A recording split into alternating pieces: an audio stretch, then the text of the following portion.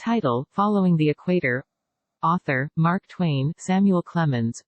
Produced by The Classic Narrator 2023.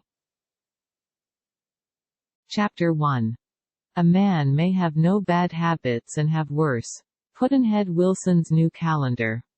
The starting point of this lecturing trip around the world was Paris, where we had been living a year or two.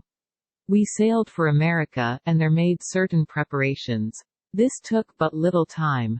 2 members of my family elected to go with me. Also a carbuncle. The dictionary says a carbuncle is a kind of jewel. Humor is out of place in a dictionary. We started westward from New York in midsummer, with Major Pond to manage the platform business as far as the Pacific. It was warm work, all the way, and the last fortnight of it was suffocatingly smoky, for in Oregon and British Columbia the forest fires were raging.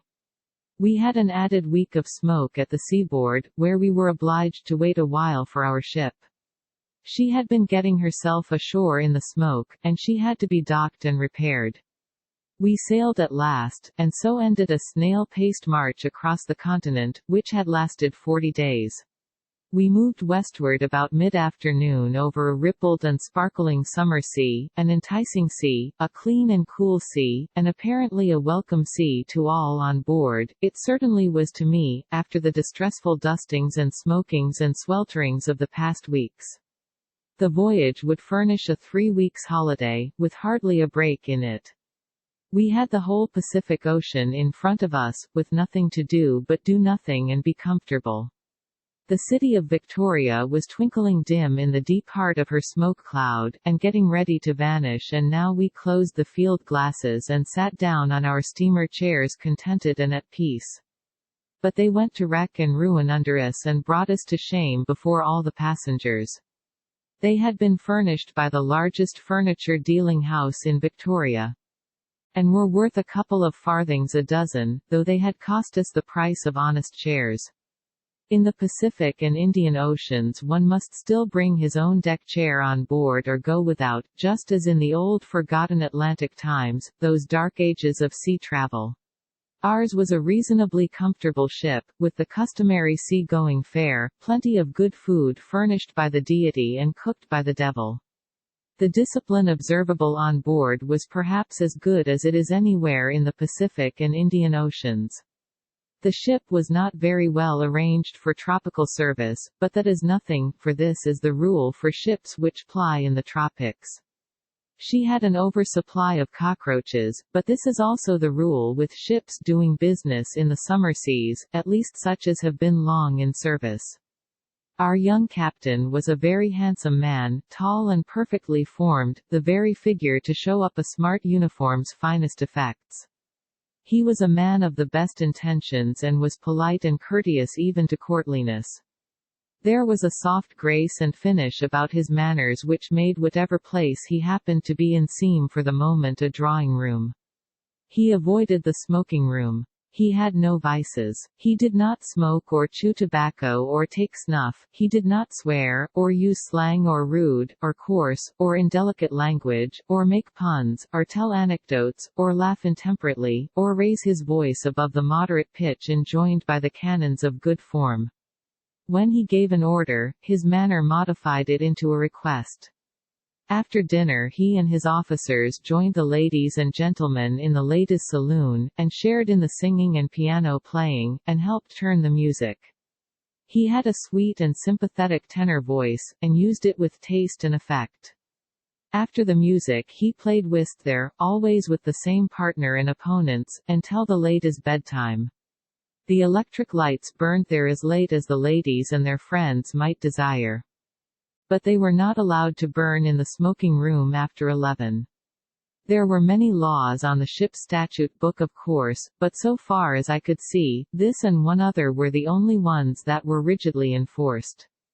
The captain explained that he enforced this one because his own cabin adjoined the smoking room, and the smell of tobacco smoke made him sick. I did not see how our smoke could reach him, for the smoking room and his cabin were on the upper deck, targets for all the winds that blew, and besides there was no crack of communication between them, no opening of any sort in the solid intervening bulkhead.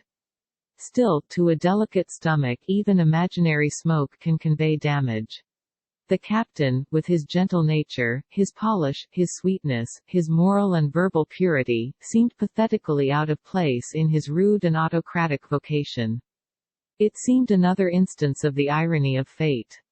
He was going home under a cloud. The passengers knew about his trouble, and were sorry for him. Approaching Vancouver through a narrow and difficult passage densely befogged with smoke from the forest fires, he had had the ill luck to lose his bearings and get his ship on the rocks. A matter like this would rank merely as an error with you and me, it ranks as a crime with the directors of steamship companies. The captain had been tried by the Admiralty Court at Vancouver, and its verdict had acquitted him of blame. But that was insufficient comfort. A sterner court would examine the case in Sydney, the court of directors, the lords of a company in whose ships the captain had served as mate a number of years. This was his first voyage as captain. The officers of our ship were hearty and companionable young men, and they entered into the general amusements and helped the passengers pass the time. Voyages in the Pacific and Indian Oceans are but pleasure excursions for all hands. Our purser was a young Scotchman who was equipped with a grit that was remarkable. He was an invalid, and looked it, as far as his body was concerned, but illness could not subdue his spirit. He was full of life, and had a gay and capable tongue. To all appearances he was a sick man without being aware of it, for he did not talk about his ailments, and his bearing and conduct were those of a person in robust health, yet he was the prey, at intervals, of ghastly sieges of pain in his heart. These lasted many hours, and while the attack continued he could neither sit nor lie. In one instance he stood on his feet 24 hours fighting for his life with these sharp agonies, and yet was as full of life and cheer and activity the next day as if nothing had happened. The brightest passenger in the ship, and the most interesting and felicitous talker, was a young Canadian who was not able to let the whiskey bottle alone. He was of a rich and powerful family, and could have had a distinguished career and abundance of effective help toward it if he could have conquered his appetite for drink, but he could not do it, so his great equipment of talent was of no use to him. He had often taken the pledge to drink no more, and was a good sample of what that sort of unwisdom can do for a man with anything short of an iron will. The system is wrong in two ways. It does not strike at the root of the trouble, for one thing, and to make a pledge of any kind is to declare war against nature, for a pledge is a chain that is always clanking and reminding the wearer of it that he is not a free man. I have said that the system does not strike at the root of the trouble, and I venture to repeat that. The root is not the drinking, but the desire to drink. These are very different things. The one merely requires will, and a great deal of it, both as to bulk and staying capacity, the other merely requires watchfulness, and for no long time. The desire of course precedes the act. And should have one's first attention. It can do but little good to refuse the act over and over again, always leaving the desire unmolested, unconquered. The desire will continue to assert itself, and will be almost sure to win in the long run. When the desire intrudes, it should be at once banished out of the mind. One should be on the watch for it all the time, otherwise it will get in. It must be taken in time and not allowed to get a lodgment. A desire constantly repulsed for a fortnight should die, then. That should cure the drinking habit. The system of refusing the mere act of drinking, and leaving the desire in full force, is unintelligent war tactics, it seems to me. I used to take pledges, and soon violate them. My will was not strong, and I could not help it. And then, to be tied in any way naturally irks an otherwise free person and makes him chafe in his bonds and want to get his liberty. But when I finally ceased from taking definite pledges, and merely resolved that I would kill an injurious desire, but leave myself free to resume the desire and the habit whenever I should choose to do so, I had no more trouble. In 5 days I drove out the desire to smoke and was not obliged to keep watch after that, and I never experienced any strong desire to smoke again. At the end of a year and a quarter of idleness I began to write a book, and presently found that the pen was strangely reluctant to go. I tried a smoke to see if that would help me out of the difficulty. It did. I smoked 8 or 10 cigars and as many pipes a day for 5 months, finished the book, and did not smoke again until a year had gone by and another book had to be begun. I can quit any of my 19 injurious habits at any time, and without discomfort or inconvenience. I think that the Dr. Tanners and those others who go 40 days without eating do it by resolutely keeping out the desire to eat, in the beginning, and that after a few hours the desire is discouraged and comes no more. Once I tried my scheme in a large medical way. I had been confined to my bed several days with lumbago. My case refused to improve. Finally the doctor said, "My remedies have no fair chance. Consider what they have to fight, besides the lumbago. You smoke extravagantly, don't you?" "Yes." "You take coffee immoderately?" "Yes." "And some tea?" "Yes." "You eat all kinds of things that are dissatisfied with each other's company?" "Yes." "You drink 2 hot scotches every night?" "Yes." "Very well, there you see what I have to contend against. We can't make progress the way the matter stands. You must make a reduction in these things, you must cut down your consumption of them considerably for some days." "I can't, doctor." "Why can't you?" "I lack the willpower." "I can cut them off entirely, but I can't merely moderate them." He said that that would answer, and said he would come around in 24 hours and begin work again. He was taken ill himself and could not come, but I did not need him. I cut off all those things for 2 days and nights, in fact, I cut off all kinds of food, too, and all drinks except water, and at the end of the 48 hours the lumbago was discouraged and left me. I was a well man, so I gave thanks and took to those delicacies again. It seemed a valuable medical course, and I recommended it to a lady. She had run down and down and down, and had at last reached a point where medicines no longer had any helpful effect upon her. I said I knew I could put her upon her feet in a week. It brightened her up, it filled her with hope, and she said she would do everything I told her to do. So I said she must stop swearing and drinking, and smoking and eating for 4 days, and then she would be all right again. And it would have happened just so, I know it, but she said she could not stop swearing, and smoking, and drinking, because she had never done those things. So there it was. She had neglected her habits, and hadn't any. Now that they would have come good, there were none in stock. She had nothing to fall back on. She was a sinking vessel, with no freight in her to throw overboard and lighten ship withal. Why, even 1 or 2 little bad habits could have saved her, but she was just a moral pauper. When she could have acquired them she was dissuaded by her parents, who were ignorant people though reared in the best society, and it was too late to begin now. It seemed such a pity, but there was no help for it. These things ought to be attended to while a person is young, otherwise, when age and disease come, there is nothing effectual to fight them with.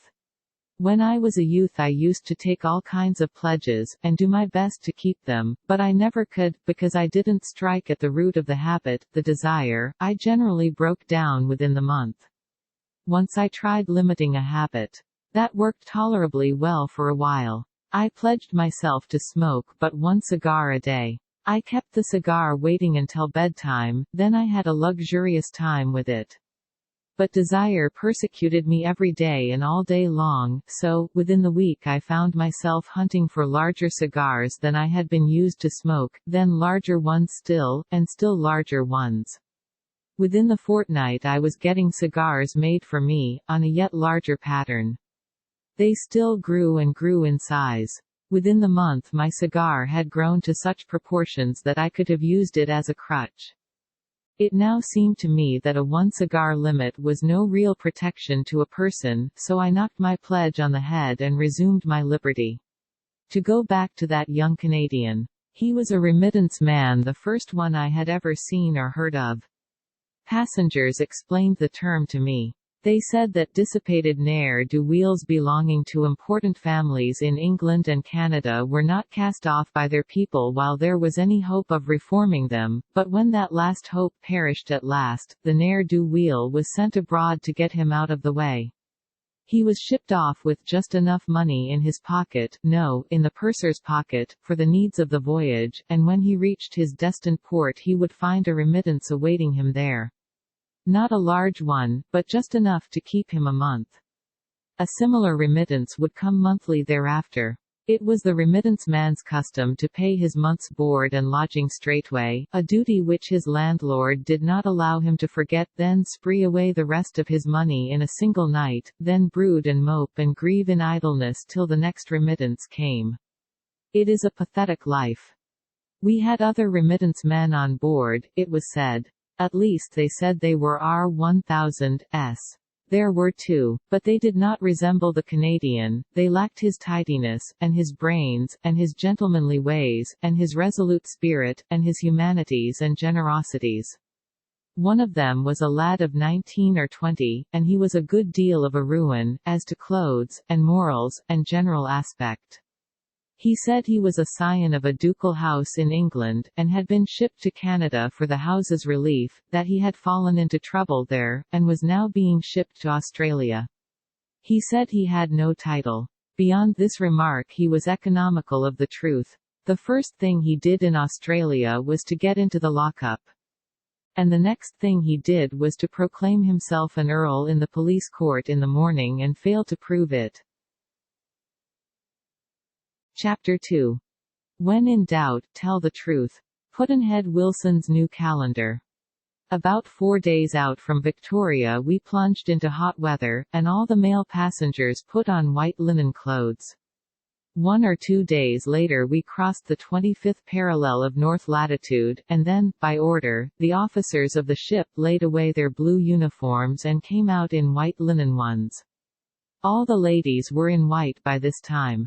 This prevalence of snowy costumes gave the promenade deck an invitingly cool, and cheerful and picnicky aspect. From my diary, there are several sorts of ills in the world from which a person can never escape altogether, let him journey as far as he will. One escapes from one breed of an ill only to encounter another breed of it.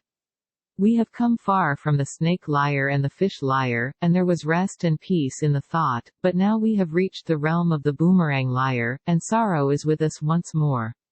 The first officer has seen a man try to escape from his enemy by getting behind a tree, but the enemy sent his boomerang sailing into the sky far above and beyond the tree, then it turned, descended, and killed the man. The Australian passenger has seen this thing done to 2 men, behind 2 trees, and by the one arrow. This being received with a large silence that suggested doubt, he buttressed it with the statement that his brother once saw the boomerang kill a bird away off 100 yards and bring it to the thrower. But these are ills which must be borne. There is no other way. The talk passed from the boomerang to dreams, usually a fruitful subject, afloat or ashore, but this time the output was poor. Then it passed to instances of extraordinary memory, with better results. Blind Tom, the Negro pianist, was spoken of, and it was said that he could accurately play any piece of music. Howsoever long and difficult, after hearing it once, and that 6 months later he could accurately play it again, without having touched it in the interval. One of the most striking of the stories told was furnished by a gentleman who had served on the staff of the Viceroy of India. He read the details from his notebook, and explained that he had written them down, right after the consummation of the incident which they described, because he thought that if he did not put them down in black and white he might presently come to think he had dreamed them or invented them.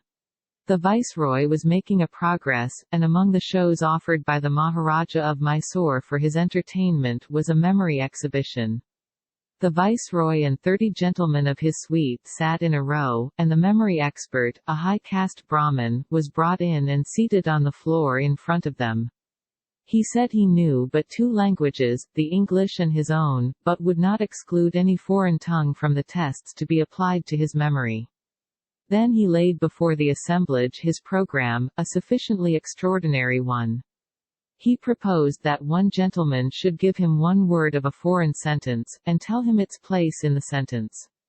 He was furnished with the French word est, and was told it was second in a sentence of 3 words. The next gentleman gave him the German word verloren, and said it was the third in a sentence of 4 words. He asked the next gentleman for one detail in a sum in addition, another for one detail in a sum of subtraction, others for single details in mathematical problems of various kinds. He got them. Intermediates gave him single words from sentences in Greek, Latin, Spanish, Portuguese, Italian, and other languages, and told him their places in the sentences. When at last everybody had furnished him a single rag from a foreign sentence or a figure from a problem, he went over the ground again, and got a second word and a second figure and was told their places in the sentences and the sums, and so on and so on. He went over the ground again and again until he had collected all the parts of the sums and all the parts of the sentences, and all in disorder, of course, not in their proper rotation. This had occupied 2 hours. The Brahmin now sat silent and thinking, a while, then began and repeated all the sentences, placing the words in their proper order, and untangled the disordered arithmetical problems and gave accurate answers to them all. In the beginning he had asked the company to throw almonds at him during the 2 hours, he to remember how many each gentleman had thrown, but none were thrown, for the viceroy said that the test would be a sufficiently severe strain without adding that burden to it. General Grant had a fine memory for all kinds of things, including even names and faces, and I could have furnished an instance of it if I had thought of it.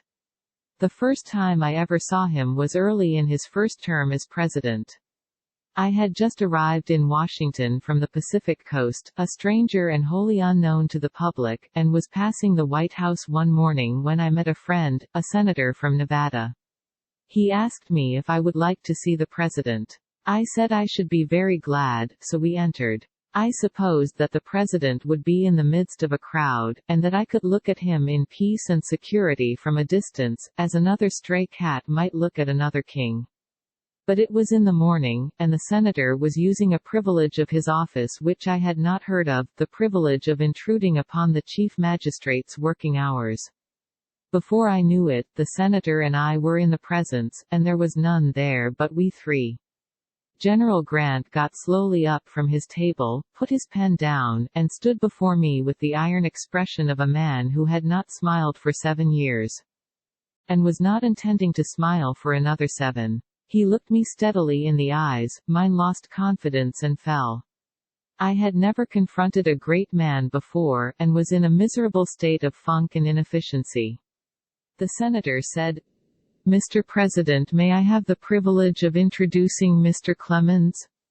The president gave my hand an unsympathetic wag and dropped it. He did not say a word but just stood. In my trouble I could not think of anything to say, I merely wanted to resign.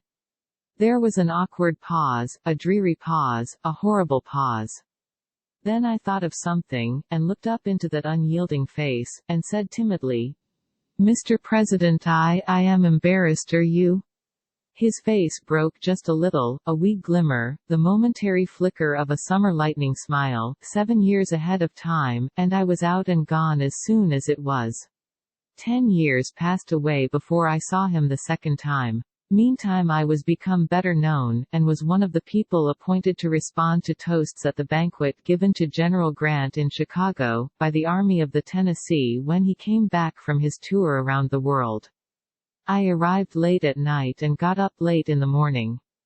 All the corridors of the hotel were crowded with people waiting to get a glimpse of General Grant when he should pass to the place whence he was to review the great procession. I worked my way by the suite of packed drawing rooms, and at the corner of the house I found a window open where there was a roomy platform decorated with flags, and carpeted. I stepped out on it, and saw below me millions of people blocking all the streets, and other millions caked together in all the windows and on all the house tops around. These masses took me for General Grant, and broke into volcanic explosions and cheers. But it was a good place to see the procession, and I stayed.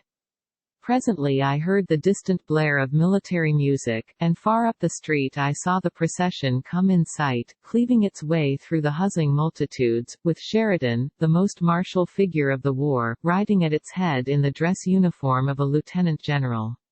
And now General Grant, arm in arm with Major Carter Harrison, stepped out on the platform, followed two and two by the badged and uniformed reception committee. General Grant was looking exactly as he had looked upon that trying occasion of 10 years before, all iron and bronze self-possession. Mr. Harrison came over and led me to the general and formally introduced me.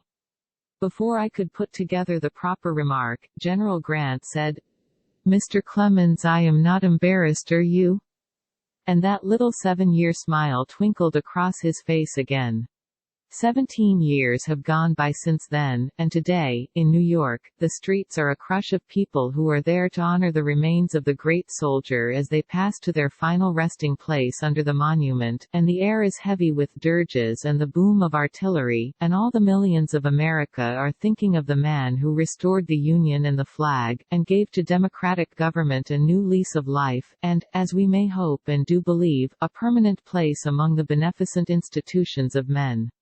We had one game in the ship which was a good time passer, at least it was at night in the smoking room when the men were getting freshened up from the day's monotonies and dullnesses. It was the completing of non-complete stories. That is to say, a man would tell all of a story except the finish, then the others would try to supply the ending out of their own invention. When everyone who wanted a chance had had it, the man who had introduced the story would give it its original ending, then you could take your choice. Sometimes the new endings turned out to be better than the old one. But the story which called out the most persistent and determined and ambitious effort was one which had no ending, and so there was nothing to compare the new-made endings with. The man who told it said he could furnish the particulars up to a certain point only, because that was as much of the tale as he knew. He had read it in a volume of sketches 25 years ago, and was interrupted before the end was reached. He would give anyone $50 who would finish the story to the satisfaction of a jury to be appointed by ourselves. We appointed a jury and wrestled with the tale. We invented plenty of endings, but the jury voted them all down. The jury was right. It was a tale which the author of it may possibly have completed satisfactorily, and if he really had that good fortune I would like to know what the ending was. Any ordinary man will find that the story's strength is in its middle, and that there is apparently no way to transfer it to the close, where of course it ought to be. In substance the storiette was as follows. John Brown, aged 31, good, gentle, bashful, timid, lived in a quiet village in Missouri.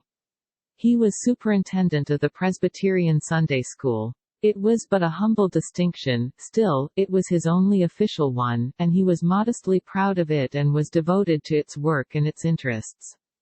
The extreme kindliness of his nature was recognized by all. In fact, people said that he was made entirely out of good impulses and bashfulness, that he could always be counted upon for help when it was needed, and for bashfulness both when it was needed and when it wasn't. Mary Taylor, 23, modest, sweet, winning, and in character and person beautiful, was all in all to him. And he was very nearly all in all to her. She was wavering, his hopes were high. Her mother had been in opposition from the first. But she was wavering, too, he could see it. She was being touched by his warm interest in her two charity protégés and by his contributions toward their support. These were two forlorn and aged sisters who lived in a log hut in a lonely place up a crossroad 4 miles from Mrs. Taylor's farm. One of the sisters was crazy, and sometimes a little violent, but not often. At last the time seemed ripe for a final advance, and Brown gathered his courage together and resolved to make it. He would take along a contribution of double the usual size, and win the mother over. With her opposition annulled, the rest of the conquest would be sure and prompt. He took to the road in the middle of a placid Sunday afternoon in the soft Missourian summer, and he was equipped properly for his mission. He was clothed all in white linen, with a blue ribbon for a necktie, and he had on dressy tight boots. His horse and buggy were the finest that the livery stable could furnish. The lap robe was of white linen, it was new, and it had a hand-worked border that could not be rivaled in that region for beauty and elaboration. When he was 4 miles out on the lonely road and was walking his horse over a wooden bridge, his straw hat blew off and fell in the creek, and floated down and lodged against a bar. He did not quite know what to do. He must have the hat, that was manifest, but how was he to get it? Then he had an idea. The roads were empty, nobody was stirring. Yes, he would risk it. He led the horse to the roadside and set it to cropping the grass, then he undressed and put his clothes in the buggy, petted the horse a moment to secure its compassion and its loyalty, then hurried to the stream. He swam out and soon had the hat. When he got to the top of the bank, the horse was gone. His legs almost gave way under him. The horse was walking leisurely along the road. Brown trotted after it, saying, "Whoa, whoa, there's a good fellow," but whenever he got near enough to chance a jump for the buggy, the horse quickened its pace a little and defeated him. And so this went on, the naked man perishing with anxiety, and expecting every moment to see people come in sight. He tagged on and on, imploring the horse, beseeching the horse, till he had left a mile behind him, and was closing up on the Taylor premises. Then at last he was successful, and got into the buggy. He flung on his shirt, his necktie, and his coat, then reached for, but he was too late. He sat suddenly down and pulled up the lap robe, for he saw someone coming out of the gate, a woman, he thought. He wheeled the horse to the left, and struck briskly up the crossroad. It was perfectly straight, and exposed on both sides, but there were woods and a sharp turn 3 miles ahead, and he was very grateful when he got there. As he passed around the turn he slowed down to a walk, and reached for his TR, too late again. He had come upon Mrs. Enderby, Mrs. Glossop, Mrs. Taylor, and Mary. They were on foot, and seemed tired and excited. They came at once to the buggy and shook hands, and all spoke at once, and said eagerly and earnestly, how glad they were that he was come, and how fortunate it was. And Mrs. Enderby said, impressively, "It looks like an accident, his coming at such a time, but let no one profane it with such a name, he was sent from on high." They were all moved, and Mrs. Glossop said in an odd voice, "Sarah Enderby, you never said a truer word in your life. This is no accident, it is a special providence. He was sent. He is an angel as truly as ever angel was, an angel of deliverance. I say angel, Sarah Enderby, and will have no other word. Don't let anyone ever say to me again, that there's no such thing as special providences, for if this isn't one, let them account for it that can." "I know it's so," said Mrs. Taylor, fervently. "John Brown, I could worship you, I could go down on my knees to you. Didn't something tell you, didn't you feel that you were sent? I could kiss the hem of your laprobe." He was not able to speak, he was helpless with shame and fright. Mrs. Taylor went on, "Why, just look at it all around, Julia Glossop. Any person can see the hand of Providence in it. Here at noon what do we see? We see the smoke rising. I speak up and say, that's the old people's cabin afire. Didn't I, Julia Glossop? The very words you said, Nancy Taylor. I was as close to you as I am now, and I heard them. You may have said hut instead of cabin, but in substance it's the same. And you were looking pale, too." "Pale? I was that pale that if, why, you just compare it with this laprobe." Then the next thing I said was, "Mary Taylor, tell the hired man to rig up the team, we'll go to the rescue." And she said, "Mother, don't you know you told him he could drive to see his people, and stay over Sunday?" And it was just so. I declare for it, I had forgotten it. "Then," said I, "we'll go afoot." And go we did, and found Sarah Enderby on the road. "And we all went together," said Mrs. Enderby. "And found the cabin set fire to and burnt down by the crazy one, and the poor old things so old and feeble that they couldn't go afoot. And we got them to a shady place and made them as comfortable as we could, and began to wonder which way to turn to find some way to get them conveyed to Nancy Taylor's house. And I spoke up and said, now what did I say? Didn't I say, Providence will provide? Why sure as you live so you did. I had forgotten it. So had I said Mrs. Glossop and Mrs. Taylor, but you certainly said it. Now wasn't that remarkable? Yes, I said it. And then we went to Mr. Mosley's, 2 miles, and all of them were gone to the camp meeting over on Stony Fork, and then we came all the way back, 2 miles, and then here, another mile, and Providence has provided. You see it yourselves.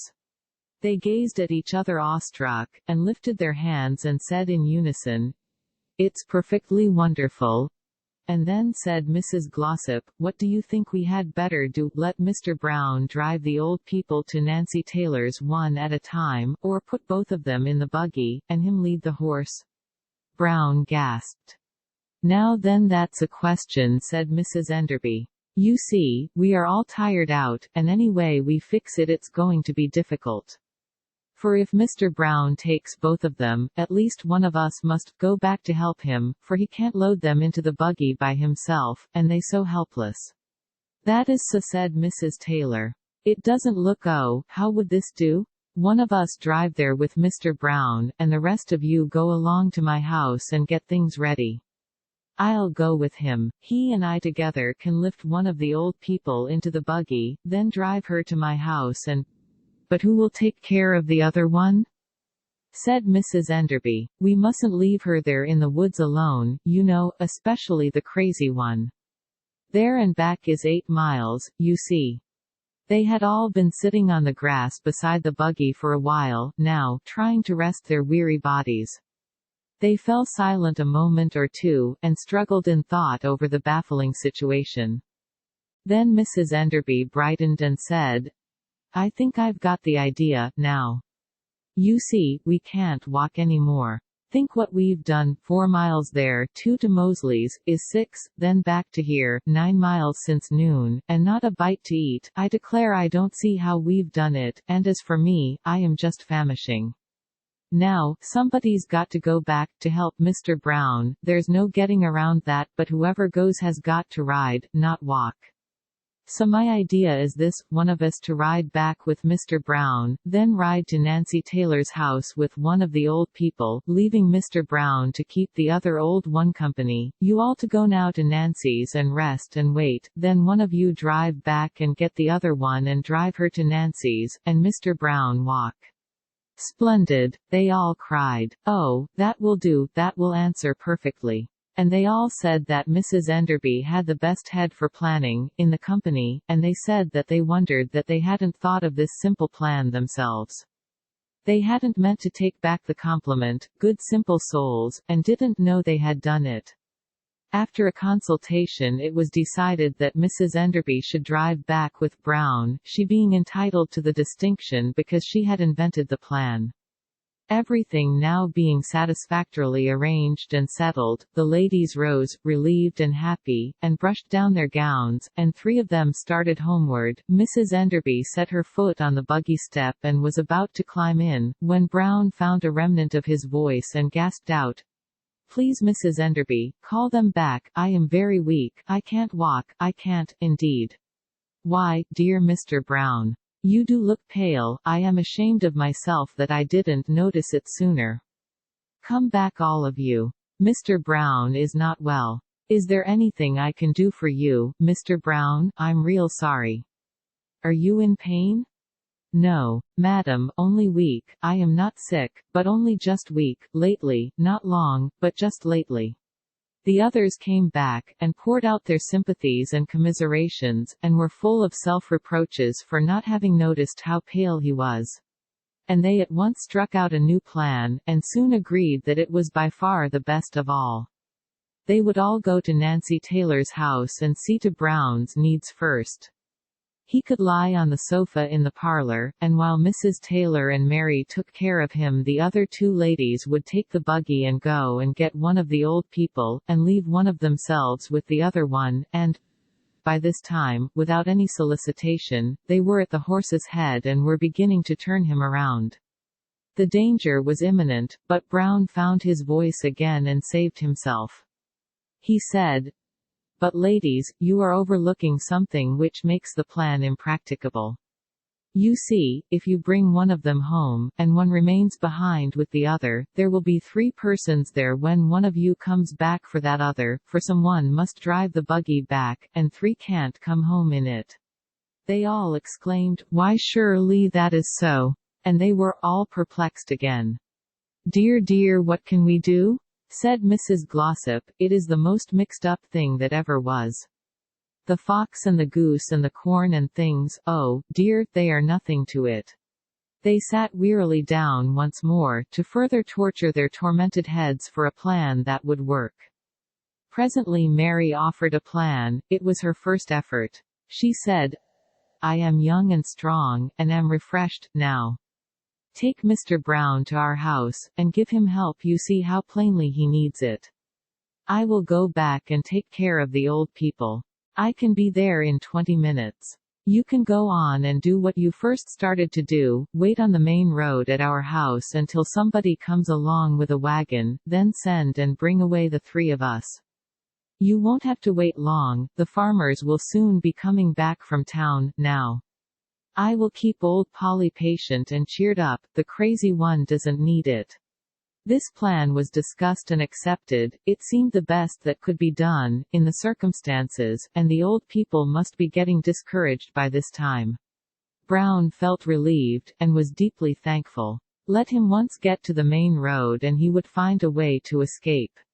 Then Mrs. Taylor said, "The evening chill will be coming on, pretty soon, and those poor old burnt-out things will need some kind of covering. Take the lap robe with you, dear." "Very well, mother, I will." She stepped to the buggy and put out her hand to take it. That was the end of the tale. The passenger who told it said that when he read the story 25 years ago in a train he was interrupted at that point. The train jumped off a bridge. At first we thought we could finish the story quite easily, and we set to work with confidence, but it soon began to appear that it was not a simple thing, but difficult and baffling. This was on account of Brown's character, great generosity and kindliness, but complicated with unusual shyness and diffidence, particularly in the presence of ladies. There was his love for Mary, in a hopeful state, but not yet secure, just in a condition, indeed, where its affair must be handled with great tact, and no mistakes made, no offense given. And there was the mother wavering, half willing by adroit and flawless diplomacy to be won over, now, or perhaps never at all. Also, there were the helpless old people yonder in the woods waiting their fate and Brown's happiness to be determined by what Brown should do within the next 2 seconds. Mary was reaching for the lap robe. Brown must decide. There was no time to be lost. Of course none but a happy ending of the story would be accepted by the jury. The finish must find Brown in high credit with the ladies, his behavior without blemish, his modesty unwounded, his character for self-sacrifice maintained, the old people rescued through him, their benefactor, all the party proud of him, happy in him, his praises on all their tongues. We tried to arrange this, but it was beset with persistent and irreconcilable difficulties. We saw that Brown's shyness would not allow him to give up the lap robe. This would offend Mary and her mother, and it would surprise the other ladies, partly because this stinginess toward the suffering old people would be out of character with Brown, and partly because he was a special providence and could not properly act so. If asked to explain his conduct, his shyness would not allow him to tell the truth, and lack of invention and practice would find him incapable of contriving a lie that would wash. We worked at the troublesome problem until 3 in the morning. Meantime Mary was still reaching for the lap robe. We gave it up, and decided to let her continue to reach. It is the reader's privilege to determine for himself how the thing came out. Chapter 3. It is more trouble to make a maxim than it is to do right. Pudd'nhead Wilson's New Calendar. On the 7th day out we saw a dim vast bulk standing up out of the wastes of the Pacific and knew that that spectral promontory was Diamond Head, a piece of this world which I had not seen before for 29 years.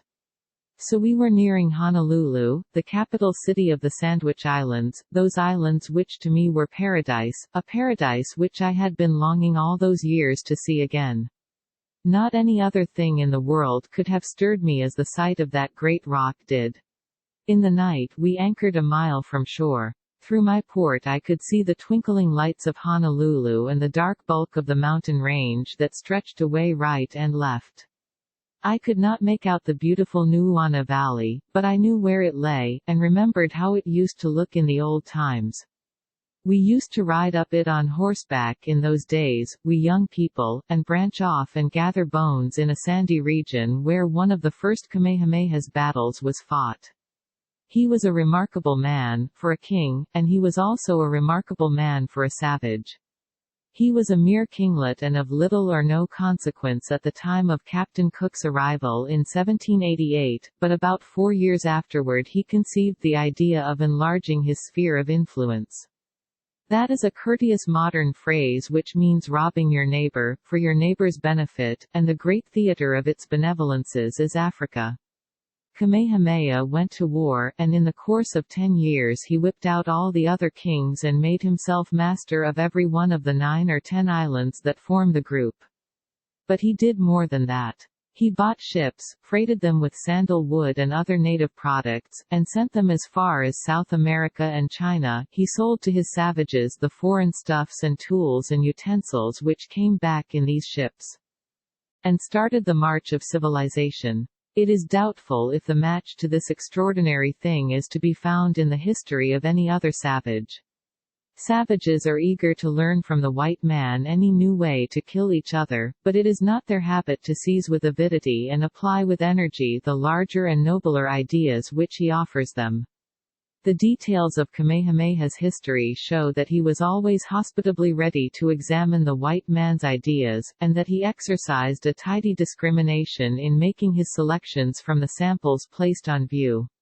A shrewder discrimination than was exhibited by his son and successor, Liholiho, I think. Liholiho could have qualified as a reformer, perhaps, but as a king he was a mistake. A mistake because he tried to be both king and reformer. This is mixing fire and gunpowder together. A king has no proper business with reforming. His best policy is to keep things as they are, and if he can't do that, he ought to try to make them worse than they are. This is not guesswork. I have thought over this matter a good deal, so that if I should ever have a chance to become a king I would know how to conduct the business in the best way. When Liholiho succeeded his father he found himself possessed of an equipment of royal tools and safeguards which a wiser king would have known how to husband, and judiciously employ, and make profitable. The entire country was under the one scepter, and his was that scepter. There was an established church, and he was the head of it. There was a standing army, and he was the head of that, an army of 114 privates under command of 27 generals and a field marshal. There was a proud and ancient hereditary nobility. There was still one other asset. This was the taboo, an agent endowed with a mysterious and stupendous power, an agent not found among the properties of any European monarch, a tool of inestimable value in the business.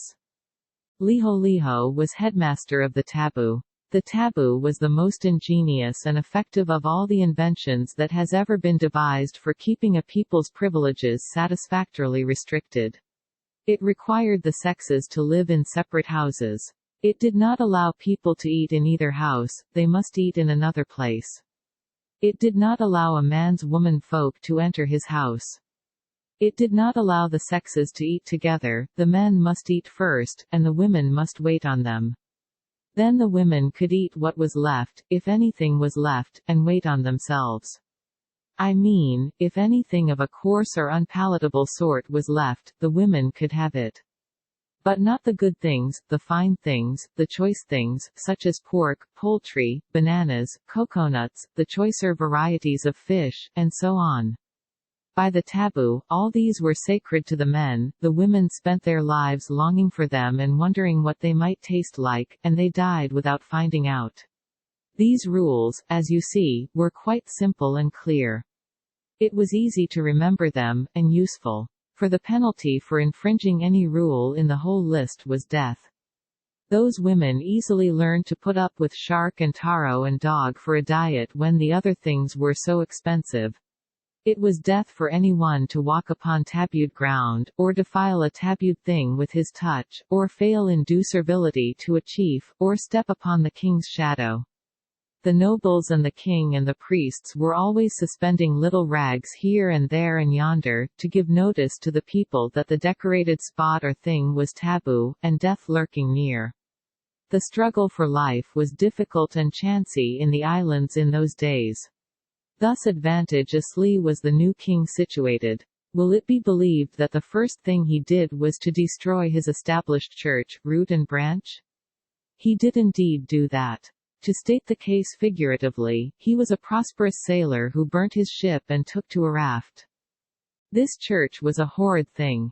It heavily oppressed the people, it kept them always trembling in the gloom of mysterious threatenings, it slaughtered them in sacrifice before its grotesque idols of wood and stone, it cowed them, it terrorized them, it made them slaves to its priests, and through the priests to the king.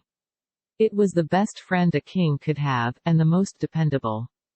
To a professional reformer who should annihilate so frightful and so devastating a power as this church, reverence and praise would be due, but to a king who should do it, could properly be due nothing but reproach, reproach softened by sorrow, sorrow for his unfitness for his position. He destroyed his established church, and his kingdom is a republic today, in consequence of that act. When he destroyed the church and burned the idols, he did a mighty thing for civilization and for his people's weal, but it was not business, it was unkingly, it was inartistic. It made trouble for his line. The American missionaries arrived while the burned idols were still smoking. They found the nation without a religion, and they repaired the defect. They offered their own religion and it was gladly received. But it was no support to arbitrary kingship, and so the kingly power began to weaken from that day. 47 years later, when I was in the islands, Kamehameha V was trying to repair Liholiho's blunder, and not succeeding. He had set up an established church and made himself the head of it. But it was only a pinchbeck thing, an imitation, a bauble, an empty show. It had no power, no value for a king. It could not harry or burn or slay, it in no way resembled the admirable machine which Liholiho destroyed. It was an established church without an establishment, all the people were dissenters. Long before that, the kingship had itself become but a name, a show. At an early day the missionaries had turned it into something very much like a republic.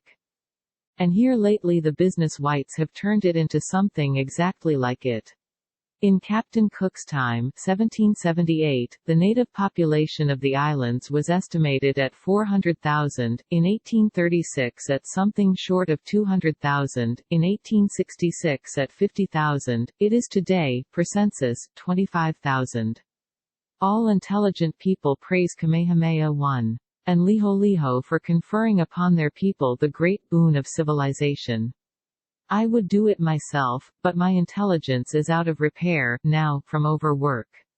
When I was in the islands nearly a generation ago, I was acquainted with a young American couple who had among their belongings an attractive little son of the age of 7, attractive but not practicably companionable with me, because he knew no English.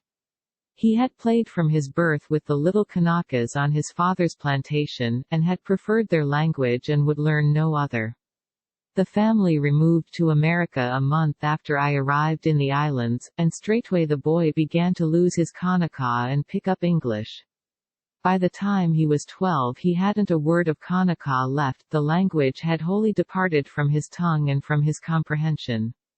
9 years later, when he was 21, I came upon the family in one of the lake towns of New York, and the mother told me about an adventure which her son had been having. By trade he was now a professional diver.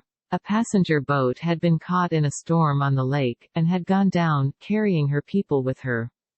A few days later the young diver descended, with his armor on, and entered the berth saloon of the boat, and stood at the foot of the companionway, with his hand on the rail, peering through the dim water.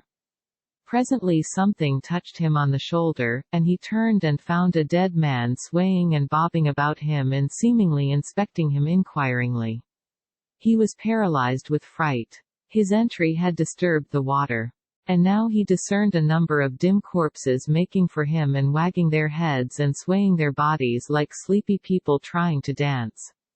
His senses forsook him, and in that condition he was drawn to the surface. He was put to bed at home, and was soon very ill. During some days he had seasons of delirium which lasted several hours at a time, and while they lasted he talked Kanaka incessantly and glibly, and Kanaka only. He was still very ill, and he talked to me in that tongue, but I did not understand it, of course. The doctor books tell us that cases like this are not uncommon. Then the doctors ought to study the cases and find out how to multiply them. Many languages and things get mislaid in a person's head, and stay mislaid for lack of this remedy. Many memories of my former visit to the islands came up in my mind while we lay at anchor in front of Honolulu that night. And pictures, an enchanting procession of them. I was impatient for the morning to come. When it came it brought disappointment, of course. Cholera had broken out in the town, and we were not allowed to have any communication with the shore. Thus suddenly did my dream of 29 years go to ruin. Messages came from friends, but the friends themselves I was not to have any sight of. My lecture hall was ready, but I was not to see that, either. Several of our passengers belonged in Honolulu, and these were sent ashore, but nobody could go ashore and return. There were people on shore who were booked to go with us to Australia, but we could not receive them. To do it would cost us a quarantine term in Sydney. They could have escaped the day before, by ship to San Francisco, but the bars had been put up, now, and they might have to wait weeks before any ship could venture to give them a passage any whither. And there were hardships for others. An elderly lady and her son, recreation seekers from Massachusetts, had wandered westward, further and further from home, always intending to take the return track, but always concluding to go still a little further, and now here they were at anchor before Honolulu, positively their last westward-bound indulgence. They had made up their minds to that, but where is the use in making up your mind in this world? It is usually a waste of time to do it. These two would have to stay with us as far as Australia. Then they could go on around the world, or go back the way they had come. The distance and the accommodations and outlay of time would be just the same, whichever of the two routes they might elect to take. Think of it, a projected excursion of 500 miles gradually enlarged, without any elaborate degree of intention, to a possible 24,000. However, they were used to extensions by this time, and did not mind this new one much. And we had with us a lawyer from Victoria, who had been sent out by the government on an international matter, and he had brought his wife with him and left the children at home with the servants. And now what was to be done? Go ashore amongst the cholera and take the risks? Most certainly not. They decided to go on, to the Fiji Islands, wait there a fortnight for the next ship, and then sail for home. They couldn't foresee that they wouldn't see a homeward-bound ship again for 6 weeks, and that no word could come to them from the children, and no word go from them to the children in all that time. It is easy to make plans in this world, even a cat can do it, and when one is out in those remote oceans it is noticeable that a cat's plans and a man's are worth about the same. There is much the same shrinkage in both, in the matter of values. There was nothing for us to do but sit about the decks in the shade of the awnings and look at the distant shore. We lay in luminous blue water. Shoreward the water was green and brilliant, at the shore itself it broke in a long white ruffle, and with no crash, no sound that we could hear. The town was buried under a mat of foliage that looked like a cushion of moss. The silky mountains were clothed in soft, rich splendors of melting color, and some of the cliffs were veiled in slanting mists. I recognized it all. It was just as I had seen it long before, with nothing of its beauty lost, nothing of its charm wanting. A change had come, but that was political, and not visible from the ship. The monarchy of my day was gone, and a republic was sitting in its seat. It was not a material change. The old imitation pomps, the fuss and feathers, have departed, and the royal trademark, that is about all that one could miss, I suppose. That imitation monarchy was grotesque enough, in my time. If it had held on another 30 years it would have been a monarchy without subjects of the king's race. We had a sunset of a very fine sort. The vast plain of the sea was marked off in bands of sharply contrasted colors, great stretches of dark blue, others of purple, others of polished bronze. The billowy mountains showed all sorts of dainty browns and greens, blues and purples and blacks, and the rounded velvety backs of certain of them made one want to stroke them, as one would the sleek back of a cat. The long, sloping promontory projecting into the sea at the west turned dim and leaden and spectral, then became suffused with pink, dissolved itself in a pink dream, so to speak. It seemed so airy and unreal. Presently the cloud rack was flooded with fiery splendors, and these were copied on the surface of the sea, and it made one drunk with delight to look upon it. From talks with certain of our passengers whose home was Honolulu, and from a sketch by Mrs. Mary H. Kraut, I was able to perceive what the Honolulu of today is, as compared with the Honolulu of my time. In my time it was a beautiful little town, made up of snow-white wooden cottages deliciously smothered in tropical vines and flowers and trees and shrubs, and its coral roads and streets were hard and smooth, and as white as the houses. The outside aspects of the place suggested the presence of a modest and comfortable prosperity, a general prosperity, perhaps one might strengthen the term and say universal. There were no fine houses, no fine furniture. There were no decorations. Tallow candles furnished the light for the bedrooms, a whale oil lamp furnished it for the parlor. Native matting served as carpeting. In the parlor one would find 2 or 3 lithographs on the walls, portraits as a rule, Kamehameha IV, Louis Kossuth, Jenny Lind, and maybe an engraving or 2, Rebecca at the well, Moses smiting the rock, Joseph's servants finding the cup in Benjamin's sack. There would be a center table, with books of a tranquil sort on it, The Whole Duty of Man, Baxter's Saints' Rest, Fox's Martyrs, Tupper's Proverbial Philosophy, bound copies of the Missionary Herald and of Father Damon's Seaman's Friend. A melodeon, a music stand, with Willie, We Have Missed You, Star of the Evening, Roll on Silver Moon, or We Most There, I Would Not Live Alway, and other songs of love and sentiment, together with an assortment of hymns. A whatnot with semi-globular glass paperweights, enclosing miniature pictures of ships, New England rural snowstorms, and the like, sea shells with Bible texts carved on them in cameo style, native curios, whale's tooth with full-rigged ship carved on it. There was nothing reminiscent of foreign parts, for nobody had been abroad. Trips were made to San Francisco, but that could not be called going abroad. Comprehensively speaking, nobody traveled.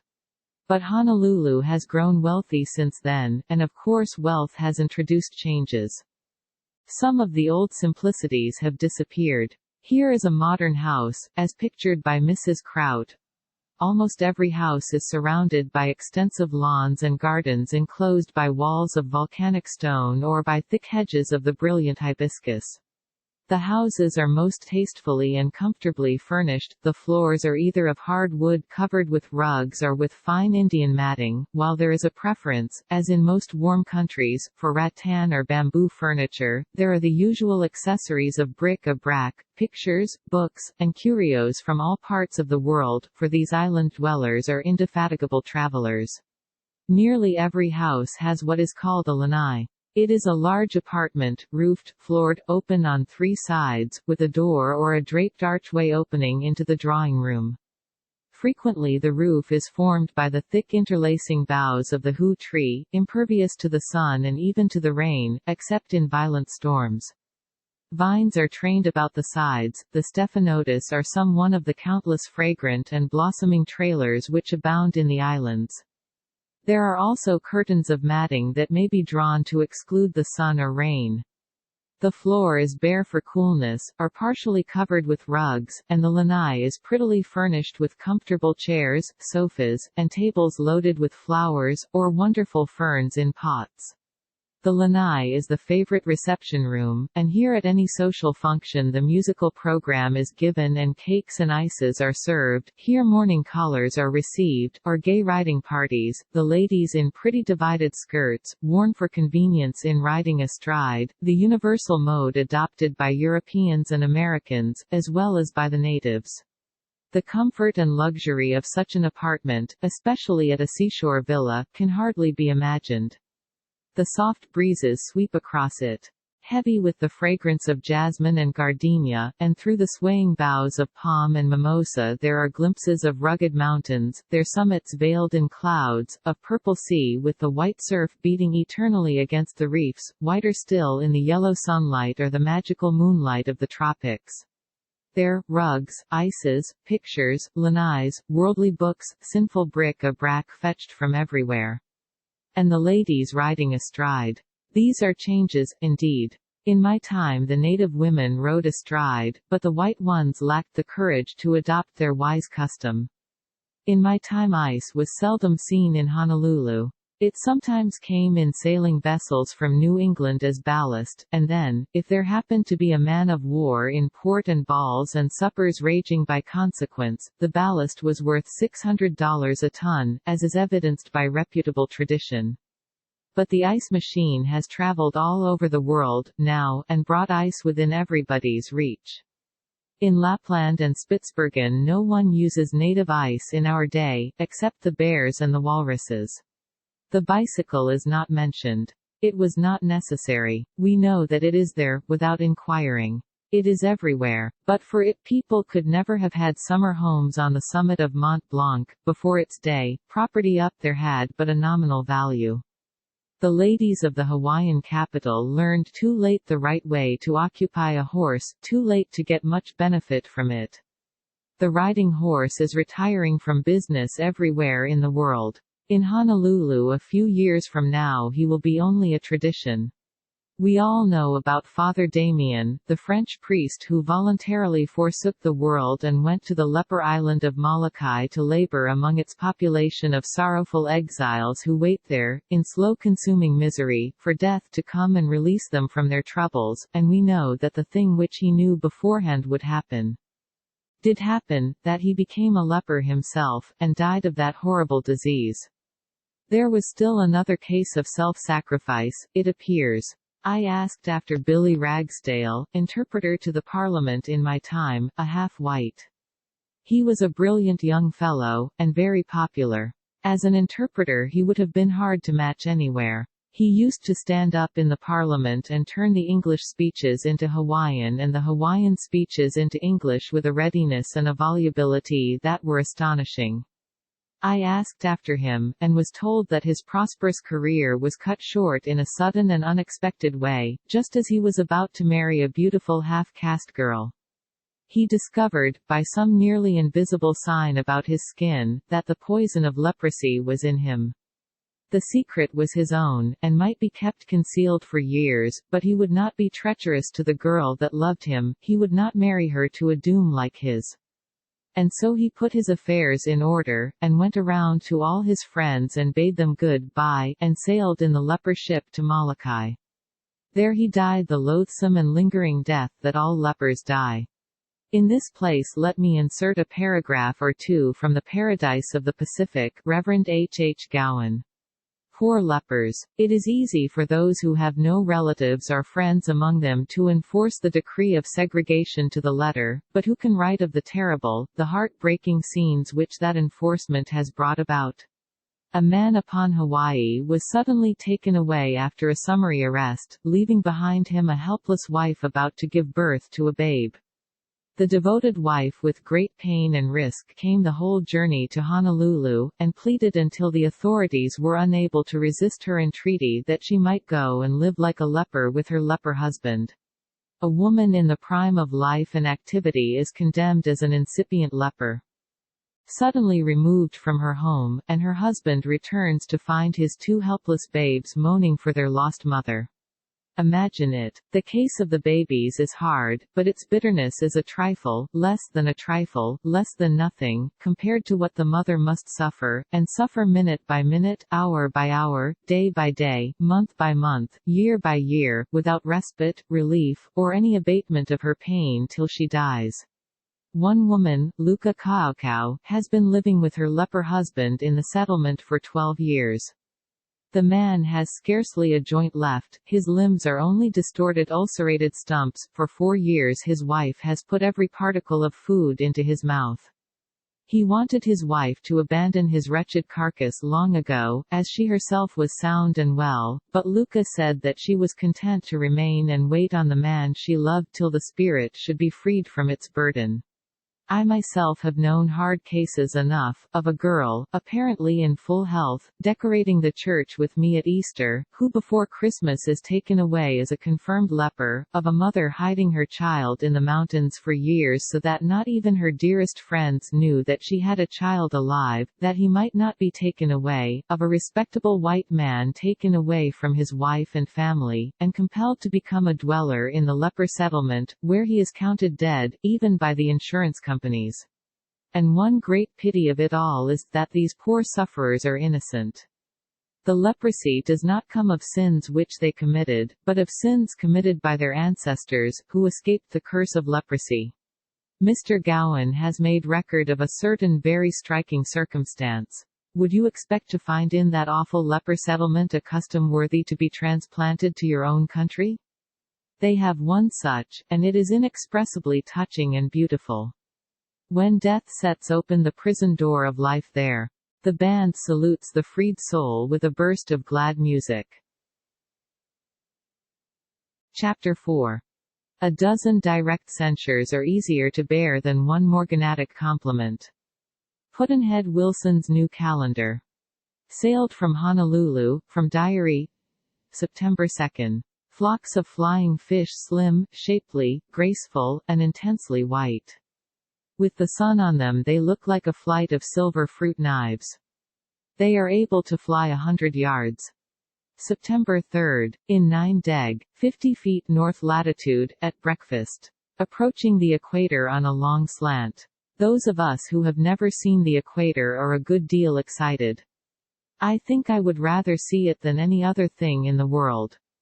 We entered the doldrums last night, variable winds, bursts of rain, intervals of calm, with chopping seas and a wobbly and drunken motion to the ship, a condition of things findable in other regions sometimes, but present in the doldrums always. The globe-girdling belt called the doldrums is 20 degrees wide, and the thread called the equator lies along the middle of it. September 4. Total eclipse of the moon last night. At 7.30 it began to go off. At total, or about that, it was like a rich rosy cloud with a tumbled surface framed in the circle and projecting from it, a bulge of strawberry ice, so to speak.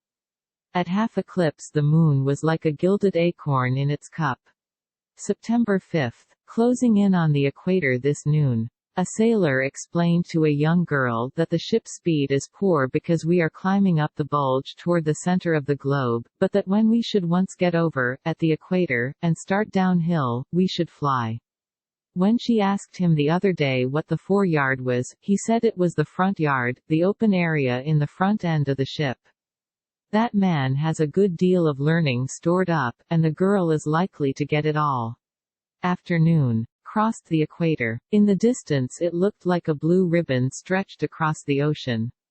Several passengers kodaked it. We had no fool ceremonies, no fantastics, no horseplay. All that sort of thing has gone out. In old times a sailor, dressed as Neptune, used to come in over the bows, with his suite, and lather up and shave everybody who was crossing the equator for the first time, and then cleanse these unfortunates by swinging them from the yard arm and ducking them 3 times in the sea. This was considered funny. Nobody knows why. No, that is not true. We do know why. Such a thing could never be funny on land. No part of the old-time grotesque performances gotten up on shipboard to celebrate the passage of the line could ever be funny on shore. They would seem dreary and witless to shore people. But the shore people would change their minds about it at sea, on a long voyage. On such a voyage, with its eternal monotonies, people's intellects deteriorate. The owners of the intellects soon reach a point where they almost seem to prefer childish things to things of a maturer degree. One is often surprised at the juvenilities which grown people indulge in at sea, and the interest they take in them, and the consuming enjoyment they get out of them. This is on long voyages only. The mind gradually becomes inert, dull, blunted, it loses its accustomed interest in intellectual things, nothing but horseplay can rouse it, nothing but wild and foolish grotesqueries can entertain it. On short voyages it makes no such exposure of itself, it hasn't time to slump down to this sorrowful level. The short voyage passenger gets his chief physical exercise out of horse billiards, shovelboard. It is a good game. We play it in this ship. A quartermaster chalks off a diagram like this on the deck. The player uses a cue that is like a broom handle with a quarter moon of wood fastened to the end of it. With this he shoves wooden discs the size of a saucer, he gives the disc a vigorous shove and sends it 15 or 20 feet along the deck and lands it in one of the squares if he can. If it stays there till the inning is played out, it will count as many points in the game as the figure in the square it has stopped in represents. The adversary plays to knock that disc out and leave his own in its place, particularly if it rests upon the 9 or 10 or some other of the high numbers, but if it rests in the 10 off he backs it up, lands his disc behind it a foot or two, to make it difficult for its owner to knock it out of that damaging place and improve his record. When the inning is played out, it may be found that each adversary has placed his 4 discs where they count, it may be found that some of them are touching chalk lines and not counting, and very often it will be found that there has been a general wreckage, and that not a disc has been left within the diagram. Anyway, the result is recorded, whatever it is, and the game goes on. The game is 100 points, and it takes from 20 minutes to 40 to play it, according to luck and the condition of the sea. It is an exciting game, and the crowd of spectators furnish abundance of applause for fortunate shots and plenty of laughter for the other kind. It is a game of skill, but at the same time the uneasy motion of the ship is constantly interfering with skill. This makes it a chancy game, and the element of luck comes largely in. We had a couple of grand tournaments, to determine who should be champion of the Pacific. They included among the participants nearly all the passengers, of both sexes, and the officers of the ship, and they afforded many days of stupendous interest and excitement, and murderous exercise, for horse billiards is a physically violent game. The figures in the following record of some of the closing games in the first tournament will show, better than any description, how very chancy the game is. The losers here represented had all been winners in the previous games of the series, some of them by fine majorities. Chase, 102 million rupees 500, 57 Mortimer, 105 The Surgeon, 92 Miss 100, 105 Mrs. T, 9100 Lemons, 101 Taylor, 92 Taylor, 109 Davies, 95 Miss 100, 108 Mortimer, 55 Thomas, 102 Roper, 76,100 Lemons, 111 Miss 100, 89 Coomber, 106 Chase, 98, and so on, until but 3 couples of winners were left. Then I beat my man, young Smith beat his man, and Thomas beat his. This reduced the combatants to 3. Smith and I took the deck, and I led off. At the close of the first inning I was 10 worse than nothing and Smith had scored 7. The luck continued against me. When I was 57, Smith was 97, within 3 of out. The luck changed then. He picked up a 10 off or so, and couldn't recover. I beat him. The next game would end tournament number 1. Mr. Thomas and I were the contestants. He won the lead and went to the bat, so to speak. And there he stood, with the crotch of his cue resting against his disc while the ship rose slowly up, sank slowly down, rose again, sank again. She never seemed to rise to suit him exactly. She started up once more, and when she was nearly ready for the turn, he let drive and landed his disc just within the left-hand end of the 10. Applause. The umpire proclaimed a good 10 and the gamekeeper set it down. I played, my disc grazed the edge of Mr. Thomas's disc, and went out of the diagram. No applause. Mr. Thomas played again, and landed his second disc alongside of the first, and almost touching its right-hand side. Good 10, great applause. I played, and missed both of them. No applause. Mr. Thomas delivered his third shot and landed his disc just at the right of the other two. Good 10, immense applause. There they lay, side by side, the three in a row. It did not seem possible that anybody could miss them. Still I did it. Immense silence. Mr. Thomas played his last disc. It seems incredible, but he actually landed that disc alongside of the others, and just to the right of them a straight solid row of 4 discs. Tumultuous and long continued applause. Then I played my last disc. Again it did not seem possible that anybody could miss that row, a row which would have been 14 inches long if the discs had been clamped together, whereas with the spaces separating them they made a longer row than that. But I did it. It may be that I was getting nervous. I think it unlikely that that innings has ever had its parallel in the history of horse billiards. To place the 4 discs side by side in the 10 was an extraordinary feat, indeed, it was a kind of miracle. To miss them was another miracle. It will take a century to produce another man who can place the 4 discs in the 10, and longer than that to find a man who can't knock them out. I was ashamed of my performance at the time, but now that I reflect upon it I see that it was rather fine and difficult. Mr. Thomas kept his luck, and won the game, and later the championship. In a minor tournament I won the prize, which was a Waterbury watch. I put it in my trunk. In Pretoria, South Africa, 9 months afterward, my proper watch broke down and I took the Waterbury out, wound it, set it by the great clock on the Parliament House 8.05, then went back to my room and went to bed, tired from a long railway journey. The parliamentary clock had a peculiarity which I was not aware of at the time, a peculiarity which exists in no other clock. And would not exist in that one if it had been made by a sane person. On the half hour it strikes the succeeding hour, then strikes the hour again, at the proper time.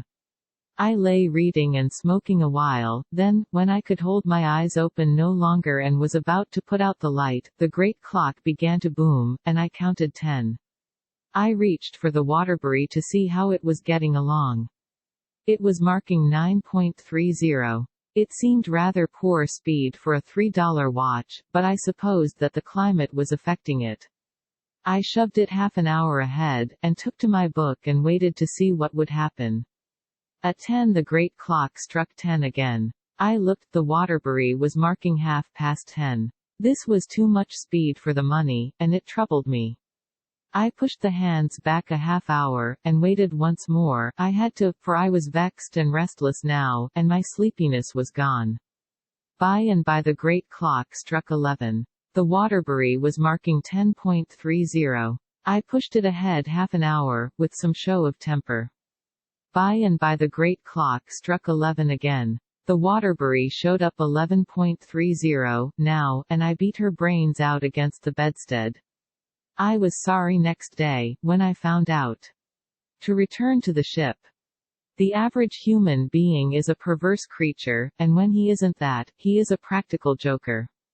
The result to the other person concerned is about the same, that is, he is made to suffer.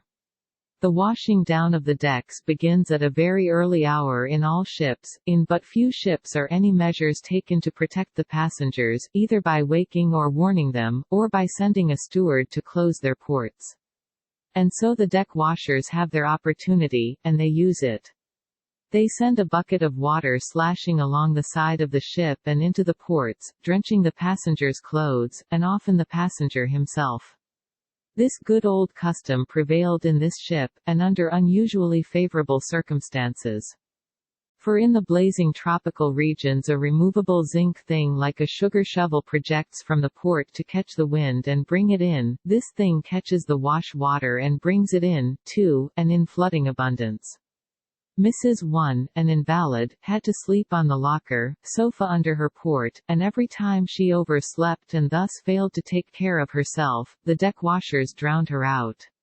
And the painters, what a good time they had. This ship would be going into dock for a month in Sydney for repairs, but no matter, painting was going on all the time somewhere or other. The ladies' dresses were constantly getting ruined, nevertheless protests and supplications went for nothing. Sometimes a lady, taking an afternoon nap on deck near a ventilator or some other thing that didn't need painting, would wake up by and find that the humorous painter had been noiselessly daubing that thing and had splattered her white gown all over with little greasy yellow spots. The blame for this untimely painting did not lie with the ship's officers, but with custom. As far back as nose time it became law that ships must be constantly painted and fussed at when at sea. Custom grew out of the law, and at sea custom knows no death. This custom will continue until the sea goes dry. September 8, Sunday. We are moving so nearly south that we cross only about 2 meridians of longitude a day. This morning we were in longitude 178 west from Greenwich, and 57 degrees west from San Francisco. Tomorrow we shall be close to the center of the globe, the 180th degree of west longitude and 180th degree of east longitude. And then we must drop out a day, lose a day out of our lives, a day never to be found again. We shall all die one day earlier than from the beginning of time we were foreordained to die. We shall be a day behindhand all through eternity. We shall always be saying to the other angels, "Fine day today," and they will be always retorting, "But it isn't today, it's tomorrow." We shall be in a state of confusion all the time and shall never know what true happiness is. Next day. Sure enough, it has happened. Yesterday it was September 8, Sunday. Today, for the bulletin board at the head of the companionway, it is September 10, Tuesday. There is something uncanny about it. And uncomfortable. In fact, nearly unthinkable, and wholly unrealizable, when one comes to consider it. While we were crossing the 180th meridian it was Sunday in the stern of the ship where my family were, and Tuesday in the bow where I was. They were there eating the half of a fresh apple on the 8th, and I was at the same time eating the other half of it on the 10th, and I could notice how stale it was, already. The family were the same age that they were when I had left them 5 minutes before, but I was a day older now than I was then. The day they were living in stretched behind them halfway round the globe, across the Pacific Ocean and America and Europe. The day I was living in stretched in front of me around the other half to meet it. They were stupendous days for bulk and stretch, apparently much larger days than we had ever been in before. All previous days had been but shrunk up little things by comparison. The difference in temperature between the 2 days was very marked, their day being hotter than mine because it was closer to the equator. Along about the moment that we were crossing the Great Meridian a child was born in the steerage, and now there is no way to tell which day it was born on. The nurse thinks it was Sunday, the surgeon thinks it was Tuesday. The child will never know its own birthday. It will always be choosing first one and then the other, and will never be able to make up its mind permanently. This will breed vacillation and uncertainty in its opinions about religion, and politics, and business, and sweethearts, and everything, and will undermine its principles, and rot them away, and make the poor thing characterless, and its success in life impossible. Every one in the ship says so. And this is not all, in fact, not the worst. For there is an enormously rich brewer in the ship who said as much as 10 days ago, that if the child was born on his birthday he would give it $10,000 to start its little life with. His birthday was Monday, the 9th of September. If the ships all moved in the one direction, westward, I mean, the world would suffer a prodigious loss, in the matter of valuable time, through the dumping overboard on the Great Meridian of such multitudes of days by ships' crews and passengers. But fortunately the ships do not all sail west, half of them sail east. So there is no real loss. These latter pick up all the discarded days and add them to the world's stock again, and about as good as new, too, for of course the salt water preserves them. Chapter 5. Noise proves nothing. Often a hen who has merely laid an egg cackles as if she had laid an asteroid. Pudd'nhead Wilson's New Calendar. Wednesday, September 11th. In this world we often make mistakes of judgment. We do not as a rule get out of them sound and whole, but sometimes we do. At dinner yesterday evening present, a mixture of Scotch, English, American, Canadian, and Australasian folk, a discussion broke out about the pronunciation of certain Scottish words. This was private ground, and the non-Scotch nationalities, with one exception, discreetly kept still. But I am not discreet, and I took a hand. I didn't know anything about the subject, but I took a hand just to have something to do. At that moment the word in dispute was the word three. One Scotchman was claiming that the peasantry of Scotland pronounced it three, his adversaries claimed that they didn't, that they pronounced it thra. The solitary Scot was having a sultry time of it, so I thought I would enrich him with my help. In my position I was necessarily quite impartial, and was equally as well and as ill-equipped to fight on the one side as on the other. So I spoke up and said the peasantry pronounced the word three, not thra. It was an error of judgment. There was a moment of astonished and ominous silence, then weather ensued. The storm rose and spread in a surprising way, and I was snowed under in a very few minutes. It was a bad defeat for me, a kind of Waterloo. It promised to remain so, and I wished I had had better sense than to enter upon such a forlorn enterprise. But just then I had a saving thought, at least a thought that offered a chance. While the storm was still raging, I made up a Scotch couplet, and then spoke up and said, "Very well, don't say any more. I confessed defeat. I thought I knew, but I see my mistake. I was deceived by one of your Scotch poets." "A Scotch poet? Oh come, name him." "Robert Burns." It is wonderful the power of that name. These men looked doubtful, but paralyzed, all the same. They were quite silent for a moment, then one of them said, with the reverence in his voice which is always present in a Scotchman's tone when he utters the name, "Does Robbie Burns say, what does he say?" "This is what he says. There were nae bairns but only three, Anne at the breast, TWA at the knee." It ended the discussion. There was no man there profane enough, disloyal enough, to say any word against a thing which Robert Burns had settled. I shall always honor that great name for the salvation it brought me in this time of my sore need. It is my belief that nearly any invented quotation, played with confidence, stands a good chance to deceive. There are people who think that honesty is always the best policy. This is a superstition. There are times when the appearance of it is worth six of it. We are moving steadily southward, getting further and further down under the projecting paunch of the globe. Yesterday evening we saw the Big Dipper and the North Star sink below the horizon and disappear from our world. No, not we but they. They saw it, somebody saw it, and told me about it. But it is no matter, I was not caring for those things, I am tired of them, anyway. I think they are well enough, but one doesn't want them always hanging around. My interest was all in the Southern Cross. I had never seen that. I had heard about it all my life, and it was but natural that I should be burning to see it. No other constellation makes so much talk. I had nothing against the Big Dipper, and naturally couldn't have anything against it, since it is a citizen of our own sky, and the property of the United States, but I did want it to move out of the way and give this foreigner a chance. Judging by the size of the talk which the Southern Cross had made, I supposed it would need a sky all to itself. But that was a mistake. We saw the cross tonight, and it is not large. Not large, and not strikingly bright. But it was low down toward the horizon, and it may improve when it gets up higher in the sky. It is ingeniously named, for it looks just as a cross would look if it looked like something else. But that description does not describe, it is too vague, too general, too indefinite.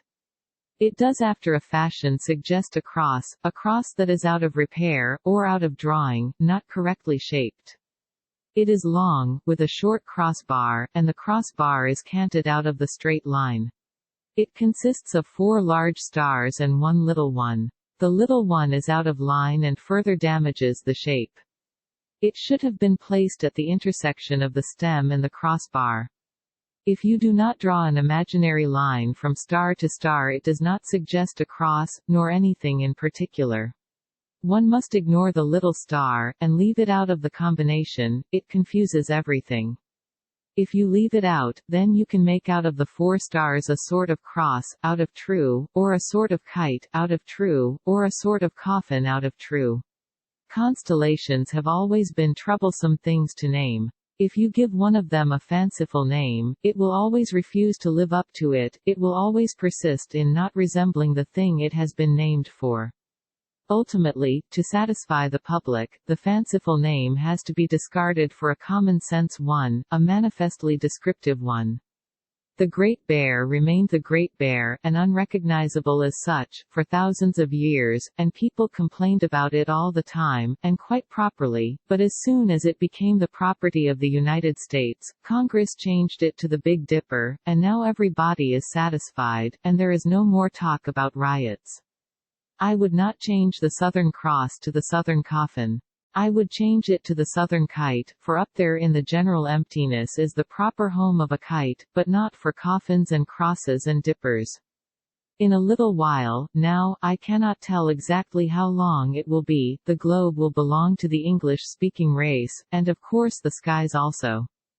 Then the constellations will be reorganized, and polished up, and renamed, the most of them Victoria I reckon, but this one will sail thereafter as the Southern Kite, or go out of business. Several towns and things, here and there, have been named for Her Majesty already. In these past few days we are plowing through a mighty Milky Way of islands. They are so thick on the map that one would hardly expect to find room between them for a canoe, yet we seldom glimpse one.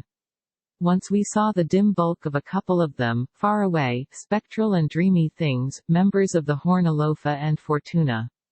On the larger one air 2 rival native kings, and they have a time together. They are Catholics, so are their people. The missionaries there are French priests. From the multitudinous islands in these regions the recruits for the Queensland plantations were formerly drawn, or still drawn from them, I believe. Vessels fitted up like old-time slavers came here and carried off the natives to serve as laborers in the great Australian province. In the beginning it was plain, simple man-stealing, as per testimony of the missionaries. This has been denied, but not disproven. Afterward it was forbidden by law to recruit a native without his consent, and governmental agents were sent in all recruiting vessels to see that the law was obeyed, which they did, according to the recruiting people, and which they sometimes didn't, according to the missionaries. A man could be lawfully recruited for a 3-year term of service. He could volunteer for another term if he so chose. When his time was up he could return to his island. And would also have the means to do it, for the government required the employer to put money in its hands for this purpose before the recruit was delivered to him. Captain Juan was a recruiting ship master during many years. From his pleasant book one gets the idea that the recruiting business was quite popular with the islanders, as a rule. And yet that did not make the business wholly dull and uninteresting, for one finds rather frequent little breaks in the monotony of it, like this, for instance. The afternoon of our arrival at Leper Island the schooner was lying almost becalmed under the lee of the lofty central portion of the island, about 3/4 of a mile from the shore. The boats were in sight at some distance. The recruiter boat had run into a small nook on the rocky coast, under a high bank, above which stood a solitary hut backed by dense forest. The government agent and mate in the second boat lay about 400 yards to the westward. Suddenly we heard the sound of firing, followed by yells from the natives on shore, and then we saw the recruiter boat push out with a seemingly diminished crew. The mate's boat pulled quickly up, took her in tow, and presently brought her alongside, all her own crew being more or less hurt. It seems the natives had called them into the place on pretense of friendship. A crowd gathered about the stern of the boat, and several fellows even got into her. All of a sudden our men were attacked with clubs and tomahawks. The recruiter escaped the first blows aimed at him, making play with his fists until he had an opportunity to draw his revolver. Tom Sayers, a Mare man, received a tomahawk blow on the head which laid the scalp open but did not penetrate his skull, fortunately. Bobby Towns, another Mare boatman, had both his thumbs cut in warding off blows, one of them being so nearly severed from the hand that the doctors had to finish the operation. Lihu, a Lifu boy, the recruiter's special attendant, was cut and pricked in various places, but nowhere seriously. Jack, an unlucky Tana recruit, who had been engaged to act as boatman, received an arrow through his forearm, the head of which, a piece of bone 7 or 8 inches long, was still in the limb, protruding from both sides, when the boats returned.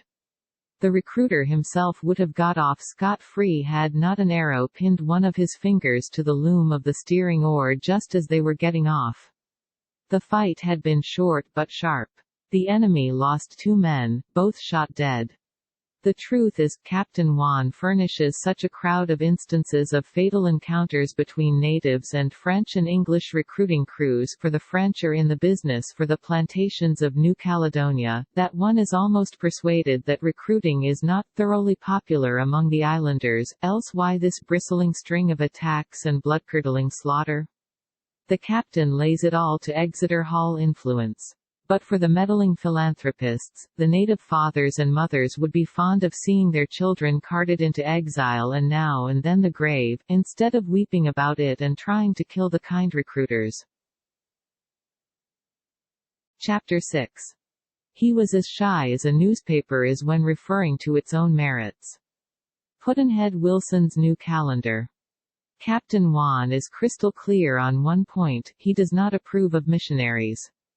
They obstruct his business. They make recruiting, as he calls it, slave catching as they call it in their frank way, a trouble when it ought to be just a picnic and a pleasure excursion. The missionaries have their opinion about the manner in which the labor traffic is conducted, and about the recruiters' evasions of the law of the traffic, and about the traffic itself, and it is distinctly uncomplimentary to the traffic and to everything connected with it, including the law for its regulation.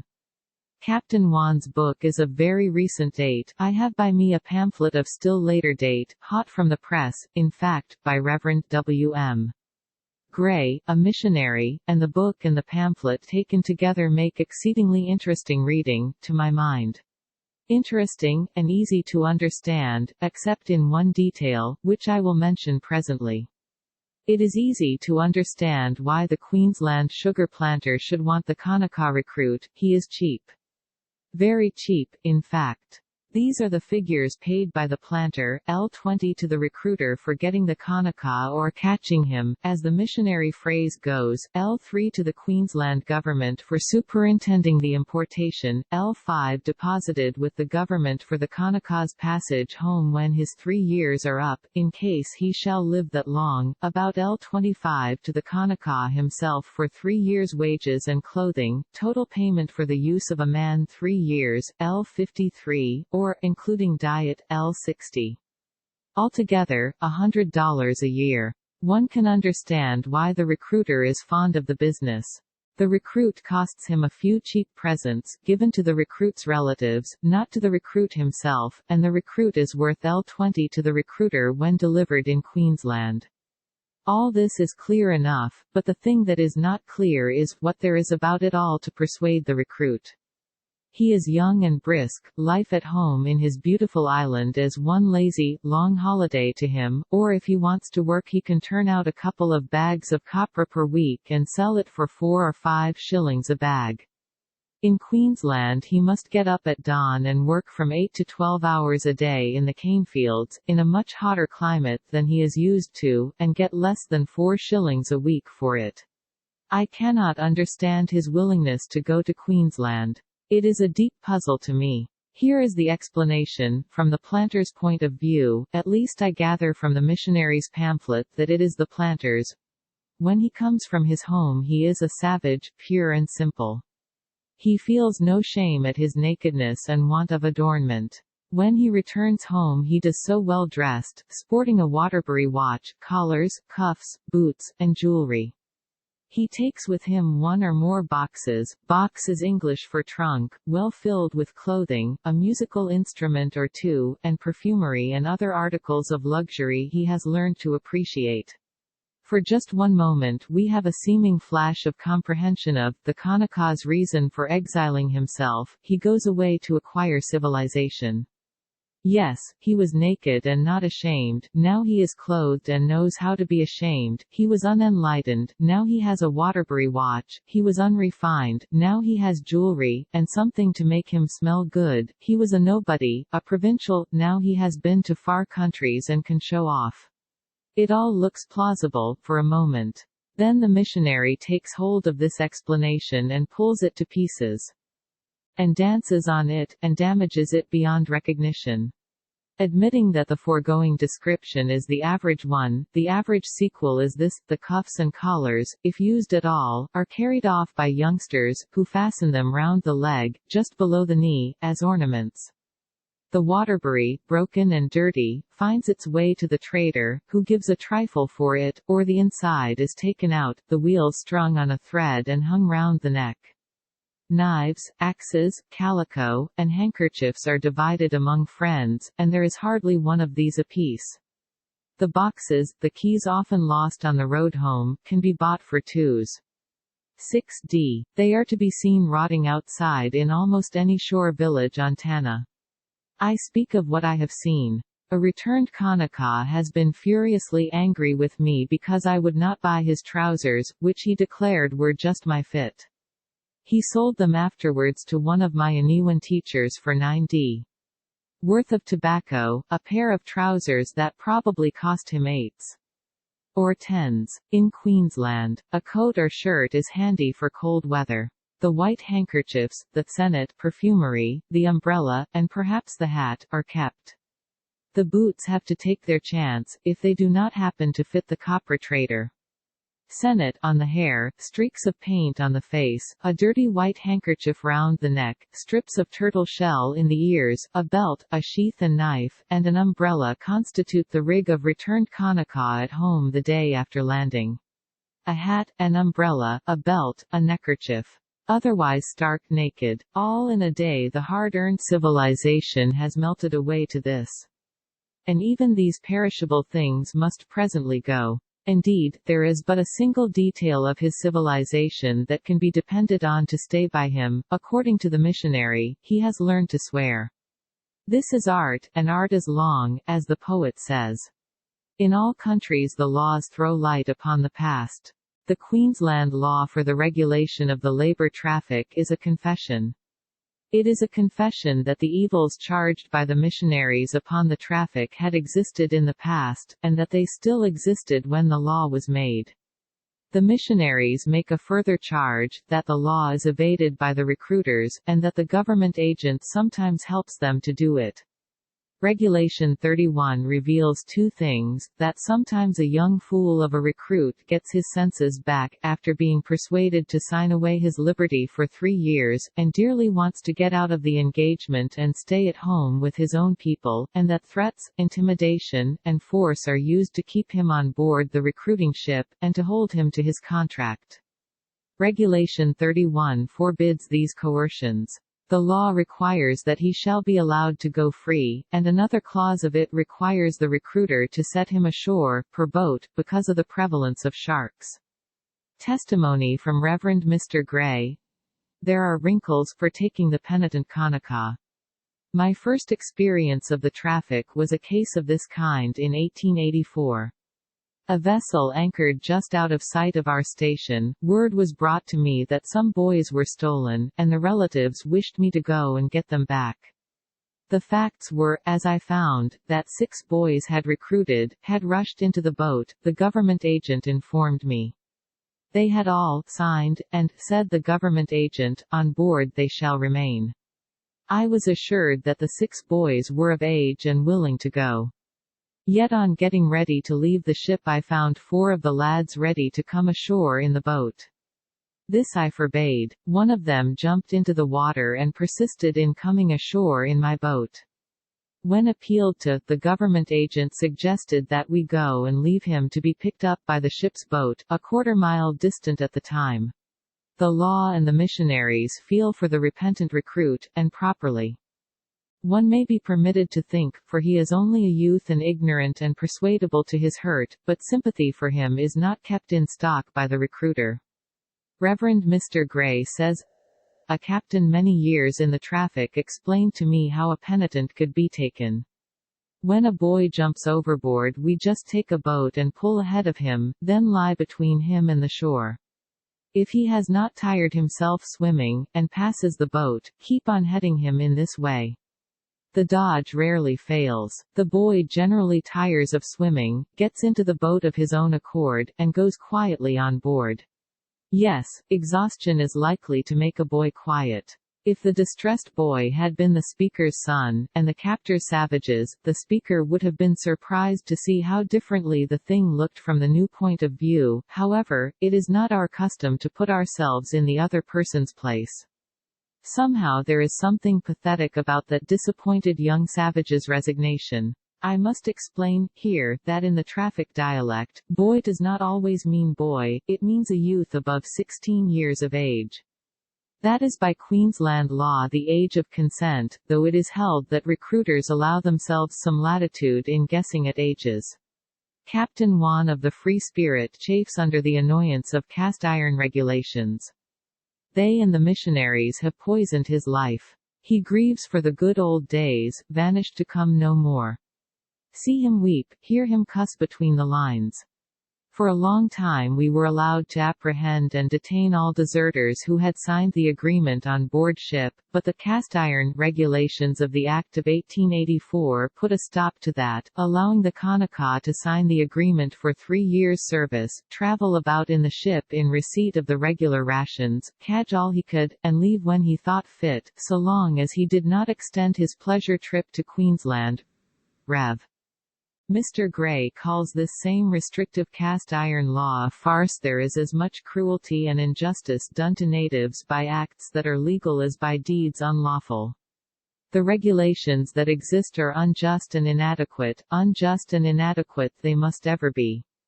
He furnishes his reasons for his position, but they are too long for reproduction here.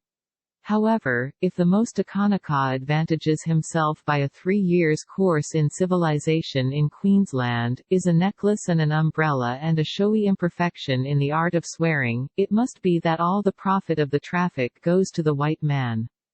This could be twisted into a plausible argument that the traffic ought to be squarely abolished. However, there is reason for hope that that can be left alone to achieve itself. It is claimed that the traffic will depopulate its sources of supply within the next 20 or 30 years. Queensland is a very healthy place for white people, death rate 12 in 1,000 of the population, but the Kanaka death rate is a way above that. The vital statistics for 1893 place it at 52, for 1894 Mackay District, 68. The first 6 months of the Kanaka's exile are peculiarly perilous for him because of the rigors of the new climate. The death rate among the new men has reached as high as 180 in the 1,000. In the Kanaka's native home his death rate is 12 in time of peace, and 15 in time of war. Thus exile to Queensland, with the opportunity to acquire civilization, an umbrella, and a pretty poor quality of profanity, is 12 times as deadly for him as war. Common Christian charity, common humanity, does seem to require, not only that these people be returned to their homes, but that war, pestilence, and famine be introduced among them for their preservation. Concerning these Pacific Isles and their peoples an eloquent prophet spoke long years ago, 5 and 50 years ago. In fact, he spoke a little too early. Prophecy is a good line of business, but it is full of risks. This prophet was the Right Reverend 1000. Russell, 5050.500, 500.100.50, of Edinburgh, is the tide of civilization to roll only to the foot of the Rocky Mountains, and is the sun of knowledge to set at last in the waves of the Pacific? No, the mighty day of 4,000 years is drawing to its close, the sun of humanity has performed its destined course, but long ere its setting rays are extinguished in the west, its ascending beams have glittered on the isles of the eastern seas. And now we see the race of Japhet setting forth to people the isles, and the seeds of another Europe and a second England sown in the regions of the sun. But mark the words of the prophecy, he shall dwell in the tents of Shem, and Canaan shall be his servant. It is not said Canaan shall be his slave. To the Anglo-Saxon race is given the scepter of the globe, but there is not given either the lash of the slave driver or the rack of the executioner. The East will not be stained with the same atrocities as the West. The frightful gangrene of an enthralled race is not to mar the destinies of the family of Japhet in the Oriental world, humanizing, not destroying, as they advance, uniting with, not enslaving, the inhabitants with whom they dwell. The British race may, etc., etc. And he closes his vision with an invocation from Thomson. Come, bright improvement, on the car of time, and rule the spacious world from clime to clime. Very well, bright improvement has arrived, you see, with her civilization, and her Waterbury, and her umbrella, and her third-quality profanity, and her humanizing not destroying machinery, and her 180 death rate, and everything is going along just as handsome. But the prophet that speaks last has an advantage over the pioneer in the business. Reverend Mr. Gray says, "What I am concerned about is that we as a Christian nation should wipe out these races to enrich ourselves." And he closes his pamphlet with a grim indictment which is as eloquent in its flowerless straightforward English as is the hand-painted rhapsody of the early prophet. My indictment of the Queensland Kanaka labour traffic is this: 1. It generally demoralizes and always impoverishes the Kanaka, deprives him of his citizenship, and depopulates the islands fitted to his home. 2. It is felt to lower the dignity of the white agricultural laborer in Queensland, and beyond a doubt it lowers his wages there. 3. The whole system is fraught with danger to Australia and the islands on the score of health. 4. On social and political grounds the continuance of the Queensland Kanaka labour traffic must be a barrier to the true federation of the Australian colonies. 5. The regulations under which the traffic exists in Queensland are inadequate to prevent abuses, and in the nature of things they must remain so. 6. The whole system is contrary to the spirit and doctrine of the Gospel of Jesus Christ. The Gospel requires us to help the weak, but the Kanaka is fleeced and trodden down. 7. The bedrock of this traffic is that the life and liberty of a black man are of less value than those of a white man. And a traffic that has grown out of slave hunting will certainly remain to the end, not unlike its origin. Chapter 7. Truth is the most valuable thing we have. Let us economize it. Pudd'nhead Wilson's New Calendar. From diary, for a day or two we have been ploughing among an invisible vast wilderness of islands, catching now and then a shadowy glimpse of a member of it. There does seem to be a prodigious lot of islands this year. The map of this region is freckled and fly-specked all over with them. Their number would seem to be uncountable. We are moving among the Fijis, now -224 islands and islets in the group. In front of us, to the west, the wilderness stretches toward Australia, then curves upward to New Guinea, and still up and up to Japan. Behind us, to the east, the wilderness stretches 60 degrees across the wastes of the Pacific. South of us is New Zealand.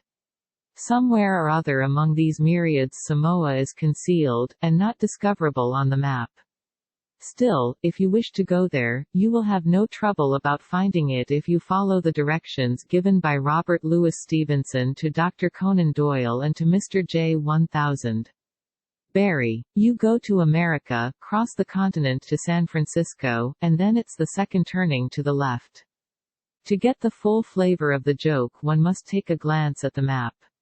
Wednesday, September 11th. Yesterday we passed close to an island or so, and recognized the published Fiji characteristics, a broad belt of clean white coral sand around the island, back of it a graceful fringe of leaning palms, with native huts nestling cozily among the shrubbery at their bases, back of these a stretch of level land clothed in tropic vegetation, back of that, rugged and picturesque mountains.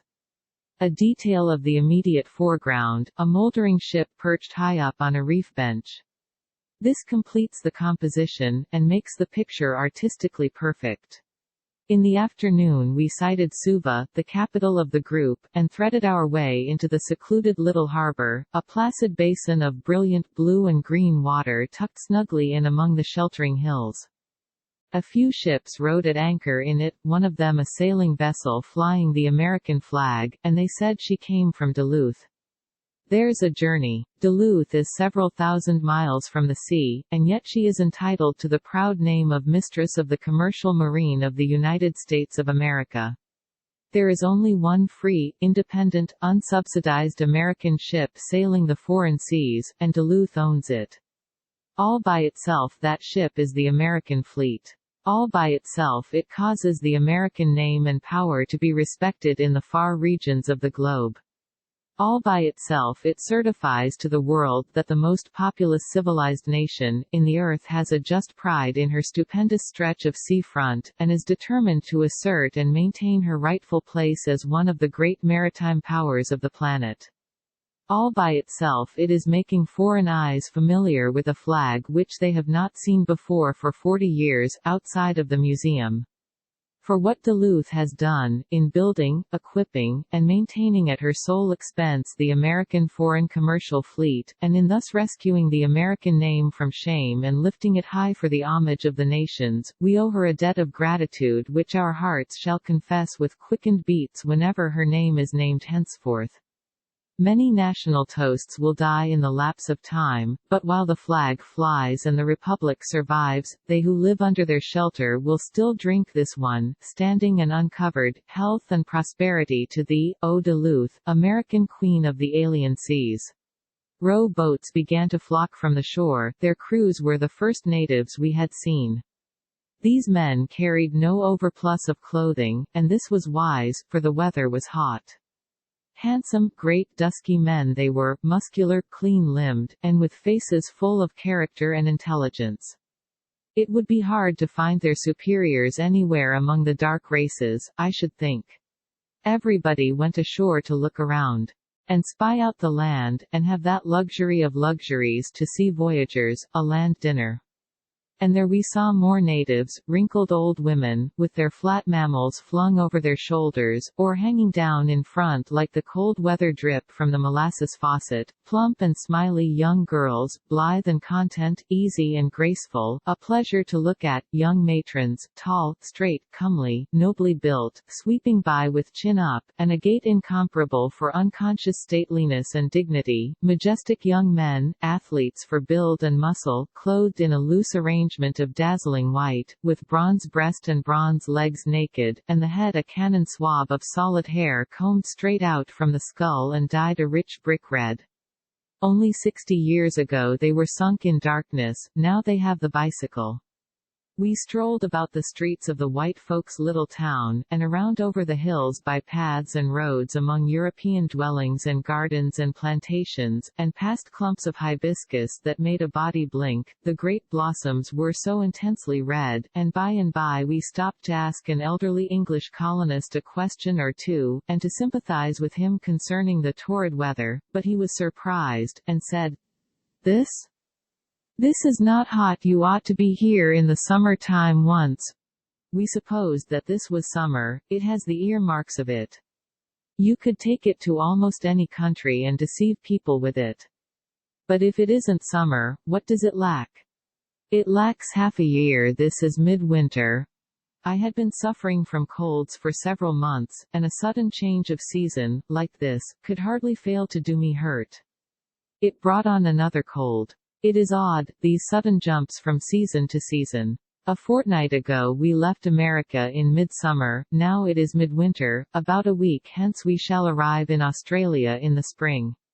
After dinner I found in the billiard room a resident whom I had known somewhere else in the world, and presently made some new friends and drove with them out into the country to visit His Excellency the head of the state, who was occupying his country residence, to escape the rigors of the winter weather, I suppose, for it was on breezy high ground and much more comfortable than the lower regions, where the town is, and where the winter has full swing, and often sets a person's hair afire when he takes off his hat to bow. There is a noble and beautiful view of ocean and islands and castellated peaks from the governor's high-placed house, and its immediate surroundings lie drowsing in that dreamy repose and serenity which are the charm of life in the Pacific Islands. One of the new friends who went out there with me was a large man, and I had been admiring his size all the way. I was still admiring it as he stood by the governor on the veranda, talking, then the Fijian butler stepped out there to announce tea, and dwarfed him. Maybe he did not quite dwarf him, but at any rate the contrast was quite striking. Perhaps that dark giant was a king in a condition of political suspension. I think that in the talk there on the veranda it was said that in Fiji, as in the Sandwich Islands, native kings and chiefs are of much grander size and build than the commoners. This man was clothed in flowing white vestments, and they were just the thing for him. They comported well with his great stature and his kingly port and dignity. European clothes would have degraded him and made him commonplace. I know that because they do that with everybody that wears them. It was said that the old-time devotion to chiefs and reverence for their persons still survive in the native commoner, and in great force. The educated young gentleman who is chief of the tribe that live in the region about the capital dresses in the fashion of high-class European gentlemen, but even his clothes cannot damn him in the reverence of his people.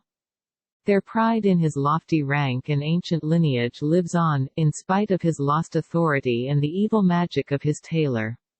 He has no need to defile himself with work, or trouble his heart with the sordid cares of life. The tribe will see to it that he shall not want, and that he shall hold up his head and live like a gentleman. I had a glimpse of him down in the town. Perhaps he is a descendant of the last king, the king with the difficult name whose memory is preserved by a notable monument of cut stone which one sees in the enclosure in the middle of the town.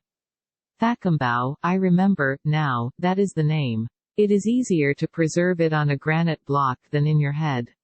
Fiji was ceded to England by this king in 1858. One of the gentlemen present at the governor's quoted a remark made by the king at the time of the session, a neat retort, and with a touch of pathos in it, too. The English commissioner had offered a crumb of comfort to Thakambau by saying that the transfer of the kingdom to Great Britain was merely a sort of hermit crab formality, you know. Yes, said poor Thakambau, but with this difference, the crab moves into an unoccupied shell, but mine isn't. However, as far as I can make out from the books, the king was between the devil and the deep sea at the time, and hadn't much choice. He owed the United States a large debt, a debt which he could pay if allowed time, but time was denied him. He must pay up right away or the warships would be upon him. To protect his people from this disaster he ceded his country to Britain, with a clause in the contract providing for the ultimate payment of the American debt. In old times the Fijians were fierce fighters, they were very religious, and worshipped idols. The big chiefs were proud and haughty, and they were men of great style in many ways. All chiefs had several wives, the biggest chiefs sometimes had as many as 50. When a chief was dead and ready for burial, 4 or 5 of his wives were strangled and put into the grave with him. In 1804 27 British convicts escaped from Australia to Fiji, and brought guns and ammunition with them.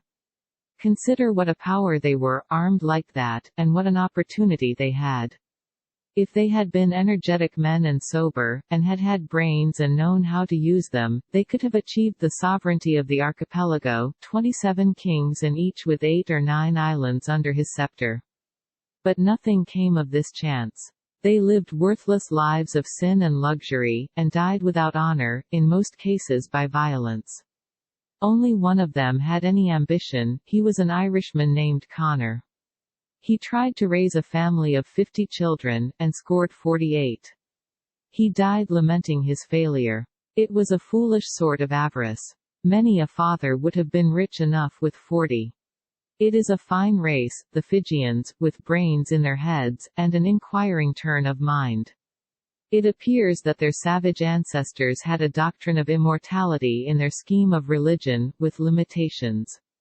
That is to say, their dead friend would go to a happy hereafter if he could be accumulated, but not otherwise. They drew the line. They thought that the missionary's doctrine was too sweeping, too comprehensive. They called his attention to certain facts. For instance, many of their friends had been devoured by sharks. The sharks, in their turn, were caught and eaten by other men. Later, these men were captured in war, and eaten by the enemy. The original persons had entered into the composition of the sharks. Next, they and the sharks had become part of the flesh and blood and bone of the cannibals. How, then, could the particles of the original men be searched out from the final conglomerate and put together again? The inquirers were full of doubts, and considered that the missionary had not examined the matter with the gravity and attention which so serious a thing deserved. The missionary taught these exacting savages many valuable things, and got from them one, a very dainty and poetical idea. Those wild and ignorant poor children of nature believed that the flowers, after they perish, rise on the winds and float away to the fair fields of heaven, and flourish there forever in immortal beauty. Chapter 8. It could probably be shown by facts and figures that there is no distinctly Native American criminal class except Congress. Pudd'nhead Wilson's New Calendar. When one glances at the map, the members of the stupendous island wilderness of the Pacific seem to crowd upon each other, but no, there is no crowding, even in the center of a group, and between groups there are lonely wide deserts of sea. Not everything is known about the islands, their peoples and their languages. A startling reminder of this is furnished by the fact that in Fiji, 20 years ago, were living two strange and solitary beings who came from an unknown country and spoke an unknown language. They were picked up by a passing vessel many hundreds of miles from any known land, floating in the same tiny canoe in which they had been blown out to sea.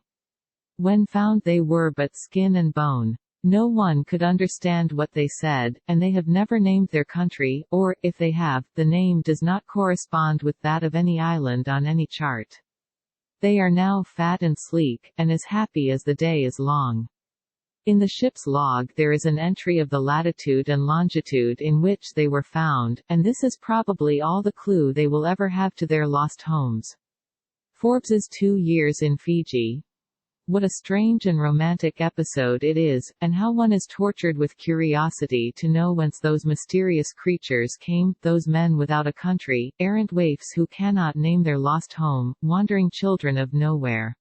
Indeed, the island wilderness is the very home of romance and dreams and mystery. The loneliness, the solemnity, the beauty, and the deep repose of this wilderness have a charm which is all their own for the bruised spirit of men who have fought and failed in the struggle for life in the great world. And for men who have been hunted out of the great world for crime, and for other men who love an easy and indolent existence, and for others who love a roving free life, and stir and change and adventure, and for yet others who love an easy and comfortable career of trading and money-getting, mixed with plenty of loose matrimony by purchase, divorce without trial or expense, and limitless spreeing thrown in to make life ideally perfect. We sailed again, refreshed. The most cultivated person in the ship was a young Englishman whose home was in New Zealand. He was a naturalist. His learning in his specialty was deep and thorough, his interest in his subject amounted to a passion, he had an easy gift of speech, and so, when he talked about animals it was a pleasure to listen to him. And profitable, too, though he was sometimes difficult to understand because now and then he used scientific technicalities which were above the reach of some of us. They were pretty sure to be above my reach, but as he was quite willing to explain them I always made it a point to get him to do it. I had a fair knowledge of his subject, layman's knowledge, to begin with, but it was his teachings which crystallized it into scientific form and clarity, in a word, gave it value. His special interest was the fauna of Australasia, and his knowledge of the matter was as exhaustive as it was accurate. I already knew a good deal about the rabbits in Australasia and their marvelous fecundity, but in my talks with him I found that my estimate of the great hindrance and obstruction inflicted by the rabbit pest upon traffic and travel was far short of the facts. He told me that the first pair of rabbits imported into Australasia bred so wonderfully that within 6 months rabbits were so thick in the land that people had to dig trenches through them to get from town to town. He told me a great deal about worms and the kangaroo, and other coleoptera, and said he knew the history and ways of all such pachydermata. He said the kangaroo had pockets, and carried its young in them when it couldn't get apples. And he said that the emu was as big as an ostrich, and looked like one, and had an amorphous appetite and would eat bricks. Also, that the dingo was not a dingo at all, but just a wild dog, and that the only difference between a dingo and a dodo was that neither of them barked, otherwise they were just the same. He said that the only game bird in Australia was the wombat, and the only song bird the larrikin, and that both were protected by government. The most beautiful of the native birds was the bird of paradise. Next came the two kinds of lyres, not spelt the same. He said the one kind was dying out, the other thickening up. He explained that the sundowner was not a bird, it was a man. Sundowner was merely the Australian equivalent of our word, tramp. He is a loafer, a hard drinker, and a sponge. He tramps across the country in the sheep shearing season, pretending to look for work, but he always times himself to arrive at a sheep run just at sundown. When the day's labor ends, all he wants is whiskey and supper and bed and breakfast. He gets them and then disappears. The naturalist spoke of the bell bird, the creature that at short intervals all day rings out its mellow and exquisite peal from the deeps of the forest. It is the favorite and best friend of the weary and thirsty sundowner, for he knows that wherever the bell bird is, there is water, and he goes somewhere else. The naturalist said that the oddest bird in Australasia was the laughing jackass, and the biggest the now extinct great moa. The moa stood 13 feet high, and could step over an ordinary man's head or kick his hat off, and his head, too, for that matter. He said it was wingless, but a swift runner. The natives used to ride it. It could make 40 miles an hour, and keep it up for 400 miles and come out reasonably fresh. It was still in existence when the railway was introduced into New Zealand, still in existence, and carrying the mails. The railroad began with the same schedule it has now, 2 expresses a week, time 20 miles an hour. The company exterminated the moa to get the mails. Speaking of the indigenous conies and Bactrian camels, the naturalist said that the coniferous and bacteriological output of Australasia was remarkable for its many and curious departures from the accepted laws governing these species of tubercles, but that in his opinion nature's fondness for dabbling in the erratic was most notably exhibited in that curious combination of bird, fish, amphibian, burrower, crawler, quadruped, and Christian called the ornithorhynchus, grotesquest of animals, king of the animalculae of the world for versatility of character and makeup. Said he, "You can call it anything you want to, and be right. It is a fish, for it lives in the river half the time. It is a land animal, for it resides on the land half the time. It is an amphibian, since it likes both and does not know which it prefers. It is a hibernian, for when times are dull and nothing much going on it buries itself under the mud at the bottom of a puddle and hibernates there a couple of weeks at a time. It is a kind of duck, for it has a duck bill and 4 webbed paddles. It is a fish and quadruped together, for in the water it swims with the paddles and on shore it paws itself across country with them. It is a kind of seal, for it has a seal's fur. It is carnivorous, herbivorous, insectivorous, and vermifuginous, for it eats fish and grass and butterflies, and in the season digs worms out of the mud and devours them. It is clearly a bird, for it lays eggs, and hatches them. It is clearly a mammal, for it nurses its young. And it is manifestly a kind of Christian, for it keeps the Sabbath when there is anybody around, and when there isn't, doesn't.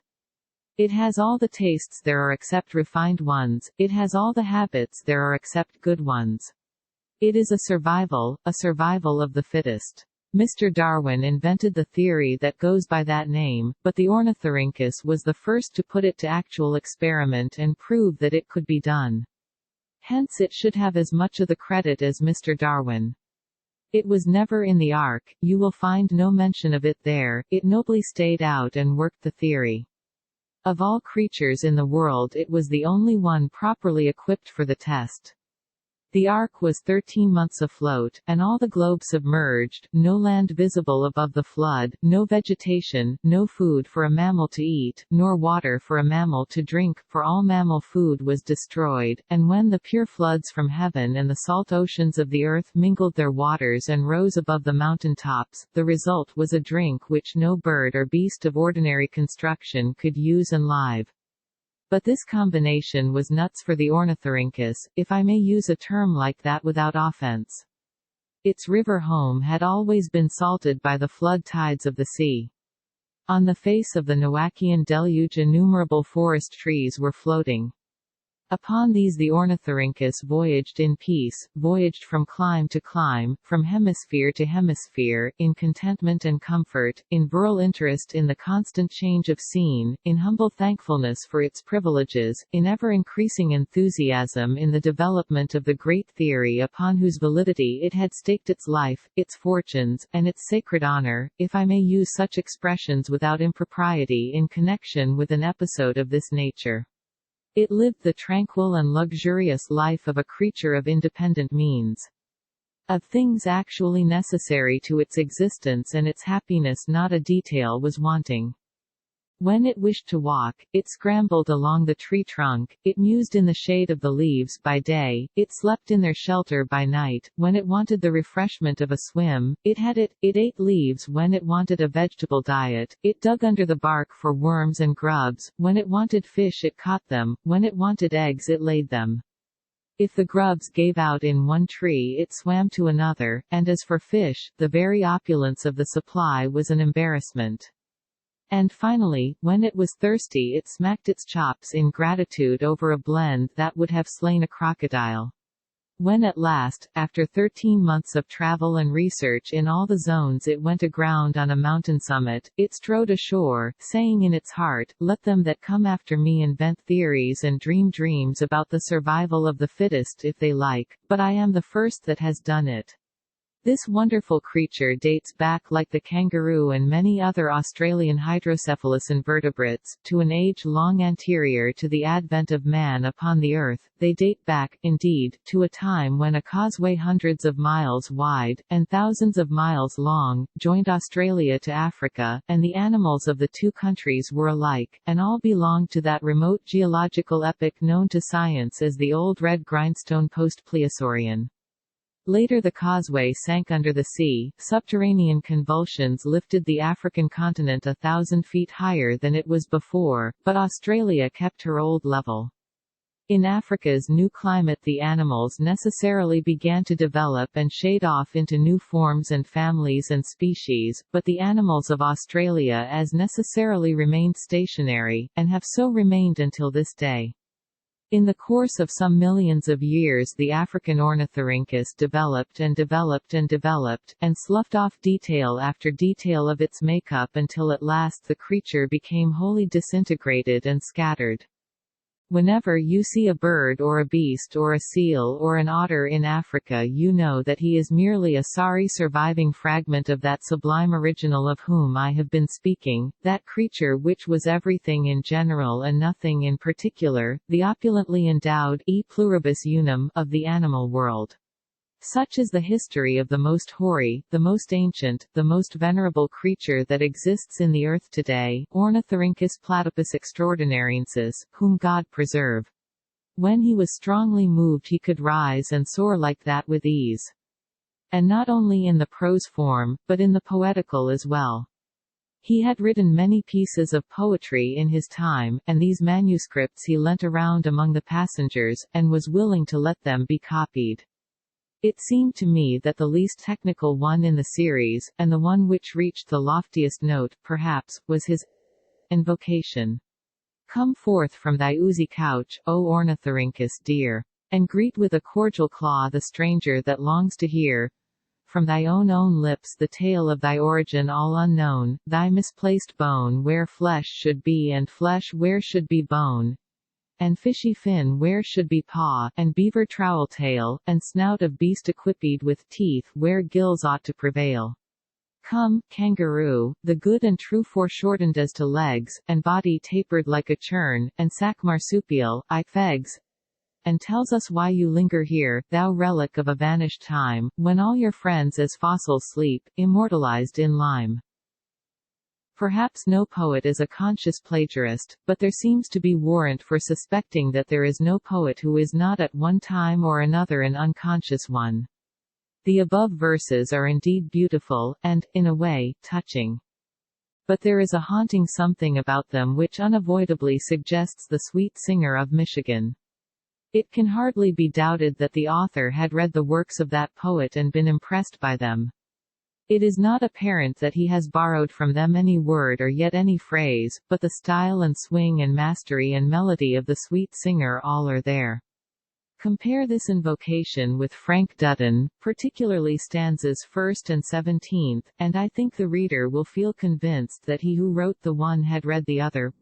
1. Frank Dutton was as fine a lad as ever you wish to see, and he was drowned in Pine Island Lake on earth no more will he be. His age was near 15 years, and he was a motherless boy. He was living with his grandmother when he was drowned, poor boy. 17. He was drowned on Tuesday afternoon, on Sunday he was found, and the tidings of that drowned boy was heard for miles around. His form was laid by his mother's side, beneath the cold, cold ground. His friends for him will drop a tear when they view his little mound. The Sentimental Song Book. By Mrs. Julia Moore, page 36. Chapter 9. It is your human environment that makes climate. Pudd'nhead Wilson's New Calendar. September 15, night. Close to Australia now, Sydney 50 miles distant. That note recalls an experience. The passengers were sent for to come up in the bow and see a fine sight. It was very dark. One could not follow with the eye the surface of the sea more than 50 yards in any direction. It dimmed away and became lost to sight at about that distance from us. But if you patiently gazed into the darkness a little while, there was a sure reward for you.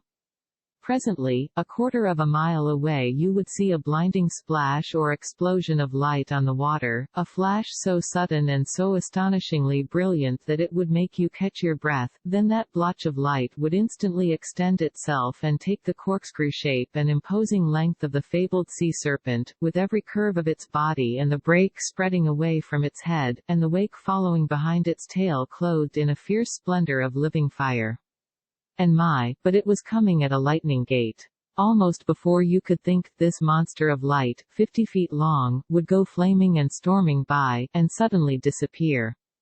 And out in the distance whence he came you would see another flash, and another and another and another, and see them turn into sea serpents on the instant, and once 16 flashed up at the same time and came tearing towards us, a swarm of wiggling curves, a moving conflagration, a vision of bewildering beauty, a spectacle of fire and energy whose equal the most of those people will not see again until after they are dead.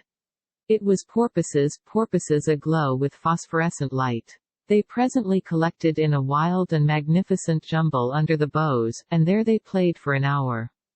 Leaping and frolicking and carrying on, turning somersaults in front of the stem or across it and never getting hit, never making a miscalculation, though the stem missed them only about an inch, as a rule. They were porpoises of the ordinary length, 8 or 10 feet, but every twist of their bodies sent a long procession of united and glowing curves astern. That fiery jumble was an enchanting thing to look at, and we stayed out the performance. One cannot have such a show as that twice in a lifetime.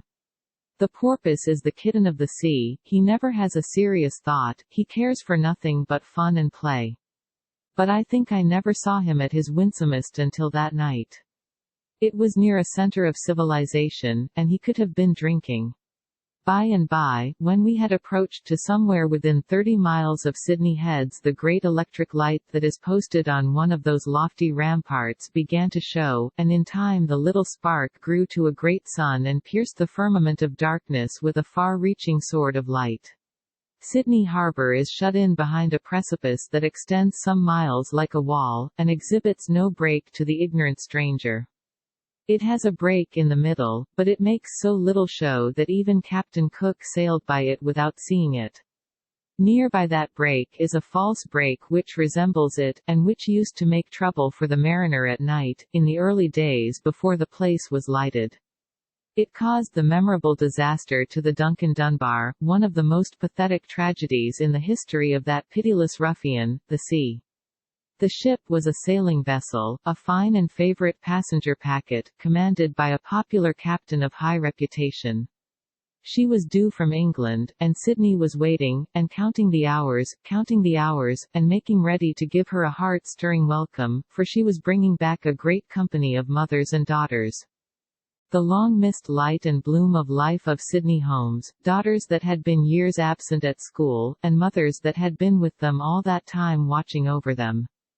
Of all the world only India and Australasia have by custom freighted ships and fleets with their hearts, and know the tremendous meaning of that phrase. Only they know what the waiting is like when this freightage is entrusted to the fickle winds, not steam, and what the joy is like when the ship that is returning this treasure comes safe to port and the long dread is over. On board the Duncan Dunbar, flying toward Sydney Heads in the waning afternoon, the happy homecomers made busy preparation, for it was not doubted that they would be in the arms of their friends before the day was done. They put away their sea-going clothes and put on clothes meeter for the meeting, their richest and their loveliest, these poor brides of the grave. But the wind lost force, or there was a miscalculation, and before the Heads were sighted the darkness came on. It was said that ordinarily the captain would have made a safe offing and waited for the morning, but this was no ordinary occasion. All about him were appealing faces, faces pathetic with disappointment. So his sympathy moved him to try the dangerous passage in the dark. He had entered the Heads 17 times, and believed he knew the ground. So he steered straight for the false opening, mistaking it for the true one. He did not find out that he was wrong until it was too late. There was no saving the ship. The great seas swept her in and crushed her to splinters and rubbish upon the rock tushes at the base of the precipice. Not one of all that fair and gracious company was ever seen again alive. The tale is told to every stranger that passes the spot, and it will continue to be told to all that come, for generations, but it will never grow old, custom cannot stale it, the heartbreak that is in it can never perish out of it. There were 200 persons in the ship. And but one survived the disaster. He was a sailor. A huge sea flung him up the face of the precipice and stretched him on a narrow shelf of rock midway between the top and the bottom, and there he lay all night. At any other time he would have lain there for the rest of his life, without chance of discovery, but the next morning the ghastly news swept through Sydney that the Duncan Dunbar had gone down in sight of home, and straightway the walls of the Heads were black with mourners, and one of these, stretching himself out over the precipice to spy out what might be seen below, discovered this miraculously preserved relic of the wreck. Ropes were brought and the nearly impossible feat of rescuing the man was accomplished. He was a person with a practical turn of mind, and he hired a hall in Sydney and exhibited himself at 6p a head till he exhausted the output of the gold fields for that year. We entered and cast anchor, and in the morning went oh-ing and ah-ing in admiration up through the crooks and turns of the spacious and beautiful harbour, a harbour which is the darling of Sydney and the wonder of the world. It is not surprising that the people are proud of it, nor that they put their enthusiasm into eloquent words. A returning citizen asked me what I thought of it, and I testified with a cordiality which I judged would be up to the market rate.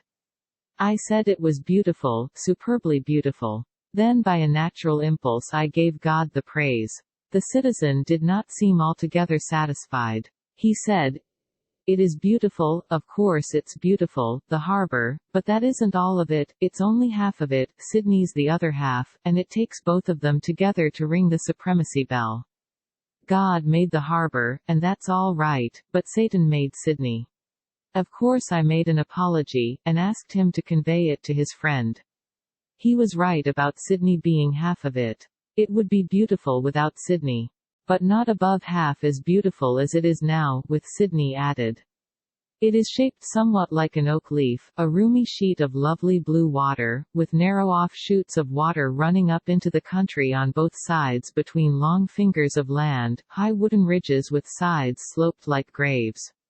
Handsome villas are perched here and there on these ridges, snuggling amongst the foliage, and one catches alluring glimpses of them as the ship swims by toward the city. The city clothes a cluster of hills and a ruffle of neighboring ridges with its undulating masses of masonry, and out of these masses spring towers and spires and other architectural dignities and grandeurs that break the flowing lines and give picturesqueness to the general effect. The narrow inlets which I have mentioned go wandering out into the land everywhere and hiding themselves in it, and pleasure launches are always exploring them with picnic parties on board. It is said by trustworthy people that if you explore them all you will find that you have covered 700 miles of water passage. But there are liars everywhere this year, and they will double that when their works are in good going order. October was close at hand, spring was come. It was really spring, everybody said so, but you could have sold it for summer in Canada, and nobody would have suspected. It was the very weather that makes our home summers the perfection of climatic luxury, I mean, when you are out in the wood or by the sea. But these people said it was cool. Now, a person ought to see Sydney in the summer time if he wanted to know what warm weather is, and he ought to go north 10 or 1500 miles if he wanted to know what hot weather is. They said that away up there toward the equator the hens laid fried eggs. Sydney is the place to go to get information about other people's climates. It seems to me that the occupation of unbiased traveler seeking information is the pleasantest and most irresponsible trade there is. The traveler can always find out anything he wants to, merely by asking. He can get at all the facts, and more. Everybody helps him, nobody hinders him. Anybody who has an old fact in stock that is no longer negotiable in the domestic market will let him have it at his own price. An accumulation of such goods is easily and quickly made. They cost almost nothing and they bring par in the foreign market. Travelers who come to America always freight up with the same old nursery tales that their predecessors selected, and they carry them back and always work them off without any trouble in the home market. If the climates of the world were determined by parallels of latitude, then we could know a place's climate by its position on the map, and so we should know that the climate of Sydney was the counterpart of the climate of 100 Olympia, S100, and of Little Rock, Arkansas, since Sydney is about the same distance south of the equator that those other towns are north of it, 34 degrees. But no, climate disregards the parallels of latitude. In Arkansas they have a winter, in Sydney they have the name of it, but not the thing itself. I have seen the ice in the Mississippi floating past the mouth of the Arkansas River, and at Memphis, but a little way above, the Mississippi has been frozen over, from bank to bank. But they have never had a cold spell in Sydney which brought the mercury down to freezing point. Once in a midwinter day there, in the month of July, the mercury went down to 36°, and that remains the memorable cold day in the history of the town.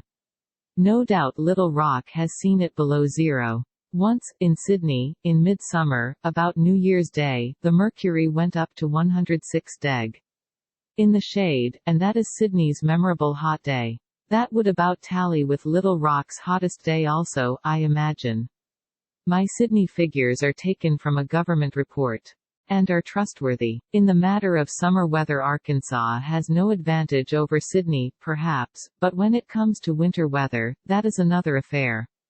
You could cut up an Arkansas winter into 100 Sydney winters and have enough left for Arkansas and the poor. The whole narrow, hilly belt of the Pacific side of New South Wales has the climate of its capital, a mean winter temperature of 54°, and a mean summer one of 71°. It is a climate which cannot be improved upon for healthfulness. But the experts say that 90° in New South Wales is harder to bear than 112°. In the neighbouring colony of Victoria, because the atmosphere of the former is humid, and of the latter dry. The mean temperature of the southernmost point of New South Wales is the same as that of Nice -60°, yet Nice is further from the equator by 460 miles than is the former. But nature is always stingy of perfect climates, stingier in the case of Australia than usual.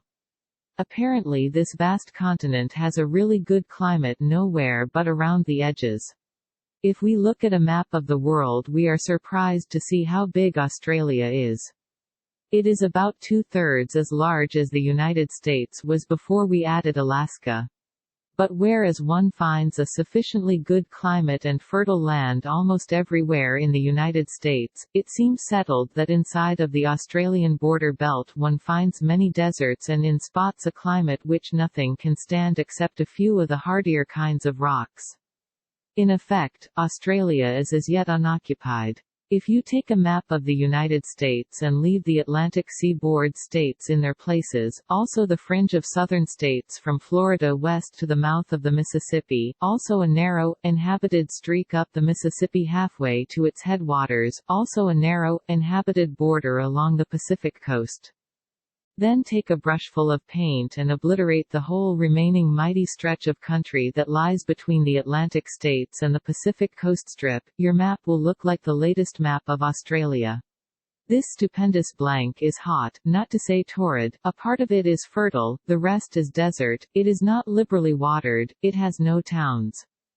One has only to cross the mountains of New South Wales and descend into the westward-lying regions to find that he has left the choice climate behind him, and found a new one of a quite different character.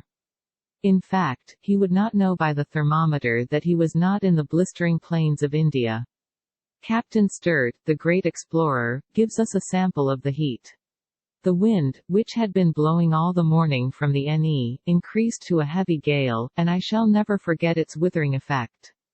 I sought shelter behind a large gum tree, but the blasts of heat were so terrific that I wondered the very grass did not take fire. This really was nothing ideal, everything both animate and inanimate gave way before it, the horses stood with their backs to the wind and their noses to the ground, without the muscular strength to raise their heads, the birds were mute, and the leaves of the trees under which we were sitting fell like a snow shower around us. At noon I took a thermometer graded to 127°, out of my box, and observed that the mercury was up to 125. Thinking that it had been unduly influenced, I put it in the fork of a tree close to me, sheltered alike from the wind and the sun. I went to examine it about an hour afterwards, when I found the mercury had risen to the top of the instrument and had burst the bulb, a circumstance that I believe no traveler has ever before had to record. I cannot find language to convey to the reader's mind an idea of the intense and oppressive nature of the heat that prevailed. That hot wind sweeps over Sydney sometimes, and brings with it what is called a dust storm. It is said that most Australian towns are acquainted with the dust storm. I think I know what it is like, for the following description by Mr. Gain tallies very well with the alkali dust storm of Nevada, if you leave out the shovel part. Still, the shovel part is a pretty important part, and seems to indicate that my Nevada storm is but a poor thing, after all. As we proceeded, the altitude became less, and the heat proportionately greater until we reached Dubbo, which is only 600 feet above sea level. It is a pretty town, built on an extensive plain. After the effects of a shower of rain have passed away, the surface of the ground crumbles into a thick layer of dust, and occasionally, when the wind is in a particular quarter, it is lifted bodily from the ground in one long opaque cloud. In the midst of such a storm nothing can be seen a few yards ahead, and the unlucky person who happens to be out at the time is compelled to seek the nearest retreat at hand. When the thrifty housewife sees in the distance the dark column advancing in a steady whirl towards her house, she closes the doors and windows with all expedition. A drawing room, the window of which has been carelessly left open during a dust storm, is indeed an extraordinary sight. A lady who has resided in Dubbo for some years says that the dust lies so thick on the carpet that it is necessary to use a shovel to remove it. And probably a wagon. I was mistaken, I have not seen a proper dust storm. To my mind, the exterior aspects and character of Australia are fascinating things to look at and think about. They are so strange, so weird, so new, so uncommonplace, such a startling and interesting contrast to the other sections of the planet, the sections that are known to us all. Familiar to us all. In the matter of particulars, a detail here, a detail there, we have had the choice climate of New South Wales's seacoast, we have had the Australian heat as furnished by Captain Sturt, we have had the wonderful dust storm, and we have considered the phenomenon of an almost empty hot wilderness half as big as the United States, with a narrow belt of civilization, population, and good climate around it. Chapter 10. Everything human is pathetic. The secret source of humor itself is not joy but sorrow. There is no humor in heaven. Pudd'nhead Wilson's New Calendar. Captain Cook found Australia in 1770, and 18 years later the British government began to transport convicts to it. Altogether, New South Wales received 83,000 in 53 years. The convicts wore heavy chains, they were ill-fed and badly treated by the officers set over them, they were heavily punished for even slight infractions of the rules. The cruelest discipline ever known is one historian's description of their life, The Story of Australasia, J.S. Laurie. English law was hard-hearted in those days. For trifling offences which in our day would be punished by a small fine or a few days' confinement, men, women, and boys were sent to this other end of the earth to serve terms of 7 and 14 years, and for serious crimes they were transported for life. Children were sent to the penal colonies for 7 years for stealing a rabbit. When I was in London 23 years ago there was a new penalty in force for diminishing garroting and wife-beating -25 lashes on the bare back with the cat o' nine tails. It was said that this terrible punishment was able to bring the stubbornest ruffians to terms, and that no man had been found with grit enough to keep his emotions to himself beyond the 9th blow. As a rule the man shrieked earlier. That penalty had a great and wholesome effect upon the garroters and wife-beaters, but humane modern London could not endure it, it got its law rescinded. Many a bruised and battered English wife has since had occasion to deplore that cruel achievement of sentimental humanity. 25 lashes. In Australia and Tasmania they gave a convict 50 for almost any little offence. And sometimes a brutal officer would add 50, and then another 50, and so on, as long as the sufferer could endure the torture and live. In Tasmania I read the entry, in an old manuscript official record, of a case where a convict was given 300 lashes, for stealing some silver spoons. And men got more than that, sometimes. Who handled the cat? Often it was another convict, sometimes it was the culprit's dearest comrade, and he had to lay on with all his might, otherwise he would get a flogging himself for his mercy, for he was under watch, and yet not do his friend any good. The friend would be attended to by another hand and suffer no lack in the matter of full punishment. The convict life in Tasmania was so unendurable, and suicide so difficult to accomplish that once or twice despairing men got together and drew straws to determine which of them should kill another of the group, this murder to secure death to the perpetrator and to the witnesses of it by the hand of the hangman.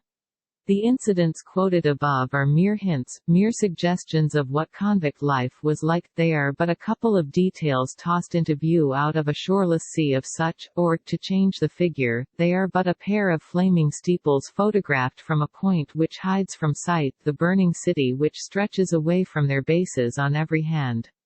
Some of the convicts, indeed, a good many of them, were very bad people, even for that day, but the most of them were probably not noticeably worse than the average of the people they left behind them at home. We must believe this, we cannot avoid it. We are obliged to believe that a nation that could look on, unmoved, and see starving or freezing women hanged for stealing 26 cents worth of bacon or rags, and boys snatched from their mothers, and men from their families, and sent to the other side of the world for long terms of years for similar trifling offenses, was a nation to whom the term civilized could not in any large way be applied. And we must also believe that a nation that knew, during more than 40 years, what was happening to those exiles and was still content with it, was not advancing in any showy way toward a higher grade of civilization. If we look into the characters and conduct of the officers and gentlemen who had charge of the convicts and attended to their backs and stomachs, we must grant again that as between the convict and his masters, and between both and the nation at home, there was a quite noticeable monotony of sameness. 4 years had gone by, and many convicts had come. Respectable settlers were beginning to arrive. These two classes of colonists had to be protected, in case of trouble among themselves or with the natives. It is proper to mention the natives, though they could hardly count, they were so scarce. At a time when they had not as yet begun to be much disturbed, not as yet being in the way, it was estimated that in New South Wales there was but one native to 45,000 acres of territory. People had to be protected. Officers of the regular army did not want this service, away off there where neither honor nor distinction was to be gained. So England recruited and office-read a kind of militia force of 1,000 uniformed civilians called the New South Wales Corps and shipped it. This was the worst blow of all. The colony fairly staggered under it. The Corps was an object lesson of the moral condition of England outside of the jails. The colonists trembled. It was feared that next there would be an importation of the nobility. In those early days the colony was non-supporting. All the necessaries of life, food, clothing, and all, were sent out from England, and kept in great government storehouses, and given to the convicts and sold to the settlers, sold at a trifling advance upon cost.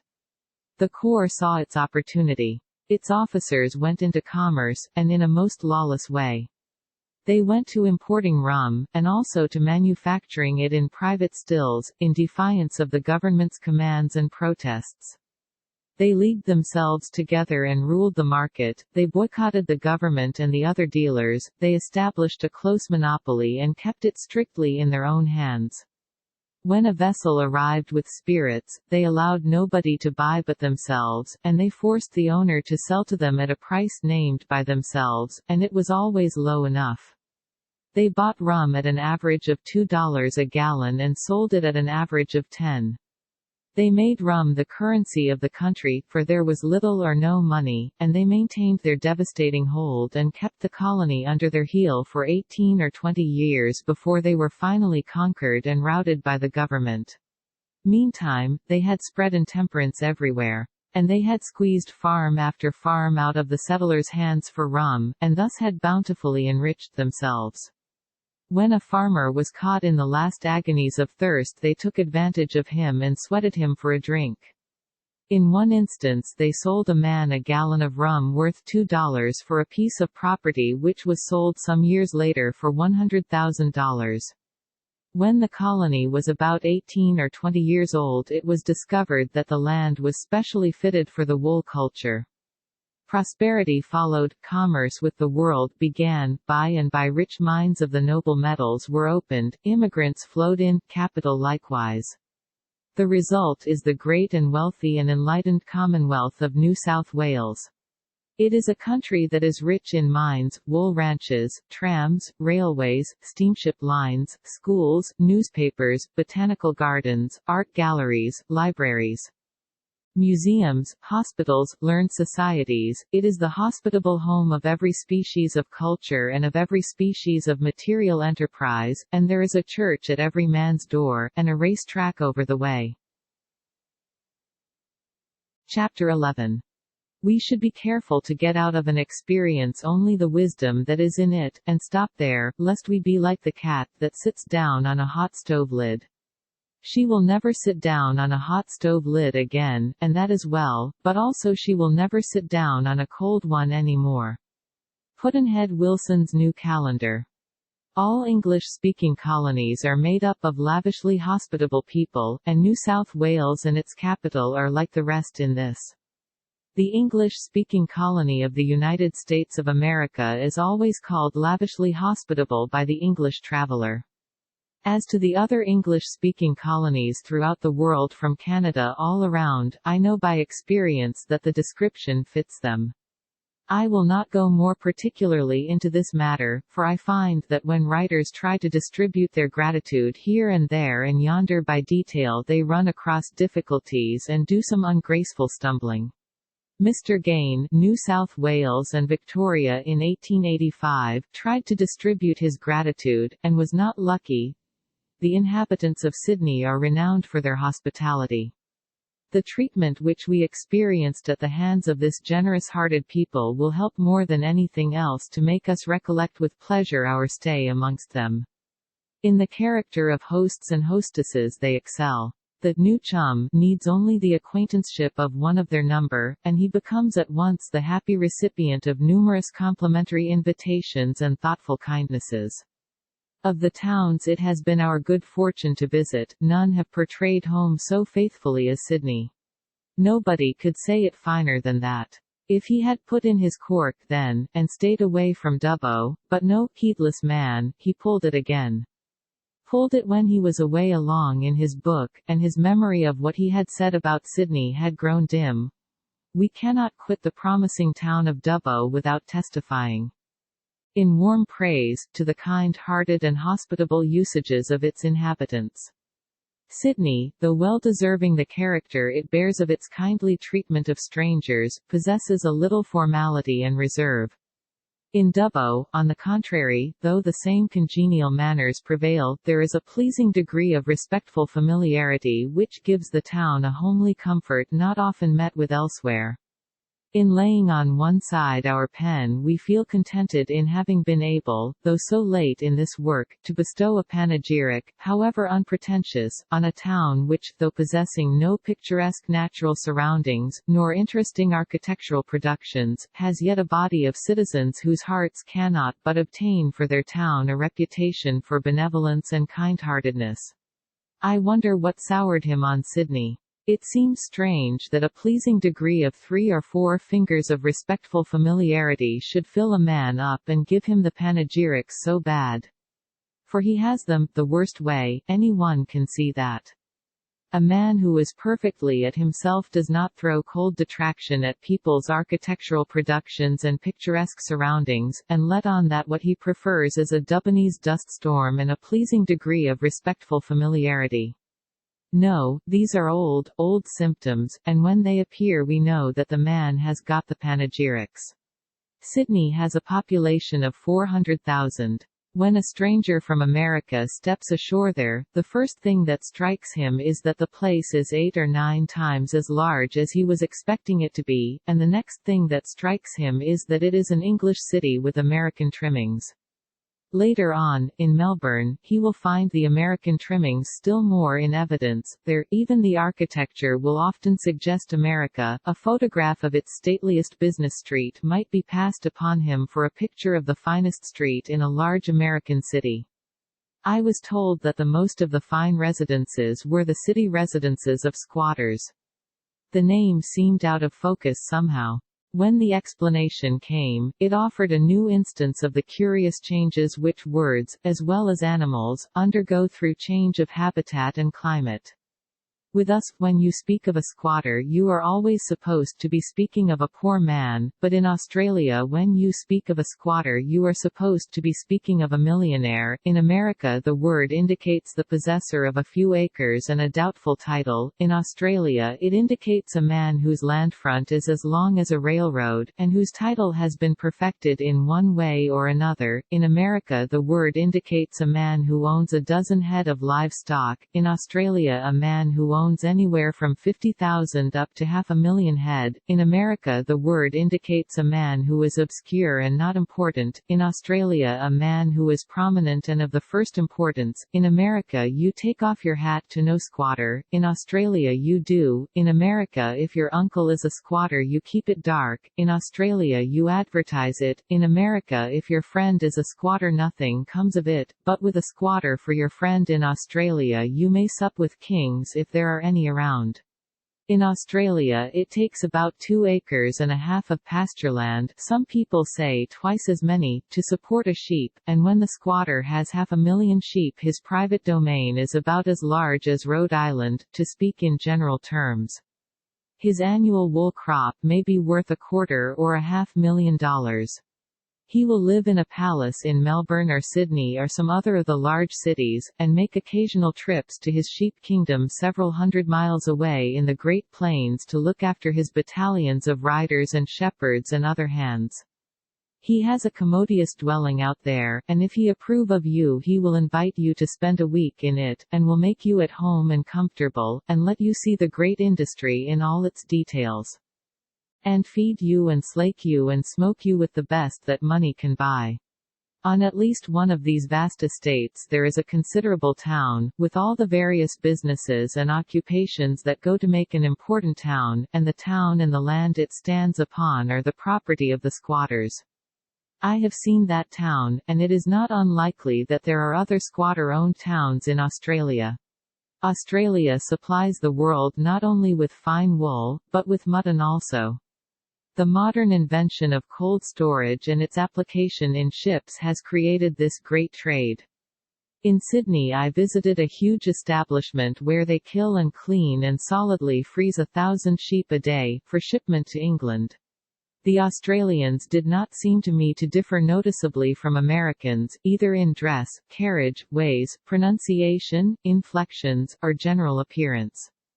There were fleeting and subtle suggestions of their English origin, but these were not pronounced enough, as a rule, to catch one's attention. The people have easy and cordial manners from the beginning, from the moment that the introduction is completed. This is American. To put it in another way, it is English friendliness with the English shyness and self-consciousness left out. Now and then, but this is rare, one hears such words as piper for paper, lady for lady, and tipple for table fall from lips whence one would not expect such pronunciations to come. There is a superstition prevalent in Sydney that this pronunciation is an Australianism, but people who have been home, as the native reverently and lovingly calls England, know better.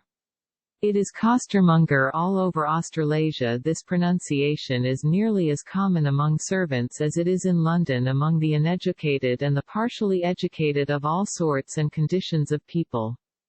That mislaid y is rather striking when a person gets enough of it into a short sentence to enable it to show up. In the hotel in Sydney the chambermaid said, one morning, "The tibble is set, and here is the piper, and if the lady is ready I'll tell the waiter to bring up the breakfast."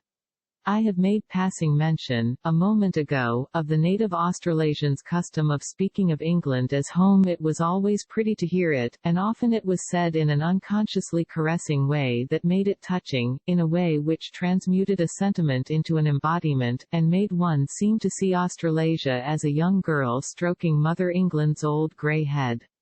In the Australasian home the table talk is vivacious and unembarrassed, it is without stiffness or restraint. This does not remind one of England so much as it does of America. But Australasia is strictly democratic, and reserves and restraints are things that are bred by differences of rank. English and colonial audiences are phenomenally alert and responsive.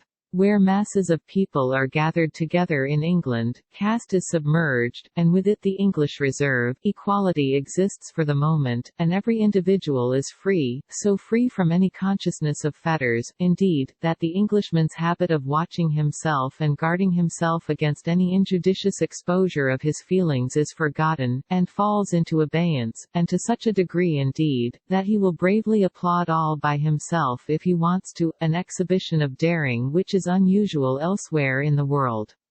But it is hard to move a new English acquaintance when he is by himself, or when the company present is small and new to him. He is on his guard then, and his natural reserve is to the fore. This has given him the false reputation of being without humor and without the appreciation of humor. Americans are not Englishmen. And American humor is not English humor, but both the American and his humor had their origin in England, and have merely undergone changes brought about by changed conditions and a new environment. About the best humorous speeches I have yet heard were a couple that were made in Australia at club suppers, one of them by an Englishman, the other by an Australian. Chapter 12. There are those who scoff at the schoolboy, calling him frivolous and shallow, yet it was the schoolboy who said faith is believing what you know ain't so. Pudd'nhead Wilson's New Calendar. In Sydney I had a large dream, and in the course of talk I told it to a missionary from India who was on his way to visit some relatives in New Zealand. I dreamed that the visible universe is the physical person of God, that the vast worlds that we see twinkling millions of miles apart in the fields of space are the blood corpuscles in his veins, and that we and the other creatures are the microbes that charge with multitudinous life the corpuscles. Mr. Ten, the missionary, considered the dream a while, then said, "It is not surpassable for magnitude, since its metes and bounds are the metes and bounds of the universe itself, and it seems to me that it almost accounts for a thing which is otherwise nearly unaccountable, the origin of the sacred legends of the Hindus. Perhaps they dream them, and then honestly believe them to be divine revelations of fact. It looks like that, for the legends are built on so vast a scale that it does not seem reasonable that plodding priests would happen upon such colossal fancies when awake."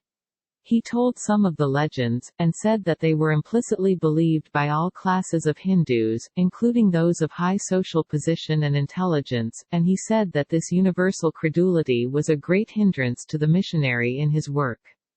Then he said something like this: "At home, people wonder why Christianity does not make faster progress in India. They hear that the Indians believe easily, and that they have a natural trust in miracles and give them a hospitable reception. Then they argue like this: since the Indian believes easily, place Christianity before them and they must believe. Confirm its truths by the biblical miracles, and they will no longer doubt.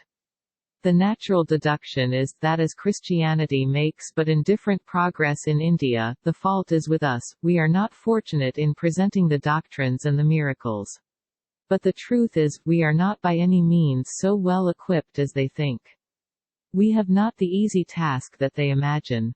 To use a military figure, we are sent against the enemy with good powder in our guns, but only wads for bullets. That is to say, our miracles are not effective, the Hindus do not care for them, they have more extraordinary ones of their own. All the details of their own religion are proven and established by miracles, the details of ours must be proven in the same way. When I first began my work in India I greatly underestimated the difficulties thus put upon my task. A correction was not long in coming. I thought, as our friends think at home, that to prepare my childlike wonder lovers to listen with favor to my grave message I only needed to charm the way to it with wonders, marvels, miracles. With full confidence I told the wonders performed by Samson, the strongest man that had ever lived, for so I called him.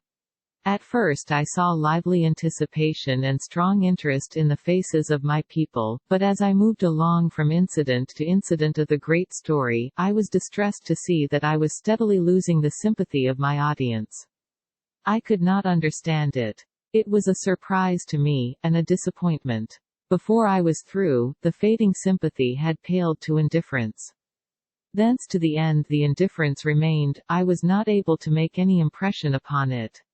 A good old Hindu gentleman told me where my trouble lay. He said, "We Hindus recognize a God by the work of his hands, we accept no other testimony." Apparently, this is also the rule with you Christians. And we know when a man has his power from a God by the fact that he does things which he could not do. As a man, with the mere powers of a man. Plainly, this is the Christian's way also, of knowing when a man is working by a God's power and not by his own.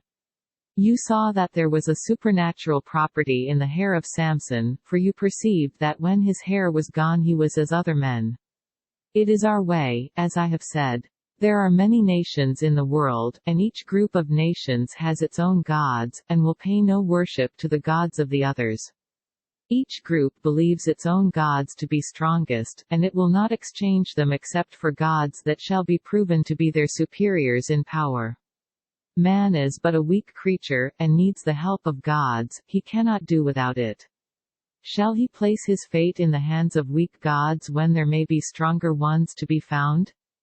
That would be foolish. No, if he hear of gods that are stronger than his own, he should not turn a deaf ear, for it is not a light matter that is at stake. How then shall he determine which gods are the stronger, his own or those that preside over the concerns of other nations?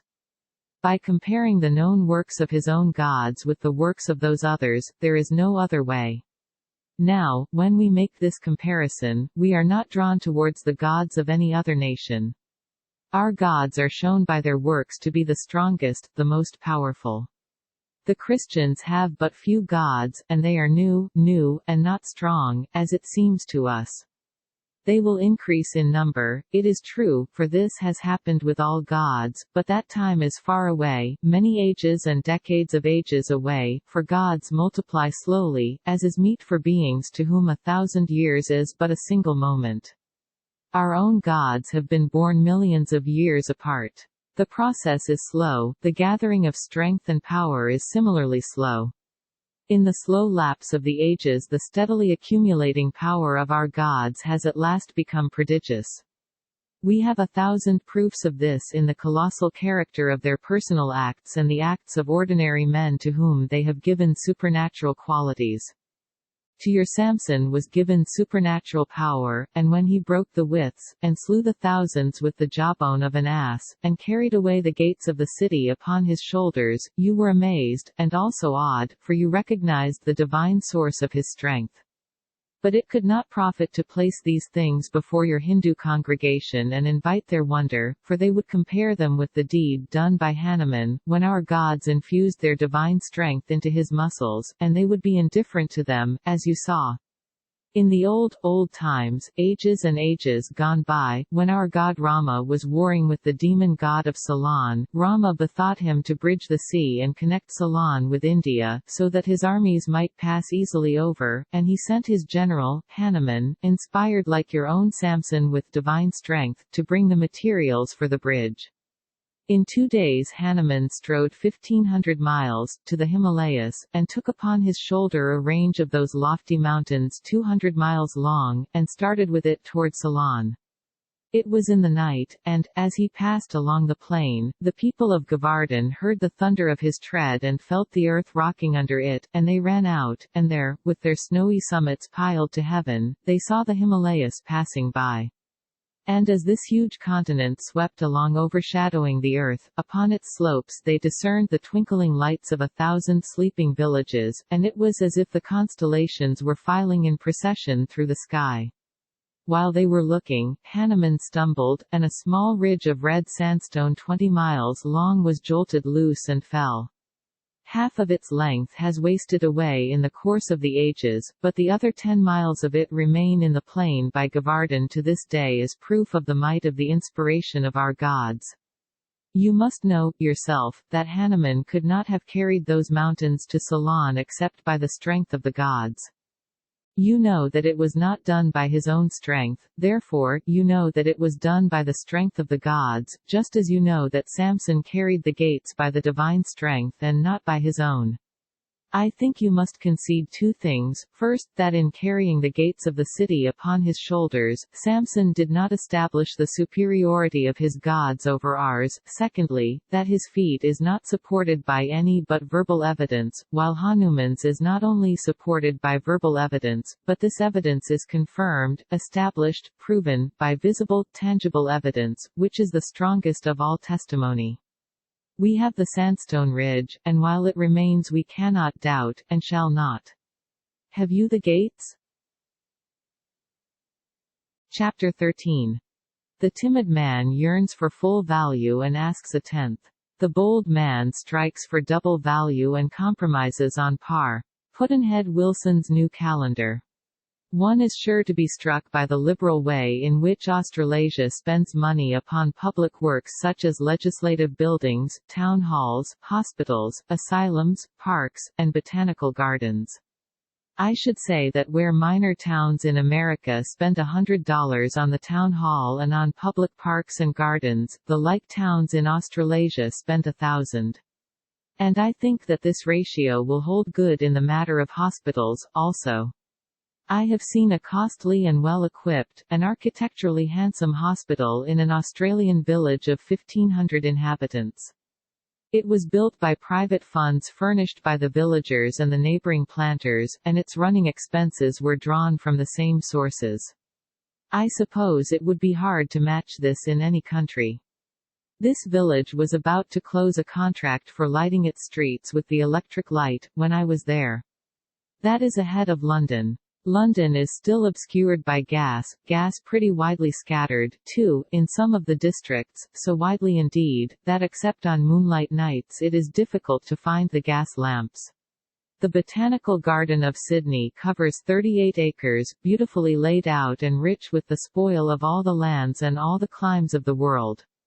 The garden is on high ground in the middle of the town, overlooking the great harbour, and it adjoins the spacious grounds of Government House, 56 acres, and at hand also, is a recreation ground containing 82 acres.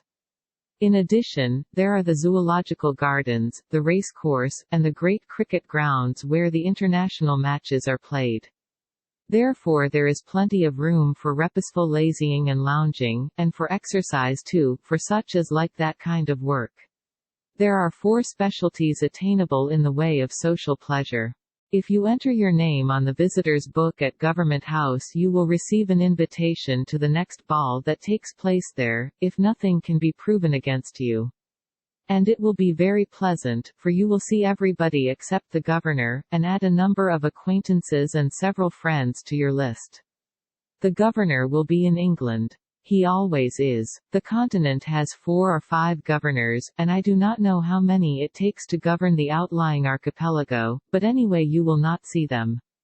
When they are appointed they come out from England and get inaugurated, and give a ball, and help pray for rain, and get aboard ship and go back home. And so the lieutenant governor has to do all the work. I was in Australasia 3 months and a half, and saw only one governor. The others were at home. The Australasian governor would not be so restless, perhaps, if he had a war, or a veto, or something like that to call for his reserve energies, but he hasn't. There isn't any war, and there isn't any veto in his hands. And so there is really little or nothing doing in his line.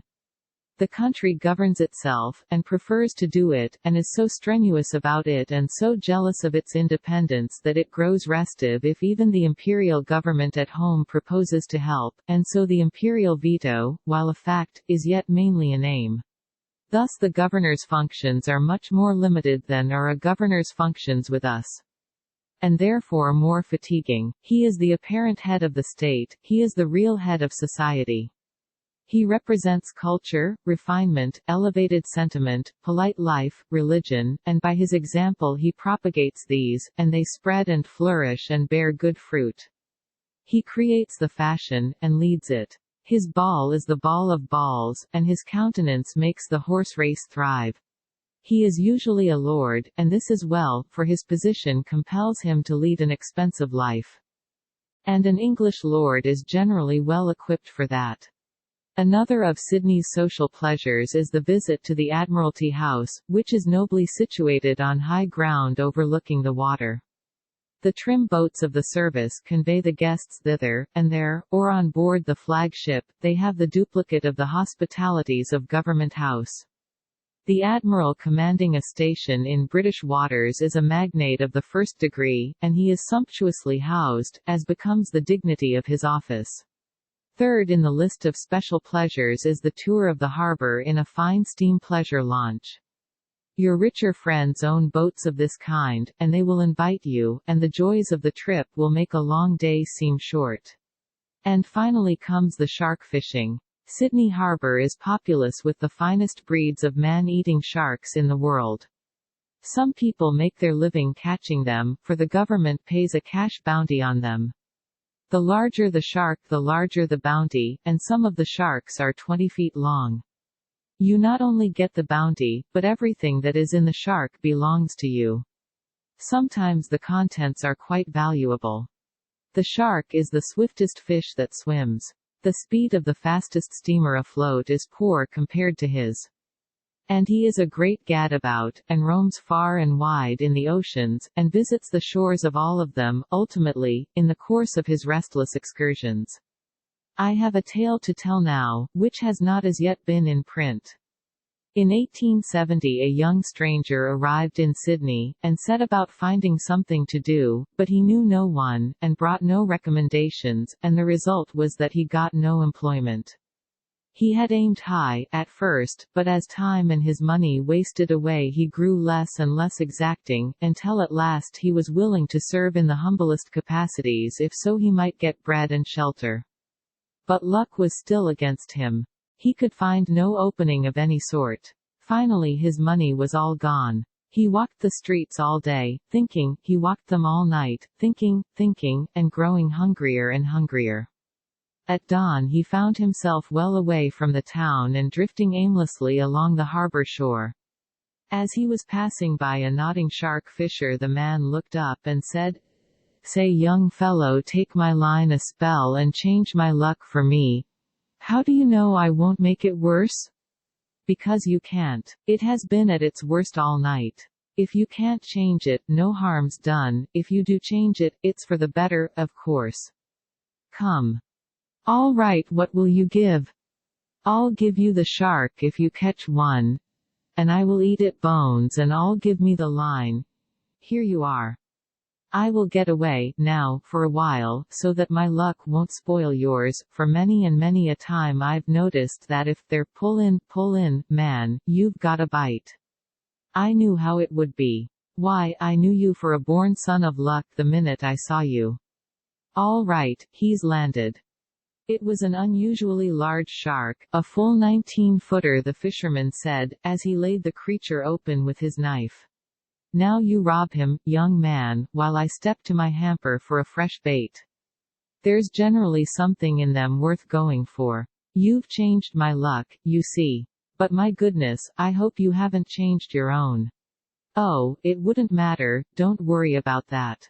Get your bait. I'll rob him." When the fisherman got back the young man had just finished washing his hands in the bay. And was starting away. "What, you are not going?" "Yes, goodbye. But what about your shark?" "The shark? Why, what use is he to me?"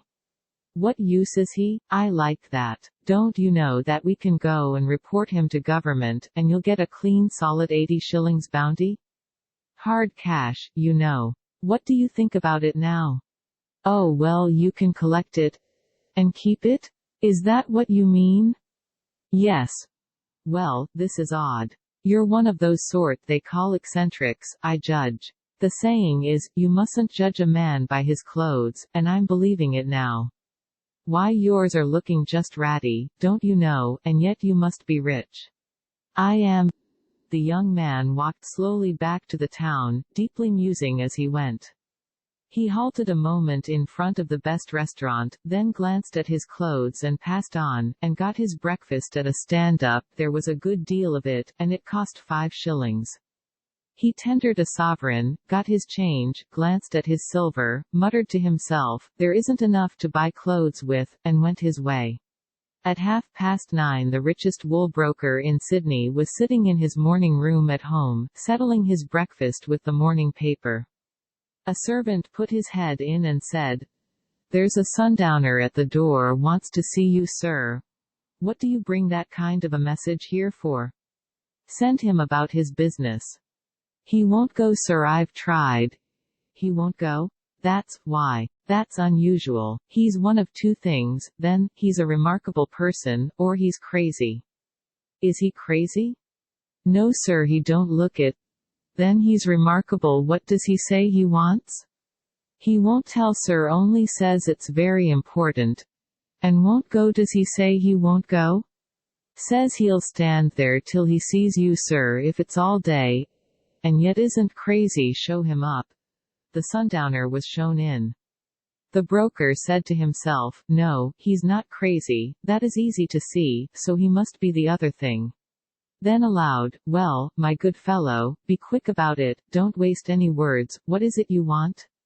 I want to borrow £100,000. Scott. It's a mistake, he is crazy. No, he can't be, not with that eye. Why, you take my breath away. Come, who are you? Nobody that you know. What is your name? Cecil Rhodes. No, I don't remember hearing the name before. Now then, just for curiosity's sake, what has sent you to me on this extraordinary errand? The intention to make £100,000 for you and as much for myself within the next 60 days. Well, well, well. It is the most extraordinary idea that, sit down, you interest me. And somehow you fascinate me, I think that is about the word. And it isn't your proposition, no, that doesn't fascinate me. It's something else, I don't quite know what, something that's born in you and oozes out of you, I suppose. Now then, just for curiosity's sake again, nothing more, as I understand it, it is your desire to bore. I said intention. Pardon, so you did. I thought it was an unheedful use of the word, an unheedful valuing of its strength, you know. I knew its strength. Well, I must say, but look here, let me walk the floor a little, my mind is getting into a sort of whirl, though you don't seem disturbed any. Plainly this young fellow isn't crazy, but as to his being remarkable, well, really he amounts to that, and something over. Now then, I believe I am beyond the reach of further astonishment. Strike, and spare not. What is your scheme? To buy the wool crop, deliverable in 60 days. What, the whole of it? The whole of it? No, I was not quite out of the reach of surprises, after all. Why, how you talk. Do you know what our crop is going to foot up? 2.5 million sterling, maybe a little more. Well, you've got your statistics right, anyway. Now, then, do you know what the margins would foot up, to buy it at 60 days? The £100,000 I came here to get. Right, once more. Well, dear me, just to see what would happen, I wish you had the money. And if you had it, what would you do with it? I shall make £200,000 out of it in 60 days. You mean of course that you might make it if. I said, shall. Yes. By George, you did say, shall. You are the most definite devil I ever saw, in the matter of language. Dear, dear, dear, look here. Definite speech means clarity of mind. Upon my word, I believe you've got what you believe to be a rational reason, for venturing into this house, an entire stranger, on this wild scheme of buying the wool crop of an entire colony on speculation. Bring it out, I am prepared, acclimatized, if I may use the word. Why would you buy the crop, and why would you make that sum out of it? That is to say, what makes you think you? I don't think, I know. Definite again, how do you know? Because France has declared war against Germany, and wool has gone up 14%. In London and is still rising. Oh, indeed, now then, I've got you. Such a thunderbolt as you have just let fly ought to have made me jump out of my chair, but it didn't stir me the least little bit, you see. And for a very simple reason, I have read the morning paper. You can look at it if you want to. The fastest ship in the service arrived at 11 o'clock last night, 50 days out from London. All her news is printed here. There are no war clouds anywhere, and as for wool, why, it is the low-spiritedest commodity in the English market. It is your turn to jump, now. Well, why don't you jump? Why do you sit there in that placid fashion, when? Because I have later news. Later news. Oh, come, later news than 50 days, brought steaming hot from London by the. My news is only 10 days old. Oh Munchausen, hear the maniac talk. Where did you get it? Got it out of a shark. Oh. Oh, this is too much. Front. Call the police, bring the gun, raise the town. All the asylums in Christendom have broken loose in the single person of. Sit down. And collect yourself. Where is the use in getting excited? Am I excited? There is nothing to get excited about. When I make a statement which I cannot prove, it will be time enough for you to begin to offer hospitality to damaging fancies about me and my sanity. Oh, 1,000 pardons. I ought to be ashamed of myself, and I am ashamed of myself for thinking that a little bit of a circumstance like sending a shark to England to fetch back a market report. What does your middle initial stand for, sir? Andrew, what are you writing? Wait a moment. Proof about the shark, and another matter. Only 10 lines. There, now it is done. Sign it. Many thanks, many. Let me see, it says, oh, come, this is interesting. Why, look here. Prove what you say here, and I'll put up the money, and double as much, if necessary, and divide the winnings with you, half and half. There, now, I've signed, make your promise good if you can. Show me a copy of the London Times only 10 days old. Here it is, and with it these buttons and a memorandum book that belonged to the man the shark swallowed. Swallowed him in the Thames, without a doubt, for you will notice that the last entry in the book is dated London, and is of the same date as the Times, and says, Bier Konsequenz der Krijgsvlaren, Reife ich Hut nach Deutschland ab, Auerbach ich mein Leben auf dem Alter meines Lands legen mag, as clean native German as anybody can put upon paper, and means that in consequence of the declaration of war, this loyal soul is leaving for home today. To fight. And he did leave, too, but the shark had him before the day was done, poor fellow. And a pity, too. But there are times for mourning, and we will attend to this case further on, other matters are pressing, now. I will go down and set the machinery in motion in a quiet way and buy the crop. It will cheer the drooping spirits of the boys, in a transitory way. Everything is transitory in this world. 60 days hence, when they are called to deliver the goods, they will think they've been struck by lightning. But there is a time for mourning, and we will attend to that case along with the other one. Come along, I'll take you to my tailor. What did you say your name is? Cecil Rhodes. It is hard to remember. However, I think you will make it easier by and by, if you live. There are 3 kinds of people, commonplace men, remarkable men, and lunatics. I'll classify you with the remarkables, and take the chances. The deal went through, and secured to the young stranger the first fortune he ever pocketed.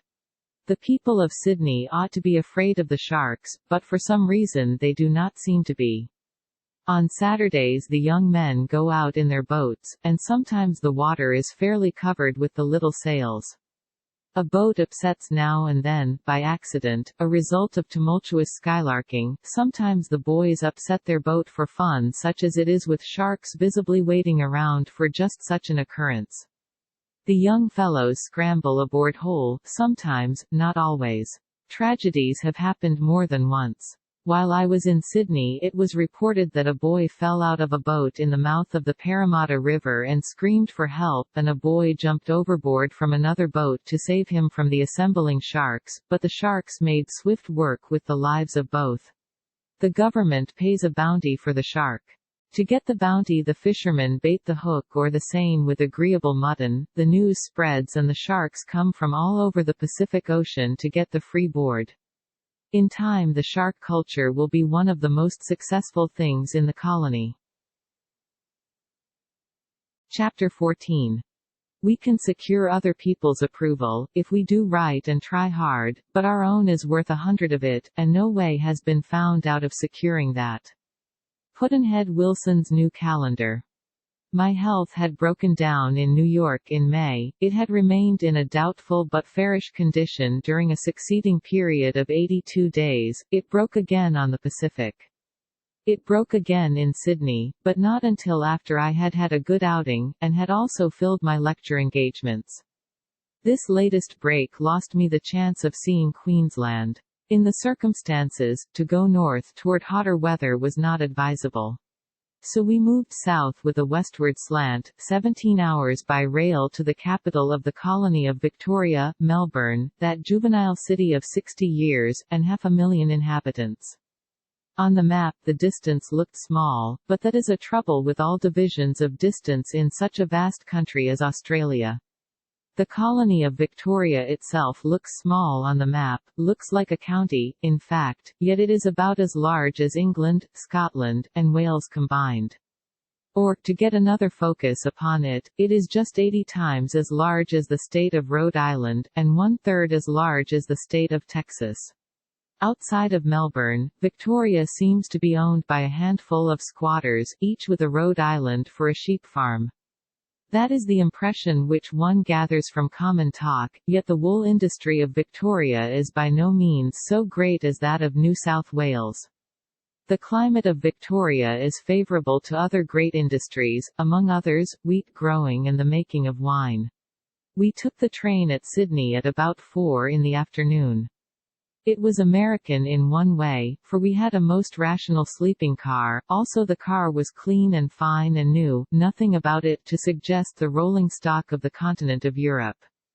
But our baggage was weighed, an extra weight charged for. That was continental. Continental and troublesome. Any detail of railroading that is not troublesome cannot honorably be described as continental. The tickets were round-trip ones, to Melbourne, and clear to Adelaide in South Australia, and then all the way back to Sydney. 1,200 more miles than we really expected to make, but then as the round trip wouldn't cost much more than the single trip, it seemed well enough to buy as many miles as one could afford, even if one was not likely to need them. A human being has a natural desire to have more of a good thing than he needs. Now comes a singular thing, the oddest thing, the strangest thing, the most baffling and unaccountable marvel that Australasia can show. At the frontier between New South Wales and Victoria our multitude of passengers were routed out of their snug beds by lantern light in the morning in the biting cold of a high altitude to change cars on a road that has no break in it from Sydney to Melbourne. Think of the paralysis of intellect that gave that idea birth, imagine the boulder it emerged from on some petrified legislator's shoulders. It is a narrow-gauge road to the frontier, and a broader gauge thence to Melbourne. The two governments were the builders of the road and are the owners of it. One or two reasons are given for this curious state of things. One is that it represents the jealousy existing between the colonies, the two most important colonies of Australasia. What the other one is, I have forgotten.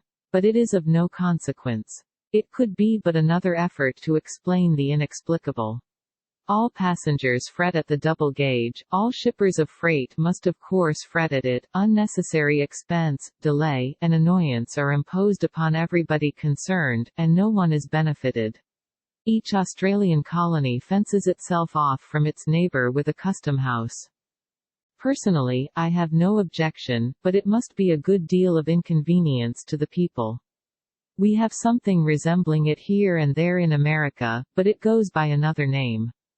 The large empire of the Pacific coast requires a world of iron machinery, and could manufacture it economically on the spot if the imposts on foreign iron were removed. But they are not. Protection to Pennsylvania and Alabama forbids it. The result to the Pacific coast is the same as if there were several rows of custom fences between the coast and the east. Iron carted across the American continent at luxurious railway rates would be valuable enough to be coined when it arrived. We changed cars. This was at Albury, and it was there, I think, that the growing day and the early sun exposed the distant range called the Blue Mountains. Accurately named, my word, as the Australians say, but it was a stunning color, that blue. Deep, strong, rich, exquisite, towering and majestic masses of blue, a softly luminous blue, a smoldering blue, as if vaguely lit by fires within. It extinguished the blue of the sky, made it pallid and unwholesome, whity and washed out. A wonderful color, just divine. A resident told me that those were not mountains, he said they were rabbit piles. and explained that long exposure and the overripe condition of the rabbits was what made them look so blue. This man may have been right, but much reading of books of travel has made me distrustful of gratis information furnished by unofficial residents of a country. The facts which such people give to travelers are usually erroneous, and often intemperately so. The rabbit plague has indeed been very bad in Australia, and it could account for one mountain, but not for a mountain range, it seems to me. It is too large an order. We breakfasted at the station. A good breakfast, except the coffee, and cheap. The government establishes the prices and placards them. The waiters were men, I think, but that is not usual in Australasia. The usual thing is to have girls. No, not girls, young ladies, generally duchesses. Dress? They would attract attention at any royal levee in Europe. Even empresses and queens do not dress as they do. Not that they could not afford it perhaps, but they would not know how. All the pleasant morning we slid smoothly along over the plains, through thin, not thick, forests of great melancholy gum trees, with trunks rugged with curled sheets of flaking bark, erysipelas convalescents, so to speak, shedding their dead skins. And all along were tiny cabins, built sometimes of wood, sometimes of grey-blue corrugated iron, and the doorsteps and fences were clogged with children, rugged little simply clad chaps that looked as if they had been imported from the banks of the Mississippi without breaking bulk. And there were little villages, with neat stations well placarded with showy advertisements, mainly of almost too self-righteous brands of sheep dip if that is the name, and I think it is. It is a stuff like tar, and is dabbed onto places where the shearer clips a piece out of the sheep. It bars out the flies, and has healing properties, and a nip to it which makes the sheep skip like the cattle on 1,000 hills. It is not good to eat. That is, it is not good to eat except when mixed with railroad coffee. It improves railroad coffee. Without it railroad coffee is too vague. But with it, it is quite assertive and enthusiastic. By itself, railroad coffee is too passive, but sheep dip makes it wake up and get down to business. I wonder where they get railroad coffee? We saw birds, but not a kangaroo, not an emu, not an ornithorhynchus, not a lecturer, not a native. Indeed, the land seemed quite destitute of game. But I have misused the word native. In Australia it is applied to Australian-born whites only. I should have said that we saw no aboriginals, no blackfellows, and to this day I have never seen one. In the great museums you will find all the other curiosities, but in the curio of chiefest interest to the stranger all of them are lacking. We have at home an abundance of museums, and not an American Indian in them. It is clearly an absurdity, but it never struck me before. Chapter 15. Truth is stranger than fiction, to some people, but I am measurably familiar with it. Pudd'nhead Wilson's New Calendar. Truth is stranger than fiction, but it is because fiction is obliged to stick to possibilities, truth isn't. Pudd'nhead Wilson's New Calendar. The air was balmy and delicious, the sunshine radiant, it was a charming excursion. In the course of it we came to a town whose odd name was famous all over the world a quarter of a century ago, Wagga Wagga. This was because the Tichborne claimant had kept a butcher shop there. It was out of the midst of his humble collection of sausages and tripe that he soared up into the zenith of notoriety and hung there in the wastes of space a time, with the telescopes of all nations leveled at him in unappeasable curiosity as to which of the two long-missing persons he was, Arthur Orton, the mislaid roustabout of Wapping, or Sir Roger Tichborne, the lost heir of a name and estates as old as English history. We all know now, but not a dozen people knew then, and the dozen kept the mystery to themselves and allowed the most intricate and fascinating and marvelous real-life romance that has ever been played upon the world stage to unfold itself serenely, act by act, in a British court by the long and laborious processes of judicial development. When we recall the details of that great romance we marvel to see what daring chances truth may freely take in constructing a tale, as compared with the poor little conservative risks permitted to fiction. The fiction artist could achieve no success with the materials of this splendid Tichborne romance. He would have to drop out the chief characters, the public would say such people are impossible. He would have to drop out a number of the most picturesque incidents, the public would say such things could never happen. And yet the chief characters did exist, and the incidents did happen. It cost the Tichborne estates $400,000 to unmask the claimant and drive him out, and even after the exposure multitudes of Englishmen still believed in him. It cost the British government another $400,000 to convict him of perjury, and after the conviction the same old multitudes still believed in him, and among these believers were many educated and intelligent men, and some of them had personally known the real Sir Roger.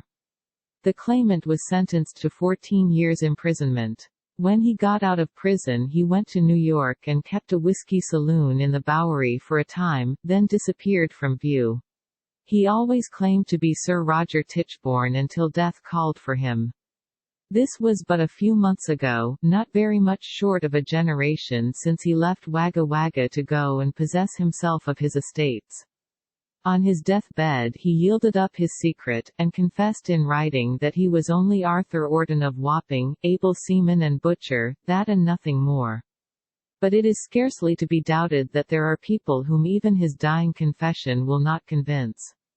The old habit of assimilating incredibilities must have made strong food a necessity in their case, a weaker article would probably disagree with them. I was in London when the claimant stood his trial for perjury. I attended one of his showy evenings in the sumptuous quarters provided for him from the purses of his adherents and well-wishers. He was in evening dress, and I thought him a rather fine and stately creature. There were about 25 gentlemen present, educated men moving in good society, none of them commonplace, some of them were men of distinction, none of them were obscurities. They were his cordial friends and admirers. It was Sir Roger, always Sir Roger on all hands, no one withheld the title, all turned it from the tongue with unction, and as if it tasted good. For many years I had had a mystery in stock. Melbourne, and only Melbourne, could unriddle it for me. In 1873 I arrived in London with my wife and young child, and presently received a note from Naples signed by a name not familiar to me. It was not Bascom, and it was not Henry, but I will call it Henry Bascom for convenience's sake. This note, of about 6 lines, was written on a strip of white paper whose end edges were ragged. I came to be familiar with those strips in later years. Their size and pattern were always the same. Their contents were usually to the same effect: would I and mine come to the writer's country place in England on such and such a date, by such and such a train, and stay 12 days and depart by such and such a train at the end of the specified time? A carriage would meet us at the station. These invitations were always for a long time ahead, if we were in Europe, 3 months ahead, if we were in America, 6 to 12 months ahead. They always named the exact date and train for the beginning and also for the end of the visit. This first note invited us for a date 3 months in the future. It asked us to arrive by the 4:10 p.m. train from London, August 6. The carriage would be waiting. The carriage would take us away 7 days later, train specified. And there were these words: speak to Tom Hughes. I showed the note to the author of Tom Brown at Rugby and he said, accept and be thankful. He described Mr. Bascom as being a man of genius, a man of fine attainments, a choice man in every way, a rare and beautiful character. He said that Bascom Hall was a particularly fine example of the stately manorial mansion of Elizabeth's days. And that it was a house worth going a long way to see, like Noel, that Mr. B was of a social disposition, liked the company of agreeable people, and always had samples of the sort coming and going. We paid the visit. We paid others, in later years, the last one in 1879. Soon after that Mr. Bascom started on a voyage around the world in a steam yacht, a long and leisurely trip, for he was making collections, in all lands, of birds, butterflies, and such things. The day that President Garfield was shot by the assassin Guiteau, we were at a little watering place on Long Island Sound, and in the mail matter of that day came a letter with the Melbourne postmark on it. It was for my wife, but I recognized Mr. Bascom's handwriting on the envelope, and opened it. It was the usual note, as to paucity of lines, and was written on the customary strip of paper, but there was nothing usual about the contents. The note informed my wife that if it would be any assuagement of her grief to know that her husband's lecture tour in Australia was a satisfactory venture from the beginning to the end, he, the writer, could testify that such was the case, also, that her husband's untimely death had been mourned by all classes, as she would already know by the press telegrams, long before the reception of this note, that the funeral was attended by the officials of the colonial and city governments, and that while he, the writer, her friend and mine, had not reached Melbourne in time to see the body, he had at least had the sad privilege of acting as one of the pallbearers. Signed, Henry Bascom. My first thought was, why didn't he have the coffin opened? He would have seen that the corpse was an impostor, and he could have gone right ahead and dried up the most of those tears, and comforted those sorrowing governments, and sold the remains and sent me the money. I did nothing about the matter. I had set the law after living lecture doubles of mine a couple of times in America, and the law had not been able to catch them. Others in my trade had tried to catch their impostor doubles and had failed. Then where was the use in harrying a ghost? None, and so I did not disturb it. I had a curiosity to know about that man's lecture tour and last moments, but that could wait. When I should see Mr. Bascom he would tell me all about it. But he passed from life, and I never saw him again. My curiosity faded away. However, when I found that I was going to Australia it revived. And naturally, for if the people should say that I was a dull, poor thing compared to what I was before I died, it would have a bad effect on business. Well, to my surprise the Sydney journalists had never heard of that impostor. I pressed them, but they were firm, they had never heard of him, and didn't believe in him. I could not understand it, still, I thought it would all come right in Melbourne. The government would remember, and the other mourners. At the supper of the Institute of Journalists I should find out all about the matter. But no, it turned out that they had never heard of it. So my mystery was a mystery still. It was a great disappointment. I believed it would never be cleared up, in this life, so I dropped it out of my mind. But at last, just when I was least expecting it. However, this is not the place for the rest of it, I shall come to the matter again, in a far distant chapter. Chapter 16. There is a moral sense, and there is an immoral sense. History shows us that the moral sense enables us to perceive morality and how to avoid it, and that the immoral sense enables us to perceive immorality and how to enjoy it. Pudd'nhead Wilson's New Calendar. Melbourne spreads around over an immense area of ground. It is a stately city architecturally as well as in magnitude. It has an elaborate system of cable car service, it has museums, and colleges, and schools, and public gardens, and electricity, and gas, and libraries, and theaters, and mining centers, and wool centers, and centers of the arts and sciences, and boards of trade, and ships, and railroads, and a harbor, and social clubs, and journalistic clubs, and racing clubs, and a squatter club sumptuously housed and appointed, and as many churches and banks as can make a living. In a word, it is equipped with everything that goes to make the modern great city. It is the largest city of Australasia, and fills the post with honor and credit. It has one specialty, this must not be jumbled in with those other things. It is the mitred metropolitan of the horse racing cult. Its race ground is the Mecca of Australasia. On the great annual day of sacrifice, the 5th of November, Guy Fawkes's Day, business is suspended over a stretch of land and sea as wide as from New York to San Francisco, and deeper than from the northern lakes to the Gulf of Mexico, and every man and woman, of high degree or low, who can afford the expense, put away their other duties and come.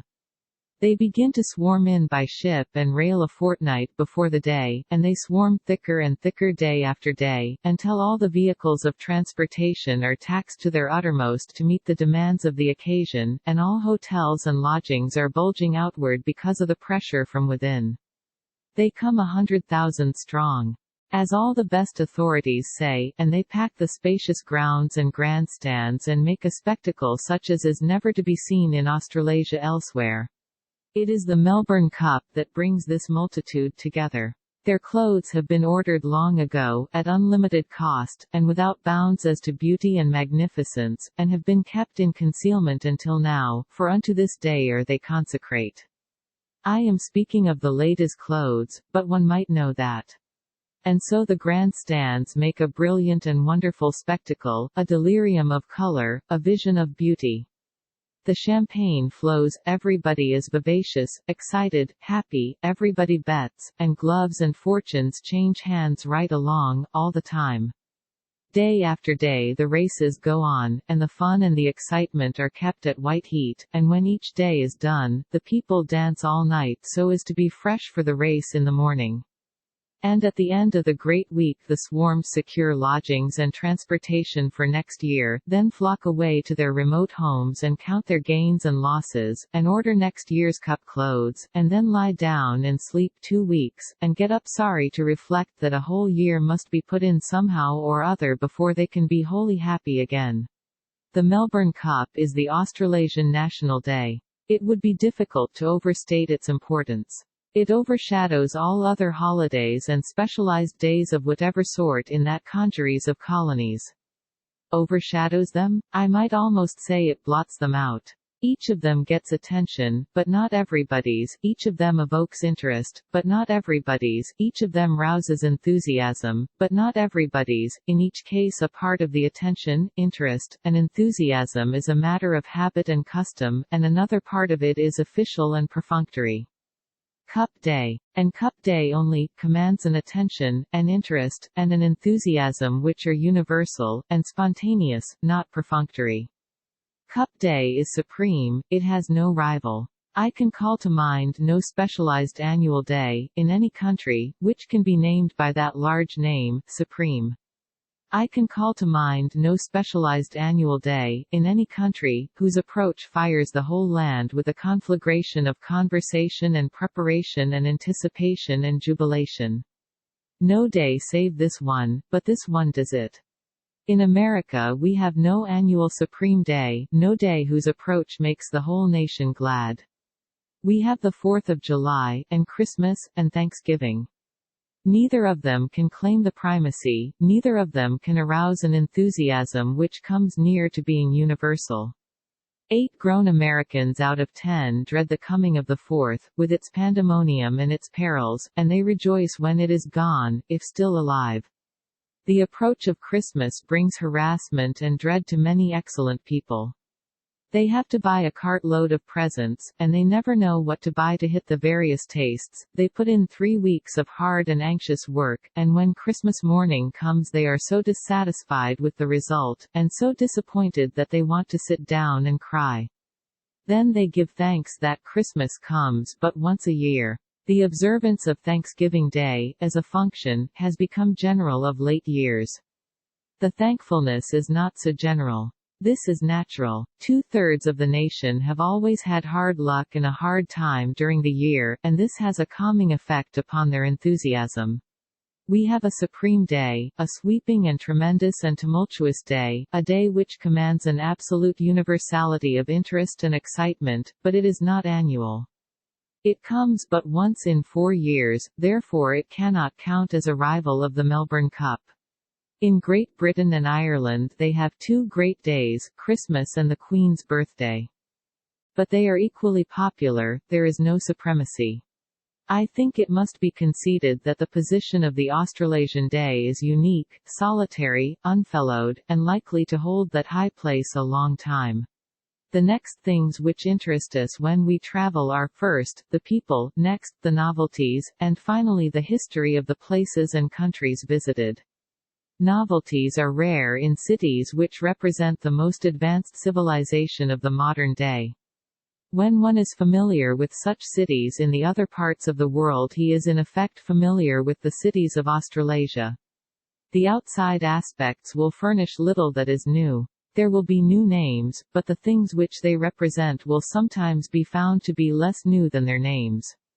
There may be shades of difference, but these can easily be too fine for detection by the incompetent eye of the passing stranger.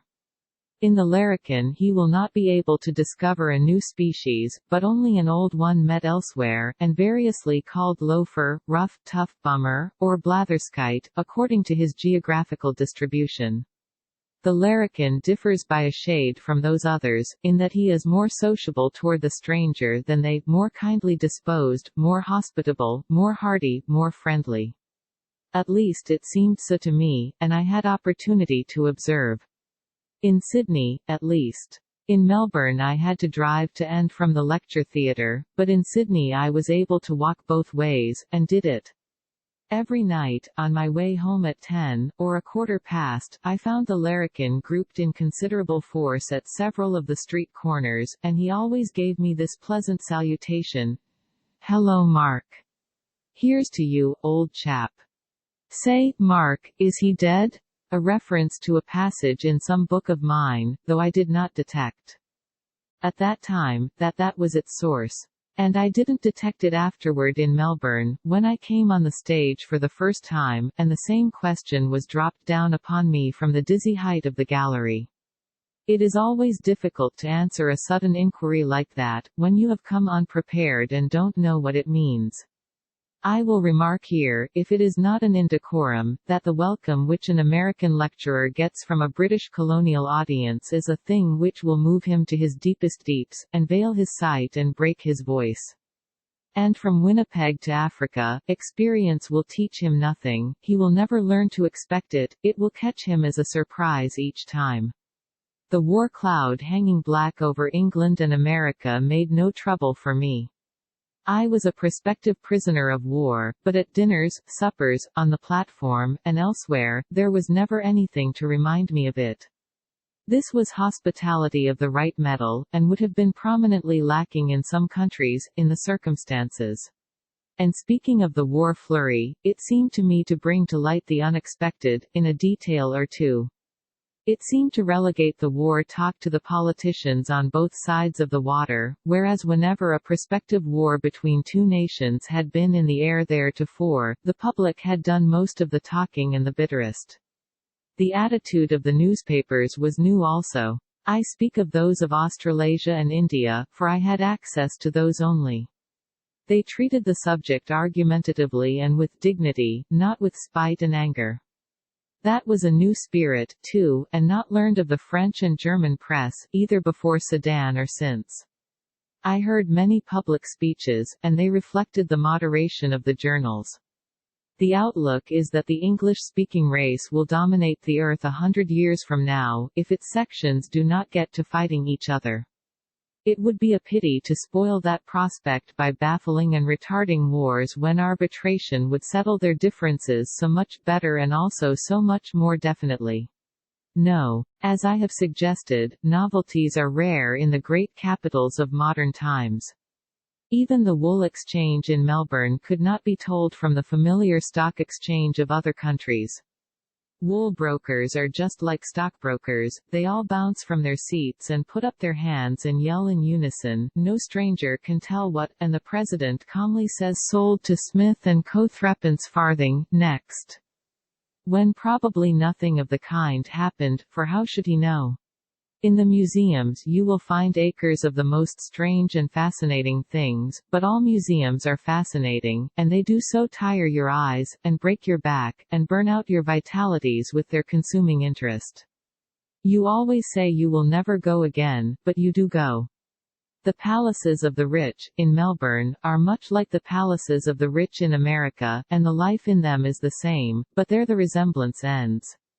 The grounds surrounding the American palace are not often large, and not often beautiful, but in the Melbourne case the grounds are often ducally spacious, and the climate and the gardeners together make them as beautiful as a dream. It is said that some of the country seats have grounds, domains, about them which rival in charm and magnitude those which surround the country mansion of an English lord, but I was not out in the country, I had my hands full in town. And what was the origin of this majestic city and its efflorescence of palatial town houses and country seats? Its first brick was laid and its first house built by a passing convict. Australian history is almost always picturesque, indeed, it is so curious and strange, that it is itself the chiefest novelty the country has to offer, and so it pushes the other novelties into second and third place. It does not read like history, but like the most beautiful lies. And all of a fresh new sort, no moldy old stale ones. It is full of surprises, and adventures, and incongruities, and contradictions, and incredibilities, but they are all true, they all happened. Chapter 17. The English are mentioned in the Bible, blessed are the meek, for they shall inherit the earth. Pudd'nhead Wilson's New Calendar.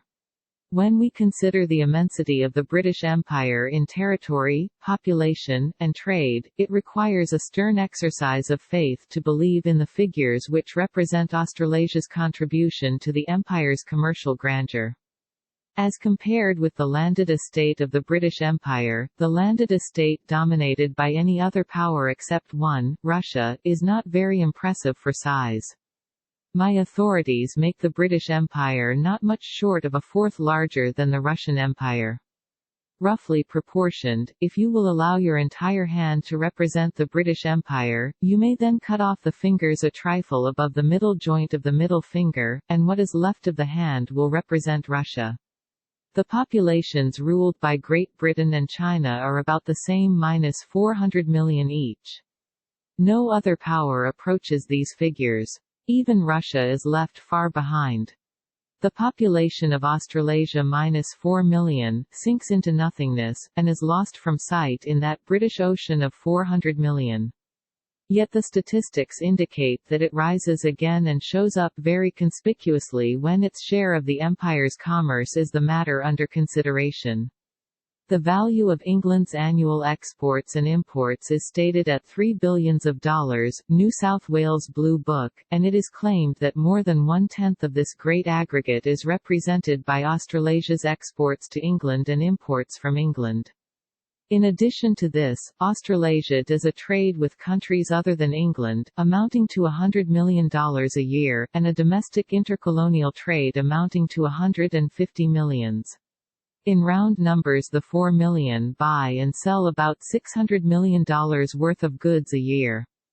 It is claimed that about half of this represents commodities of Australasian production. The products exported annually by India are worth a trifle over $500 million. Now, here are some faith-straining figures. Indian production, 300 million population, $500 million. Australasian production, 4 million population, $300 million. That is to say, the product of the individual Indian, annually, for export somewhither, is worth $1.75, that of the individual Australasian, for export somewhither, $75. Or, to put it in another way, the Indian family of man and wife and 3 children sends away an annual result worth $8.75, while the Australasian family sends away $375 worth. There are trustworthy statistics furnished by Sir Richard Temple and others, which show that the individual Indian's whole annual product, both for export and home use, is worth in gold only $7.50, or $37.50 for the family aggregate. Ciphered out on a like ratio of multiplication, the Australasian family's aggregate production would be nearly $1,600. Truly, nothing is so astonishing as figures, if they once get started. We left Melbourne by rail for Adelaide, the capital of the vast province of South Australia, a 17-hour excursion. On the train we found several Sydney friends, among them a judge who was going out on circuit, and was going to hold court at Broken Hill, where the celebrated silver mine is. It seemed a curious road to take to get to that region. Broken Hill is close to the western border of New South Wales, and Sydney is on the eastern border. A fairly straight line, 700 miles long, drawn westward from Sydney, would strike Broken Hill, just as a somewhat shorter one drawn west from Boston would strike Buffalo. The way the judge was travelling would carry him over 2,000 miles by rail, he said, southwest from Sydney down to Melbourne, then northward up to Adelaide, then a cant back northeastward and over the border into New South Wales once more to Broken Hill. It was like going from Boston southwest to Richmond, Virginia, then northwest up to Erie, Pennsylvania, then a cant back northeast and over the border, to Buffalo, New York. But the explanation was simple. Years ago the fabulously rich silver discovery at Broken Hill burst suddenly upon an unexpected world. Its stock started at shillings, and went by leaps and bounds to the most fanciful figures. It was one of those cases where the cook puts a month's wages into shares, and comes next month and buys your house at your own price, and moves into it herself, where the coachman takes a few shares, and next month sets up a bank, and where the common sailor invests the price of a spree, and the next month buys out the steamship company and goes into business on his own hook. In a word, it was one of those excitements which bring multitudes of people to a common center with a rush, and whose needs must be supplied, and at once. Adelaide was close by, Sydney was far away. Adelaide threw a short railway across the border before Sydney had time to arrange for a long one. It was not worthwhile for Sydney to arrange at all. The whole vast trade profit of Broken Hill fell into Adelaide's hands, irrevocably. New South Wales furnishes law for Broken Hill and sends her judges 2,000 miles, mainly through alien countries, to administer it, but Adelaide takes the dividends and makes no moan. We started at 4:20 in the afternoon, and moved across level plains until night. In the morning we had a stretch of scrub country, the kind of thing which is so useful to the Australian novelist.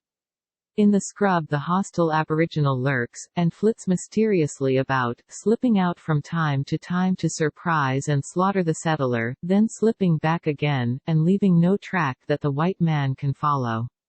In the scrub the novelist's heroine gets lost, search fails of result, she wanders here and there, and finally sinks down exhausted and unconscious, and the searchers pass within a yard or two of her, not suspecting that she is near, and by some rambler finds her bones and the pathetic diary which she had scribbled with her failing hand and left behind. Nobody can find a lost heroine in the scrub but the aboriginal tracker, and he will not lend himself to the scheme if it will interfere with the novelist's plot. The scrub stretches miles and miles in all directions, and looks like a level roof of bush tops without a break or a crack in it, as seamless as a blanket, to all appearance. One might as well walk under water and hope to guess out a route and stick to it, I should think. Yet it is claimed that the aboriginal tracker was able to hunt out people lost in the scrub. Also in the bush, also in the desert, and even follow them over patches of bare rocks and over alluvial ground which had to all appearance been washed clear of footprints. From reading Australian books and talking with the people, I became convinced that the Aboriginal tracker's performances evince a craft, a penetration, a luminous sagacity, and a minuteness and accuracy of observation in the matter of detective work not found in nearly so remarkable a degree in any other people, white or coloured. In an official account of the blacks of Australia published by the Government of Victoria, one reads that the Aboriginal not only notices the faint marks left on the bark of a tree by the claws of a climbing opossum, but knows in some way or other whether the marks were made today or yesterday. And there is the case, on record, where a settler, makes a bet with B, that B may lose a cow as effectually as he can, and A will produce an Aboriginal who will find her. B selects a cow and lets the tracker see the cow's footprint. Then be put under guard. B then drives the cow a few miles over a course which drifts in all directions, and frequently doubles back upon itself, and he selects difficult ground all the time, and once or twice even drives the cow through herds of other cows, and mingles her tracks in the wide confusion of theirs. He finally brings his cow home, the aboriginal is set at liberty, and at once moves around in a great circle, examining all cow tracks until he finds the one he is after, then sets off and follows it throughout its erratic course, and ultimately tracks it to the stable where B has hidden the cow. Now wherein does one cow track differ from another? There must be a difference, or the tracker could not have performed the feat, a difference minute, shadowy, and not detectable by you or me, or by the late Sherlock Holmes, and yet discernible by a member of a race charged by some people with occupying the bottom place in the gradations of human intelligence. Chapter 18. It is easier to stay out than get out. Pudd'nhead Wilson's New Calendar. The train was now exploring a beautiful hill country, and went twisting in and out through lovely little green valleys. There were several varieties of gum trees, among them many giants. Some of them were bodied and barked like the sycamore, some were of fantastic aspect, and reminded one of the quaint apple trees in Japanese pictures. And there was one peculiarly beautiful tree whose name and breed I did not know. The foliage seemed to consist of big bunches of pine spines, the lower half of each bunch a rich brown or old gold color, the upper half a most vivid and strenuous and shouting green. The effect was altogether bewitching. The tree was apparently rare. I should say that the first and last samples of it seen by us were not more than half an hour apart. There was another tree of striking aspect, a kind of pine, we were told. Its foliage was as fine as hair, apparently, and its mass sphered itself above the naked straight stem like an explosion of misty smoke. It was not a sociable sort, it did not gather in groups or couples, but each individual stood far away from its nearest neighbor. It scattered itself in this spacious and exclusive fashion about the slopes of swelling grassy great knolls, and stood in the full flood of the wonderful sunshine, and as far as you could see the tree itself you could also see the ink-black blot of its shadow on the shining green carpet at its feet.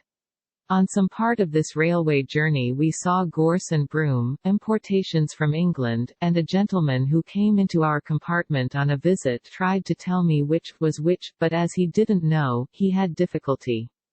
He said he was ashamed of his ignorance, but that he had never been confronted with the question before during the 50 years and more that he had spent in Australia. And so he had never happened to get interested in the matter. But there was no need to be ashamed. The most of us have his defect. We take a natural interest in novelties, but it is against nature to take an interest in familiar things. The gorse and the broom were a fine accent in the landscape.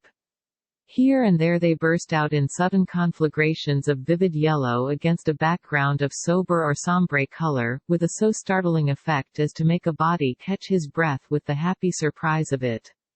And then there was the wattle, a native bush or tree, an inspiring cloud of sumptuous yellow bloom. It is a favorite with the Australians, and has a fine fragrance, a quality usually wanting in Australian blossoms. The gentleman who enriched me with the poverty of his information about the gorse and the broom told me that he came out from England a youth of 20 and entered the province of South Australia with 36 shillings in his pocket, an adventurer without trade, profession, or friends, but with a clearly defined purpose in his head. He would stay until he was worth L200, then go back home. He would allow himself 5 years for the accumulation of this fortune. That was more than 50 years ago, said he. And here I am yet. As he went out at the door he met a friend, and turned and introduced him to me, and the friend and I had a talk and a smoke. I spoke of the previous conversation and said there was something very pathetic about this half-century of exile, and that I wished the L200 scheme had succeeded. With him? Oh, it did. It's not so sad a case. He is modest, and he left out some of the particulars. The lad reached South Australia just in time to help discover the Burra Burra copper mines. They turned out L700,000 in the first 3 years. Up to now they have yielded L20 million. He has had his share. Before that boy had been in the country 2 years he could have gone home and bought a village, he could go now and buy a city, I think. No, there is nothing very pathetic about his case. He and his copper arrived at just a handy time to save South Australia. It had got mashed pretty flat under the collapse of a land boom a while before. There it is again, picturesque history, Australia's specialty. In 1829 South Australia hadn't a white man in it. In 1836 the British Parliament erected it, still a solitude, into a province, and gave it a governor and other governmental machinery. Speculators took hold, now, and inaugurated a vast land scheme, and invited immigration, encouraging it with lurid promises of sudden wealth. It was well worked in London, and bishops, statesmen, and all sorts of people made a rush for the land company's shares. Immigrants soon began to pour into the region of Adelaide and select town lots and farms in the sand and the mangrove swamps by the sea. The crowds continued to come, prices of land rose high, then higher and still higher, everybody was prosperous and happy, the boom swelled into gigantic proportions. A village of sheet iron huts and clapboard sheds sprang up in the sand, and in these wigwams fashion-made display, richly dressed ladies played on costly pianos, London swells in evening dress and patent leather boots were abundant, and this fine society drank champagne, and in other ways conducted itself in this capital of humble sheds as it had been accustomed to do in the aristocratic quarters of the metropolis of the world. The provincial government put up expensive buildings for its own use, and a palace with gardens for the use of its governor. The governor had a guard, and maintained a court. Roads, wharves, and hospitals were built. All this on credit, on paper, on wind, on inflated and fictitious values, on the boom's moonshine, in fact. This went on handsomely during 4 or 5 years. Then all of a sudden came a smash. Bills for a huge amount drawn by the governor upon the treasury were dishonored, land companies' credit went up in smoke, a panic followed, values fell with a rush, the frightened immigrants seized their gripsacks and fled to other lands, leaving behind them a good imitation of a solitude, where lately had been a buzzing and populous hive of men.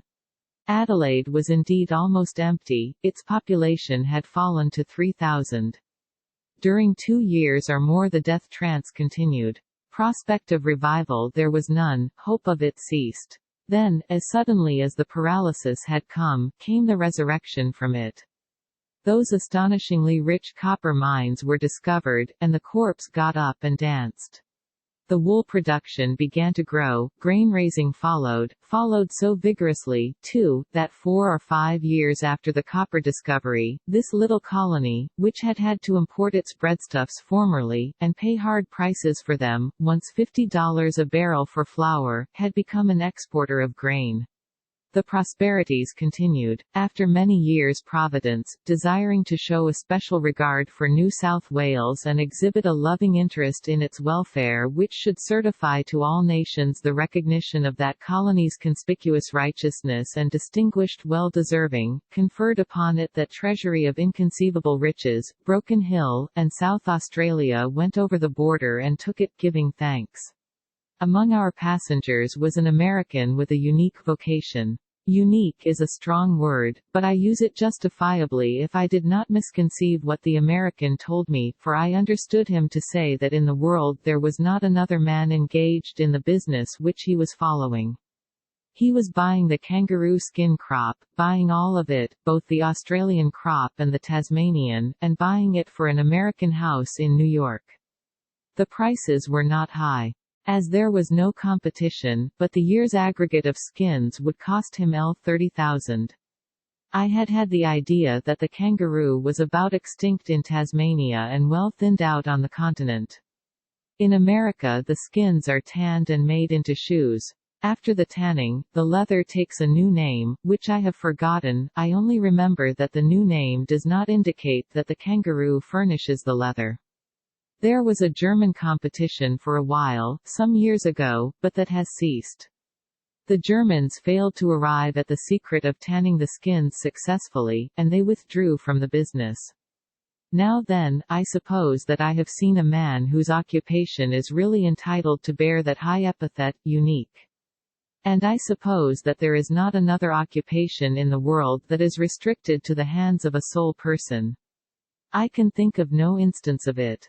There is more than one pope, there is more than one emperor, there is even more than one living God, walking upon the earth and worshipped in all sincerity by large populations of men.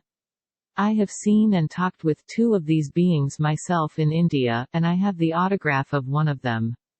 It can come good, by and by, I reckon, if I attach it to a permit. Approaching Adelaide, we dismounted from the train, as the French say, and were driven in an open carriage over the hills and along their slopes to the city. It was an excursion of an hour or two, and the charm of it could not be overstated, I think.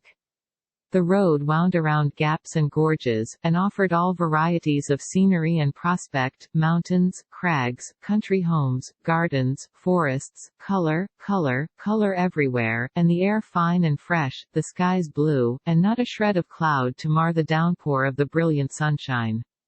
And finally the mountain gateway opened, and the immense plain lay spread out below and stretching away into dim distances on every hand. Soft and delicate and dainty and beautiful. On its near edge reposed the city. We descended and entered. There was nothing to remind one of the humble capital, of huts and sheds of the long-vanished day of the land boom. No, this was a modern city, with wide streets, compactly built, with fine homes everywhere, embowered in foliage and flowers, and with imposing masses of public buildings nobly grouped and architecturally beautiful. There was prosperity in the air, for another boom was on. Providence, desiring to show a special regard for the neighbouring colony on the west called Western Australia, and exhibit a loving interest in its welfare which should certify to all nations the recognition of that colony's conspicuous righteousness and distinguished well-deserving, had recently conferred upon it that majestic treasury of golden riches, Coolgardie, and now South Australia had gone around the corner and taken it, giving thanks. Everything comes to him who is patient and good, and waits. But South Australia deserves much, for apparently she is a hospitable home for every alien who chooses to come, and for his religion, too. She has a population, as per the latest census, of only 320,000 odd, and yet her varieties of religion indicate the presence within her borders of samples of people from pretty nearly every part of the globe you can think of. Tabulated, these varieties of religion make a remarkable show. One would have to go far to find its match. I copy here this cosmopolitan curiosity, and it comes from the published census. Church of England. 89,271 Roman Catholic. 47,179 Wesleyan. 49,159 Lutheran.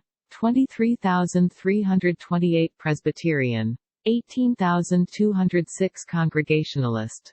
11,882 Bible Christian. 15,762 Primitive Methodist. 11,654 Baptist. 17,547 Christian Brethren. 465 Methodist New Connection. 39 Unitarian. 688 Church of Christ. 3,367 Society of Friends, 100 Salvation Army. 4,356 New Jerusalem Church. 168 Jews. 840 Protestants undefined. 5,532 Mohammedans. 299 Confucians, etc. 3,884 Other religions. 1,719 Object. 6,940 not stated. 8,046. Total, 320,431. The item in the above list other religions includes the following as returned: Agnostics, 50 Atheists, 22 Believers in Christ, 4 Buddhists, 52 Calvinists, 46 Christadelphians, 134 Christians, 308 Christ's Chapel, 9 Christian Israelites, 2 Christian Socialists, 6 Church of God, 6 Cosmopolitans, 3 Deists, 14 Evangelists, 60 Exclusive Brethren, 8 Free Church, 21 Free Methodists, 5 Freethinkers, 258 Followers of Christ, 8 Gospel meetings, 11 Greek Church, 44 Infidels, 9 Maronites, 2 Memnonists, 1 Moravians, 139 Mormons, 4 Naturalists, 2 Orthodox, 4 others, indefinite, 17 Pagans, 20 Pantheists, 3 Plymouth Brethren, 111 Rationalists, 4 Reformers, 7 Secularists, 12 Seventh-day Adventists, 203 Shaker, 1 Shintoists, 24 Spiritualists, 37 Theosophists, 9 Town, City, Mission, 16 Welsh Church, 27 Huguenot, 2 Hussite, 1 Zoroastrians, 2 Zwinglian, 1. About 64 roads to the other world. You see how healthy the religious atmosphere is. Anything can live in it. Agnostics, atheists, freethinkers, infidels, Mormons, pagans, indefinites, they are all there. And all the big sects of the world can do more than merely live in it, they can spread, flourish, prosper. All except the spiritualists and the theosophists. That is the most curious feature of this curious table. What is the matter with the spectre? Why do they puff him away? He is a welcome toy everywhere else in the world. Chapter 19. Pity is for the living, envy is for the dead. Pudd'nhead Wilson's New Calendar. The successor of the sheet iron hamlet of the mangrove marshes has that other Australian specialty, the botanical gardens. We cannot have these paradises. The best we could do would be to cover a vast acreage under glass and apply steam heat.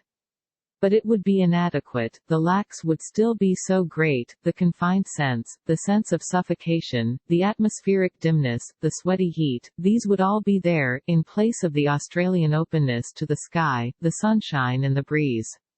Whatever will grow under glass with us will flourish rampantly out of doors in Australia. The greatest heat in Victoria, that there is an authoritative record of, was at Sandhurst, in January, 1862. The thermometer then registered 117 degrees in the shade. In January, 1880, the heat at Adelaide, South Australia, was 172 degrees in the sun. When the white man came, the continent was nearly as poor, in variety of vegetation, as the desert of Sahara. Now it has everything that grows on the earth.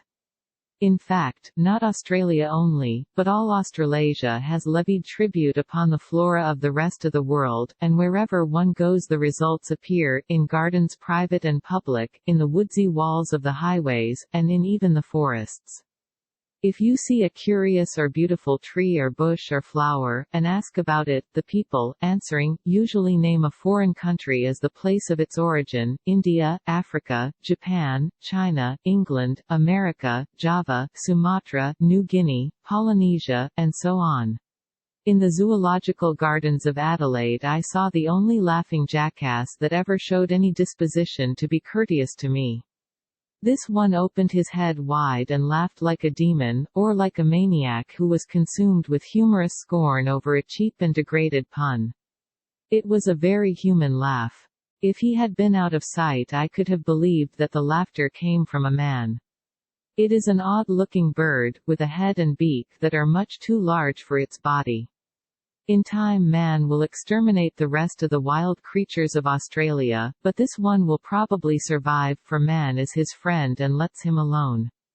Man always has a good reason for his charities towards wild things, human or animal, when he has any.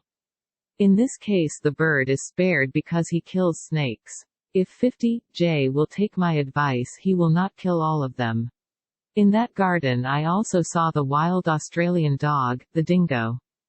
He was a beautiful creature, shapely, graceful, a little wolfish in some of his aspects, but with a most friendly eye and sociable disposition. The dingo is not an importation, he was present in great force when the whites first came to the continent.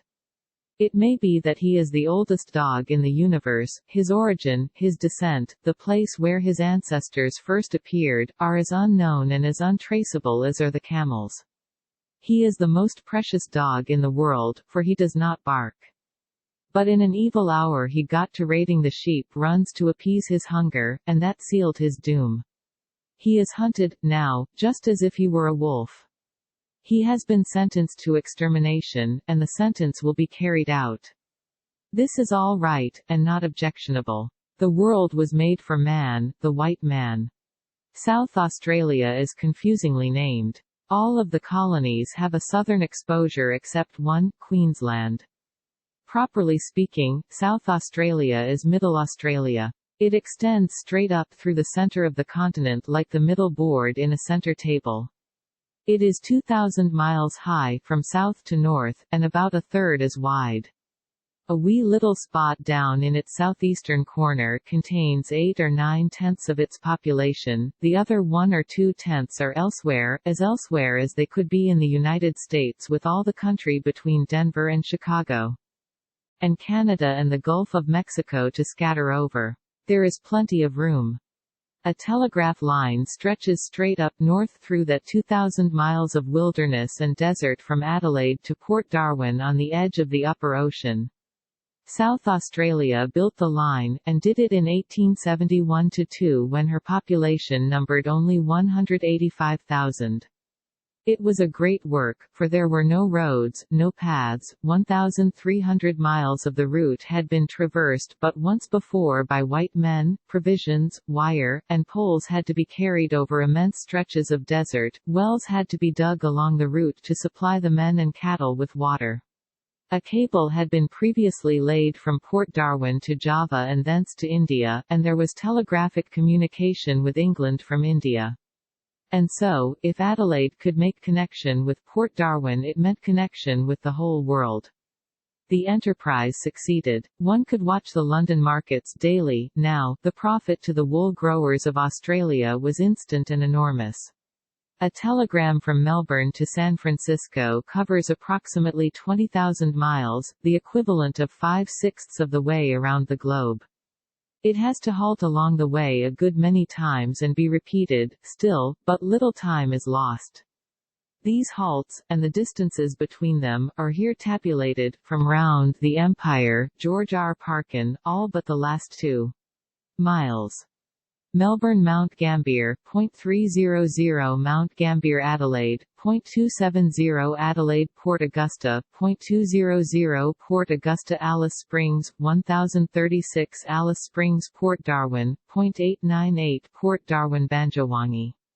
1150 Banjowangi Batavia, 0.480 Batavia Singapore, 0.553 Singapore Penang, 0.399 Penang Madras, 1280 Madras Bombay, 0.650 Bombay Aden, 1662 Aden Suez, 1346 Suez Alexandria, 0.224 Alexandria Malta, 0.828 Malta Gibraltar, 1008 Gibraltar Falmouth, 1061 Falmouth London, 0.350 London New York, 2500 New York San Francisco, 3500.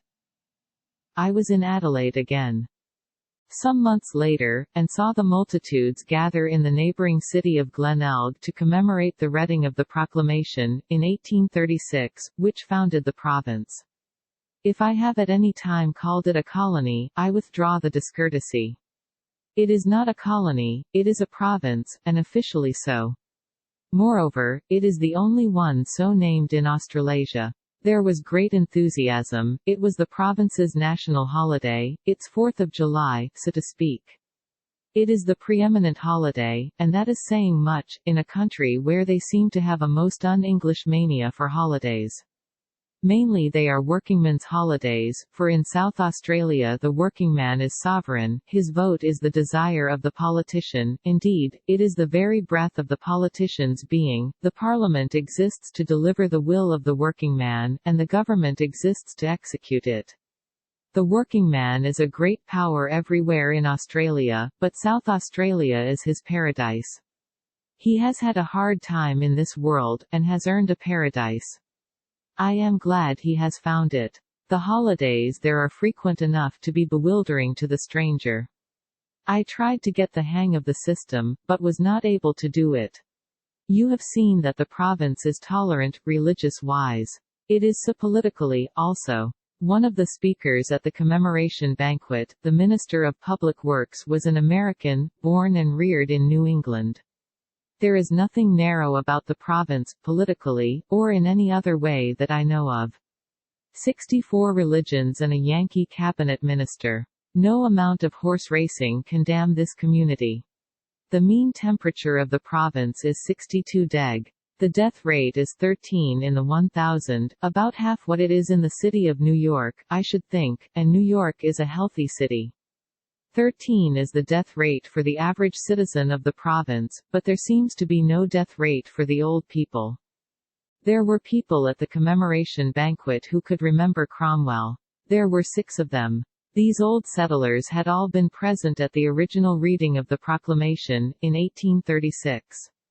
They showed signs of the blightings and blastings of time, in their outward aspect, but they were young within, young and cheerful, and ready to talk, and talk all you wanted, in their turn, and out of it.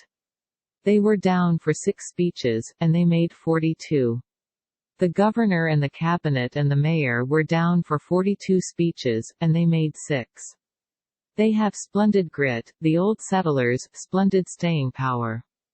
But they do not hear well, and when they see the mayor going through motions which they recognize as the introducing of a speaker, they think they are the one, and they all get up together, and begin to respond, in the most animated way, and the more the mayor gesticulates, and shouts "sit down.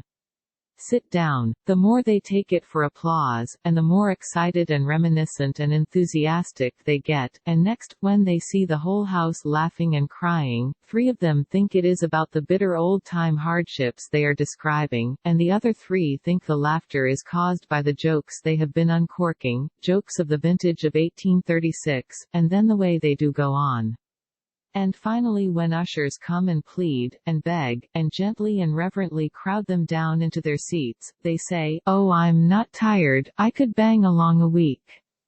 And they sit there looking simple and childlike, and gentle, and proud of their oratory, and wholly unconscious of what is going on at the other end of the room.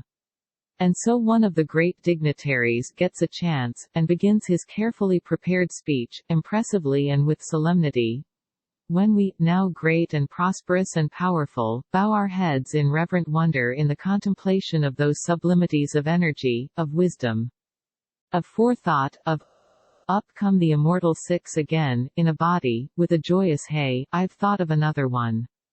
And at it they go, with might and main, hearing not a whisper of the pandemonium that salutes them, but taking all the visible violences for applause, as before, and hammering joyously away till the imploring ushers pray them into their seats again. And a pity, too, for those lovely old boys did so enjoy living their heroic youth over, in these days of their honored antiquity, and certainly the things they had to tell were usually worth the telling and the hearing. It was a stirring spectacle, stirring in more ways than one, for it was amazingly funny, and at the same time deeply pathetic, for they had seen so much, these time-worn veterans, and had suffered so much, and had built so strongly and well, and laid the foundations of their commonwealth so deep, in liberty and tolerance, and had lived to see the structure rise to such state and dignity and hear themselves so praised for their honorable work. One of these old gentlemen told me some things of interest afterward, things about the aboriginals, mainly. He thought them intelligent, remarkably so in some directions, and he said that along with their unpleasant qualities they had some exceedingly good ones, and he considered it a great pity that the race had died out. He instanced their invention of the boomerang and the weet as evidences of their brightness, and as another evidence of it he said he had never seen a white man who had cleverness enough to learn to do the miracles with those 2 toys that the aboriginals achieved.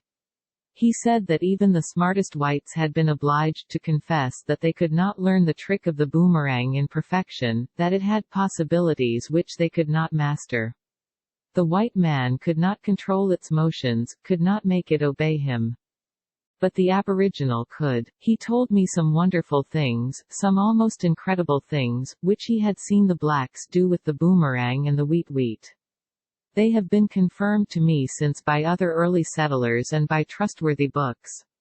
It is contended, and may be said to be conceded, that the boomerang was known to certain savage tribes in Europe in Roman times.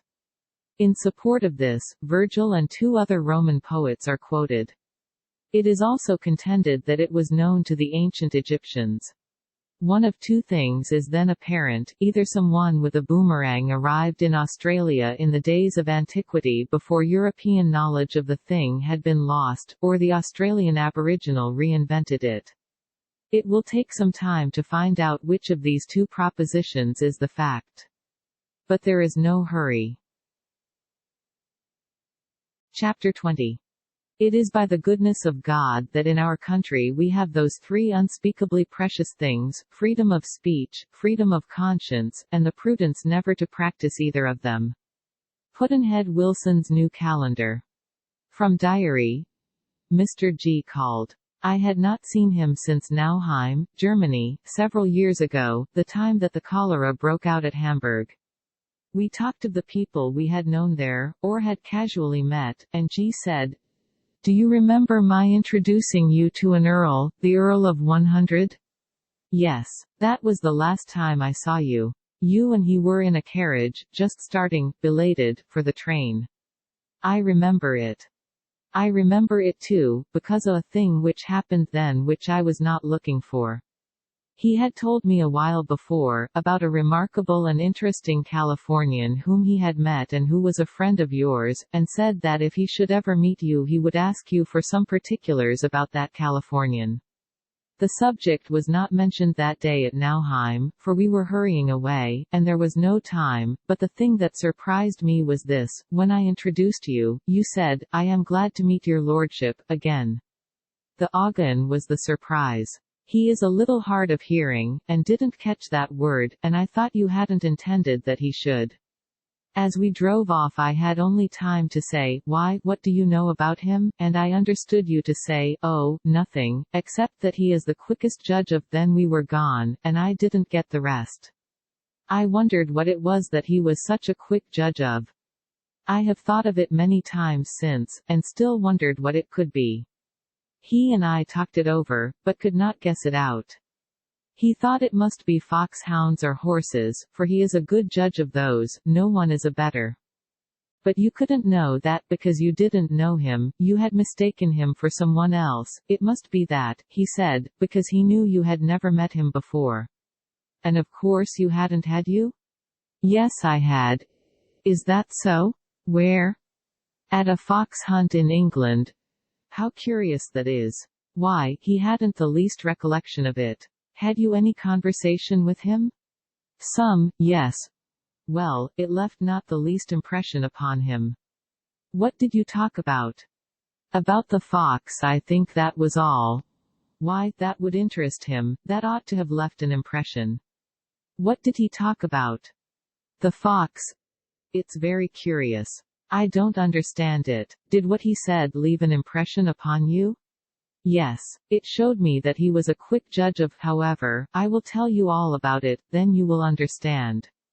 It was a quarter of a century ago, 1873 or 74. I had an American friend in London named F, who was fond of hunting, and his friends the Blanks invited him and me to come out to a hunt and be their guests at their country place. In the morning the mounts were provided, but when I saw the horses I changed my mind and asked permission to walk. I had never seen an English hunter before, and it seemed to me that I could hunt a fox safer on the ground. I had always been diffident about horses, anyway, even those of the common altitudes, and I did not feel competent to hunt on a horse that went on stilts.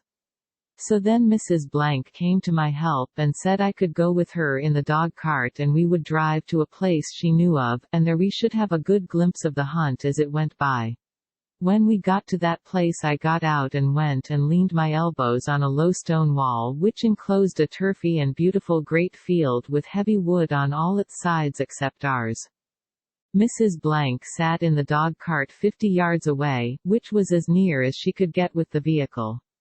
I was full of interest, for I had never seen a fox hunt. I waited, dreaming and imagining, in the deep stillness and impressive tranquility which reigned in that retired spot.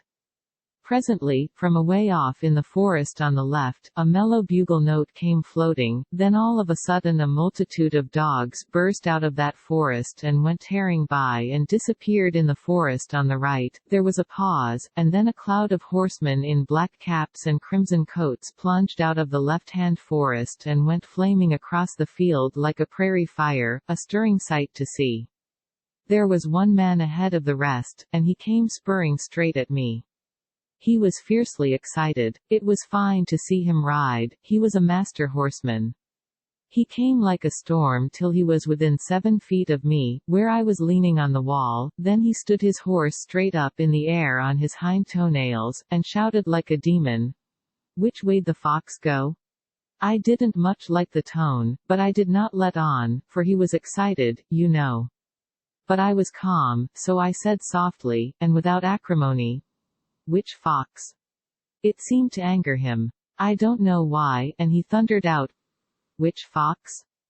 "Why, the fox. Which way did the fox go?" I said, with great gentleness, even argumentatively, "If you could be a little more definite, a little less vague, because I am a stranger, and there are many foxes, as you will know even better than I, and unless I know which one it is that you desire to identify, and you're certainly the damnedest idiot that has escaped in 1,000 years," and he snatched his great horse around as easily as I would snatch a cat, and was away like a hurricane. A very excitable man. I went back to Mrs. Blank, and she was excited, too, oh, all alive. She said, "He spoke to you, didn't he?" "Yes, it is what happened." I knew it. I couldn't hear what he said, but I knew he spoke to you. "Do you know who it was?" "It was Lord 100, and he is master of the Buckhounds."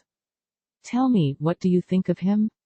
"Him? Well, for sizing up a stranger, he's got the most sudden and accurate judgment of any man I ever saw." It pleased her. I thought it would. G. got away from Nauheim just in time to escape being shut in by the quarantine bars on the frontiers, and so did we, for we left the next day. But G had a great deal of trouble in getting by the Italian custom house, and we should have fared likewise but for the thoughtfulness of our consul general in Frankfurt. He introduced me to the Italian consul general, and I brought away from that consulate a letter which made our way smooth. It was a dozen lines merely commending me in a general way to the courtesies of servants in His Italian Majesty's service, but it was more powerful than it looked. In addition to a raft of ordinary baggage, we had 6 or 8 trunks which were filled exclusively with dutiable stuff, household goods purchased in Frankfurt for use in Florence, where we had taken a house. I was going to ship these through by express, but at the last moment an order went throughout Germany forbidding the moving of any parcels by train unless the owner went with them. This was a bad outlook. We must take these things along, and the delay sure to be caused by the examination of them in the custom house might lose us our train. I imagined all sorts of terrors, and enlarged them steadily as we approached the Italian frontier. We were 6 in number, clogged with all that baggage, and I was courier for the party, the most incapable one they ever employed. We arrived, and pressed with the crowd into the immense custom house, and the usual worries began, everybody crowding to the counter and begging to have his baggage examined first, and all hands clattering and chattering at once. It seemed to me that I could do nothing. It would be better to give it all up and go away and leave the baggage. I couldn't speak the language, I should never accomplish anything. Just then a tall handsome man in a fine uniform was passing by and I knew he must be the station master, and that reminded me of my letter. I ran to him and put it into his hands. He took it out of the envelope, and the moment his eye caught the royal coat of arms printed at its top, he took off his cap and made a beautiful bow to me, and said in English, "Which is your baggage? Please show it to me." I showed him the mountain. Nobody was disturbing it, nobody was interested in it, all the family's attempts to get attention to it had failed, except in the case of one of the trunks containing the dutiable goods. It was just being opened. My officer said, "There, let that alone. Lock it. Now chalk it. Chalk all of the lot. Now please come and show me the hand baggage." He plowed through the waiting crowd, I following, to the counter, and he gave orders again, in his emphatic military way. Chalk these, chalk all of them. Then he took off his cap and made that beautiful bow again, and went his way. By this time these attentions had attracted the wonder of that acre of passengers, and the whisper had gone around that the royal family were present getting their baggage chalked, and as we passed down in review on our way to the door, I was conscious of a pervading atmosphere of envy which gave me deep satisfaction. But soon there was an accident.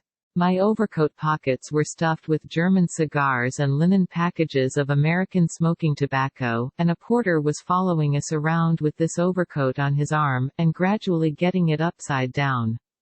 Just as I, in the rear of my family, moved by the sentinels at the door, about 3 hatfuls of the tobacco tumbled out on the floor. One of the soldiers pounced upon it, gathered it up in his arms, pointed back whence I had come, and marched me ahead of him past that long wall of passengers again, he chattering and exulting like a devil, they smiling in peaceful joy, and I trying to look as if my pride was not hurt, and as if I did not mind being brought to shame before these pleased people who had so lately envied me. But at heart I was cruelly humbled. When I had been marched 2/3 of the long distance and the misery of it was at the worst, the stately station master stepped out from somewhere, and the soldier left me and darted after him and overtook him, and I could see by the soldier's excited gestures that he was betraying to him the whole shabby business. The station master was plainly very angry. He came striding down toward me, and when he was come near he began to pour out a stream of indignant Italian, then suddenly took off his hat and made that beautiful bow and said, "Oh, it is you. I beg 1,000 pardons. This idiot here," he turned to the exulting soldier and burst out with a flood of white-hot Italian lava, and the next moment he was bowing, and the soldier and I were moving in procession again, he in the lead and ashamed, this time, I with my chin up. And so we marched by the crowd of fascinated passengers, and I went forth to the train with the honors of war. Tobacco and all. Chapter 21. Man will do many things to get himself loved, he will do all things to get himself envied. Pudd'nhead Wilson's New Calendar. Before I saw Australia I had never heard of the wheat at all. I met but few men who had seen it thrown, at least I met but few who mentioned having seen it thrown. Roughly described, it is a fat wooden cigar with its butt end fastened to a flexible twig. The whole thing is only a couple of feet long, and weighs less than 2 ounces. This feather, so to call it, is not thrown through the air, but is flung with an underhanded throw and made to strike the ground a little way in front of the thrower, then it glances and makes a long skip, glances again, skips again, and again, like the flat stone which a boy sends skating over the water. The water is smooth, and the stone has a good chance, so a strong man may make it travel 50 or 75 yards, but the wheat has no such good chance, for it strikes sand, grass, and earth in its course. Yet an expert aboriginal has sent it a measured distance of 220 yards. It would have gone even further but it encountered rank ferns and underwood on its passage and they damaged its speed. 220 yards, and so weightless a toy, a mouse on the end of a bit of wire, in effect, and not sailing through the accommodating air, but encountering grass and sand and stuff at every jump. It looks wholly impossible, but Mr. Brow Smith saw the feat and did the measuring, and set down the facts in his book about Aboriginal life, which he wrote by command of the Victorian government. What is the secret of the feat? No one explains. It cannot be physical strength, for that could not drive such a featherweight any distance. It must be art. But no one explains what the art of it is, nor how it gets around that law of nature which says you shall not throw any 2-ounce thing 220 yards. Either through the air or bumping along the ground. Reverend J. G. Woods says, the distance to which the wheat or kangaroo rat can be thrown is truly astonishing. I have seen an Australian stand at one side of Kennington Oval and throw the kangaroo rat completely across it. Width of Kennington Oval not stated. It darts through the air with the sharp and menacing hiss of a rifle ball, its greatest height from the ground being some 7 or 8 feet. When properly thrown it looks just like a living animal leaping along. Its movements have a wonderful resemblance to the long leaps of a kangaroo rat fleeing in alarm, with its long tail trailing behind it. The old settler said that he had seen distances made by the weet in the early days, which almost convinced him that it was as extraordinary an instrument as the boomerang. There must have been a large distribution of acuteness among those naked skinny aboriginals, or they couldn't have been such unapproachable trackers and boomerangers and weet-weeters. It must have been race aversion that put upon them a good deal of the low-rate intellectual reputation which they bear and have borne this long time in the world's estimate of them. They were lazy, always lazy. Perhaps that was their trouble. It is a killing defect. Surely they could have invented and built a competent house, but they didn't. And they could have invented and developed the agricultural arts, but they didn't.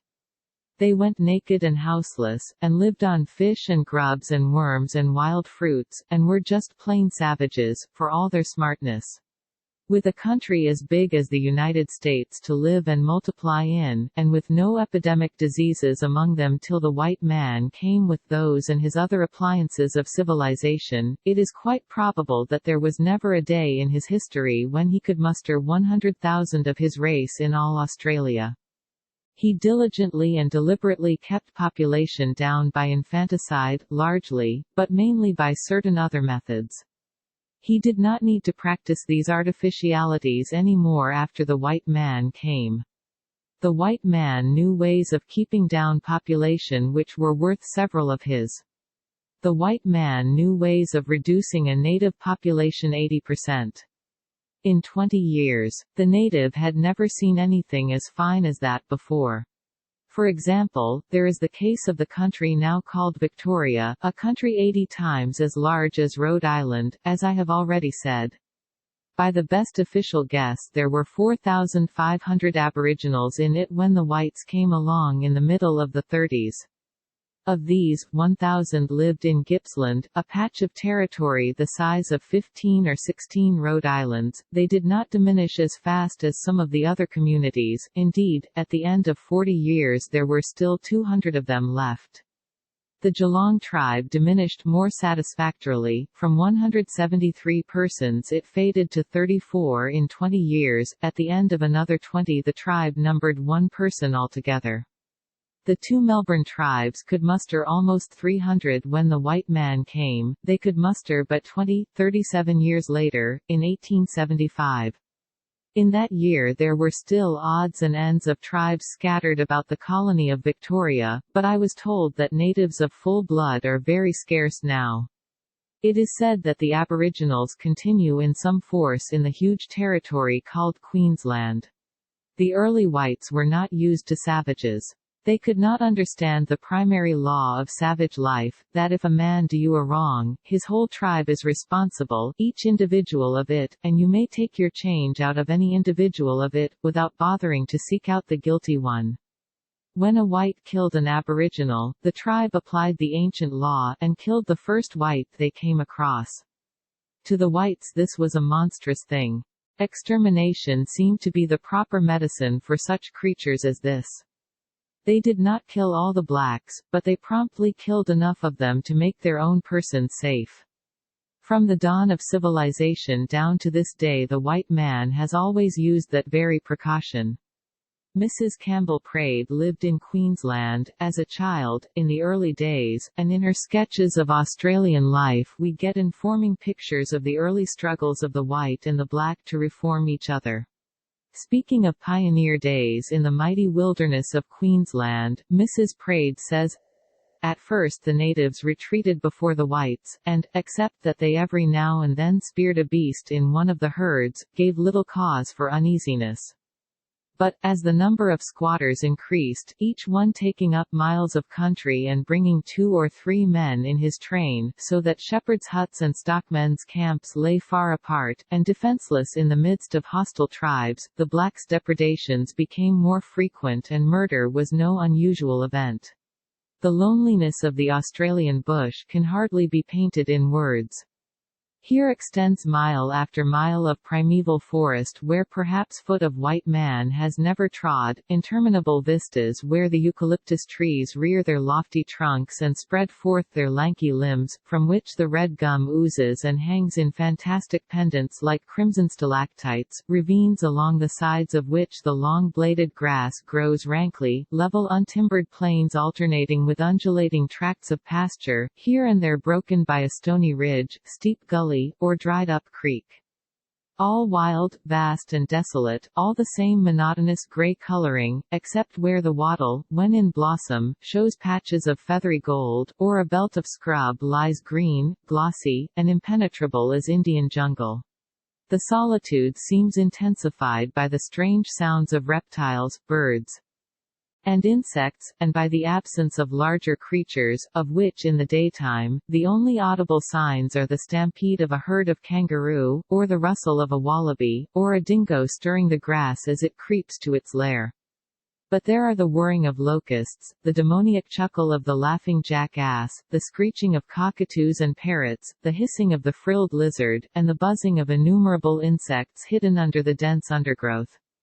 And then at night, the melancholy wailing of the curlews, the dismal howling of dingoes, the discordant croaking of tree frogs, might well shake the nerves of the solitary watcher. That is the theatre for the drama. When you comprehend one or two other details, you will perceive how well suited for trouble it was, and how loudly it invited it. The cattlemen's stations were scattered over that profound wilderness miles and miles apart, at each station half a dozen persons. There was a plenty of cattle, the black natives were always ill-nourished and hungry. The land belonged to them. The whites had not bought it, and couldn't buy it, for the tribes had no chiefs, nobody in authority, nobody competent to sell and convey, and the tribes themselves had no comprehension of the idea of transferable ownership of land. The ousted owners were despised by the white interlopers, and this opinion was not hidden under a bushel. More promising materials for a tragedy could not have been collated. Let Mrs. Praed speak. At Nini Station, one dark night, the unsuspecting hut-keeper, having, as he believed, secured himself against assault, was lying wrapped in his blankets sleeping profoundly. The blacks crept stealthily down the chimney and battered in his skull while he slept. One could guess the whole drama from that little text. The curtain was up. It would not fall until the mastership of one party or the other was determined, and permanently. There was treachery on both sides. The blacks killed the whites when they found them defenseless, and the whites slew the blacks in a wholesale and promiscuous fashion which offended against my childish sense of justice. They were regarded as little above the level of brutes, and in some cases were destroyed like vermin. Here is an instance. A squatter, whose station was surrounded by blacks, whom he suspected to be hostile and from whom he feared an attack, parleyed with them from his house door. He told them it was Christmas time, a time at which all men, black or white, feasted, that there were flour, sugar plums, good things in plenty in the store, and that he would make for them such a pudding as they had never dreamed of, a great pudding of which all might eat and be filled. The blacks listened and were lost. The pudding was made and distributed. Next morning there was howling in the camp, for it had been sweetened with sugar and arsenic. The white man's spirit was right, but his method was wrong. His spirit was the spirit which the civilized white has always exhibited toward the savage, but the use of poison was a departure from custom. True, it was merely a technical departure, not a real one, still, it was a departure, and therefore a mistake, in my opinion. It was better, kinder, swifter, and much more humane than a number of the methods which have been sanctified by custom, but that does not justify its employment. That is, it does not wholly justify it. Its unusual nature makes it stand out and attract an amount of attention which it is not entitled to. It takes hold upon morbid imaginations and they work it up into a sort of exhibition of cruelty, and this smirches the good name of our civilization, whereas one of the old harsher methods would have had no such effect because usage has made those methods familiar to us and innocent. In many countries we have chained the savage and starved him to death. And this we do not care for, because custom has inured us to it, yet a quick death by poison is loving-kindness to it. In many countries we have burned the savage at the stake, and this we do not care for, because custom has inured us to it, yet a quick death is loving-kindness to it. In more than one country we have hunted the savage and his little children and their mother with dogs and guns through the woods and swamps for an afternoon's sport, and filled the region with happy laughter over their sprawling and stumbling flight, and their wild supplications for mercy, but this method we do not mind, because custom has inured us to it, yet a quick death by poison is loving-kindness to it.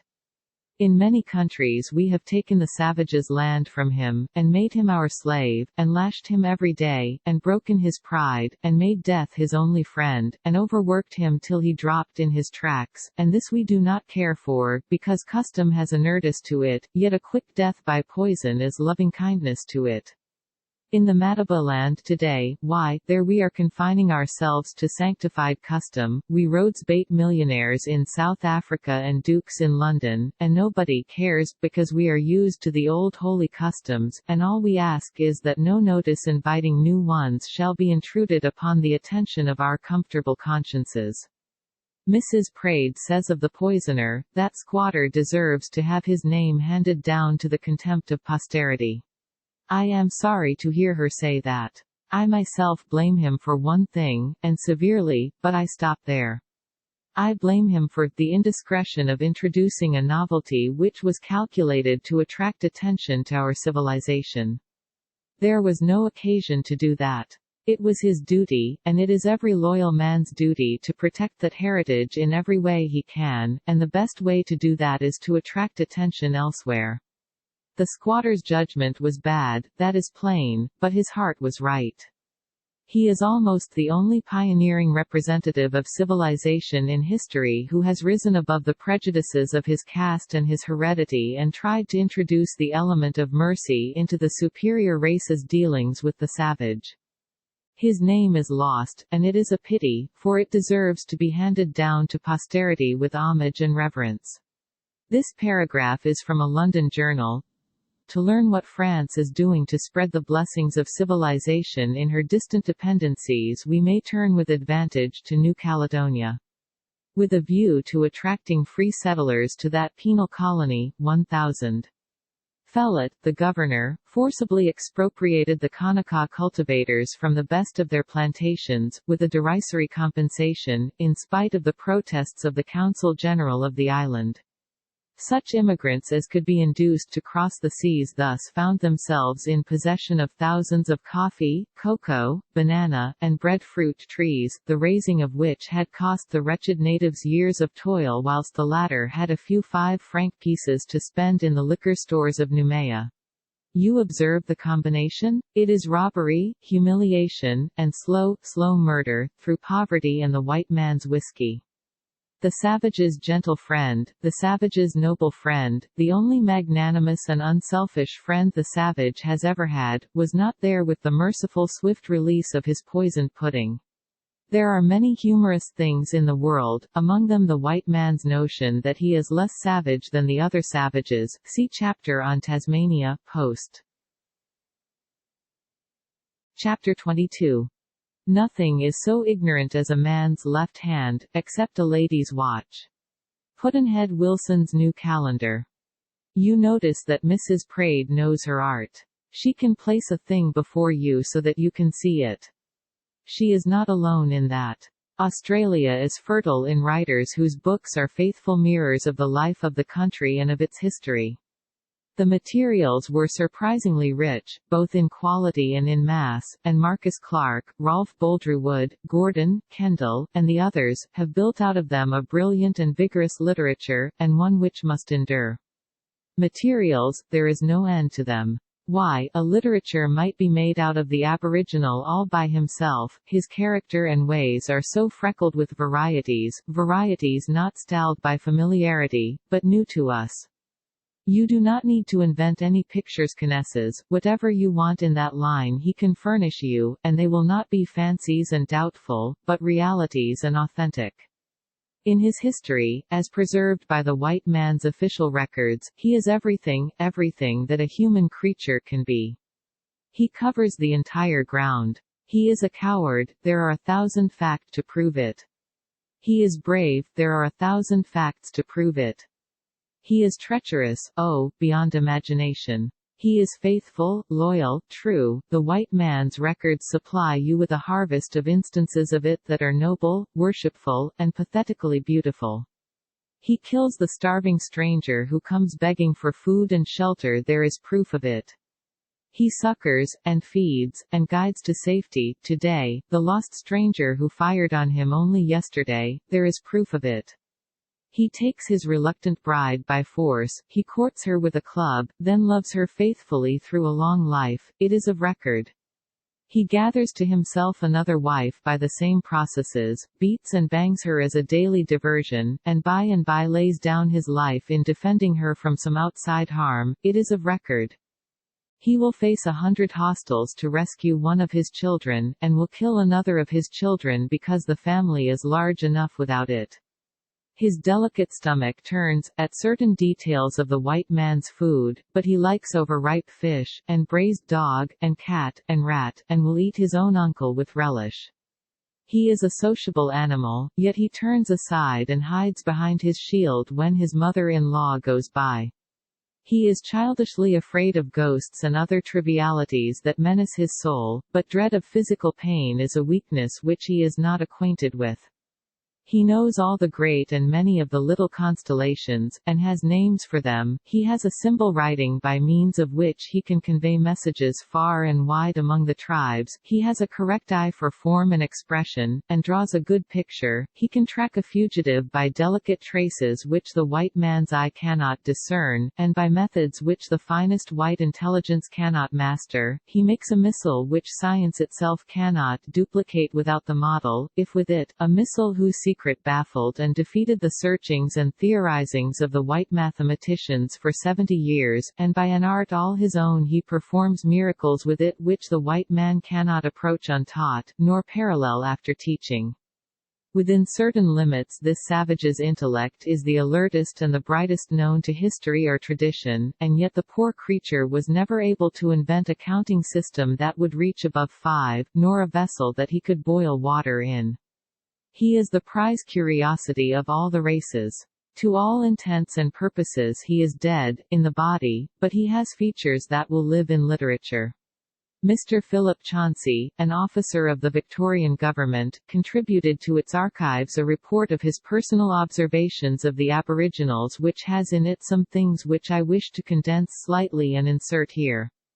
He speaks of the quickness of their eyes and the accuracy of their judgment of the direction of approaching missiles as being quite extraordinary, and of the answering suppleness and accuracy of limb and muscle in avoiding the missile as being extraordinary also.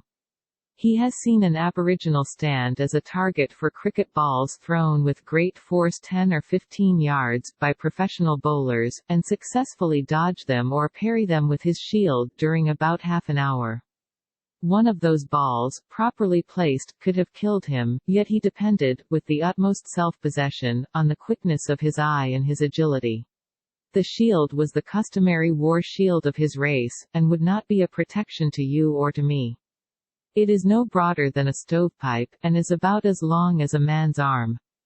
The opposing surface is not flat, but slopes away from the centerline like a boat's bow. The difficulty about a cricket ball that has been thrown with a scientific twist is, that it suddenly changes its course when it is close to its target and comes straight for the mark when apparently it was going overhead or to one side. I should not be able to protect myself from such balls for half an hour, or less. Mr. Chauncey once saw a little native man throw a cricket ball 119 yards. This is said to beat the English professional record by 13 yards.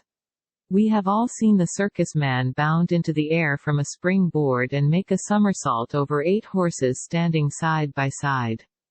Mr. Chauncey saw an aboriginal do it over 11, and was assured that he had sometimes done it over 14. But what is that to this?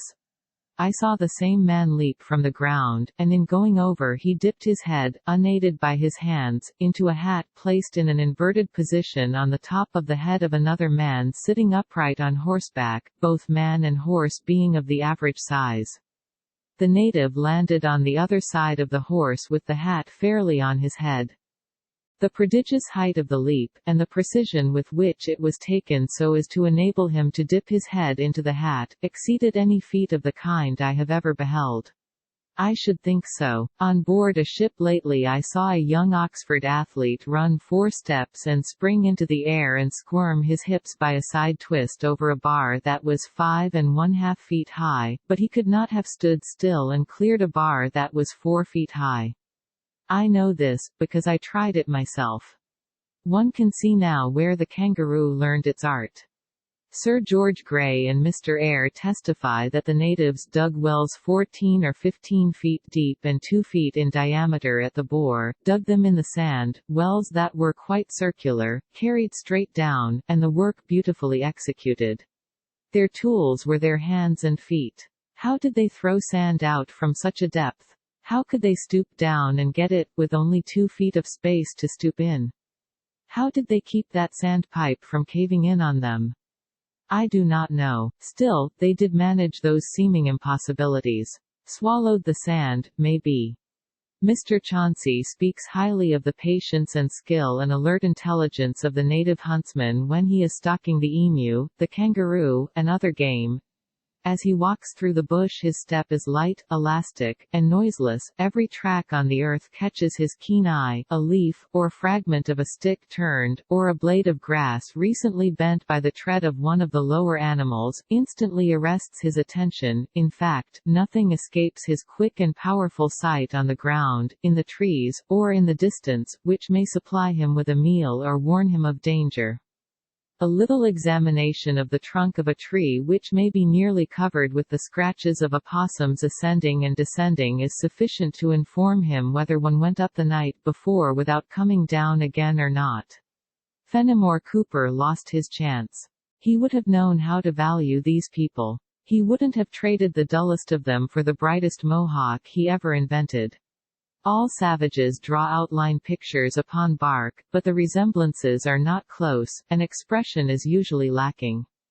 But the Australian Aboriginals' pictures of animals were nicely accurate in form, attitude, carriage, and he put spirit into them, and expression.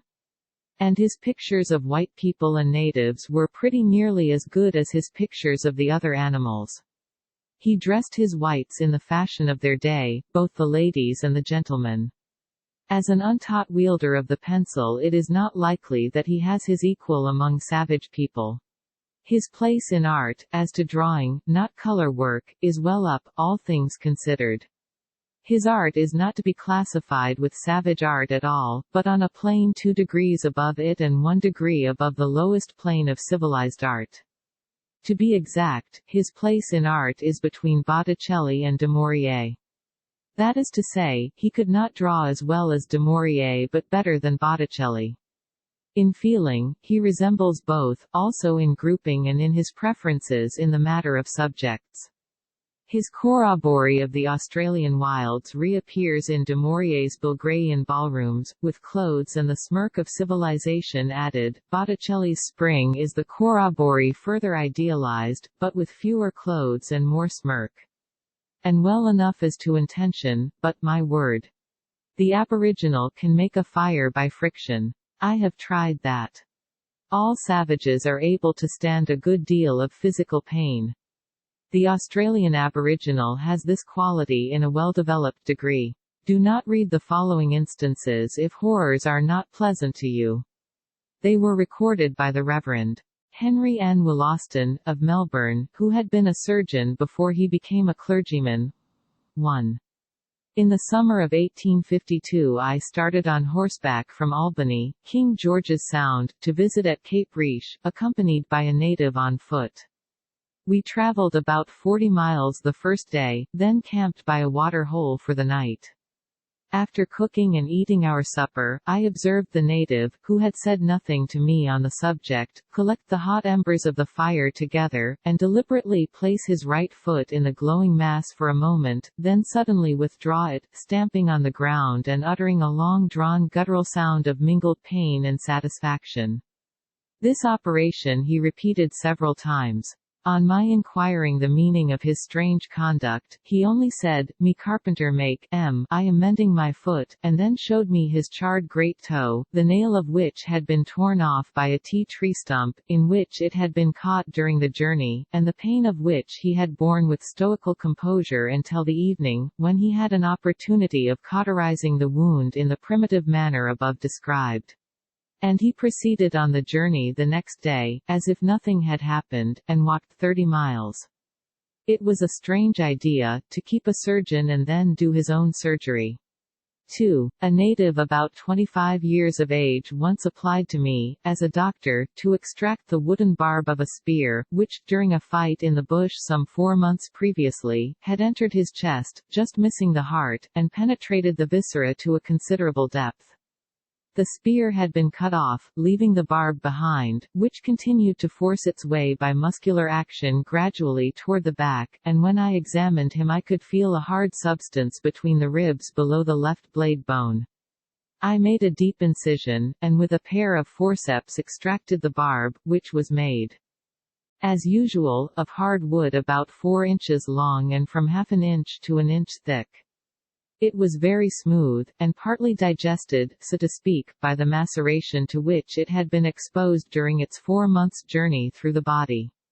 The wound made by the spear had long since healed, leaving only a small cicatrix, and after the operation, which the native bore without flinching, he appeared to suffer no pain. Indeed, judging from his good state of health, the presence of the foreign matter did not materially annoy him. He was perfectly well in a few days. But number 3 is my favorite. Whenever I read it I seemed to enjoy all that the patient enjoyed, whatever it was. 3. Once at King George's Sound a native presented himself to me with one leg only, and requested me to supply him with a wooden leg. He had traveled in this maimed state about 96 miles, for this purpose. I examined the limb, which had been severed just below the knee, and found that it had been charred by fire, while about 2 inches of the partially calcined bone protruded through the flesh. I at once removed this with the saw, and having made as presentable a stump of it as I could, covered the amputated end of the bone with a surrounding of muscle, and kept the patient a few days under my care to allow the wound to heal. On inquiring, the native told me that in a fight with other black fellows a spear had struck his leg and penetrated the bone below the knee. Finding it was serious, he had recourse to the following crude and barbarous operation, which it appears is not uncommon among these people in their native state. He made a fire, and dug a hole in the earth only sufficiently large to admit his leg, and deep enough to allow the wounded part to be on a level with the surface of the ground. He then surrounded the limb with the live coals or charcoal, which was replenished until the leg was literally burnt off. The cauterization thus applied completely checked the hemorrhage. And he was able in a day or 2 to hobble down to the Sound, with the aid of a long stout stick, although he was more than a week on the road. But he was a fastidious native. He soon discarded the wooden leg made for him by the doctor, because it had no feeling in it. It must have had as much as the one he burnt off, I should think. So much for the aboriginals. It is difficult for me to let them alone. They are marvelously interesting creatures. For a quarter of a century, now, the several colonial governments have housed their remnants in comfortable stations, and fed them well and taken good care of them in every way. If I had found this out while I was in Australia I could have seen some of those people, but I didn't. I would walk 30 miles to see a stuffed one. Australia has a slang of its own. This is a matter of course. The vast cattle and sheep industries, the strange aspects of the country, and the strange native animals, brute and human, are matters which would naturally breed a local slang. I have notes of this slang somewhere, but at the moment I can call to mind only a few of the words and phrases. They are expressive ones. The wide, sterile, unpeopled deserts have created eloquent phrases like no man's land and the never never country. Also this felicitous form, she lives in the never never country, that is, she is an old maid.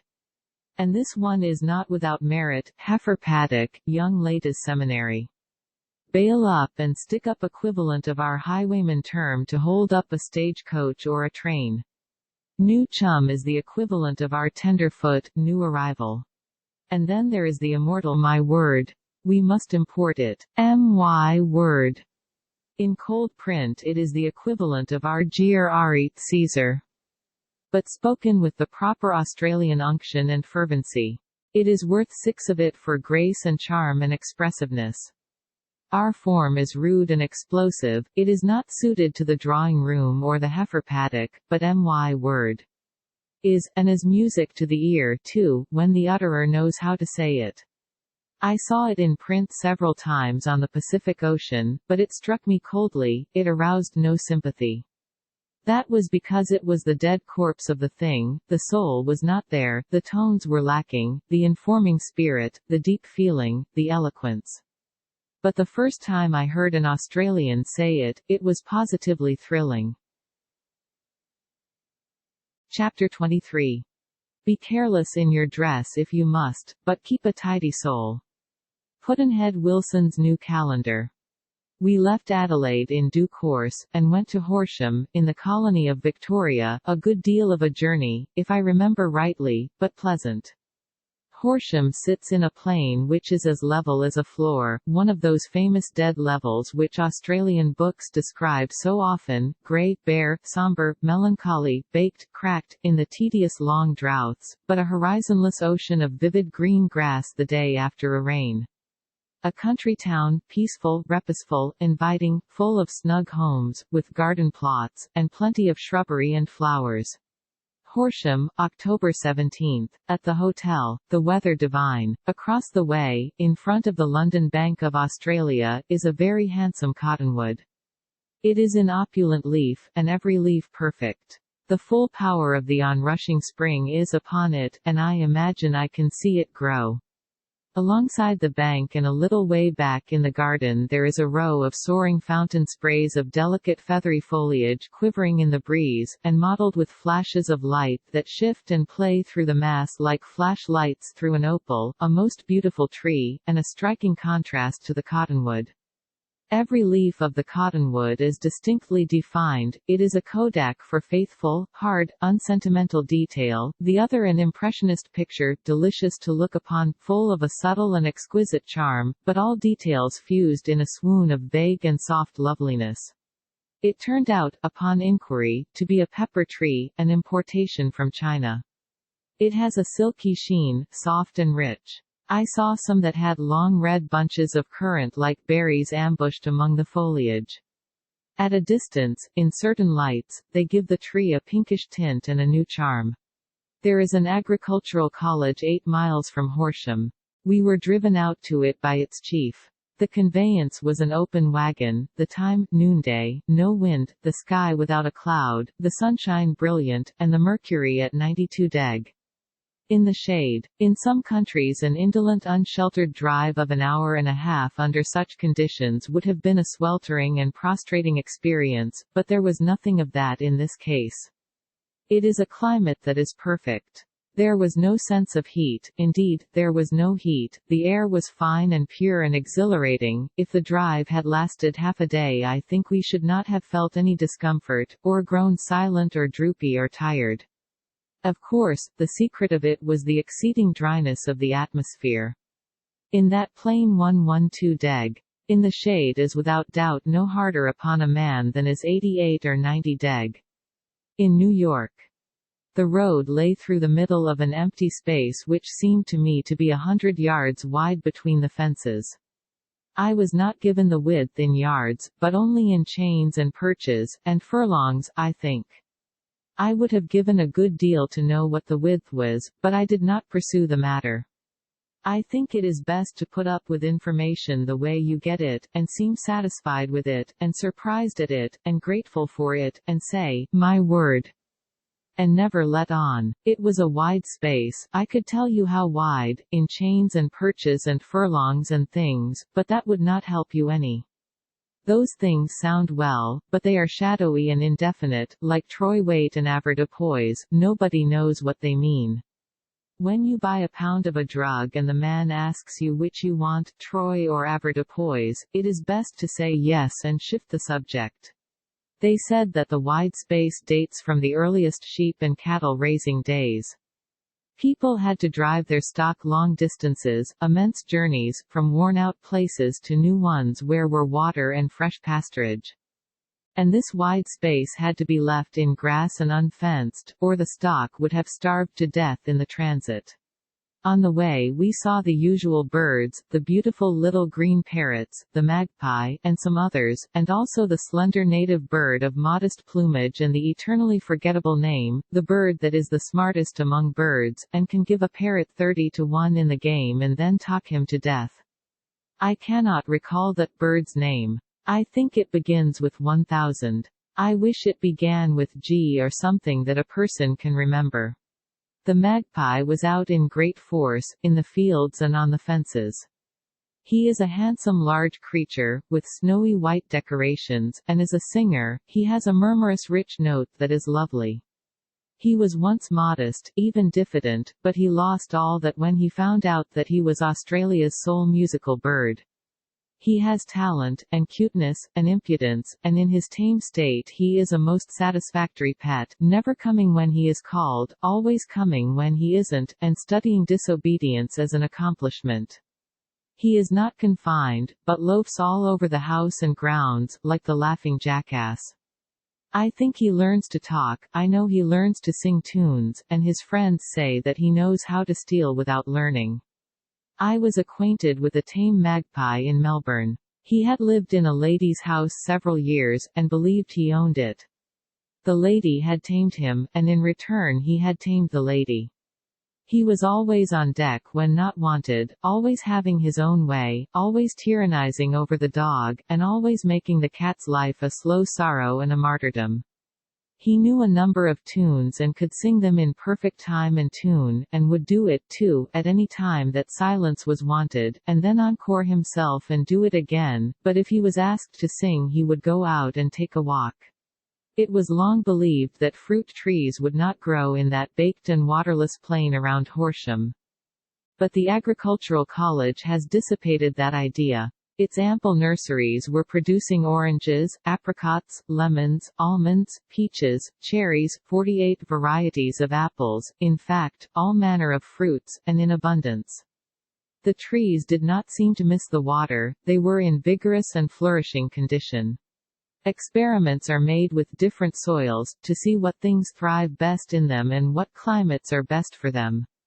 A man who is ignorantly trying to produce upon his farm things not suited to its soil and its other conditions can make a journey to the college from anywhere in Australia, and go back with a change of scheme which will make his farm productive and profitable. There were 40 pupils there, a few of them farmers, relearning their trade, the rest young men mainly from the cities, novices.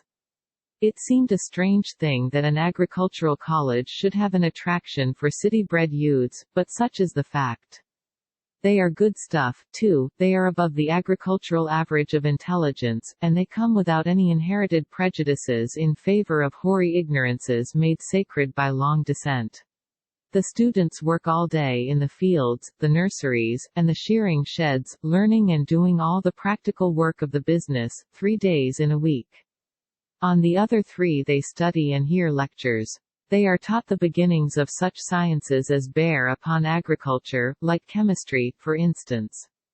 We saw the sophomore class in sheep shearing shear a dozen sheep. They did it by hand, not with the machine. The sheep was seized and flung down on his side and held there, and the students took off his coat with great celerity and adroitness. Sometimes they clipped off a sample of the sheep, but that is customary with shearers, and they don't mind it, they don't even mind it as much as the sheep. They dab a splotch of sheep dip on the place and go right ahead. The coat of wool was unbelievably thick. Before the shearing the sheep looked like the fat woman in the circus, after it he looked like a bench. He was clipped to the skin, and smoothly and uniformly. The fleece comes from him all in one piece and has the spread of a blanket.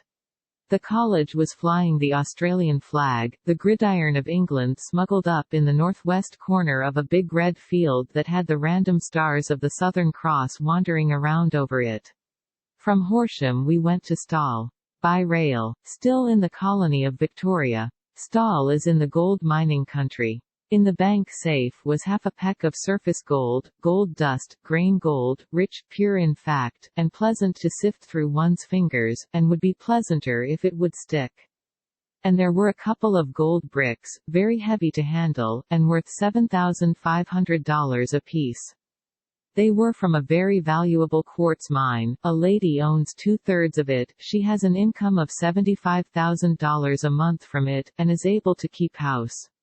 The Stawell region is not productive of gold only, it has great vineyards, and produces exceptionally fine wines. One of these vineyards, the Great Western, owned by Mr. Irving, is regarded as a model. Its product has reputation abroad. It yields a choice champagne and a fine claret, and its hock took a prize in France 2 or 3 years ago. The champagne is kept in a maze of passages underground, cut in the rock, to secure it an even temperature during the 3-year term required to perfect it.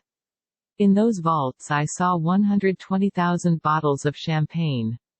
The colony of Victoria has a population of 1 million, and those people are said to drink 25 million bottles of champagne per year. The driest community on the earth. The government has lately reduced the duty upon foreign wines. That is one of the unkindnesses of protection. A man invests years of work and a vast sum of money in a worthy enterprise. Upon the faith of existing laws, then the law is changed, and the man is robbed by his own government. On the way back to Stawell we had a chance to see a group of boulders called the Three Sisters, a curiosity oddly located, for it was upon high ground, with the land sloping away from it, and no height above it from whence the boulders could have rolled down. Relics of an early ice drift, perhaps. They are noble boulders. One of them has the size and smoothness and plump sphericity of a balloon of the biggest pattern. The road led through a forest of great gum trees, lean and scraggy and sorrowful. The road was cream white, a clayey kind of earth, apparently. Along it toiled occasional freight wagons, drawn by long double files of oxen. Those wagons were going a journey of 200 miles, I was told, and were running a successful opposition to the railway. The railways are owned and run by the government. Those sad gums stood up out of the dry white clay, pictures of patience and resignation. It is a tree that can get along without water, still it is fond of it, ravenously so. It is a very intelligent tree and will detect the presence of hidden water at a distance of 50 feet, and send out slender long root fibers to prospect it. They will find it, and will also get at it even through a cement wall 6 inches thick. Once a cement water pipe underground at Stawell began to gradually reduce its output, and finally ceased altogether to deliver water. Upon examining into the matter it was found stopped up, wadded compactly with a mass of root fibers, delicate and hair-like. How this stuff had gotten into the pipe was a puzzle for some little time. Finally it was found that it had crept in through a crack that was almost invisible to the eye.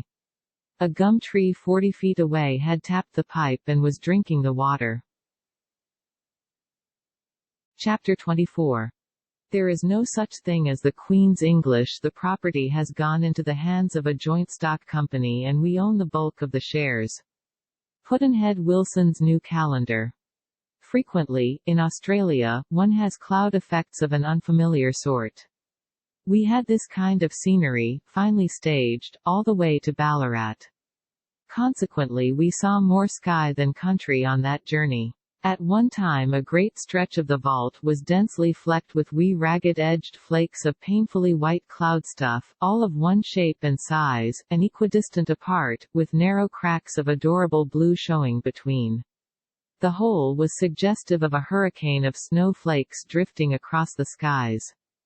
By and by these flakes fused themselves together in interminable lines, with shady faint hollows between the lines, the long satin-surfaced rollers following each other in simulated movement, and enchantingly counterfeiting the majestic march of a flowing sea. Later, the sea solidified itself, then gradually broke up its mass into innumerable lofty white pillars of about one size, and ranged these across the firmament, in receding and fading perspective, in the similitude of a stupendous colonnade, a mirage without a doubt flung from the far gates of the hereafter. The approaches to Ballarat were beautiful. The features, great green expanses of rolling pasture land, bisected by eye-contenting hedges of commingled new gold and old gold gorse, and a lovely lake. One must put in the pause, there, to fetch the reader up with a slight jolt, and keep him from gliding by without noticing the lake. One must notice it, for a lovely lake is not as common a thing along the railways of Australia as are the dry places. 92 in the shade again, but balmy and comfortable, fresh and bracing. A perfect climate. 45 years ago the site now occupied by the city of Ballarat was a sylvan solitude as quiet as Eden and as lovely.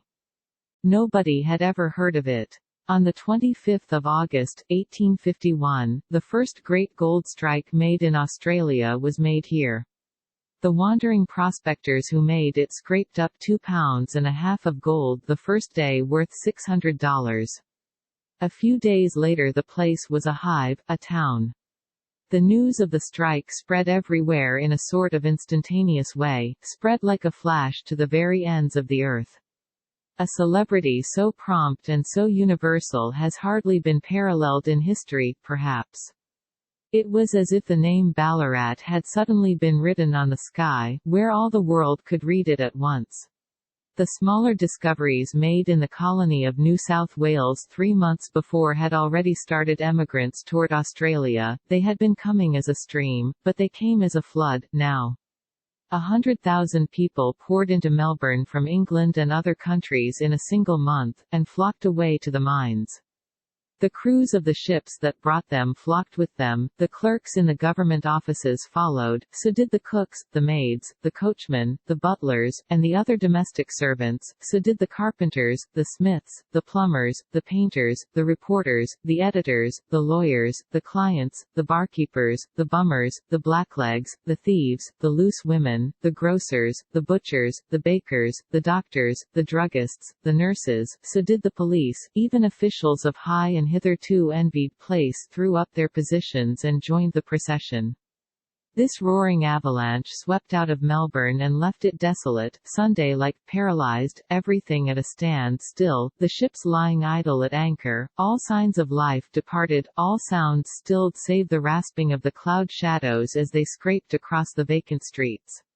That grassy and leafy paradise at Ballarat was soon ripped open, and lacerated and scarified and gutted, in the feverish search for its hidden riches. There is nothing like surface mining to snatch the graces and beauties and benignities out of a paradise, and make an odious and repulsive spectacle of it. What fortunes were made! Immigrants got rich while the ship unloaded and reloaded, and went back home for good in the same cabin they had come out in. Not all of them, only some. I saw the others in Ballarat myself, 45 years later, what were left of them by time and death and the disposition to rove. They were young and gay, then, they are patriarchal and grave, now, and they do not get excited any more. They talk of the past. They live in it. Their life is a dream, a retrospection. Ballarat was a great region for nuggets. No such nuggets were found in California as Ballarat produced. In fact, the Ballarat region has yielded the largest ones known to history. 2 of them weighed about 180 pounds each, and together were worth $90,000. They were offered to any poor person who would shoulder them and carry them away. Gold was so plentiful that it made people liberal like that. Ballarat was a swarming city of tents in the early days. Everybody was happy, for a time, and apparently prosperous. Then came trouble. The government swooped down with a mining tax. And in its worst form, too, for it was not a tax upon what the miner had taken out, but upon what he was going to take out, if he could find it. It was a license tax, license to work his claim, and it had to be paid before he could begin digging. Consider the situation. No business is so uncertain as surface mining. Your claim may be good, and it may be worthless. It may make you well off in a month, and then again you may have to dig and slave for half a year, at heavy expense, only to find out at last that the gold is not there in cost-paying quantity, and that your time and your hard work have been thrown away. It might be wise policy to advance the miner a monthly sum to encourage him to develop the country's riches, but to tax him monthly in advance instead, why, such a thing was never dreamed of in America. There, neither the claim itself nor its products, howsoever rich or poor, were taxed. The Ballarat miners protested, petitioned, complained, it was of no use, the government held its ground, and went on collecting the tax. And not by pleasant methods, but by ways which must have been very galling to free people. The rumblings of a coming storm began to be audible. By and by there was a result, and I think it may be called the finest thing in Australasian history. It was a revolution, small in size, but great politically. It was a strike for liberty, a struggle for a principle, a stand against injustice and oppression. It was the Barons and John over again, it was Hampden and Ship Money, it was Concord and Lexington, small beginnings, all of them, but all of them great in political results, all of them epoch-making. It is another instance of a victory won by a lost battle. It adds an honorable page to history, the people know it and are proud of it. They keep green the memory of the men who fell at the Eureka Stockade, and Peter Lalor has his monument. The surface soil of Ballarat was full of gold. This soil the miners ripped and tore and trenched and harried and disemboweled, and made it yield up its immense treasure. Then they went down into the earth with deep shafts, seeking the gravelly beds of ancient rivers and brooks, and found them. They followed the courses of these streams, and gutted them, sending the gravel up in buckets to the upper world, and washing out of it its enormous deposits of gold. The next biggest of the two monster nuggets mentioned above came from an old river channel 180 feet underground. Finally the quartz lodes were attacked. That is not poor man's mining. Quartz mining and milling require capital, and staying power, and patience. Big companies were formed, and for several decades, now, the lodes have been successfully worked, and have yielded great wealth. Since the gold discovery in 1853 the Ballarat mines, taking the three kinds of mining together, have contributed to the world's pocket something over $300 million, which is to say that this nearly invisible little spot on the Earth's surface has yielded about 1/4 as much gold in 44 years as all California has yielded in 47. The Californian aggregate, from 1848 to 1895, inclusive, as reported by the statistician of the United States Mint, is $1,265,217,217. A citizen told me a curious thing about those mines. With all my experience of mining I had never heard of anything of the sort before. The main gold reef runs about north and south, of course, for that is the custom of a rich gold reef. At Ballarat its course is between walls of slate. Now the citizen told me that throughout a stretch of 12 miles along the reef is crossed at intervals by a straight black streak of a carbonaceous nature, a streak in the slate, a streak no thicker than a pencil, and that wherever it crosses the reef you will certainly find gold at the junction. It is called the indicator. 30 feet on each side of the indicator, and down in the slate, of course, is a still finer streak, a streak as fine as a pencil mark, and indeed, that is its name, pencil mark. Whenever you find the pencil mark you know that 30 feet from it is the indicator, you measure the distance, excavate, find the indicator, trace it straight to the reef, and sink your shaft, your fortune is made, for certain. If that is true, it is curious. And it is curious anyway. Ballarat is a town of only 40,000 population, and yet, since it is in Australia, it has every essential of an advanced and enlightened big city. This is pure matter of course. I must stop dwelling upon these things. It is hard to keep from dwelling upon them, though, for it is difficult to get away from the surprise of it.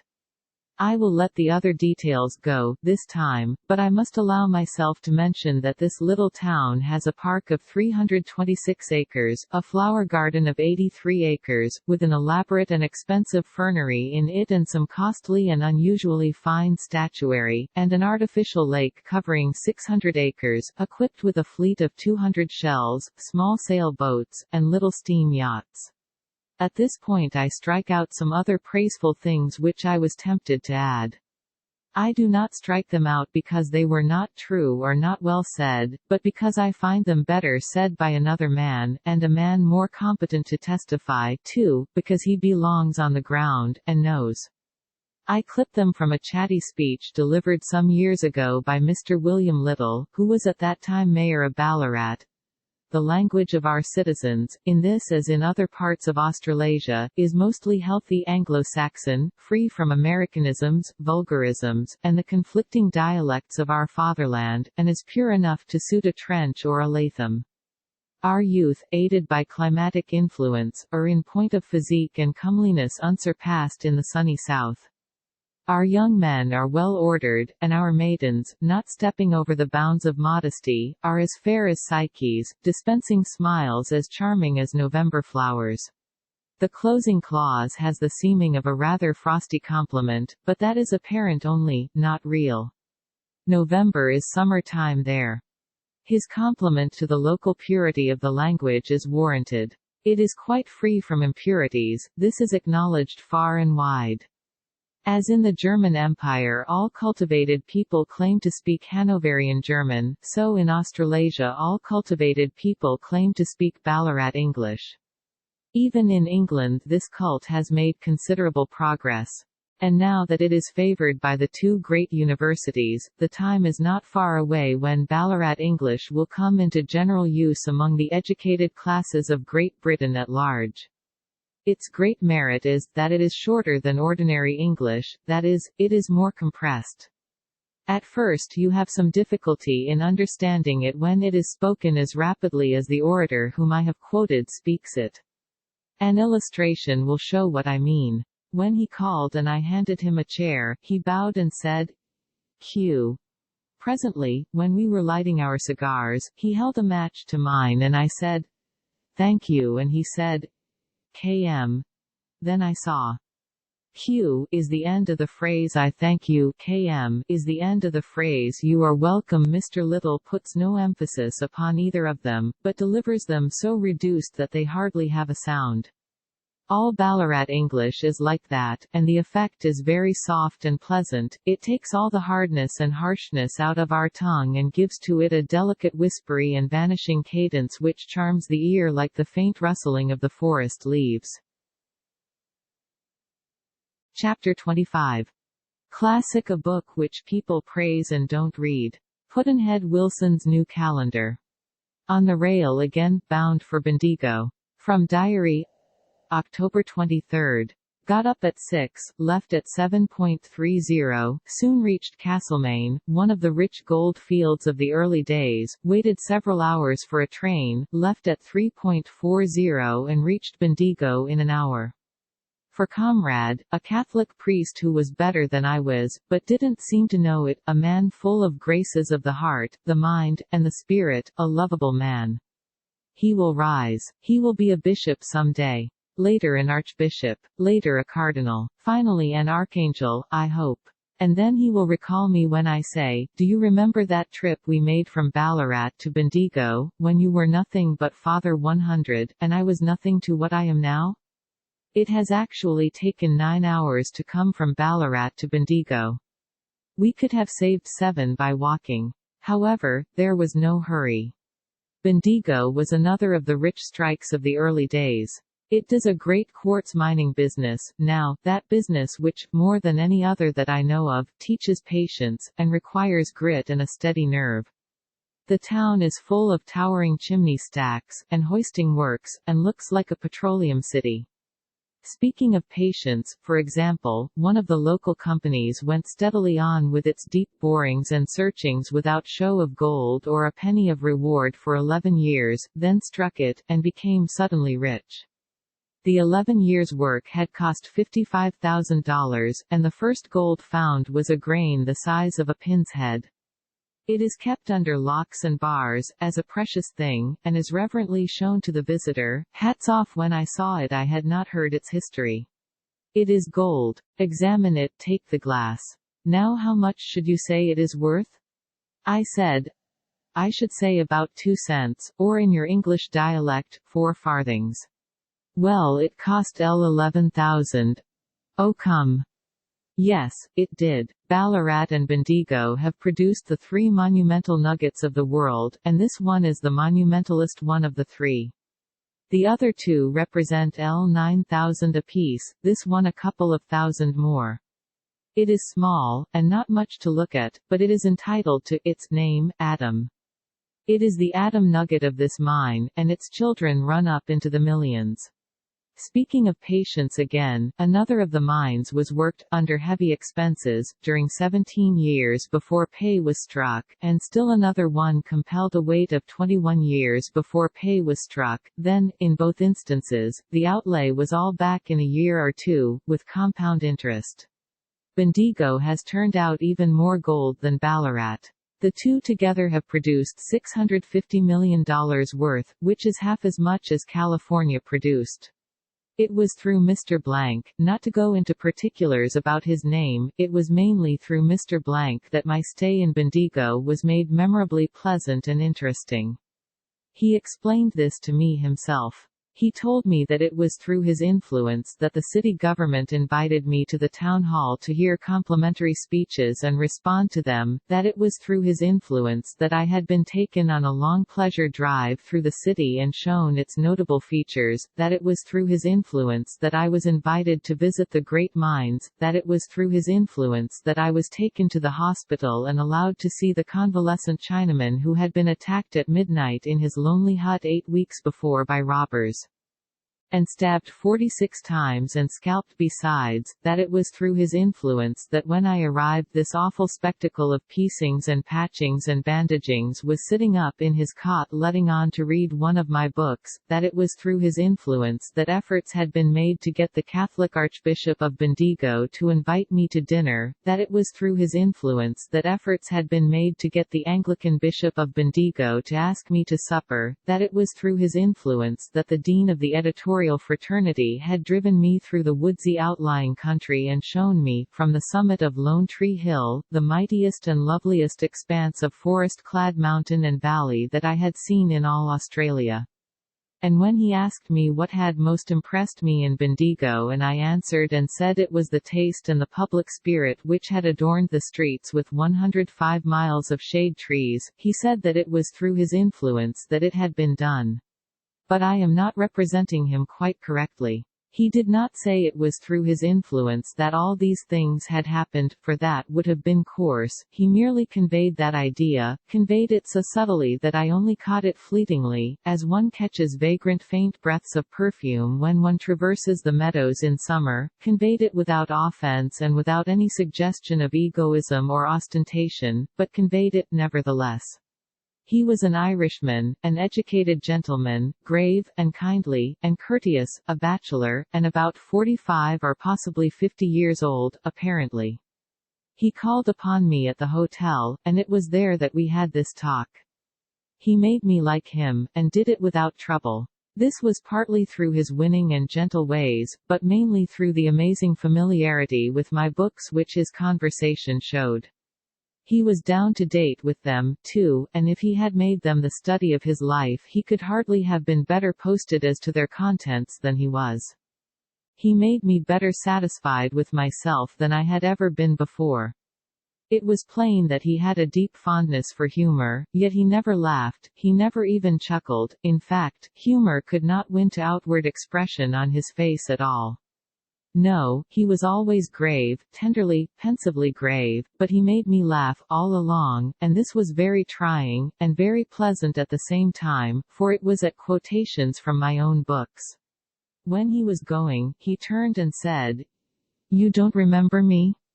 Why no, have we met before? No, it was a matter of correspondence. Correspondence? Yes, many years ago. 12 or 15. Oh, longer than that.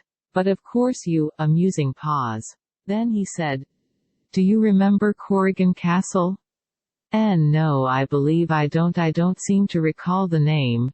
He waited a moment, pondering, with the doorknob in his hand, then started out, but turned back and said that I had once been interested in Corrigan Castle, and asked me if I would go with him to his quarters in the evening and take a hot scotch and talk it over. I was a teetotaler and liked relaxation, so I said I would. We drove from the lecture hall together about 10:30. He had a most comfortably and tastefully furnished parlor, with good pictures on the walls, Indian and Japanese ornaments on the mantel, and here and there, and books everywhere largely mine, which made me proud. The light was brilliant, the easy chairs were deep cushioned, the arrangements for brewing and smoking were all there. We brewed and lit up, then he passed a sheet of note paper to me and said, do you remember that? Oh yes indeed. The paper was of a sumptuous quality. At the top was a twisted and interlaced monogram printed from steel dies in gold and blue and red, in the ornate English fashion of long years ago, and under it, in neat Gothic capitals was this, printed in blue: The Mark Twain Club, Corrigan Castle, .187. My, said I, how did you come by this? I was president of it. No, you don't mean it. It is true. I was its first president. I was re-elected annually as long as its meetings were held in my castle, Corrigan, which was 5 years. Then he showed me an album with 23 photographs of me in it. 5 of them were of old dates, the others of various later crops. The list closed with a picture taken by Falk in Sydney a month before.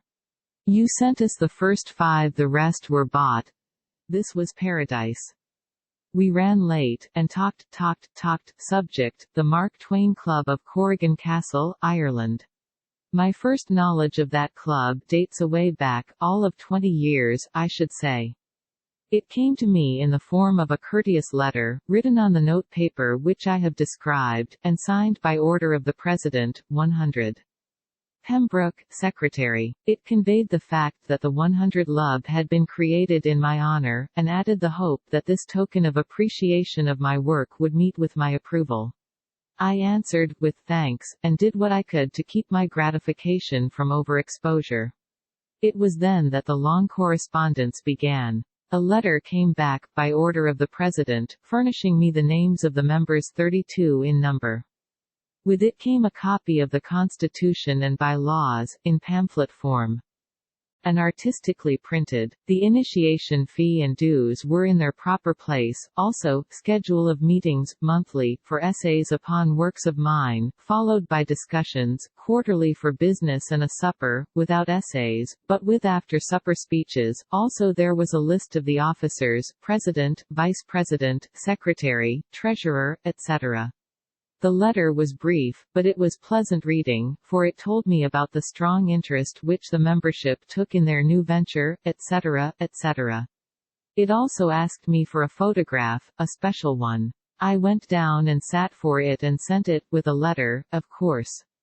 Presently came the badge of the club, and very dainty and pretty it was, and very artistic. It was a frog peeping out from a graceful tangle of grass sprays and rushes, and was done in enamels on a gold basis, and had a gold pin back of it. After I had petted it, and played with it, and caressed it, and enjoyed it a couple of hours, the light happened to fall upon it at a new angle, and revealed to me a cunning new detail. With the light just right, certain delicate shadings of the grass blades and rush stems wove themselves into a monogram, mine. You can see that that jewel was a work of art. And when you come to consider the intrinsic value of it, you must concede that it is not every literary club that could afford a badge like that. It was easily worth $75, in the opinion of Messrs. Marcus and Ward of New York. They said they could not duplicate it for that and make a profit. By this time the club was well underway, and from that time forth its secretary kept my off hours well supplied with business. He reported the club's discussions of my books with laborious fullness, and did his work with great spirit and ability. As a rule, he synopsized, but when a speech was especially brilliant, he shorthanded it and gave me the best passages from it, written out. There were 5 speakers whom he particularly favored in that way: Palmer, Forbes, Naylor, Norris, and Calder. Palmer and Forbes could never get through a speech without attacking each other, and each in his own way was formidably effective, Palmer in virile and eloquent abuse, Forbes in courtly and elegant but scalding satire. I could always tell which of them was talking without looking for his name. Naylor had a polished style and a happy knack at felicitous metaphor. Norris's style was wholly without ornament, but enviably compact, lucid, and strong. But after all, Calder was the gem. He never spoke when sober, he spoke continuously when he wasn't. And certainly they were the drunkest speeches that a man ever uttered. They were full of good things, but so incredibly mixed up and wandering that it made one's head swim to follow him. They were not intended to be funny, but they were funny for the very gravity which the speaker put into his flowing miracles of incongruity. In the course of 5 years I came to know the styles of the 5 orators as well as I knew the style of any speaker in my own club at home. These reports came every month. They were written on foolscap, 600 words to the page, and usually about 25 pages in a report, a good 15,000 words, I should say, a solid week's work. The reports were absorbingly entertaining, long as they were, but, unfortunately for me, they did not come alone. They were always accompanied by a lot of questions about passages and purposes in my books, which the club wanted answered, and additionally accompanied every quarter by the treasurer's report, and the auditor's report, and the committee's report, and the president's review, and my opinion of these was always desired, also suggestions for the good of the club, if any occurred to me. By and by I came to dread those things, and this dread grew and grew and grew until I got to anticipating them with a cold horror. For I was an indolent man, and not fond of letter writing, and whenever these things came I had to put everything by and sit down, for my own peace of mind, and dig until I got something out of my head which would answer for a reply.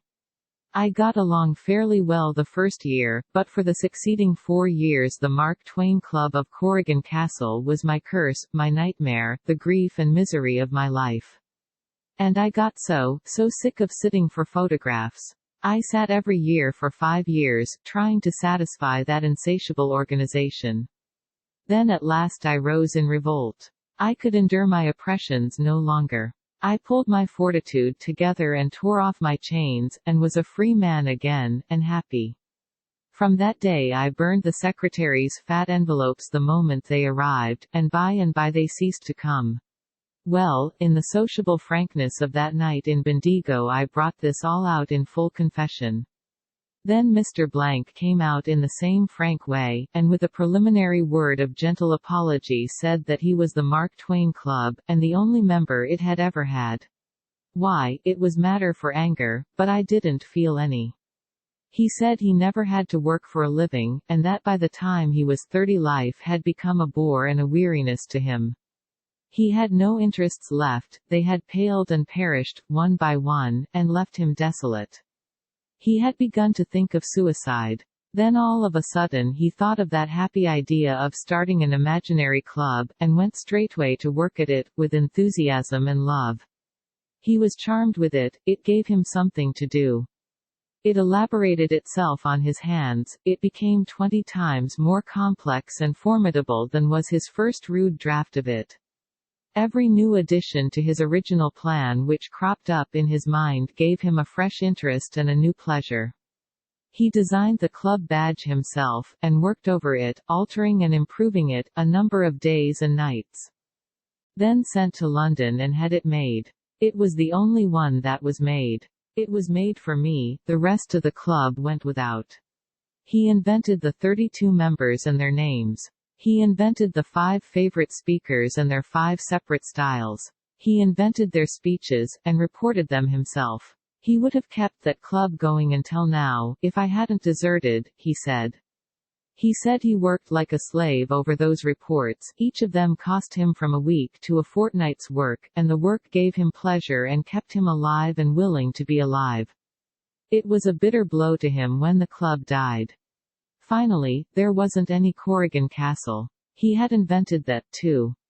It was wonderful, the whole thing, and altogether the most ingenious and laborious and cheerful and painstaking practical joke I have ever heard of. And I liked to hear him tell about it, yet I have been a hater of practical jokes from as long back as I can remember. Finally he said, "Do you remember a note from Melbourne 14 or 15 years ago, telling about your lecture tour in Australia, and your death and burial in Melbourne? A note from Henry Bascombe, of Bascombe Hall, Upper Holywell, Hants." "Yes. I wrote it. My word. Yes, I did it. I don't know why. I just took the notion, and carried it out without stopping to think. It was wrong. It could have done harm. I was always sorry about it afterward. You must forgive me. I was Mr. Bascombe's guest on his yacht, on his voyage around the world. He often spoke of you, and of the pleasant times you had had together in his home, and the notion took me, there in Melbourne, and I imitated his hand.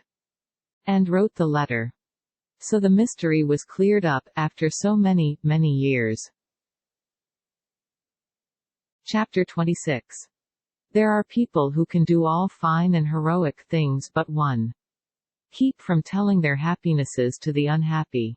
Pudd'nhead Wilson's New Calendar. After visits to Maryborough and some other Australian towns, we presently took passage for New Zealand. If it would not look too much like showing off, I would tell the reader where New Zealand is, for he is as I was, he thinks he knows. And he thinks he knows where Herzegovina is, and how to pronounce pariah, and how to use the word unique without exposing himself to the derision of the dictionary. But in truth, he knows none of these things. There are but 4 or 5 people in the world who possess this knowledge, and these make their living out of it.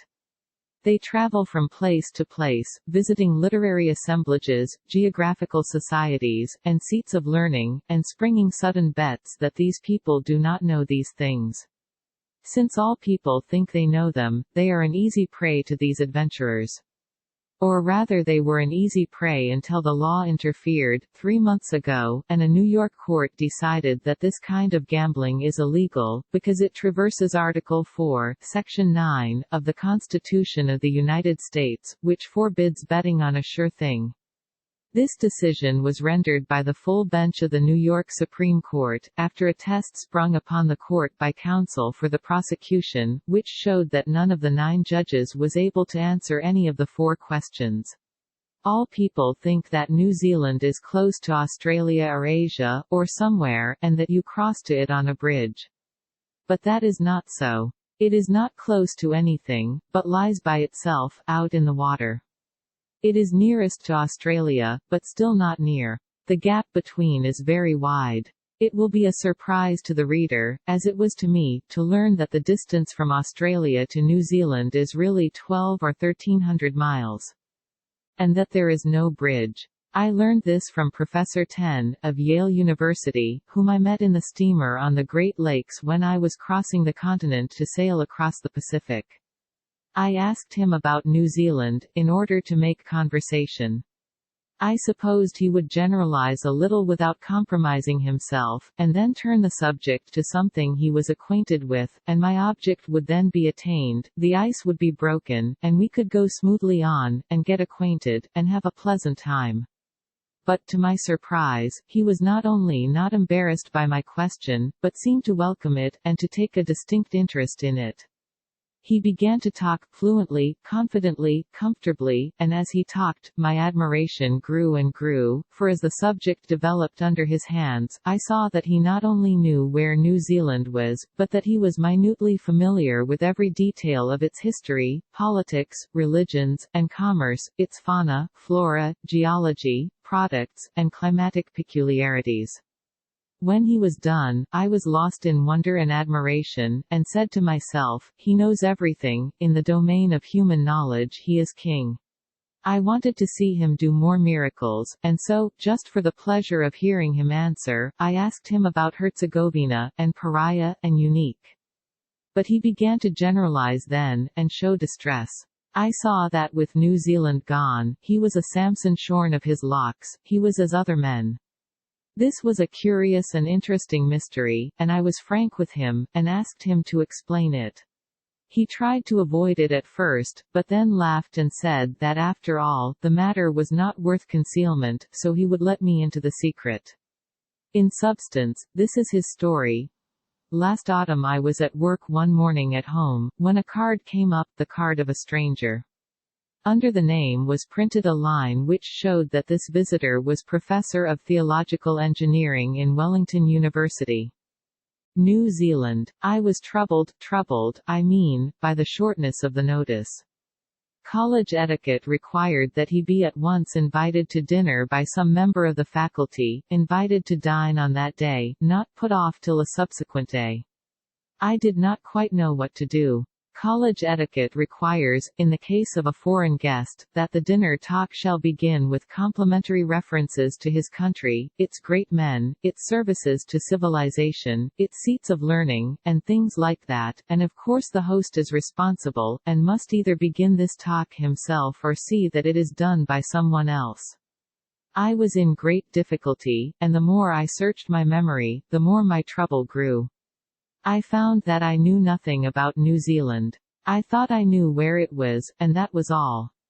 I had an impression that it was close to Australia, or Asia, or somewhere, and that one went over to it on a bridge.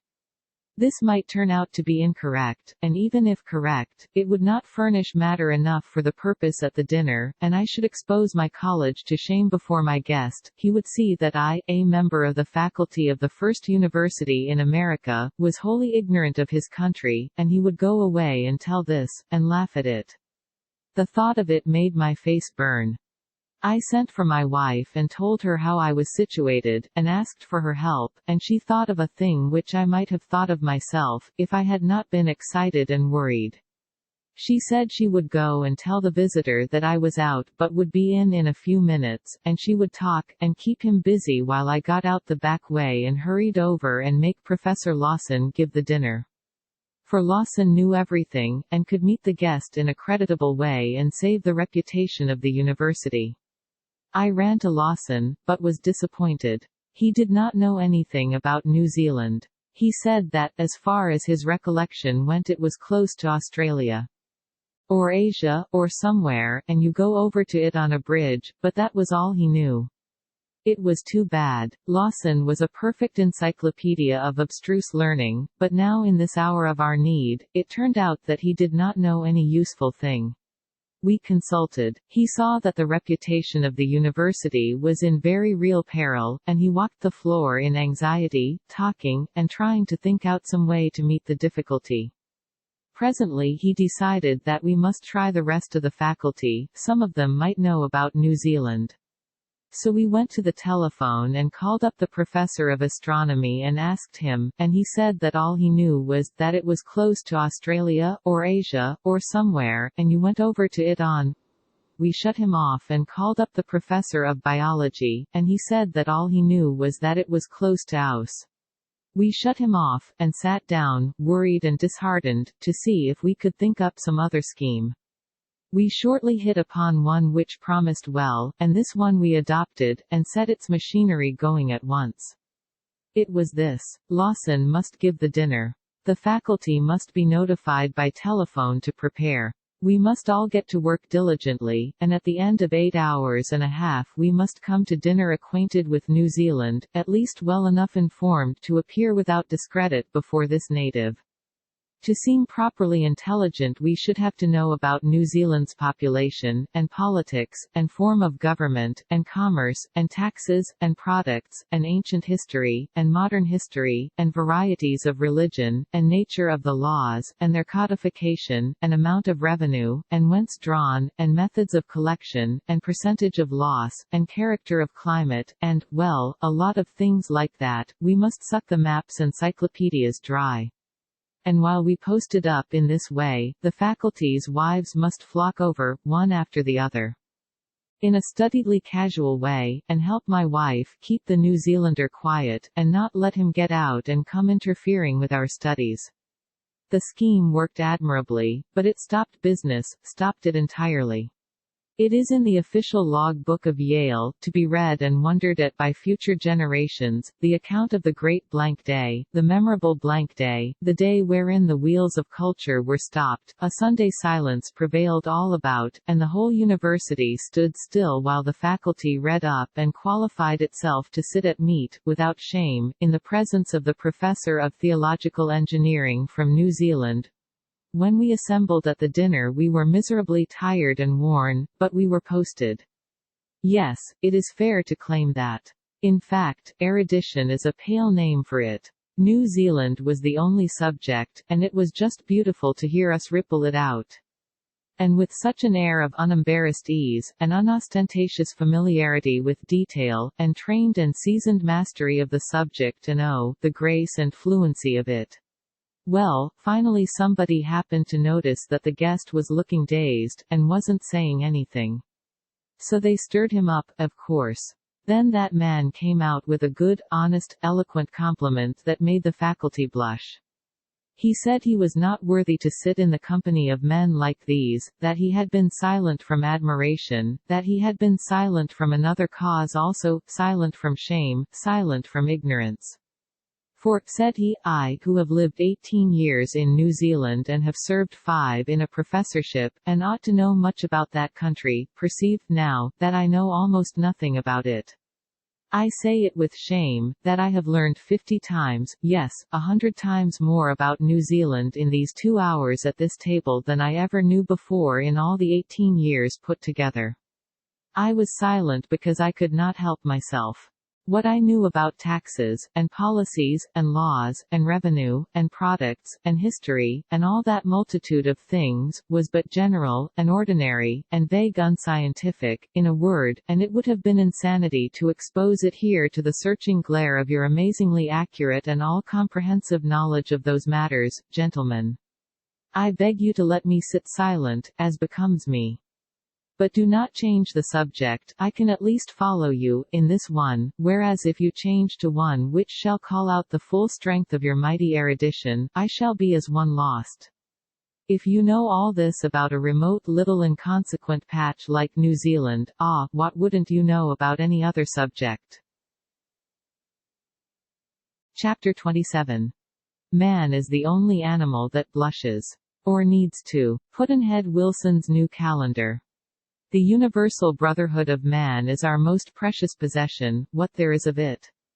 Pudd'nhead Wilson's New Calendar. From Diary. November 1, noon. A fine day, a brilliant sun. Warm in the sun, cold in the shade, an icy breeze blowing out of the south. A solemn long swell rolling up northward. It comes from the South Pole, with nothing in the way to obstruct its march and tone its energy down. I have read somewhere that an acute observer among the early explorers, Cook, or Tasman, accepted this majestic swell as trustworthy circumstantial evidence that no important land lay to the southward, and so did not waste time on a useless quest in that direction, but changed his course and went searching elsewhere. Afternoon. Passing between Tasmania, formerly Van Diemen's Land, and neighbouring islands whence the poor exiled Tasmanian savages used to gaze at their lost homeland and cry, and die of broken hearts. How glad I am that all these native races are dead and gone, or nearly so. The work was mercifully swift and horrible in some portions of Australia. As far as Tasmania is concerned, the extermination was complete, not a native is left. It was a strife of years, and decades of years. The whites and the blacks hunted each other, ambushed each other, butchered each other. The blacks were not numerous. But they were wary, alert, cunning, and they knew their country well. They lasted a long time, few as they were, and inflicted much slaughter upon the whites. The government wanted to save the blacks from ultimate extermination, if possible. One of its schemes was to capture them and coop them up, on a neighboring island, under guard. Bodies of whites volunteered for the hunt. For the pay was good, L5 for each black captured and delivered, but the success achieved was not very satisfactory. The black was naked, and his body was greased. It was hard to get a grip on him that would hold. The whites moved about in armed bodies, and surprised little families of natives, and did make captures, but it was suspected that in these surprises half a dozen natives were killed to one caught, and that was not what the government desired. Another scheme was to drive the natives into a corner of the island and fence them in by a cordon of men placed in line across the country, but the natives managed to slip through, constantly, and continue their murders and arsons.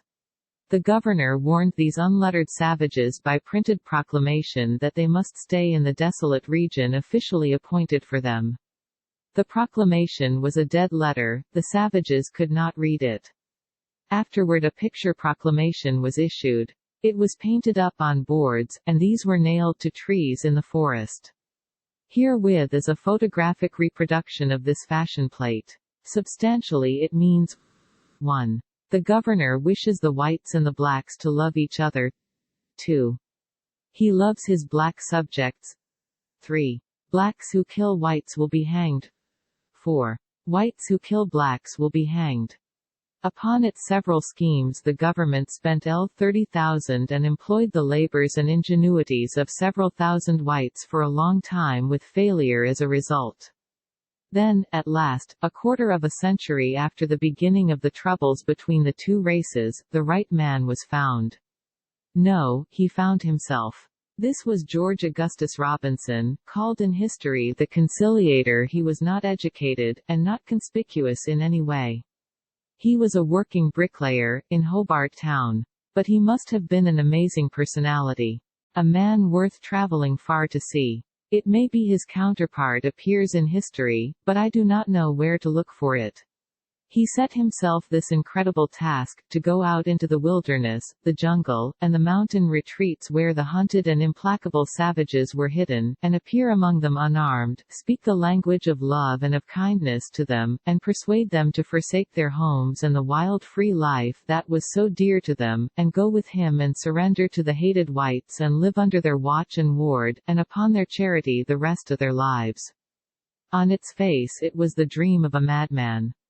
In the beginning, his moral suasion project was sarcastically dubbed the sugar plum speculation. If the scheme was striking, and new to the world's experience, the situation was not less so.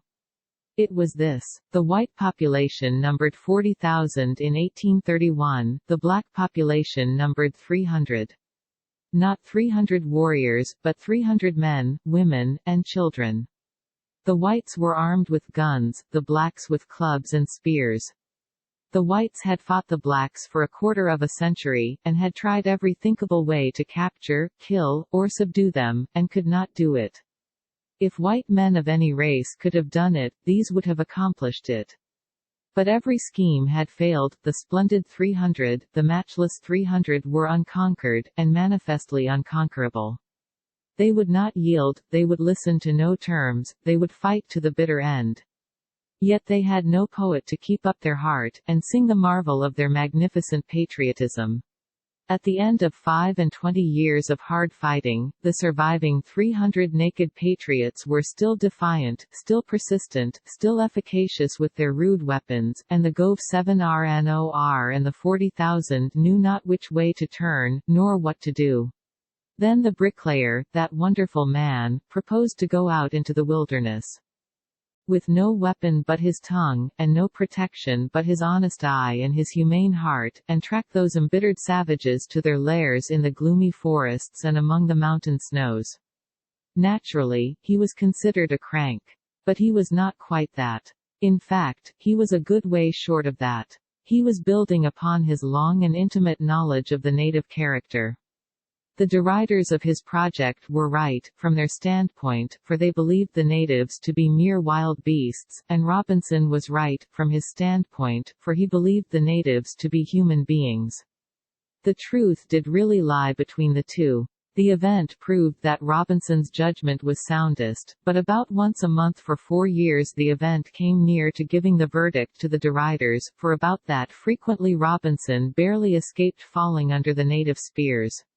But history shows that he had a thinking head, and was not a mere wild sentimentalist. For instance, he wanted the war parties called in before he started unarmed upon his mission of peace. He wanted the best chance of success, not a half chance. And he was very willing to have help, and so, high rewards were advertised for any who would go unarmed with him. This opportunity was declined. Robinson persuaded some tamed natives of both sexes to go with him, a strong evidence of his persuasive powers, for those natives well knew that their destruction would be almost certain. As it turned out, they had to face death over and over again. Robinson and his little party had a difficult undertaking upon their hands. They could not ride off, horseback, comfortably into the woods and call Leonidas and his 300 together for a talk and a treaty the following day, for the wild men were not in a body, they were scattered, immense distances apart, over regions so desolate that even the birds could not make a living with the chances offered, scattered in groups of 20. A dozen, half a dozen, even in groups of 3. And the mission must go on foot. Mr. Bonwick furnishes a description of those horrible regions, whereby it will be seen that even fugitive gangs of the hardiest and choicest human devils the world has seen, the convicts set apart to people the hell of Macquarie Harbour Station, were never able, but once, to survive the horrors of a march through them, but starving and struggling, and fainting and failing, ate each other, and died. Onward, still onward, was the order of the indomitable Robinson. No one ignorant of the western country of Tasmania can form a correct idea of the travelling difficulties. While I was resident in Hobart Town, the governor, Sir John Franklin, and his lady, undertook the western journey to Macquarie Harbour, and suffered terribly. One man who assisted to carry her ladyship through the swamps, gave me his bitter experience of its miseries. Several were disabled for life. No wonder that but one party, escaping from Macquarie Harbour convict settlement, arrived at the civilized region in safety. Men perished in the scrub, were lost in snow, or were devoured by their companions. This was the territory traversed by Mr. Robinson and his black guides. All honor to his intrepidity, and their wonderful fidelity.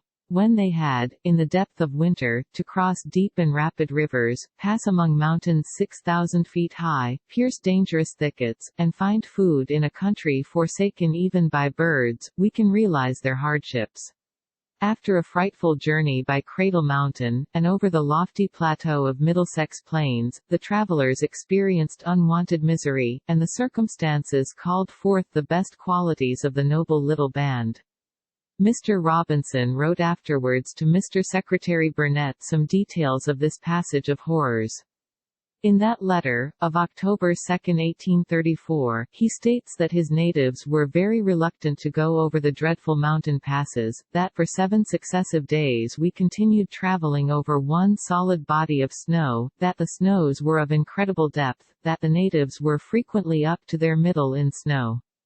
But still the ill-clad, ill-fed, diseased, and way-worn men and women were sustained by the cheerful voice of their unconquerable friend, and responded most nobly to his call. Mr. Bonwick says that Robinson's friendly capture of the Big River tribe, remember, it was a whole tribe, was by far the grandest feature of the war, and the crowning glory of his efforts. The word war was not well chosen, and is misleading. There was war still, but only the blacks were conducting it, the whites were holding off until Robinson could give his scheme a fair trial.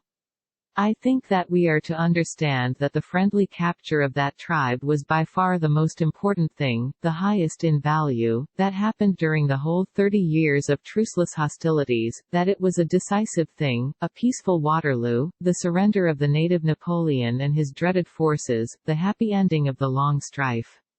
For that tribe was the terror of the colony, its chief the Black Douglas of bush households, Robinson knew that these formidable people were lurking somewhere, in some remote corner of the hideous regions just described, and he and his unarmed little party started on a tedious and perilous hunt for them. At last, there, under the shadows of the Frenchman's Cap, whose grim cone rose 5,000 feet in the uninhabited westward interior, they were found. It was a serious moment. Robinson himself believed, for once, that his mission, successful until now, was to end here in failure, and that his own death hour had struck. The redoubtable chief stood in menacing attitude, with his 18-foot spear poised, his warriors stood massed at his back, armed for battle, their faces eloquent with their long-cherished loathing for white men.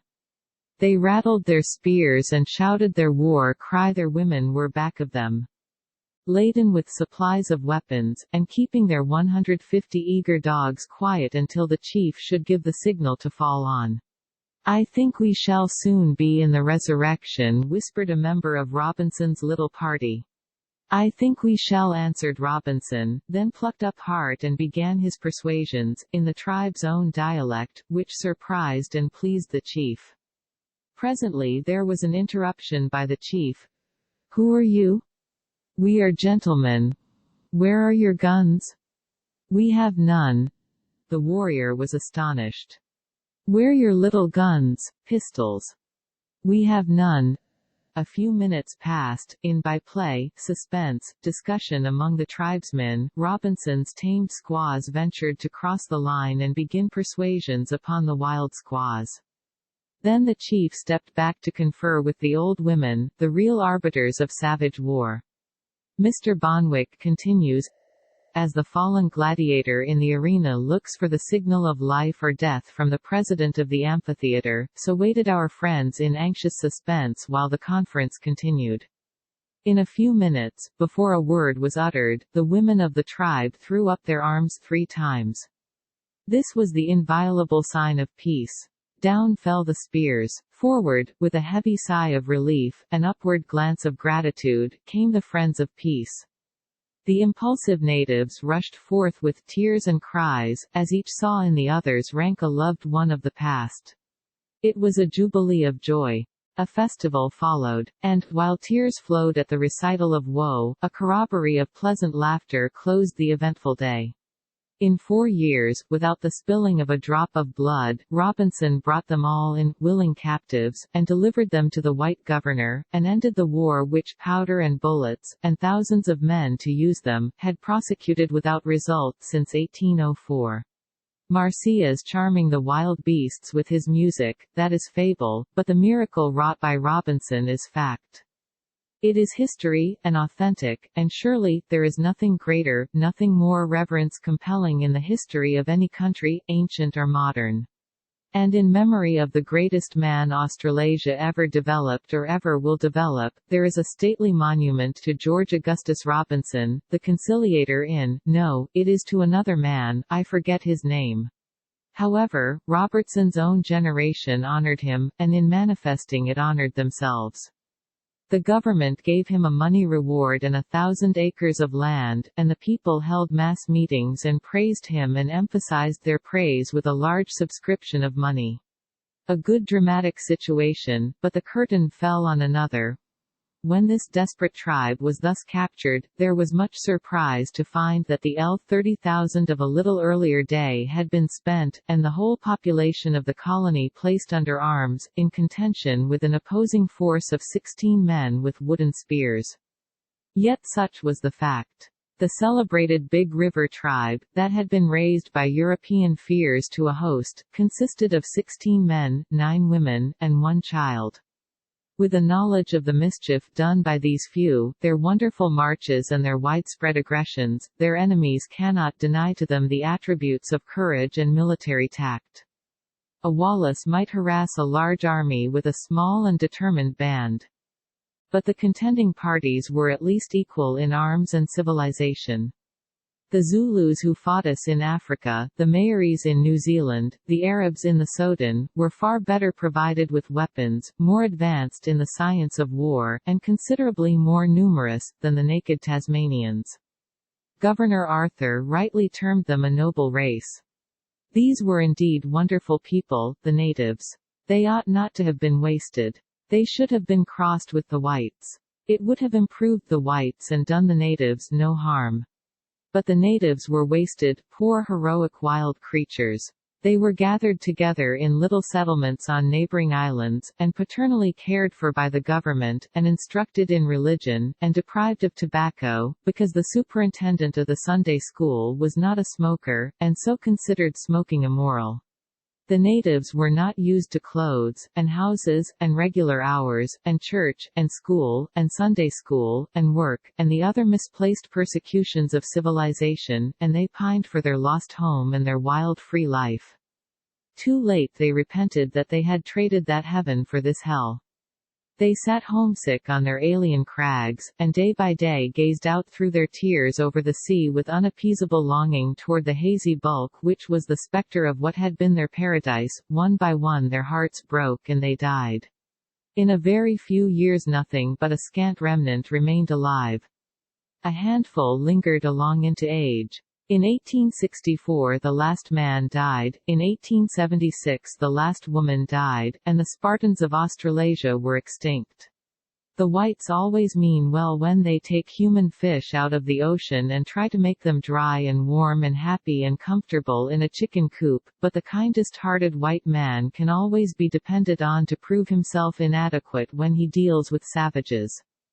He cannot turn the situation around and imagine how he would like it to have a well-meaning savage transfer him from his house and his church and his clothes and his books and his choice food to a hideous wilderness of sand and rocks and snow, and ice and sleet and storm and blistering sun, with no shelter, no bed, no covering for his and his family's naked bodies, and nothing to eat but snakes and grubs and offal. This would be a hell to him, and if he had any wisdom he would know that his own civilization is a hell to the savage, but he hasn't any, and has never had any, and for lack of it he shut up those poor natives in the unimaginable perdition of his civilization, committing his crime with the very best intentions, and saw those poor creatures waste away under his tortures, and gazed at it, vaguely troubled and sorrowful, and wondered what could be the matter with them. One is almost betrayed into respecting those criminals, they were so sincerely kind, and tender, and humane, and well-meaning. They didn't know why those exiled savages faded away, and they did their honest best to reason it out. And one man, in a like case in New South Wales, did reason it out and arrive at a solution. It is from the wrath of God, which is revealed from heaven against cold ungodliness and unrighteousness of men. That settles it. Chapter 28. Let us be thankful for the fools. But for them the rest of us could not succeed. Pudd'nhead Wilson's New Calendar. The aphorism does really seem true, given the circumstances, the man will appear. But the man mustn't appear ahead of time, or it will spoil everything. In Robinson's case the moment had been approaching for a quarter of a century, and meantime the future conciliator was tranquilly laying bricks in Hobart. When all other means had failed, the moment had arrived, and the bricklayer put down his trowel and came forward. Earlier he would have been jeered back to his trowel again. It reminds me of a tale that was told me by a Kentuckian on the train when we were crossing Montana. He said the tale was current in Louisville years ago. He thought it had been in print, but could not remember. At any rate, in substance it was this, as nearly as I can call it back to mind. A few years before the outbreak of the Civil War it began to appear that Memphis, Tennessee, was going to be a great tobacco entrepot. The wise could see the signs of it. At that time Memphis had a wharf boat, of course. There was a paved sloping wharf, for the accommodation of freight, but the steamers landed on the outside of the wharf boat, and all loading and unloading was done across it, between steamer and shore. A number of wharfboat clerks were needed, and part of the time, every day, they were very busy, and part of the time tediously idle. They were boiling over with youth and spirits, and they had to make the intervals of idleness endurable in some way, and as a rule, they did it by contriving practical jokes and playing them upon each other. The favorite butt for the jokes was Ed Jackson, because he played none himself, and was easy game for other people's, for he always believed whatever was told him. One day he told the others his scheme for his holiday. He was not going fishing or hunting this time, no, he had thought out a better plan.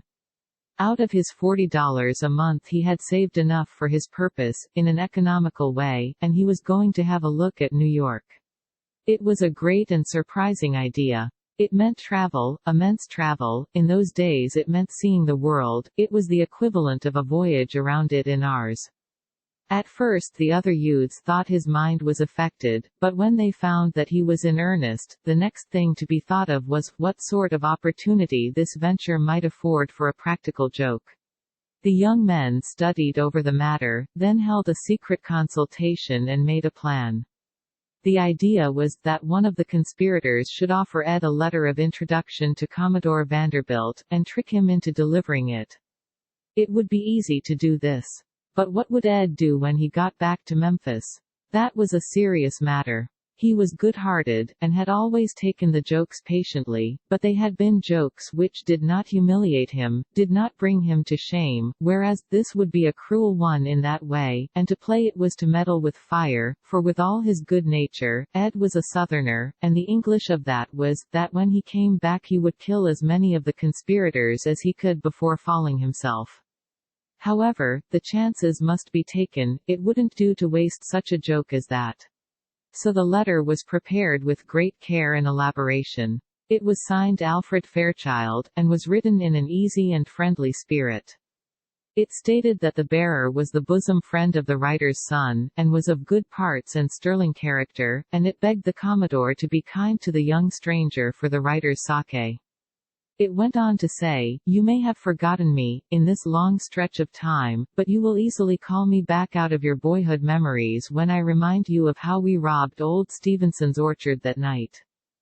And how, while he was chasing down the road after us, we cut across the field and doubled back and sold his own apples to his own cook for a hat full of doughnuts, and the time that we, and so forth and so on, bringing in names of imaginary comrades, and detailing all sorts of wild and absurd and, of course, wholly imaginary schoolboy pranks and adventures, but putting them into lively and telling shape." With all gravity Ed was asked if he would like to have a letter to Commodore Vanderbilt, the great millionaire. It was expected that the question would astonish Ed, and it did. "What? Do you know that extraordinary man?" "No, but my father does. They were schoolboys together. And if you like, I'll write and ask father. I know he'll be glad to give it to you for my sake." Ed could not find words capable of expressing his gratitude and delight. The 3 days passed, and the letter was put into his bands. He started on his trip, still pouring out his thanks while he shook good-bye all around. And when he was out of sight his comrades let fly their laughter in a storm of happy satisfaction, and then quieted down, and were less happy, less satisfied. For the old doubts as to the wisdom of this deception began to intrude again. Arrived in New York, Ed found his way to Commodore Vanderbilt's business quarters, and was ushered into a large anteroom, where a score of people were patiently awaiting their turn for a 2-minute interview with the millionaire in his private office. A servant asked for Ed's card, and got the letter instead. Ed was sent for a moment later, and found Mr. Vanderbilt alone, with the letter, open, in his hand. "Pray sit down Mr. Jackson." "Ah, sit down. Mr. Jackson." By the opening sentences it seems to be a letter from an old friend.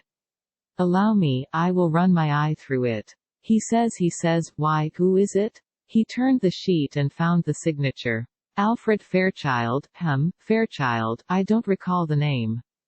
But that is nothing, 1,000 names have gone from me. He says, HMOH, dear, but it's good. Oh, it's rare. I don't quite remember it, but I seem to it'll all come back to me presently.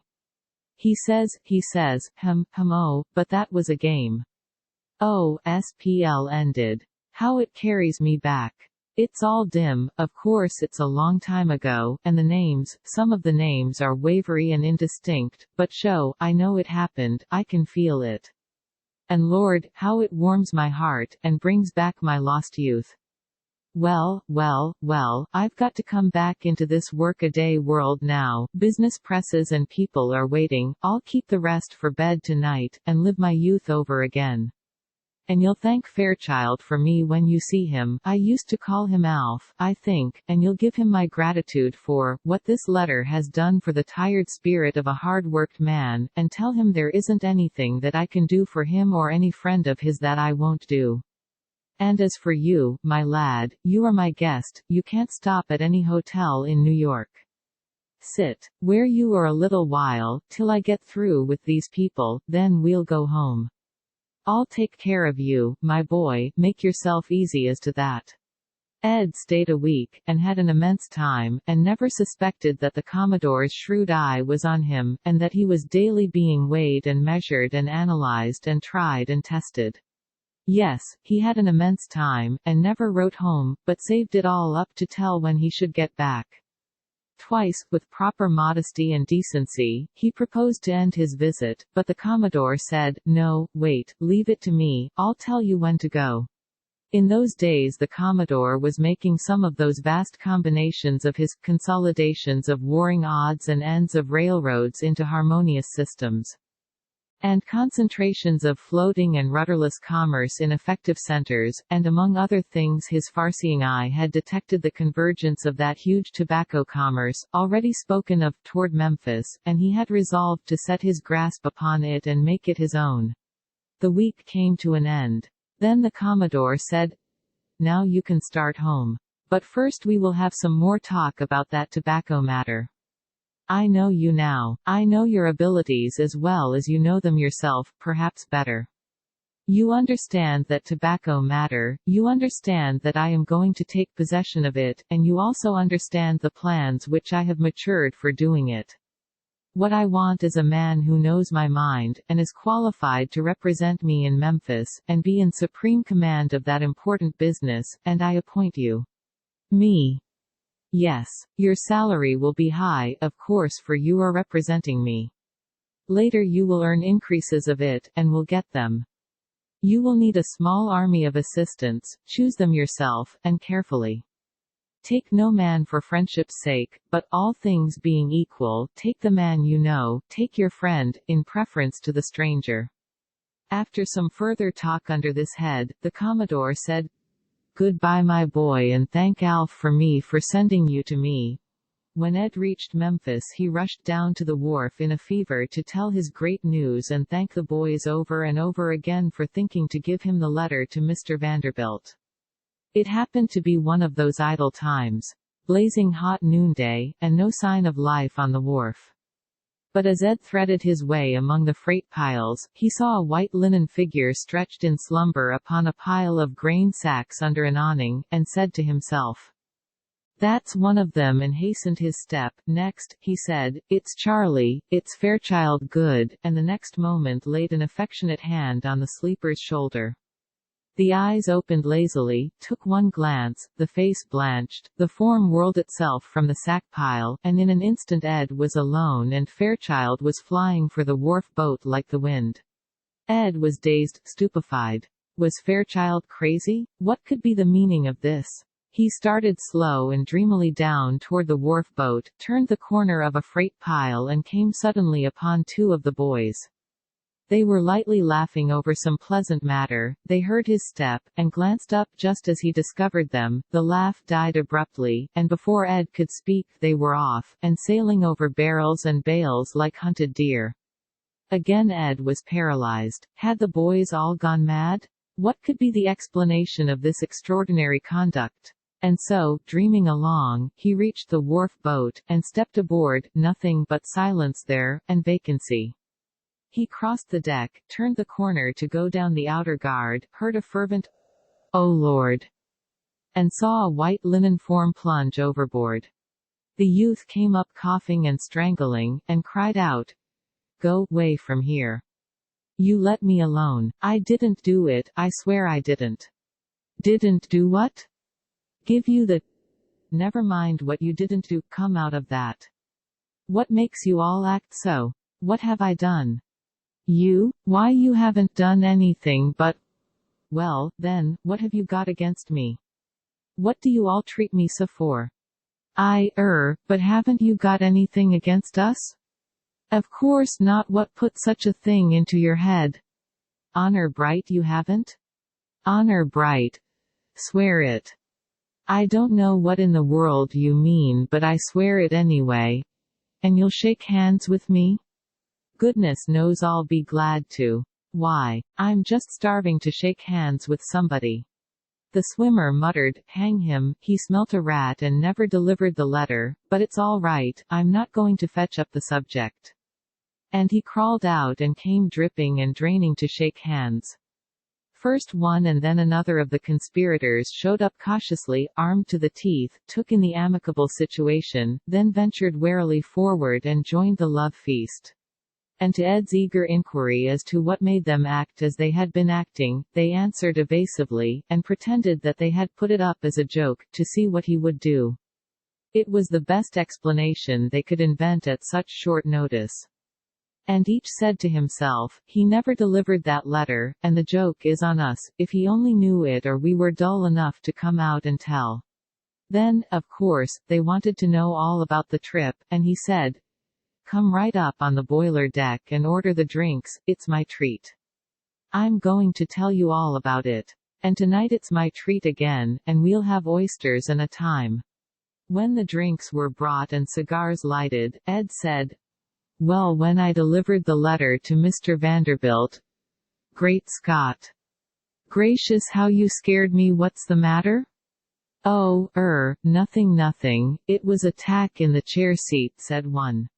But you all said it. However, no matter. When I delivered the letter… Did you deliver it? And they looked at each other as people might who thought that maybe they were dreaming. Then they settled to listening.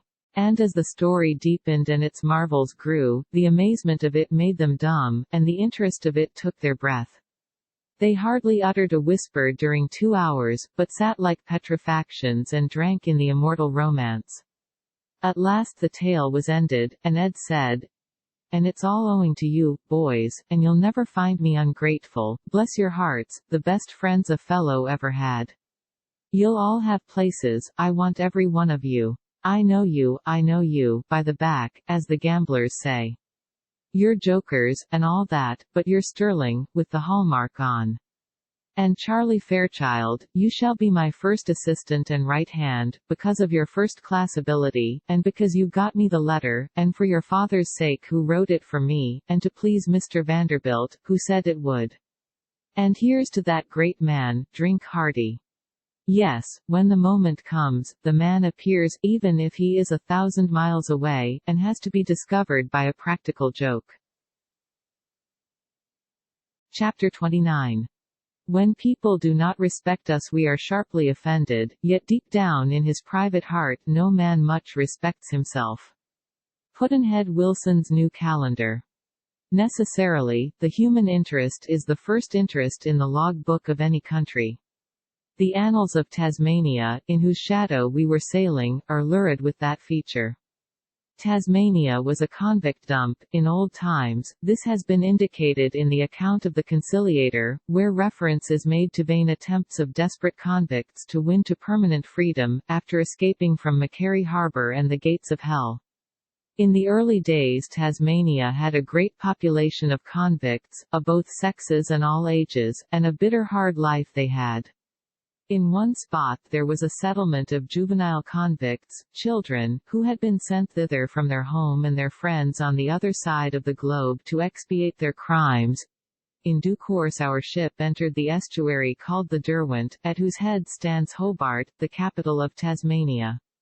The Derwent's shores furnish scenery of an interesting sort. The historian Laurie, whose book, The Story of Australasia is just out, invoices its features with considerable truth and intemperance. The marvelous picturesqueness of every point of view, combined with the clear balmy atmosphere and the transparency of the ocean depths, must have delighted and deeply impressed the early explorers.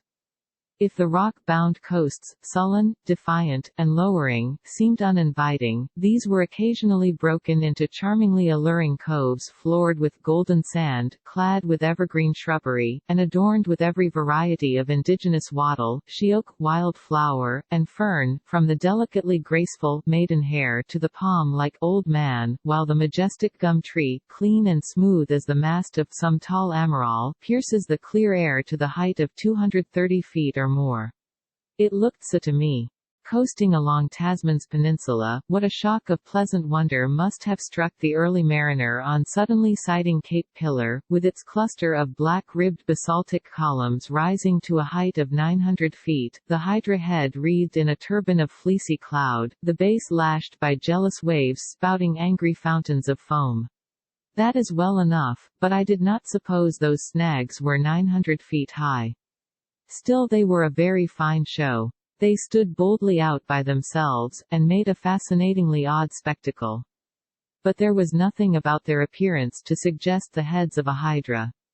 They looked like a row of lofty slabs with their upper ends tapered to the shape of a carving knife point. In fact, the early voyager, ignorant of their great height, might have mistaken them for a rusty old rank of piles that had sagged this way and that out of the perpendicular. The peninsula is lofty, rocky, and densely clothed with scrub, or brush, or both. It is joined to the main by a low neck. At this junction was formerly a convict station called Port Arthur, a place hard to escape from. Behind it was the wilderness of scrub, in which a fugitive would soon starve. In front was the narrow neck, with a cordon of chained dogs across it, and a line of lanterns, and a fence of living guards, armed. We saw the place as we swept by, that is, we had a glimpse of what we were told was the entrance to Port Arthur. The glimpse was worth something, as a remembrancer, but that was all. The voyage thence up the Derwent Frith displays a grand succession of fairy visions, in its entire length elsewhere unequalled. In gliding over the deep blue sea studded with lovely islets luxuriant to the water's edge, one is at a loss which scene to choose for contemplation and to admire most. When the Huon and Bruni have been passed, there seems no possible chance of arrival, but suddenly Mount Wellington, massive and noble like his brother Etna, literally heaves in sight, sternly guarded on either hand by Mounts Nelson and Rumney. Presently we arrive at Sullivan's Cove, Hobart.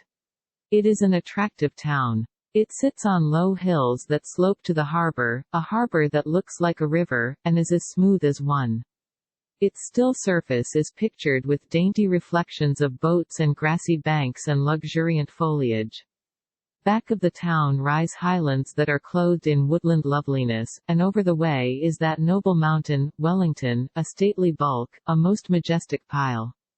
How beautiful is the whole region, for form, and grouping, and opulence, and freshness of foliage, and variety of color, and grace and shapeliness of the hills, the capes, the promontories, and then, the splendor of the sunlight, the dim rich distances, the charm of the water glimpses. And it was in this paradise that the yellow-liveried convicts were landed, and the Corps bandits quartered, and the wanton slaughter of the kangaroo chasing black innocents consummated on that autumn day in May, in the brutish old time. It was all out of keeping with the place, a sort of bringing of heaven and hell together. The remembrance of this paradise reminds me that it was at Hobart that we struck the head of the procession of Junior Englands. We were to encounter other sections of it in New Zealand, presently, and others later in Natal. Wherever the exiled Englishman can find in his new home resemblances to his old one, he is touched to the marrow of his being, the love that is in his heart inspires his imagination, and these allied forces transfigure those resemblances into authentic duplicates of the revered originals. It is beautiful, the feeling which works this enchantment, and it compels one's homage, compels it, and also compels one's assent, compels it always, even when, as happens sometimes, one does not see the resemblances as clearly as does the exile who is pointing them out. The resemblances do exist. It is quite true, and often they cunningly approximate the originals, but after all, in the matter of certain physical patent rights there is only one England. Now that I have sampled the globe, I am not in doubt. There is a beauty of Switzerland, and it is repeated in the glaciers and snowy ranges of many parts of the earth. There is a beauty of the fjord, and it is repeated in New Zealand and Alaska. There is a beauty of Hawaii, and it is repeated in 10,000 islands of the southern seas. There is a beauty of the prairie and the plain, and it is repeated here and there in the earth. Each of these is worshipful, each is perfect in its way, yet holds no monopoly of its beauty, but that beauty which is England is alone, it has no duplicate. It is made up of very simple details, just grass, and trees, and shrubs, and roads, and hedges, and gardens, and houses, and vines, and churches, and castles, and here and there a ruin, and over it all a mellow dream haze of history. But its beauty is incomparable, and all its own. Hobart has a peculiarity: it is the neatest town that the sun shines on, and I incline to believe that it is also the cleanest. However that may be, its supremacy in neatness is not to be questioned. There cannot be another town in the world that has no shabby exteriors, no rickety gates and fences, no neglected houses crumbling to ruin, no crazy and unsightly sheds, no weed-grown front yards of the poor, no backyards littered with tin cans and old boots and empty bottles, no rubbish in the gutters, no clutter on the sidewalks, no outer borders fraying out into dirty lanes and tin-patched huts. No, in Hobart all the aspects are tidy, and all a comfort to the eye. The modestest cottage looks combed and brushed, and has its vines, its flowers, its neat fence, its neat gate, its comely cat asleep on the window ledge. We had a glimpse of the museum, by courtesy of the American gentleman who is curator of it. It has samples of half a dozen different kinds of marsupials. A marsupial is a plantigrade vertebrate whose specialty is its pocket. In some countries it is extinct, in the others it is rare. The first American marsupials were Stephen Girard, Mr. Astor and the opossum. The principal marsupials of the southern hemisphere are Mr. Rhodes, and the kangaroo. I, myself, am the latest marsupial. Also, I might boast that I have the largest pocket of them all. But there is nothing in that one, the Tasmanian devil, that is, I think he was one of them. And there was a fish with lungs. When the water dries up it can live in the mud. Most curious of all was a parrot that kills sheep. On one great sheep run this bird killed 1,000 sheep in a whole year. He doesn't want the whole sheep, but only the kidney fat. This restricted taste makes him an expensive bird to support. To get the fat he drives his beak in and rips it out. The wound is mortal. This parrot furnishes a notable example of evolution brought about by changed conditions. When the sheep culture was introduced, it presently brought famine to the parrot by exterminating a kind of grub which had always thitherto been the parrot's diet. The miseries of hunger made the bird willing to eat raw flesh, since it could get no other food, and it began to pick remnants of meat from sheep skins hung out on the fences to dry. It soon came to prefer sheep meat to any other food, and by it came to prefer the kidney fat to any other detail of the sheep. The parrot's bill was not well shaped for digging out the fat, but nature fixed that matter. She altered the bill's shape, and now the parrot can dig out kidney fat better than the Chief Justice of the Supreme Court, or anybody else, for that matter, even an admiral. And there was another curiosity, quite a stunning one, I thought: arrowheads and knives just like those which primeval man made out of flint. And thought he had done such a wonderful thing, yes, and has been humored and coddled in that superstition by this age of admiring scientists until there is probably no living with him in the other world by now. Yet here is his finest and nicest work exactly duplicated in our day, and by people who have never heard of him or his works, by aborigines who lived in the islands of these seas, within our time. And they not only duplicated those works of art but did it in the brittlest and most treacherous of substances, glass, made them out of old brandy bottles flung out of the British camps, millions of tons of them. It is time for primeval man to make a little less noise, now. He has had his day. He is not what he used to be. We had a drive through a bloomy and odorous fairyland, to the refuge for the indigent, a spacious and comfortable home, with hospitals, etc., for both sexes. There was a crowd there, of the oldest people I have ever seen. It was like being suddenly set down in a new world, a weird world where youth has never been, a world sacred to age, and bowed forms, and wrinkles. Out of the 359 persons present, 223 were ex-convicts, and could have told stirring tales, no doubt, if they had been minded to talk. 42 of the 359 were past 80, and several were close upon 90. The average age at death there is 76 years. As for me, I have no use for that place, it is too healthy. 70 is old enough, after that, there is too much risk. Youth and gaiety might vanish, any day, and then, what is left? Death in life, death without its privileges, death without its benefits. There were 185 women in that refuge, and 81 of them were ex-convicts. The steamer disappointed us. Instead of making a long visit at Hobart, as usual, she made a short one. So we got but a glimpse of Tasmania, and then moved on. Chapter 30. Nature makes the locust with an appetite for crops, man would have made him with an appetite for sand. Pudd'nhead Wilson's New Calendar. We spent part of an afternoon and a night at sea, and reached Bluff, in New Zealand, early in the morning. Bluff is at the bottom of the middle island, and is away down south, nearly 7 degrees below the equator. It lies as far south of the line as Quebec lies north of it, and the climates of the two should be alike, but for some reason or other it has not been so arranged. Quebec is hot in the summer and cold in the winter, but Bluff's climate is less intense, the cold weather is not very cold, the hot weather is not very hot, and the difference between the hottest month and the coldest is but 17 degrees Fahrenheit. In New Zealand the rabbit plague began at Bluff. The man who introduced the rabbit there was banqueted and lauded, but they would hang him, now, if they could get him. In England the natural enemy of the rabbit is detested and persecuted, in the Bluff region the natural enemy of the rabbit is honored, and his person is sacred. The rabbit's natural enemy in England is the poacher, in Bluff its natural enemy is the stoat, the weasel, the ferret, the cat, and the mongoose. In England any person below the heir who is caught with a rabbit in his possession must satisfactorily explain how it got there, or he will suffer fine and imprisonment, together with extinction of his peerage. In Bluff, the cat found with a rabbit in its possession does not have to explain, everybody looks the other way, the person caught noticing would suffer fine and imprisonment, with extinction of peerage. This is a sure way to undermine the moral fabric of a cat. 30 years from now there will not be a moral cat in New Zealand.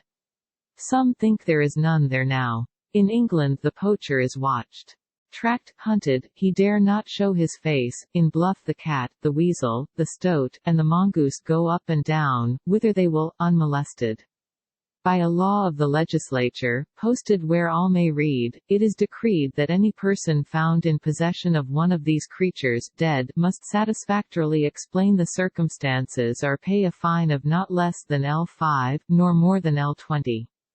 The revenue from this source is not large. Persons who want to pay $100 for a dead cat are getting rarer and rarer every day. This is bad, for the revenue was to go to the endowment of a university. All governments are more or less short-sighted. In England they fine the poacher, whereas he ought to be banished to New Zealand. New Zealand would pay his way, and give him wages.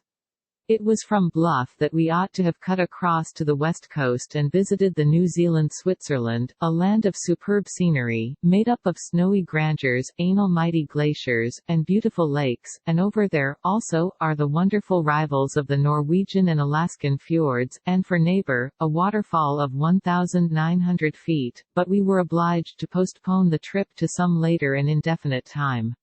November 6. A lovely summer morning, brilliant blue sky. A few miles out from Invercargill, passed through vast level green expanses snowed over with sheep. Fine to see. The green, deep and very vivid sometimes, at other times less so, but delicate and lovely. A passenger reminds me that I am in the England of the far south. Dunedin, same date. The town justifies Michael de Witt's praises. The people are Scotch. They stopped here on their way from home to heaven thinking they had arrived. The population is stated at 40,000, by 1,000 Alcom Ross, journalist, stated by N 1,000. P. at 60,000. A journalist cannot lie. To the residents of Dr. Hawken. He has a fine collection of books relating to New Zealand, and his house is a museum of Maori art and antiquities. He has pictures and prints in color of many native chiefs of the past, some of them of note in history. There is nothing of the savage in the faces, nothing could be finer than these men's features, nothing more intellectual than these faces, nothing more masculine, nothing nobler than their aspect. The Aboriginals of Australia and Tasmania looked the savage, but these chiefs looked like Roman patricians. The tattooing in these portraits ought to suggest the savage, of course, but it does not. The designs are so flowing and graceful and beautiful that they are a most satisfactory decoration. It takes but 15 minutes to get reconciled to the tattooing, and but 15 more to perceive that it is just the thing. After that, the undecorated European face is unpleasant and ignoble. Dr. Hawken gave us a ghastly curiosity, a lignified caterpillar with a plant growing out of the back of its neck, a plant with a slender stem 4 inches high. It happened not by accident, but by design, nature's design. This caterpillar was in the act of loyally carrying out a law inflicted upon him by nature, a law purposely inflicted upon him to get him into trouble, a law which was a trap. In pursuance of this law he made the proper preparations for turning himself into a night moth, that is to say, he dug a little trench, a little grave, and then stretched himself out in it on his stomach and partially buried himself, then nature was ready for him. She blew the spores of a peculiar fungus through the air with a purpose. Some of them fell into a crease in the back of the caterpillar's neck, and began to sprout and grow, for there was soil there, he had not washed his neck. The roots forced themselves down into the worm's person, and rearward along through its body, sucking up the creature's juices for sap. The worm slowly died, and turned to wood. And here he was now, a wooden caterpillar, with every detail of his former physique delicately and exactly preserved and perpetuated, and with that stem standing up out of him for his monument commemorative of his own loyalty and of nature's unfair return for it. Nature is always acting like that. Mrs. Ten said, of course, that the caterpillar was not conscious and didn't suffer. She should have known better. No caterpillar can deceive nature. If this one couldn't suffer, nature would have known it and would have hunted up another caterpillar. Not that she would have let this one go, merely because it was defective. No, she would have waited and let him turn into a night moth, and then fried him in the candle. Nature cakes a fish's eyes over with parasites, so that it shan't be able to avoid its enemies or find its food. She sends parasites into a starfish's system, which clog up its prongs and swell them and make them so uncomfortable that the poor creature delivers itself from the prong to ease its misery, and presently it has to part with another prong for the sake of comfort, and finally with a third. If it re-grows the prongs, the parasite returns and the same thing is repeated. And finally, when the ability to reproduce prongs is lost through age, that poor old starfish can't get around anymore, and so it dies of starvation. In Australia is prevalent a horrible disease due to an unperfected tapeworm. Unperfected, that is what they call it, I do not know why, for it transacts business just as well as if it were finished and frescoed and gilded, and all that.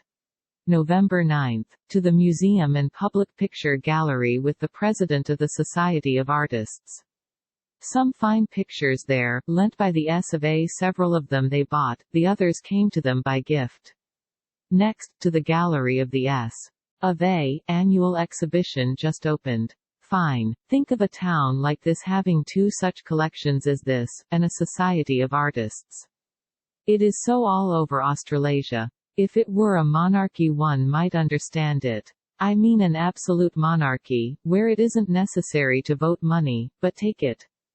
Then art flourishes. But these colonies are republics, republics with a wide suffrage, voters of both sexes, this one of New Zealand. In republics, neither the government nor the rich private citizen is much given to propagating art. All over Australasia pictures by famous European artists are bought for the public galleries by the state and by societies of citizens. Living citizens, not dead ones. They rob themselves to give, not their heirs.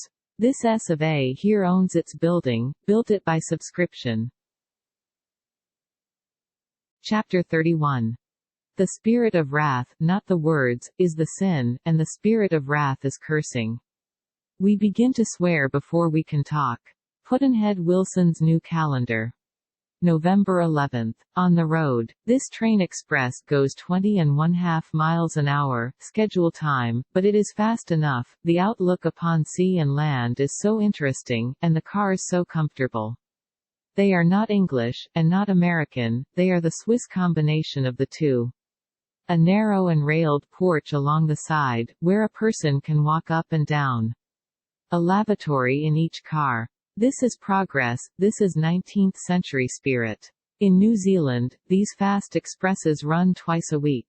It is well to know this if you want to be a bird and fly through the country at a 20-mile gait, otherwise you may start on one of the 5 wrong days, and then you will get a train that can't overtake its own shadow. By contrast, these pleasant cars call to mind the branch road cars at Maryborough, Australia, and the passengers talk about the branch road and the hotel. Somewhere on the road to Maryborough I changed for a while to a smoking carriage. There were 2 gentlemen there, both riding backward, one at each end of the compartment. They were acquaintances of each other. I sat down facing the one that sat at the starboard window. He had a good face, and a friendly look, and I judged from his dress that he was a dissenting minister. He was along toward 50. Of his own motion he struck a match, and shaded it with his hand for me to light my cigar. I take the rest from my diary. In order to start conversation I asked him something about Maryborough. He said, in a most pleasant, even musical voice, but with quiet and cultured decision, "It's a charming town with a hell of a hotel." I was astonished. It seemed so odd to hear a minister swear out loud. He went placidly on, "It's the worst hotel in Australia." Well, one may go further, and say in Australasia. Bad beds? No, none at all, just sandbags. The pillows too? Yes, the pillows too. Just sand, and not a good quality of sand. It packs too hard, and has never been screened. There is too much gravel in it. It is like sleeping on nuts.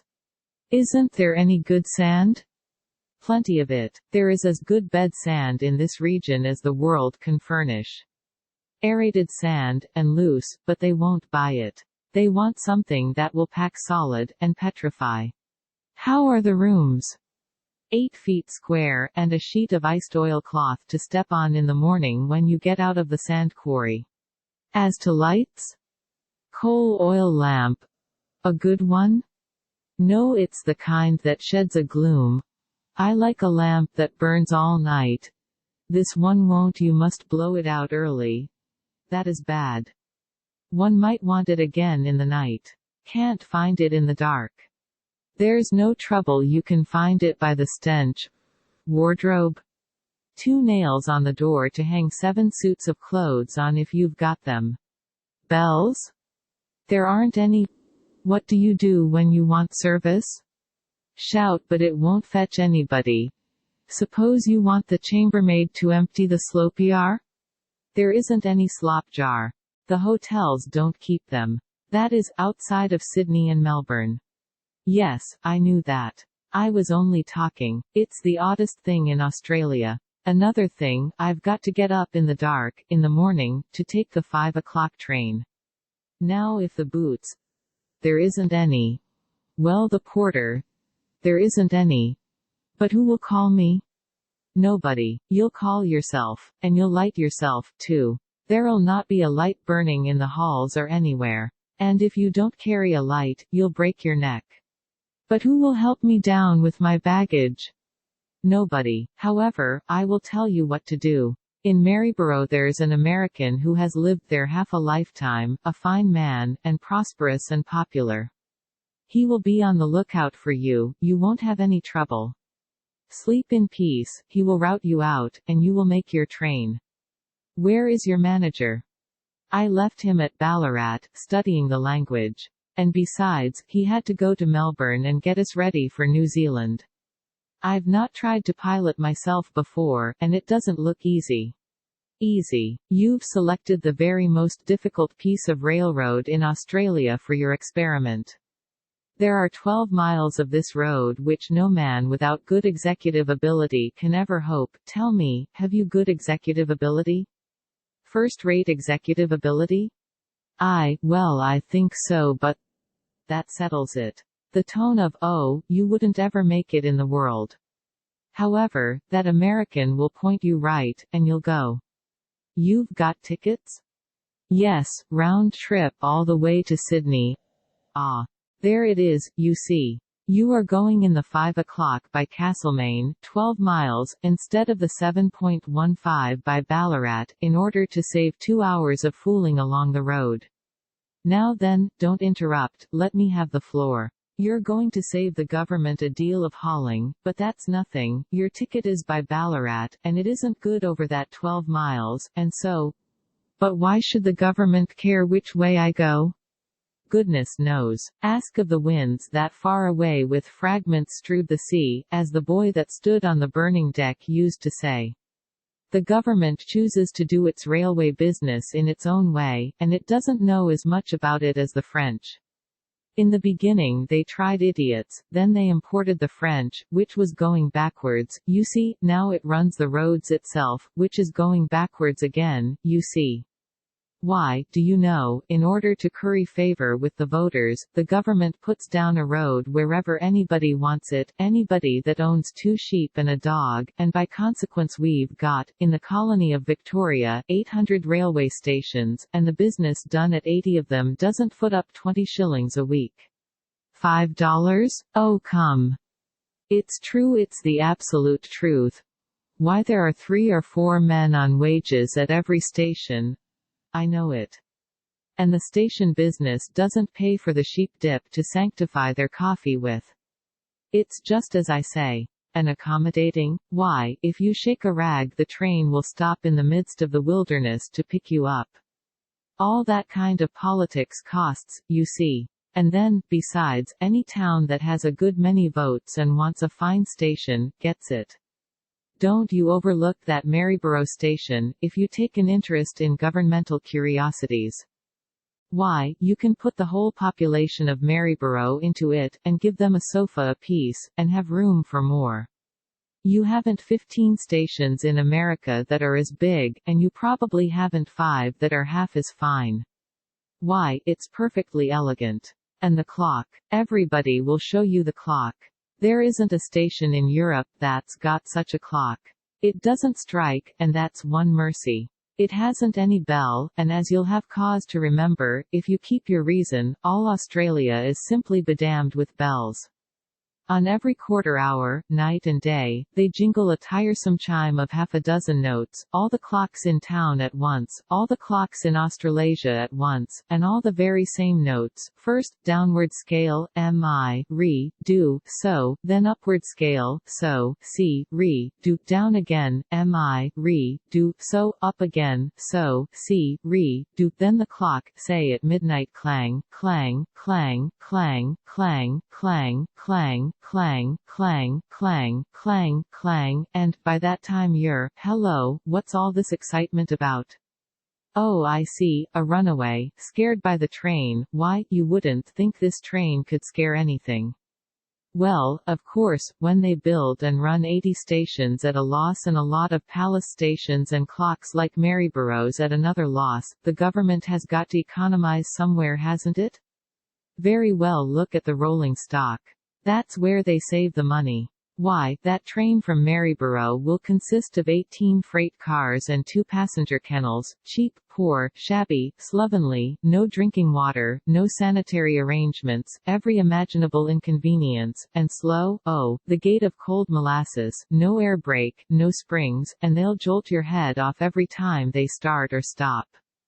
That's where they make their little economies, you see. They spend tons of money to house you palatially while you wait 15 minutes for a train, then degrade you to 6 hours convict transportation to get the foolish outlay back. What a rational man really needs is discomfort while he's waiting. Then his journey in a nice train would be a grateful change. But no, that would be common sense, and out of place in a government. And then, besides, they save in that other little detail, repudiate their own tickets, and collect a poor little illegitimate extra shilling out of you for that 12 miles, and, well, in any case, wait, there's more. Leave that American out of the account and see what would happen. There's nobody on hand to examine your ticket when you arrive. But the conductor will come and examine it when the train is ready to start. It is too late to buy your extra ticket now, the train can't wait, and won't. You must climb out. But can't I pay the conductor? No, he is not authorized to receive the money, and he won't. You must climb out. There's no other way. I tell you, the railway management is about the only thoroughly European thing here, continentally European I mean, not English. It's the continental business in perfection, down fine. Oh, yes, even to the peanut commerce of weighing baggage. The train slowed up at his place. As he stepped out he said, "Yes, you'll like Maryborough. Plenty of intelligence there. It's a charming place, with a hell of a hotel." Then he was gone. I turned to the other gentleman. "Is your friend in the ministry?" "No, studying for it." Chapter 32. The man with a new idea is a crank until the idea succeeds. Pudd'nhead Wilson's New Calendar. It was Junior England all the way to Christchurch, in fact, just a garden. And Christchurch is an English town, with an English park annex, and a winding English brook just like the Avon, and named the Avon, but from a man, not from Shakespeare's river. Its grassy banks are bordered by the stateliest and most impressive weeping willows to be found in the world, I suppose. They continue the line of a great ancestor. They were grown from sprouts of the willow that sheltered Napoleon's grave in St. Helena. It is a settled old community, with all the serenities, the graces, the conveniences, and the comforts of the ideal home life. If it had an established church and social inequality, it would be England over again with hardly a lack. In the museum we saw many curious and interesting things, among others a fine native house of the olden time, with all the details true to the facts, and the showy colors right and in their proper places. All the details, the fine mats and rugs and things, the elaborate and wonderful wood carvings, wonderful, surely, considering who did them, wonderful in design and particularly in execution, for they were done with admirable sharpness and exactness, and yet with no better tools than flint and jade and shell could furnish, and the totem posts were there, ancestor above ancestor, with tongues protruded and hands clasped comfortably over bellies containing other people's ancestors, grotesque and ugly devils, every one, but lovingly carved, and ably, and the stuffed natives were present, in their proper places, and looking as natural as life, and the housekeeping utensils were there, too, and close at hand the carved and finely ornamented war canoe. And we saw little jade gods, to hang around the neck, not everybody's, but sacred to the necks of natives of rank. Also jade weapons, and many kinds of jade trinkets, all made out of that excessively hard stone without the help of any tool of iron. And some of these things had small round holes bored through them, nobody knows how it was done, a mystery, a lost art. I think it was said that if you want such a hole bored in a piece of jade now, you must send it to London or Amsterdam where the lapidaries are. Also we saw a complete skeleton of the giant moa. It stood 10 feet high, and must have been a sight to look at when it was a living bird. It was a kicker, like the ostrich. In fight it did not use its beak, but its foot. It must have been a convincing kind of kick. If a person had his back to the bird and did not see who it was that did it, he would think he had been kicked by a windmill. There must have been a sufficiency of moas in the old forgotten days when his breed walked the earth. His bones are found in vast masses, all crammed together in huge graves. They are not in caves, but in the ground. Nobody knows how they happen to get concentrated there. Mind, they are bones, not fossils. This means that the moa has not been extinct very long. Still, this is the only New Zealand creature which has no mention in that otherwise comprehensive literature, the native legends. This is a significant detail, and is good circumstantial evidence that the moa has been extinct 500 years, since the Maori has himself, by tradition, been in New Zealand since the end of the 15th century. He came from an unknown land, the first Maori did, then sailed back in his canoe and brought his tribe, and they removed the aboriginal peoples into the sea and into the ground and took the land. That is the tradition. That first Maori could come, is understandable, for anybody can come to a place when he isn't trying to, but how that discoverer found his way back home again without a compass is his secret, and he died with it in him. His language indicates that he came from Polynesia. He told where he came from, but he couldn't spell well, so one can't find the place on the map, because people who could spell better than he could, spelt the resemblance all out of it when they made the map. However, it is better to have a map that is spelt right than one that has information in it. In New Zealand, women have the right to vote for members of the legislature, but they cannot be members themselves. The law extending the suffrage to them went into effect in 1893. The population of Christchurch, census of 1891, was 31,454. The first election under the law was held in November of that year. Number of men who voted, 6,313. Number of women who voted, 5,989. These figures ought to convince us that women are not as indifferent about politics as some people would have us believe. In New Zealand as a whole, the estimated adult female population was 139,915. Of these, 109,461 qualified and registered their names on the rolls, 78.23% of the whole. Of these, 90,290 went to the polls and voted -85.18%.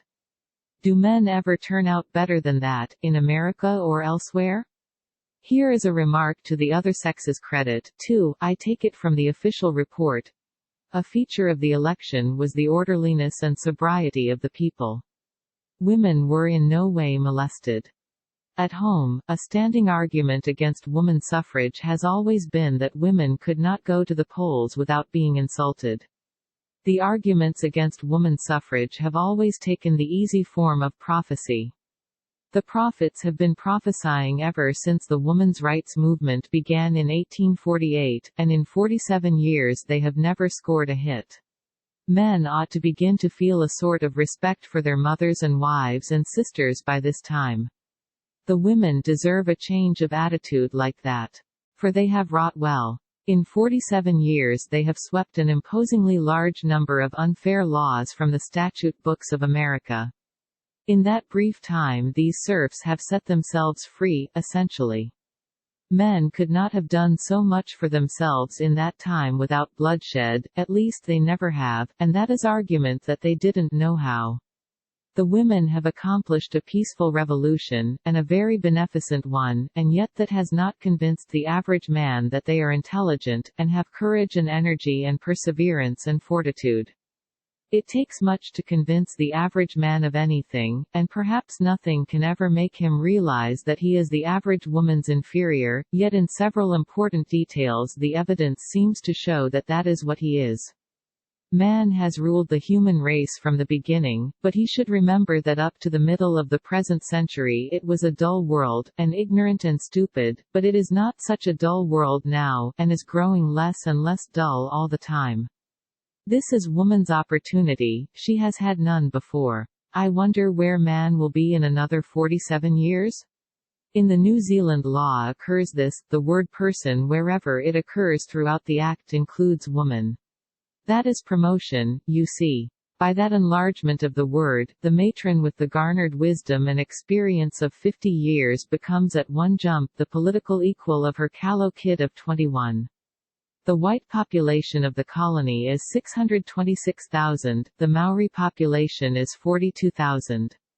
The whites elect 70 members of the House of Representatives, the mayor is 4. The Maori women vote for their 4 members. November 16. After 4 pleasant days in Christchurch, we are to leave at midnight tonight. Mr. Kinsey gave me an ornithorhynchus, and I am taming it. Sunday, 17th. Sailed last night in the Flora, from Lyttelton. So we did. I remember it yet. The people who sailed in the Flora that night may forget some other things if they live a good while, but they will not live long enough to forget that. The Flora is about the equivalent of a cattle scow, but when the Union Company find it inconvenient to keep a contract and lucrative to break it, they smuggle her into passenger service, and keep the change. They give no notice of their projected depredation. You innocently buy tickets for the advertised passenger boat, and when you get down to Lyttelton at midnight, you find that they have substituted the scow. They have plenty of good boats, but no competition, and that is the trouble. It is too late now to make other arrangements if you have engagements ahead. It is a powerful company, it has a monopoly, and everybody is afraid of it, including the government's representative, who stands at the end of the stage plank to tally the passengers and see that no boat receives a greater number than the law allows her to carry. This conveniently blind representative saw the scow receive a number which was far in excess of its privilege, and winked a politic wink and said nothing. The passengers bore with meekness the cheat which had been put upon them, and made no complaint. It was like being at home in America, where abused passengers act in just the same way. A few days before, the Union Company had discharged a captain for getting a boat into danger, and had advertised this act as evidence of its vigilance in looking after the safety of the passengers, for thugging a captain costs the company nothing, but when opportunity offered to send this dangerously overcrowded tub to sea and save a little trouble and a tidy penny by it, it forgot to worry about the passengers' safety. The first officer told me that the Flora was privileged to carry 125 passengers. She must have had all of 200 on board. All the cabins were full, all the cattle stalls in the main stable were full, the spaces at the heads of companionways were full, every inch of floor and table in the swill room was packed with sleeping men and remained so until the place was required for breakfast. All the chairs and benches on the hurricane deck were occupied, and still there were people who had to walk about all night. If the Flora had gone down that night, half of the people on board would have been wholly without means of escape. The owners of that boat were not technically guilty of conspiracy to commit murder, but they were morally guilty of it. I had a cattle stall in the main stable, a cavern fitted up with a long double file of 2-storied bunks, the files separated by a calico partition, 20 men and boys on one side of it, 20 women and girls on the other. The place was as dark as the soul of the Union Company, and smelt like a kennel. When the vessel got out into the heavy seas and began to pitch and wallow, the cavern prisoners became immediately seasick, and then the peculiar results that ensued laid all my previous experiences of the kind well away in the shade. And the wails, the groans, the cries, the shrieks, the strange ejaculations, it was wonderful. The women and children and some of the men and boys spent the night in that place, for they were too ill to leave it, but the rest of us got up, by and by, and finished the night on the hurricane deck. That boat was the foulest I was ever in, and the smell of the breakfast saloon when we threaded our way among the layers of steaming passengers stretched upon its floor and its tables was incomparable for efficiency. A good many of us got ashore at the first way port to seek another ship. After a wait of 3 hours we got good rooms in the Mahinapua, a wee little bridal parlor of a boat, only 205 tons burthen. Clean and comfortable, good service, good beds, good table, and no crowding. The seas danced her about like a duck, but she was safe and capable. Next morning early she went through the French Pass, a narrow gateway of rock, between bold headlands, so narrow, in fact, that it seemed no wider than a street. The current tore through there like a mill race, and the boat darted through like a telegram.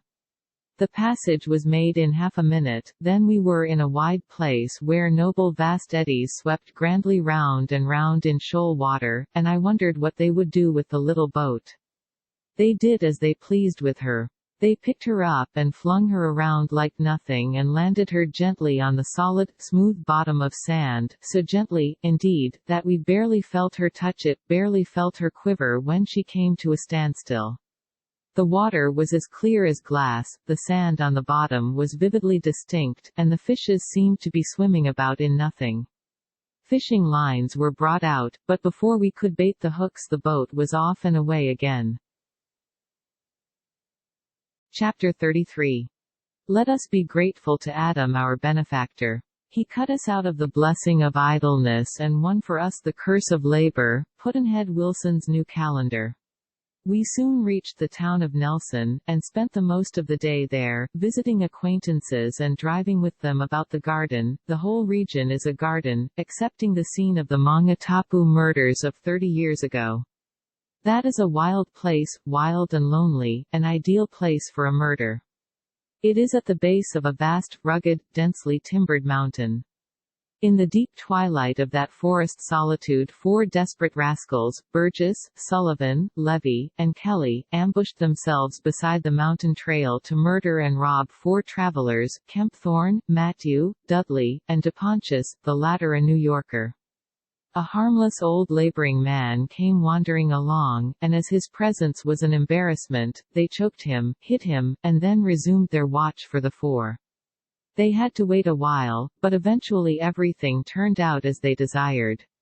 That dark episode is the one large event in the history of Nelson. The fame of it traveled far.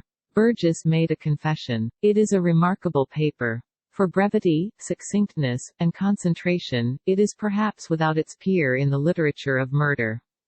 There are no waste words in it, there is no obtrusion of matter not pertinent to the occasion, nor any departure from the dispassionate tone proper to a formal business statement, for that is what it is, a business statement of a murder, by the chief engineer of it, or superintendent, or foreman, or whatever one may prefer to call him. We were getting impatient, when we saw 4 men and a pack horse coming. I left my cover and had a look at the men, for Levy had told me that Matthew was a small man and wore a large beard. And that it was a chestnut horse. I said, "Here they come." They were then a good distance away. I took the caps off my gun, and put fresh ones on. I said, "You keep where you are, I'll put them up, and you give me your gun while you tie them." It was arranged as I have described. The men came, they arrived within about 15 yards when I stepped up and said, "Stand.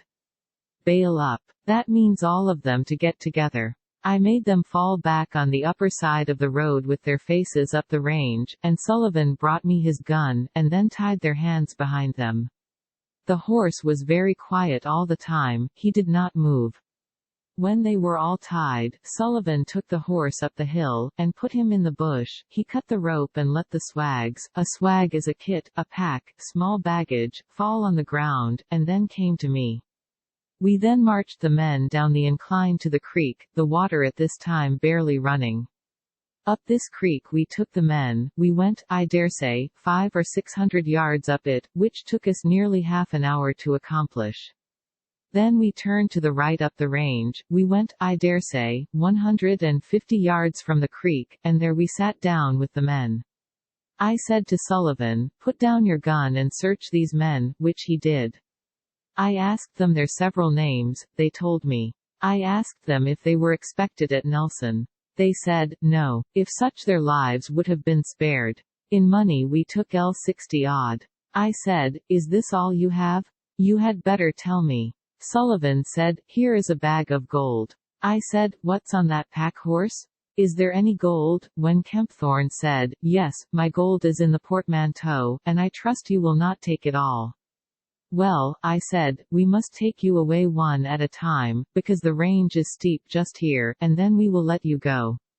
They said, "All right," most cheerfully. We tied their feet, and took Dudley with us. We went about 60 yards with him. This was through a scrub. It was arranged the night previously that it would be best to choke them, in case the report of the arms might be heard from the road, and if they were missed they never would be found. So we tied a handkerchief over his eyes, when Sullivan took the sash off his waist, put it round his neck, and so strangled him. Sullivan, after I had killed the old labouring man, found fault with the way he was choked. He said, "The next we do I'll show you my way." I said, "I have never done such a thing before. I have shot a man, but never choked one." We returned to the others, when Kempthorne said, "What noise was that?" I said it was caused by breaking through the scrub. This was taking too much time, so it was agreed to shoot them.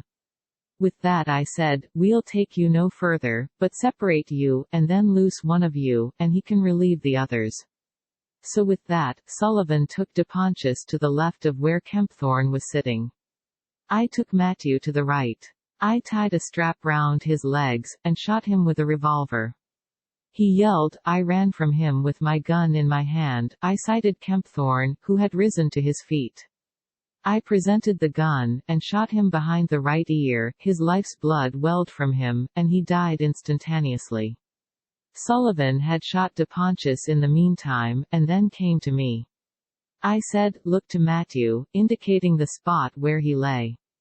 He shortly returned and said, "I had to shiv that fellow, he was not dead," a cant word, meaning that he had to stab him. Returning to the road we passed where DePontius lay and was dead. Sullivan said, "This is the digger," the others were all storekeepers, "this is the digger, let's cover him up, for should the others be found, they'll think he done it and sloped," meaning he had gone. So with that we threw all the stones on him, and then left him. This bloody work took nearly an hour and a half from the time we stopped the men. Anyone who reads that confession will think that the man who wrote it was destitute of emotions. Destitute of feeling. That is partly true. As regarded others he was plainly without feeling, utterly cold and pitiless, but as regarded himself the case was different. While he cared nothing for the future of the murdered men, he cared a great deal for his own.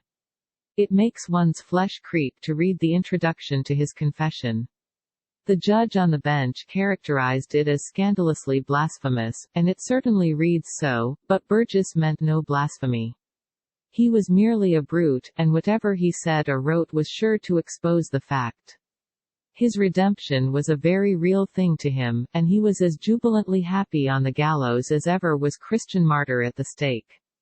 We dwellers in this world are strangely made, and mysteriously circumstanced. We have to suppose that the murdered men are lost, and that Burgess is saved, but we cannot suppress our natural regrets. Written in my dungeon drear this 7th of August, in the year of grace, 1866. To God be ascribed all power and glory in subduing the rebellious spirit of a most guilty wretch, who has been brought, through the instrumentality of a faithful follower of Christ, to see his wretched and guilty state, inasmuch as hitherto he has led an awful and wretched life, and through the assurance of this faithful soldier of Christ, he has been led and also believes that Christ will yet receive and cleanse him from all his deep dyed and bloody sins. I lie under the imputation which says, "Come now and let us reason together, saith the Lord, though your sins be as scarlet, they shall be as white as snow, though they be red like crimson, they shall be as wool." On this promise I rely. We sailed in the afternoon late, spent a few hours at New Plymouth, then sailed again and reached Auckland the next day, November 20th, and remained in that fine city several days. Its situation is commanding, and the sea view is superb. There are charming drives all about, and by courtesy of friends we had opportunity to enjoy them. From the grassy crater summit of Mount Eden one's eye ranges over a grand sweep and variety of scenery, forests clothed in luxuriant foliage, rolling green fields, conflagrations of flowers, receding and dimming stretches of green plain, broken by lofty and symmetrical old craters, then the blue bays twinkling and sparkling away into the dreamy distances where the mountains loom spiritual in their veils of haze. It is from Auckland that one goes to Rotorua, the region of the renowned hot lakes and geysers, one of the chief wonders of New Zealand, but I was not well enough to make the trip. The government has a sanatorium there, and everything is comfortable for the tourist and the invalid. The government's official physician is almost overcautious in his estimates of the efficacy of the baths, when he is talking about rheumatism, gout, paralysis, and such things, but when he is talking about the effectiveness of the waters in eradicating the whiskey habit, he seems to have no reserves. The baths will cure the drinking habit no matter how chronic it is, and cure it so effectually that even the desire to drink intoxicants will come no more. There should be a rush from Europe and America to that place, and when the victims of alcoholism find out what they can get by going there, the rush will begin. The Thermal Springs district of New Zealand comprises an area of upwards of 600,000 acres, or close on 1,000 square miles. Rotorua is the favorite place. It is the center of a rich field of lake and mountain scenery. From Rotorua as a base, the pleasure seeker makes excursions. The crowd of sick people is great, and growing. Rotorua is the Carlsbad of Australasia. It is from Auckland that the kauri gum is shipped. For a long time now about 8,000 tons of it have been brought into the town per year. It is worth about $300 per ton, unassorted. Assorted, the finest grades are worth about $1,000. It goes to America, chiefly. It is in lumps, and is hard and smooth, and looks like amber, the light-colored like new amber, and the dark brown like rich old amber. And it has the pleasant feel of amber, too. Some of the light-colored samples were a tolerably fair counterfeit of uncut South African diamonds, they were so perfectly smooth and polished and transparent.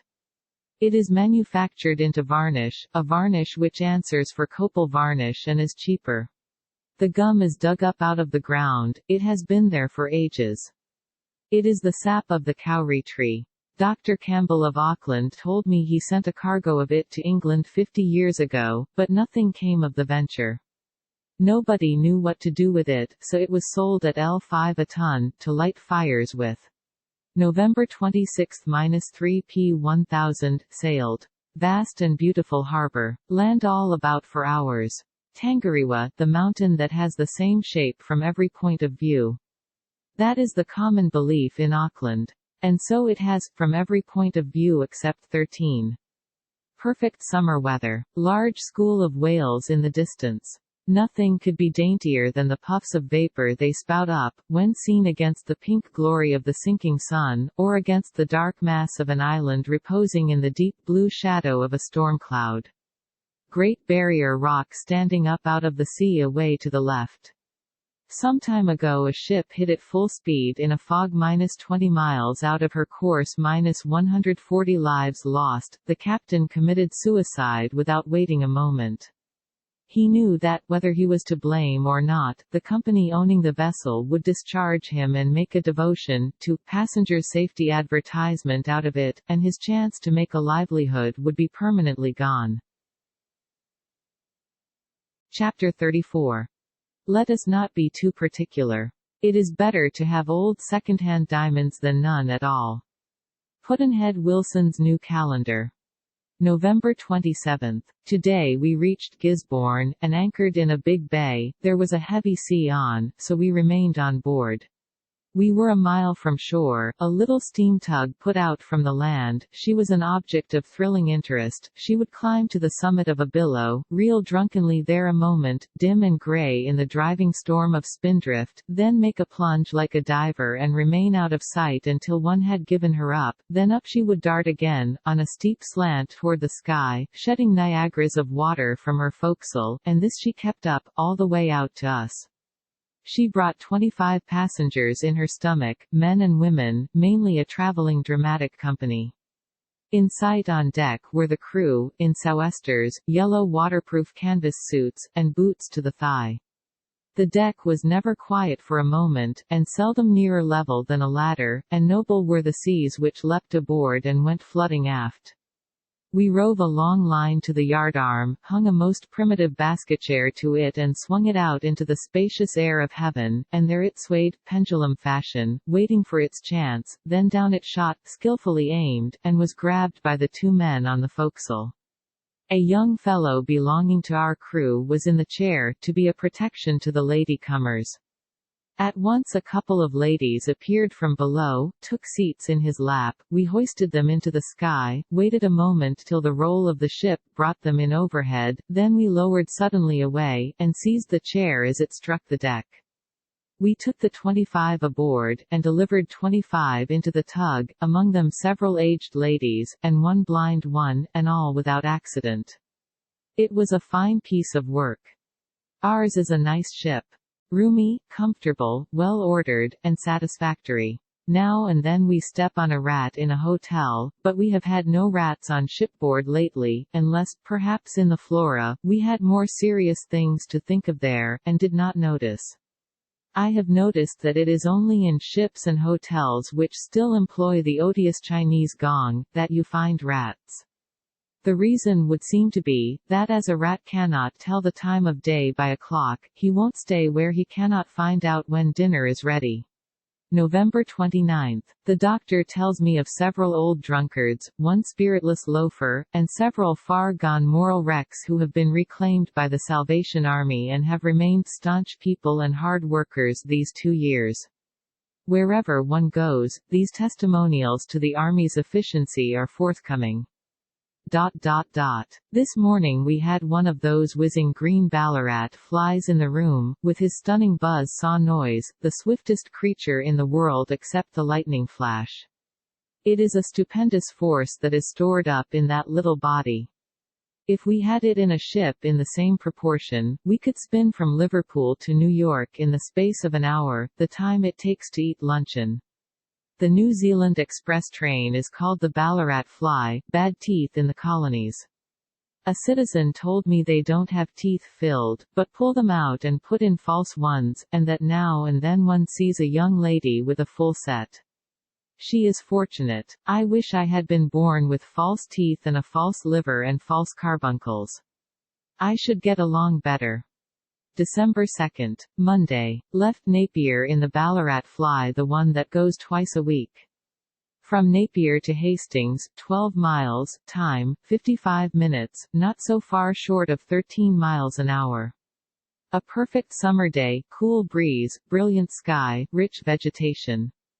2 or 3 times during the afternoon we saw wonderfully dense and beautiful forests. Tumultuously piled skyward on the broken highlands, not the customary roof-like slant of a hillside, where the trees are all the same height. The noblest of these trees were of the Kauri breed, we were told, the timber that is now furnishing the wood paving for Europe, and is the best of all wood for that purpose. Sometimes these towering upheavals of forestry were festooned and garlanded with vine cables, and sometimes the masses of undergrowth were cocooned in another sort of vine of a delicate cobwebby texture. They call it the supplejack, I think. Tree ferns everywhere, a stem 15 feet high, with a graceful chalice of fern fronds sprouting from its top, a lovely forest ornament.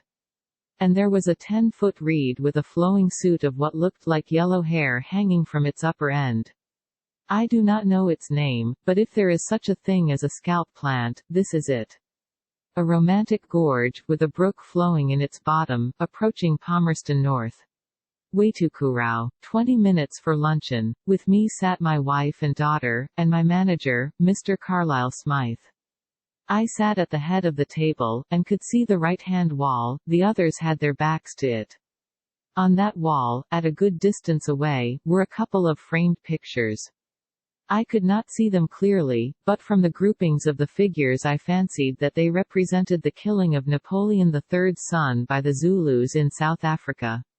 I broke into the conversation, which was about poetry and cabbage and art, and said to my wife, "Do you remember when the news came to Paris of the killing of the prince?"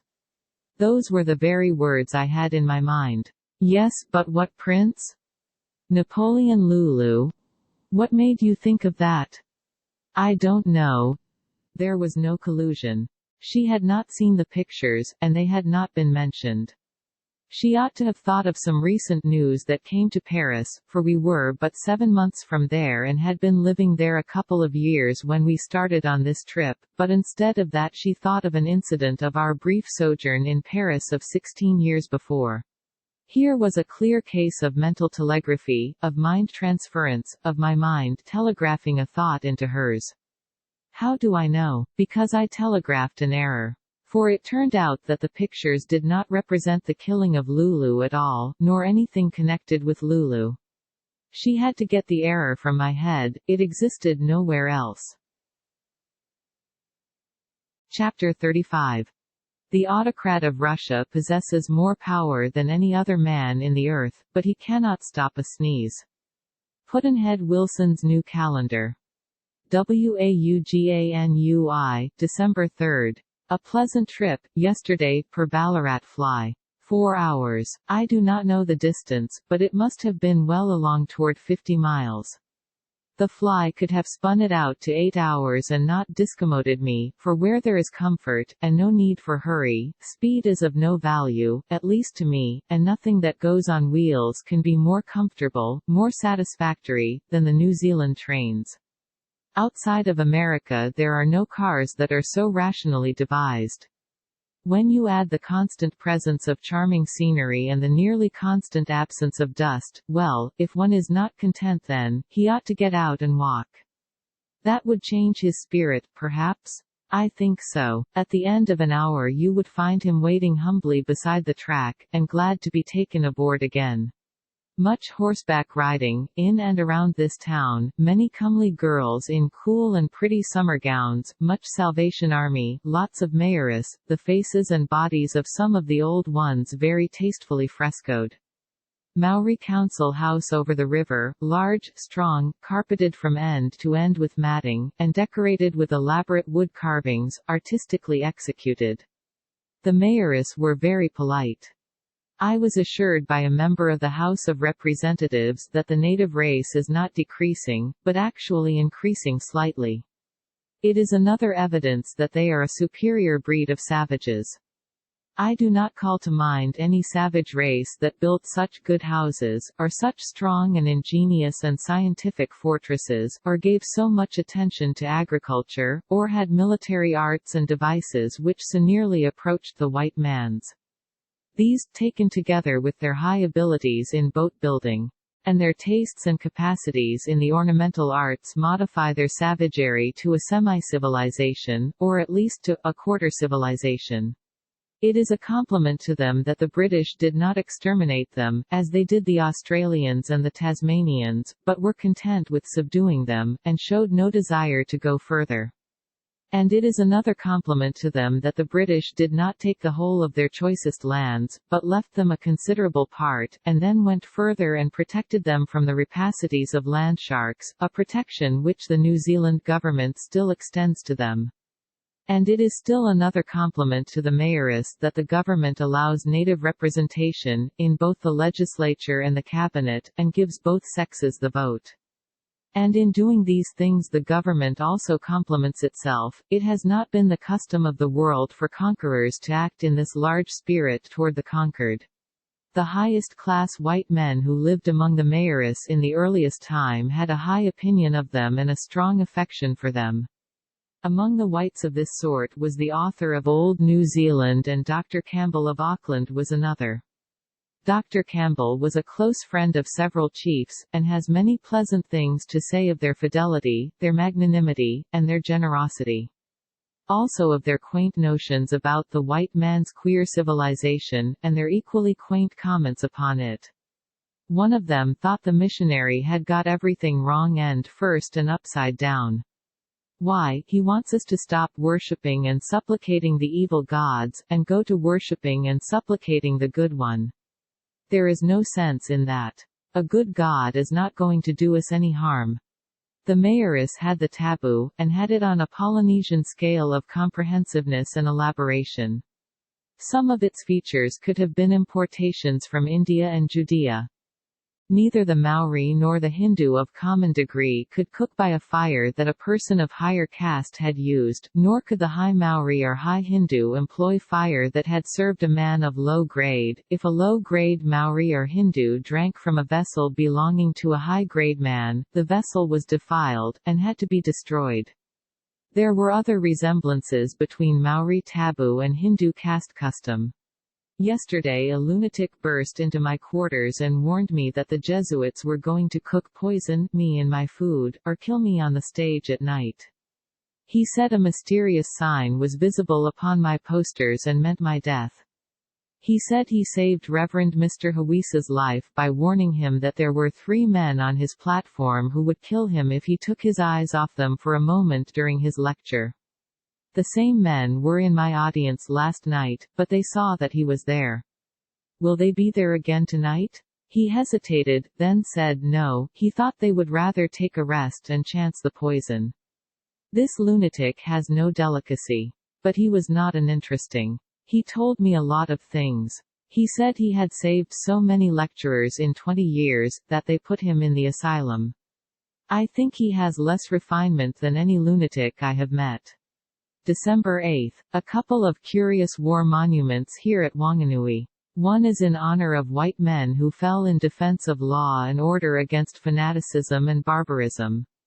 Fanaticism. We Americans are English in blood, English in speech, English in religion, English in the essentials of our governmental system, English in the essentials of our civilization, and so, let us hope, for the honor of the blend, for the honor of the blood, for the honor of the race, that word got there through lack of heedfulness, and will not be suffered to remain. If you carve it at Thermopylae, or where Winkelried died, or upon Bunker Hill Monument, and read it again, who fell in defense of law and order against fanaticism, you will perceive what the word means, and how mischosen it is. Patriotism is patriotism. Calling it fanaticism cannot degrade it, nothing can degrade it. Even though it be a political mistake, and 1,000 times a political mistake, that does not affect it. It is honorable, always noble, and privileged to hold its head up and look the nations in the face. It is right to praise these brave white men who fell in the Maori War. They deserve it, but the presence of that word detracts from the dignity of their cause and their deeds, and makes them appear to have spilt their blood in a conflict with ignoble men not worthy of that costly sacrifice. But the men were worthy. It was no shame to fight them. They fought for their homes, they fought for their country, they bravely fought and bravely fell, and it would take nothing from the honor of the brave Englishmen who lie under the monument, but add to it, to say that they died in defense of English laws and English homes against men worthy of the sacrifice, the Maori patriots. The other monument cannot be rectified. Except with dynamite. It is a mistake all through, and a strangely thoughtless one. It is a monument erected by white men to Maoris who fell fighting with the whites and against their own people, in the Maori War. Sacred to the memory of the brave men who fell on 14 May, 1864, etc. On one side are the names of about 20 Maoris. It is not a fancy of mine, the monument exists. I saw it. It is an object lesson to the rising generation. It invites to treachery, disloyalty, unpatriotism. Its lesson, in frank terms, is, desert your flag, slay your people, burn their homes, shame your nationality, we honor such. December 9. Wellington. 10 hours from Wanganui by the fly. December 12. It is a fine city and nobly situated. A busy place, and full of life and movement. Have spent the 3 days partly in walking about, partly in enjoying social privileges, and largely in idling around the magnificent garden at Hutt, a little distance away, around the shore. I suppose we shall not see such another one soon.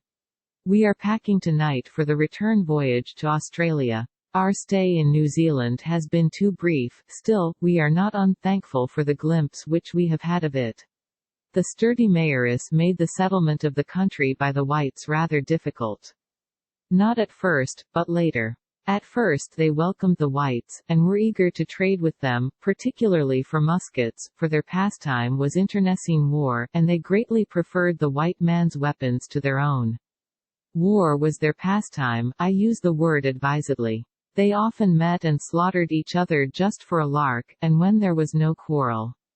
The author of Old New Zealand mentions a case where a victorious army could have followed up its advantage and exterminated the opposing army, but declined to do it, explaining naively that if we did that, there couldn't be any more fighting. In another battle, one army sent word that it was out of ammunition, and would be obliged to stop unless the opposing army would send some. It was sent, and the fight went on. In the early days things went well enough. The natives sold land without clearly understanding the terms of exchange, and the whites bought it without being much disturbed about the natives' confusion of mind. But by and by the Maori began to comprehend that he was being wronged, then there was trouble, for he was not the man to swallow a wrong and go aside and cry about it. He had the Tasmanian spirit and endurance, and a notable share of military science besides, and so he rose against the oppressor, did this gallant fanatic, and started a war that was not brought to a definite end until more than a generation had sped. Chapter 36. There are several good protections against temptations, but the surest is cowardice. Pudd'nhead Wilson's New Calendar. Names are not always what they seem. The common Welsh name BZJXXLLWEP is pronounced Jackson. Pudd'nhead Wilson's New Calendar. Friday, December 13th, sailed, at 3 p.m., in the Mararoa. Summer seas and a good ship, life has nothing better. Monday, 3 days of paradise, warm and sunny and smooth, the sea a luminous Mediterranean blue. One lolls in a long chair all day under deck awnings, and reads and smokes, in measureless content. One does not read prose at such a time, but poetry. I have been reading the poems of Mrs. Julia A. Moore, again, and I find in them the same grace and melody that attracted me when they were first published, 20 years ago, and have held me in happy bonds ever since. The sentimental song book has long been out of print, and has been forgotten by the world in general, but not by me. I carry it with me always, it and Goldsmith's Deathless Story.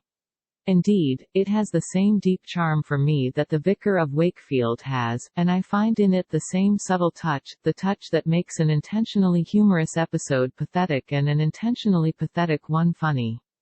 In her time Mrs. Moore was called the Sweet Singer of Michigan and was best known by that name.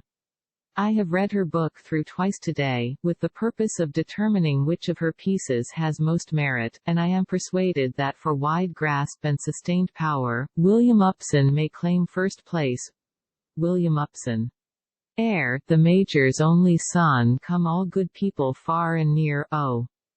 Come and see what you can hear, it's of a young man true and brave, that is now sleeping in his grave. Now, William Upson was his name if it's not that, it's all the same he did enlist in a cruel strife, and it caused him to lose his life. He was Perry Upson's eldest son, his father loved his noble son, this son was 19 years of age when first in the rebellion he engaged. His father said that he might go, but his dear mother she said no, oh. Stay at home dear Billy she said, but she could not turn his head. He went to Nashville, in Tennessee, there his kind friends he could not see, he died among strangers, so far away, they did not know where his body lay. He was taken sick and lived 4 weeks, and oh, how his parents weep, but now they must in sorrow mourn, for Billy has gone to his heavenly home. Oh, if his mother could have seen her son, for she loved him, her darling son, if she could heard his dying prayer, it would ease her heart till she met him there. How it would relieve his mother's heart to see her son from this world depart, and hear his noble words of love, as he left this world for that above. Now it will relieve his mother's heart, for her son is laid in our graveyard, for now she knows that his grave is near, she will not shed so many tears. Although she knows not that it was her son, for his coffin could not be opened, it might be someone in his place, for she could not see his noble face. December 17. Reached Sydney. December 19. In the train, fellow of 30 with 4 valises, a slim creature, with teeth which made his mouth look like a neglected churchyard. He had solidified hair, solidified with pomatum, it was all one shell. He smoked the most extraordinary cigarettes, made of some kind of manure, apparently. These and his hair made him smell like the very nation. He had a low-cut vest on, which exposed a deal of frayed and broken and unclean shirt front. Showy studs, of imitation gold, they had made black discs on the linen. Oversized sleeve buttons of imitation gold, the copper base showing through. Ponderous watch chain of imitation gold. I judge that he couldn't tell the time by it, for he asked Smythe what time it was once. He wore a coat which had been gay when it was young, 5 o'clock tea trousers of a light tint, and marvelously soiled, yellow mustache with a dashing upward whirl at the ends, foxy shoes, imitation patent leather. He was a novelty, an imitation dude. He would have been a real one if he could have afforded it. But he was satisfied with himself. You could see it in his expression, and in all his attitudes and movements. He was living in a dude dreamland where all his squalid shams were genuine, and himself a sincerity. It disarmed criticism, it mollified spite, to see him so enjoy his imitation languors, and arts, and airs, and his studied daintinesses of gesture and misbegotten refinements. It was plain to me that he was imagining himself the Prince of Wales, and was doing everything the way he thought the prince would do it. For bringing his 4 valises aboard and stowing them in the nettings, he gave his porter 4 cents, and lightly apologized for the smallness of the gratuity, just with the condescendingest little royal air in the world. He stretched himself out on the front seat and rested his pomatum cake on the middle arm, and stuck his feet out of the window, and began to pose as the prince and work his dreams and languors for exhibition, and he would indolently watch the blue films curling up from his cigarette, and inhale the stench, and look so grateful, and would flip the ash away with the daintiest gesture. Unintentionally displaying his brass ring in the most intentional way, why, it was as good as being in Marlborough House itself to see him do it so like. There was other scenery in the trip.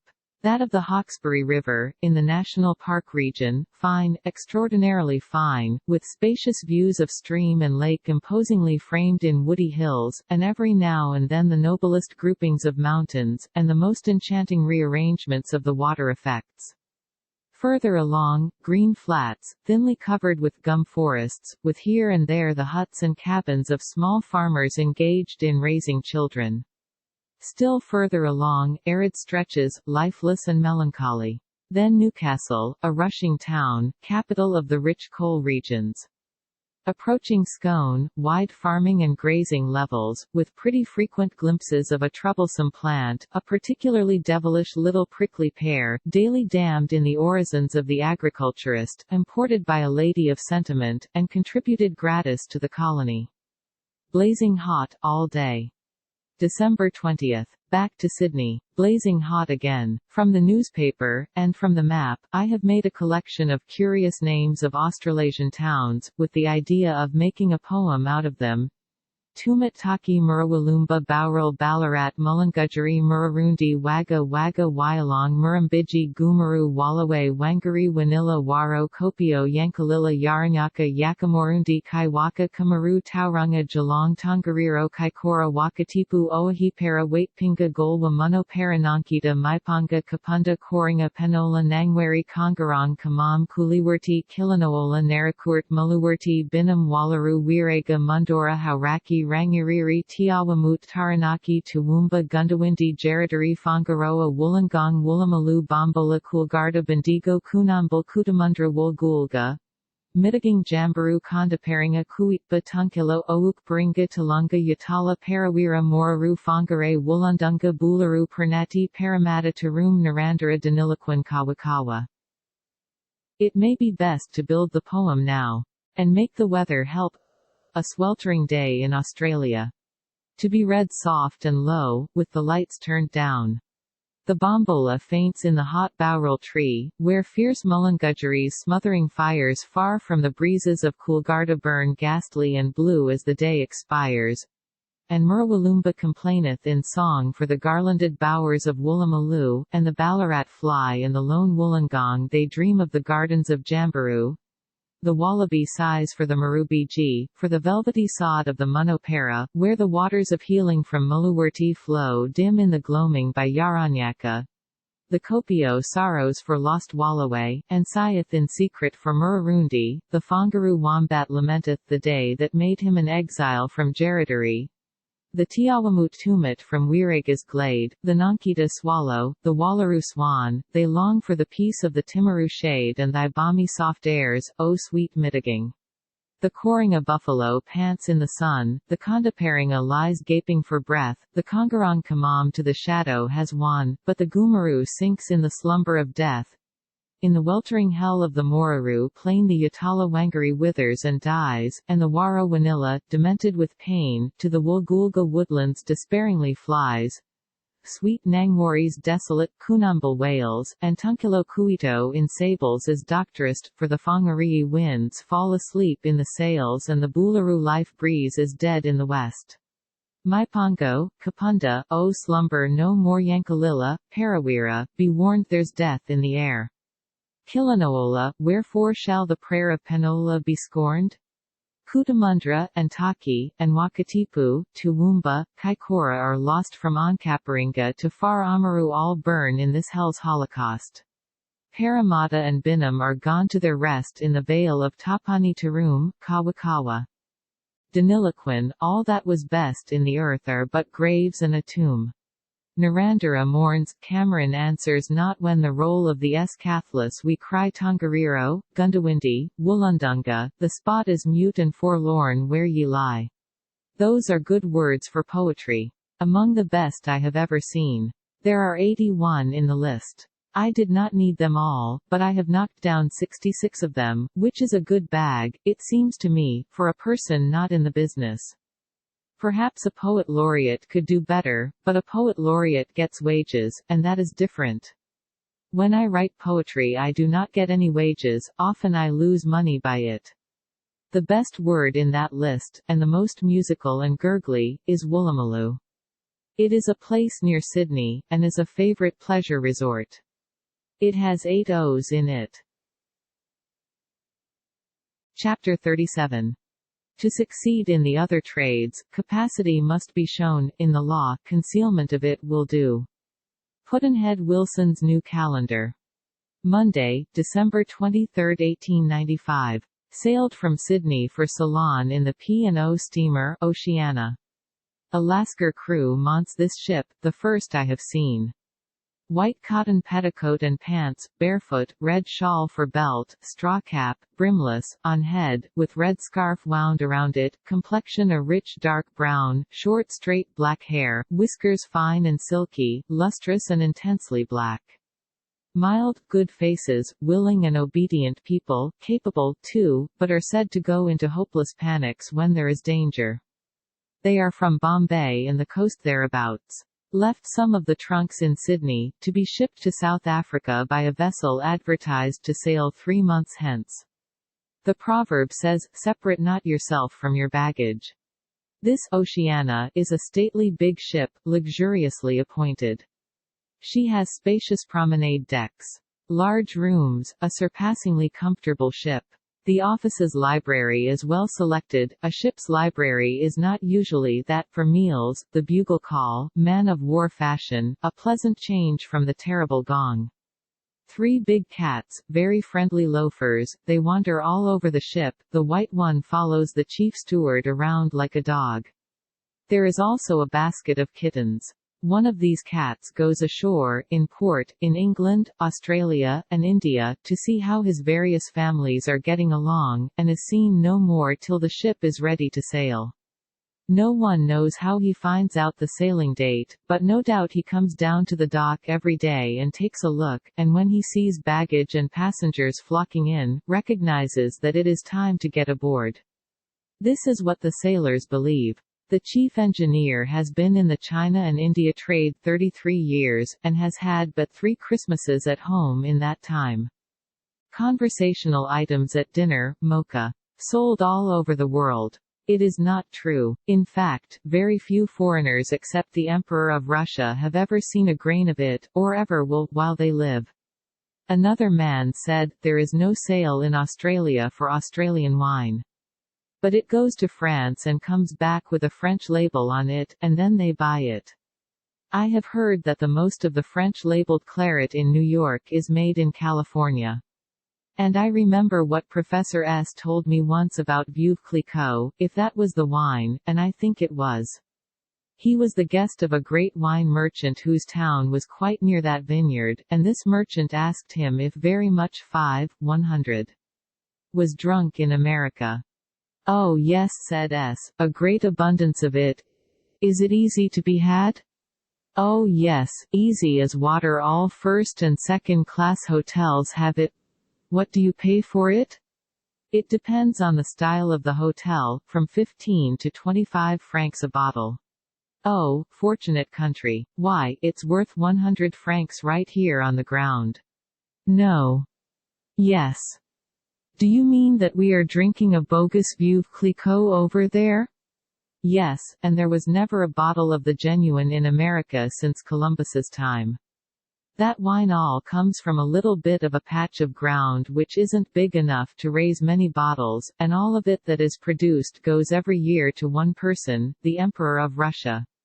He takes the whole crop in advance, be it big or little.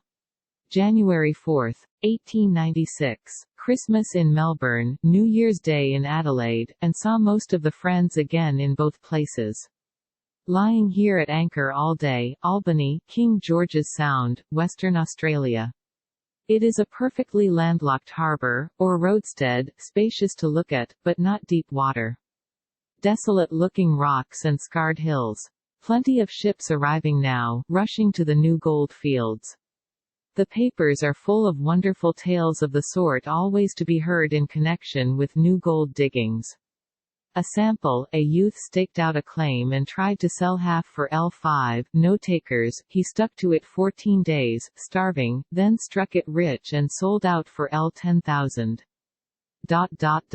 About sunset, strong breeze blowing, got up the anchor. We were in a small deep puddle, with a narrow channel leading out of it, minutely buoyed, to the sea. I stayed on deck to see how we were going to manage it with such a big ship and such a strong wind. On the bridge our giant captain, in uniform, at his side a little pilot in elaborately gold-laced uniform, on the forecastle a white mate and quartermaster or two, and a brilliant crowd of lascars standing by for business. Our stern was pointing straight at the head of the channel, so we must turn entirely around in the puddle, and the wind blowing as described. It was done, and beautifully. It was done by help of a jib. We stirred up much mud, but did not touch the bottom. We turned right around in our tracks, a seeming impossibility. We had several casts of quarter-less 5, and one cast of half 4 to -27 feet, we were drawing 26 astern. By the time we were entirely around and pointed, the first buoy was not more than 100 yards in front of us. It was a fine piece of work, and I was the only passenger that saw it. However, the others got their dinner, the P&O Company got mine. More cats developed. Smythe says it is a British law that they must be carried, and he instanced a case of a ship not allowed to sail till she sent for a couple. The bill came, too, debtor to 2 cats 20 shillings. News comes that within this week Siam has acknowledged herself to be, in effect, a French province. It seems plain that all savage and semi-civilized countries are going to be grabbed. A vulture on board, bald, red, queer-shaped head, featherless red places here and there on his body, intense great black eyes set in featherless rims of inflamed flesh, dissipated look, a businesslike style, a selfish, conscienceless, murderous aspect, the very look of a professional assassin, and yet a bird which does no murder. What was the use of getting him up in that tragic style for so innocent a trade as his? For this one isn't the sort that wars upon the living, his diet is awful, and the more out of date it is the better he likes it. Nature should give him a suit of rusty black, then he would be all right, for he would look like an undertaker and would harmonize with his business, whereas the way he is now he is horribly out of true. January 5. At 9 this morning we passed Cape Leeuwin, Lioness, and ceased from our long due west course along the southern shore of Australia. Turning this extreme southwestern corner, we now take a long straight slant nearly NW, without a break, for Ceylon. As we speed northward it will grow hotter very fast, but it isn't chilly, now. The Vulture is from the Public Menagerie at Adelaide, a great and interesting collection. It was there that we saw the baby tiger solemnly spreading its mouth and trying to roar like its majestic mother. It swaggered, scowling, back and forth on its short legs just as it had seen her do on her long ones, and now and then snarling viciously, exposing its teeth, with a threatening lift of its upper lip and bristling mustache, and when it thought it was impressing the visitors, it would spread its mouth wide and do that screechy cry which it meant for a roar, but which did not deceive. It took itself quite seriously, and was lovably comical. And there was a hyena, an ugly creature, as ugly as the tiger kitty was pretty. It repeatedly arched its back and delivered itself of such a human cry, a startling resemblance, a cry which was just that of a grown person badly hurt. In the dark one would assuredly go to its assistance, and be disappointed. Many friends of Australasian Federation on board. They feel sure that the good day is not far off, now. But there seems to be a party that would go further, have Australasia cut loose from the British Empire and set up housekeeping on her own hook. It seems an unwise idea. They point to the United States, but it seems to me that the cases lack a good deal of being alike. Australasia governs herself wholly, there is no interference, and her commerce and manufactures are not oppressed in any way. If our case had been the same we should not have gone out when we did. January 13. Unspeakably hot. The equator is arriving again. We are within 8 degrees of it. Ceylon present. Dear me, it is beautiful. And most sumptuously tropical, as to character of foliage and opulence of it. What though the spicy breezes blow soft o'er Ceylon's isle, an eloquent line, an incomparable line, it says little, but conveys whole libraries of sentiment, an oriental charm and mystery, and tropic deliciousness, a line that quivers and tingles with 1,000 unexpressed and inexpressible things, things that haunt one and find no articulate voice. Colombo, the capital, an oriental town, most manifestly, and fascinating. In this palatial ship the passengers dress for dinner. The latest toilettes make a fine display of color, and this is in keeping with the elegance of the vessel's furnishings and the flooding brilliancies of the electric light. On the stormy Atlantic one never sees a man in evening dress, except at the rarest intervals, and then there is only one, not two, and he shows up but once on the voyage, the night before the ship makes port, the night when they have the concert and do the amateur wailings and recitations. He is the tenor, as a rule.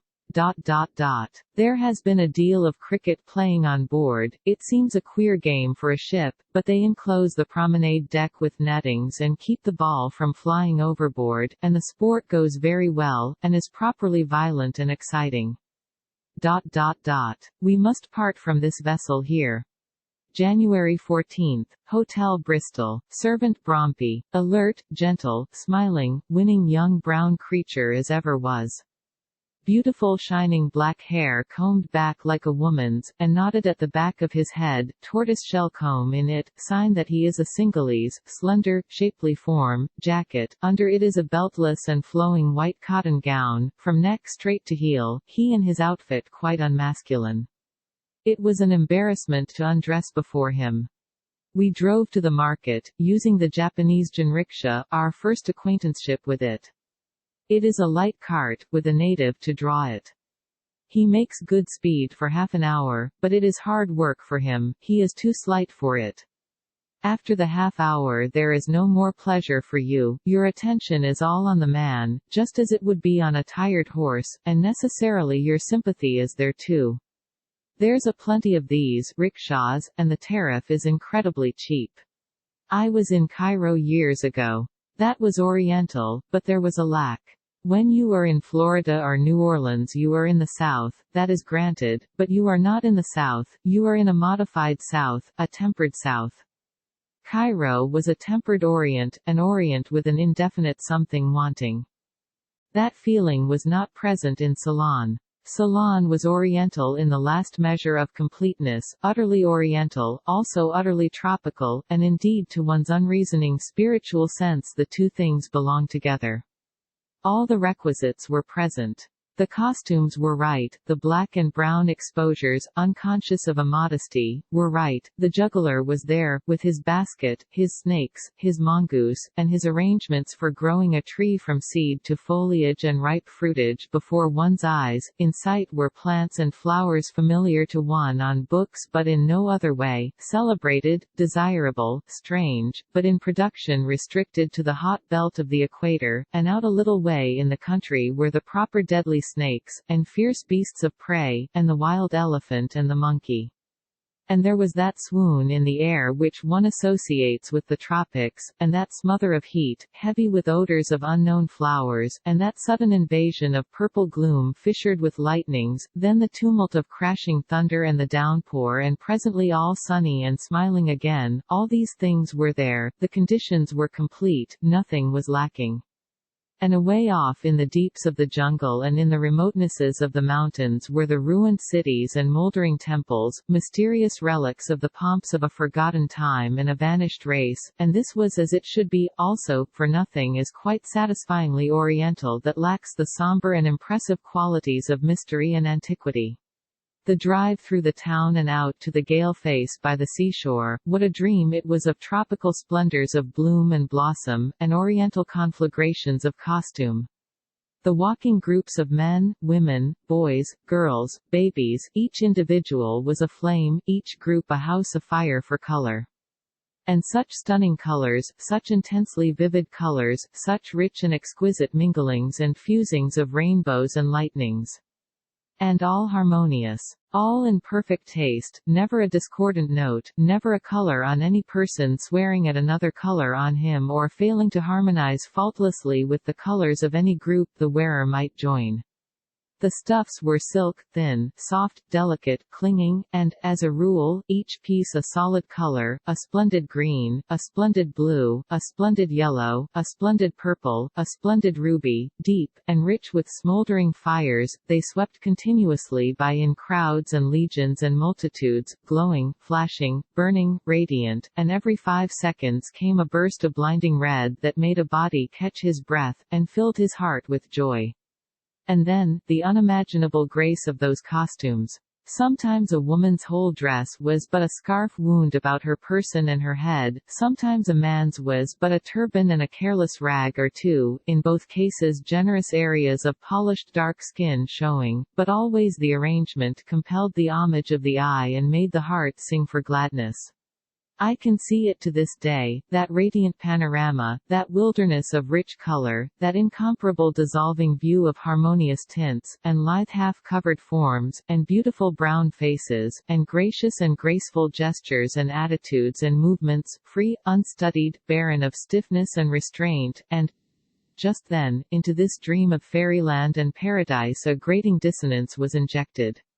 Out of a missionary school came marching, 2 and 2, 16 prim and pious little Christian black girls, Europeanly clothed, dressed, to the last detail, as they would have been dressed on a summer Sunday in an English or American village.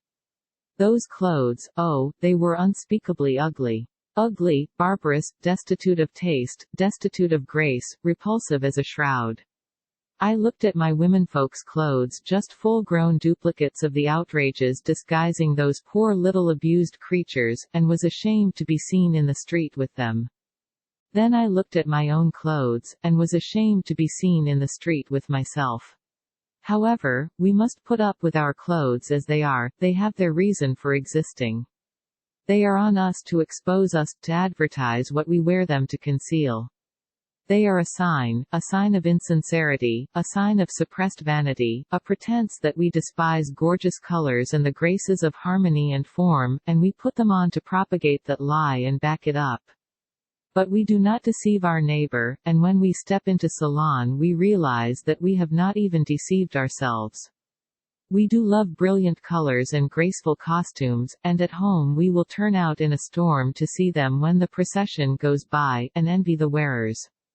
We go to the theater to look at them and grieve that we can't be clothed like that. We go to the King's Ball, when we get a chance, and are glad of a sight of the splendid uniforms and the glittering orders.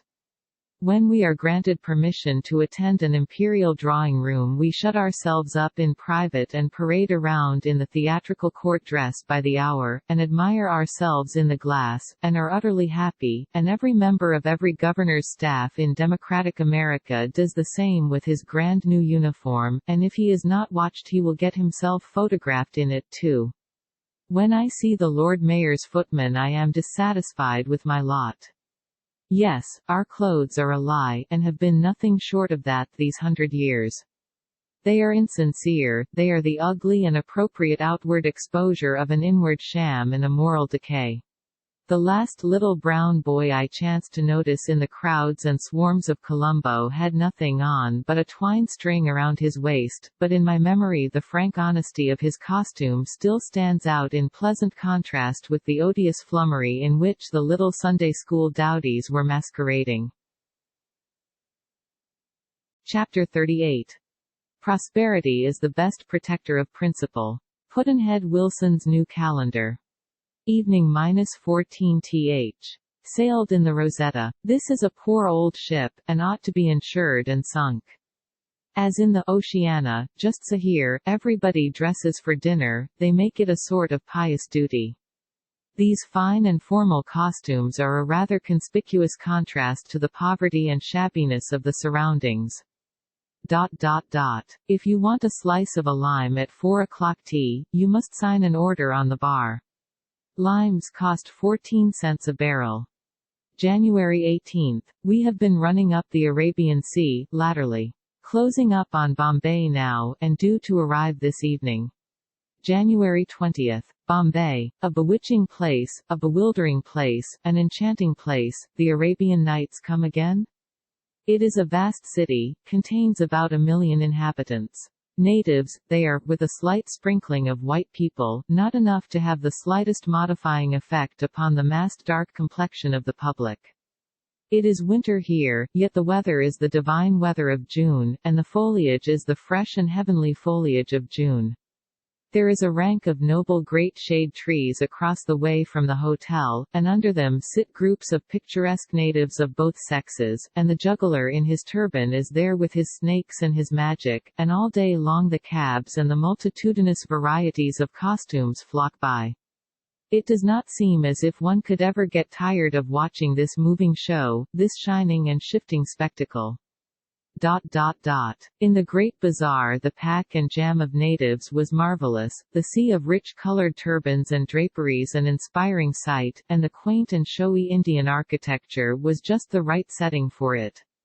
Toward sunset another show. This is the drive around the seashore to Malabar Point, where Lord Sandhurst, the governor of the Bombay Presidency, lives. Parsi palaces all along the first part of the drive, and past them all the world is driving. The private carriages of wealthy Englishmen and natives of rank are manned by a driver and 3 footmen in stunning oriental liveries, 2 of these turbaned statues standing up behind, as fine as monuments. Sometimes even the public carriages have this superabundant crew, slightly modified, one to drive, one to sit by and see it done, and one to stand up behind and yell when there is anybody in the way, and for practice when there isn't. It all helps to keep up the liveliness and augment the general sense of swiftness and energy and confusion and pow-wow. In the region of Scandal Point, felicitous name, where there are handy rocks to sit on and a noble view of the sea on the one hand, and on the other the passing and repassing whirl and tumult of gay carriages, are great groups of comfortably off Parsi women, perfect flower beds of brilliant color, a fascinating spectacle. Tramping along the road, in singles, couples, groups, and gangs, you have the working man and the working woman, but not clothed like ours. Usually the man is a nobly built great athlete, with not a rag on but his loin handkerchief, his color a deep dark brown, his skin satin, his rounded muscles knobbing it as if it had eggs under it. Usually the woman is a slender and shapely creature, as erect as a lightning rod, and she has but one thing on, a bright-colored piece of stuff which is wound about her head and her body down nearly halfway to her knees, and which clings like her own skin. Her legs and feet are bare, and so are her arms, except for her fanciful bunches of loose silver rings on her ankles and on her arms. She has jewelry bunched on the side of her nose also, and showy clusterings on her toes. When she undresses for bed she takes off her jewelry, I suppose. If she took off anything more she would catch cold. As a rule she has a large shiny brass water jar of graceful shape on her head, and one of her naked arms curves up and the hand holds it there. She is so straight, so erect, and she steps with such style, and such easy grace and dignity, and her curved arm and her brazen jar are such a help to the picture. Indeed, our working women cannot begin with her as a road decoration. It is all color, bewitching color, enchanting color, everywhere all around, all the way around the curving great opaline bay clear to Government House, where the turbaned big native chuprasis stand grouped in state at the door in their robes of fiery red, and do most properly and stunningly finish up the splendid show and make it theatrically complete. I wish I were a chuprasi. This is indeed India, the land of dreams and romance, of fabulous wealth and fabulous poverty, of splendor and rags, of palaces and hovels, of famine and pestilence, of genii and giants and Aladdin lamps, of tigers and elephants, the cobra and the jungle, the country of 100 nations and 100 tongues, of 1,000 religions and 2,000,000 gods, cradle of the human race, birthplace of human speech, mother of history, grandmother of legend, great-grandmother of tradition, whose yesterdays bear date with the mouldering antiquities of the rest of the nations, the one sole country under the sun that is endowed with an imperishable interest for alien prince and alien peasant, for lettered and ignorant, wise and fool, rich and poor, bond and free, the one land that all men desire to see, and having seen once, by even a glimpse, would not give that glimpse for the shows of all the rest of the globe combined. Even now, after the lapse of a year, the delirium of those days in Bombay has not left me, and I hope never will. It was all new, no detail of it hackneyed. And India did not wait for morning, it began at the hotel, straight away. The lobbies and halls were full of turbaned, and fezzied and embroidered, capped, and barefooted, and cotton-clad dark natives, some of them rushing about, others at rest squatting, or sitting on the ground, some of them chattering with energy, others still and dreamy. In the dining room every man's own private native servant standing behind his chair, and dressed for a part in the Arabian Nights. Our rooms were high up, on the front. A white man, he was a burly German, went up with us, and brought 3 natives along to see to arranging things. About 14 others followed in procession, with the hand baggage, each carried an article, and only one, a bag, in some cases, in other cases less. One strong native carried my overcoat, another a parasol, another a box of cigars, another a novel, and the last man in the procession had no load but a fan. It was all done with earnestness and sincerity, there was not a smile in the procession from the head of it to the tail of it. Each man waited patiently, tranquilly, in no sort of hurry, till one of us found time to give him a copper, then he bent his head reverently, touched his forehead with his fingers, and went his way. They seemed a soft and gentle race, and there was something both winning and touching about their demeanor. There was a vast glazed door which opened upon the balcony. It needed closing, or cleaning, or something, and a native got down on his knees and went to work at it.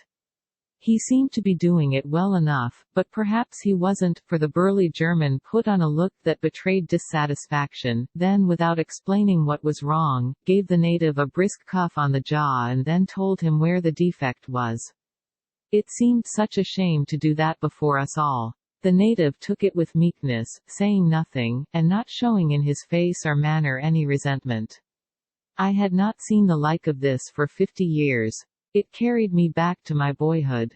And flashed upon me the forgotten fact that this was the usual way of explaining one's desires to a slave. I was able to remember that the method seemed right and natural to me in those days, I being born to it and unaware that elsewhere there were other methods, but I was also able to remember that those unresented cuffings made me sorry for the victim and ashamed for the punisher. My father was a refined and kindly gentleman, very grave, rather austere, of rigid probity, a sternly just and upright man, albeit he attended no church and never spoke of religious matters, and had no part nor lot in the pious joys of his Presbyterian family, nor ever seemed to suffer from this deprivation. He laid his hand upon me in punishment only twice in his life, and then not heavily, once for telling him a lie, which surprised me, and showed me how unsuspicious he was, for that was not my maiden effort. He punished me those 2 times only, and never any other member of the family at all, yet every now and then he cuffed our harmless slave boy, Louis, for trifling little blunders and awkwardnesses. My father had passed his life among the slaves from his cradle up, and his cuffings proceeded from the custom of the time, not from his nature. When I was 10 years old I saw a man fling a lump of iron ore at a slaveman in anger, for merely doing something awkwardly, as if that were a crime. It bounded from the man's skull, and the man fell and never spoke again. He was dead in an hour.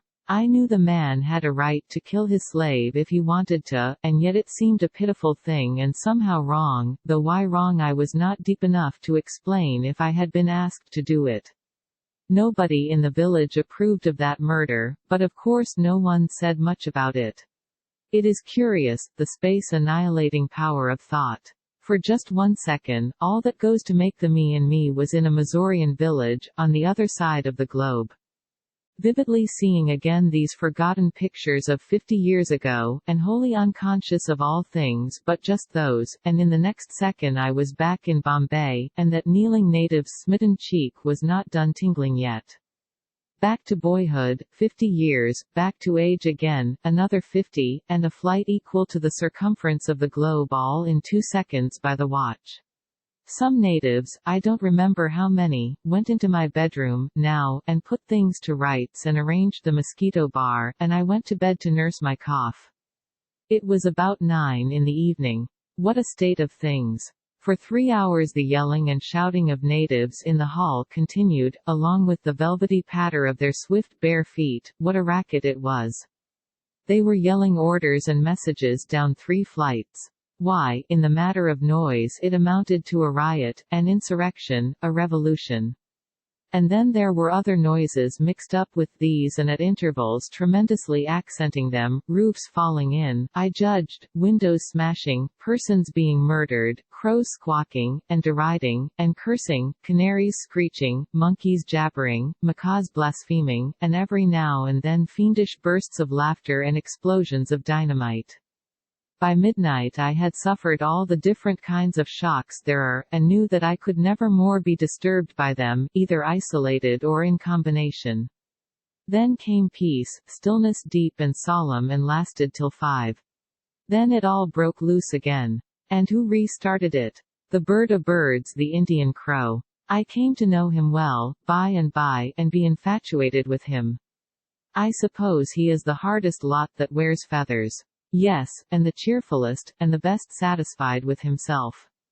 He never arrived at what he is by any careless process, or any sudden one. He is a work of art, and art is long, he is the product of immemorial ages, and of deep calculation. One can't make a bird like that in a day. He has been reincarnated more times than Shiva, and he has kept a sample of each incarnation, and fused it into his constitution.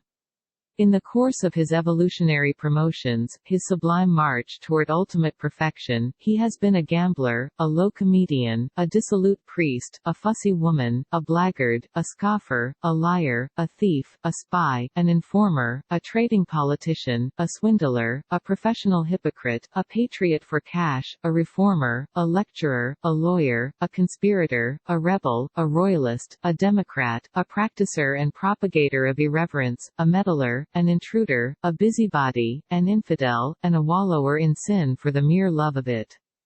The strange result, the incredible result, of this patient accumulation of all damnable traits is, that he does not know what care is, he does not know what sorrow is, he does not know what remorse is, his life is one long thundering ecstasy of happiness, and he will go to his death untroubled, knowing that he will soon turn up again as an author or something, and be even more intolerably capable and comfortable than ever he was before. In his straddling wide forward step, and his springy sidewise series of hops, and his impudent air, and his cunning way of canting his head to one side upon occasion, he reminds one of the American blackbird. But the sharp resemblances stop there. He is much bigger than the blackbird, and he lacks the blackbird's trim and slender and beautiful build and shapely beak, and of course his sober garb of gray and rusty black is a poor and humble thing compared with the splendid luster of the blackbird's metallic sables and shifting and flashing bronze glories. The blackbird is a perfect gentleman, in deportment and attire, and is not noisy, I believe, except when holding religious services and political conventions in a tree, but this Indian sham Quaker is just a rowdy, and is always noisy when awake, always chaffing, scolding, scoffing, laughing, ripping, and cursing, and carrying on about something or other. I never saw such a bird for delivering opinions. Nothing escapes him, he notices everything that happens, and brings out his opinion about it, particularly if it is a matter that is none of his business. And it is never a mild opinion, but always violent and profane. The presence of ladies does not affect him. His opinions are not the outcome of reflection, for he never thinks about anything, but heaves out the opinion that is on top in his mind, and which is often an opinion about some quite different thing and does not fit the case. But that is his way. His main idea is to get out an opinion, and if he stopped to think he would lose chances. I suppose he has no enemies among men. The whites and Mohammedans never seem to molest him, and the Hindus, because of their religion, never take the life of any creature, but spare even the snakes and tigers and fleas and rats. If I sat on one end of the balcony, the crows would gather on the railing at the other end and talk about me, and edge closer, little by little, till I could almost reach them, and they would sit there, in the most unabashed way, and talk about my clothes, and my hair, and my complexion, and probable character and vocation and politics, and how I came to be in India, and what I had been doing, and how many days I had got for it, and how I had happened to go unhanged so long, and when would it probably come off, and might there be more of my sort where I came from, and when would they be hanged, and so on, until I could not longer endure the embarrassment of it. Then I would shoo them away, and they would circle around in the air a little while, laughing and deriding and mocking, and presently settle on the rail and do it all over again. They were very sociable when there was anything to eat, oppressively so. With a little encouragement they would come in and light on the table and help me eat my breakfast. And once when I was in the other room and they found themselves alone, they carried off everything they could lift, and they were particular to choose things which they could make no use of after they got them. In India their number is beyond estimate, and their noise is in proportion. I suppose they cost the country more than the government does, yet that is not a light matter. Still, they pay, their company pays, it would sadden the land to take their cheerful voice out of it. Chapter 39. By trying we can easily learn to endure adversity. Another man's, I mean. Pudd'nhead Wilson's New Calendar.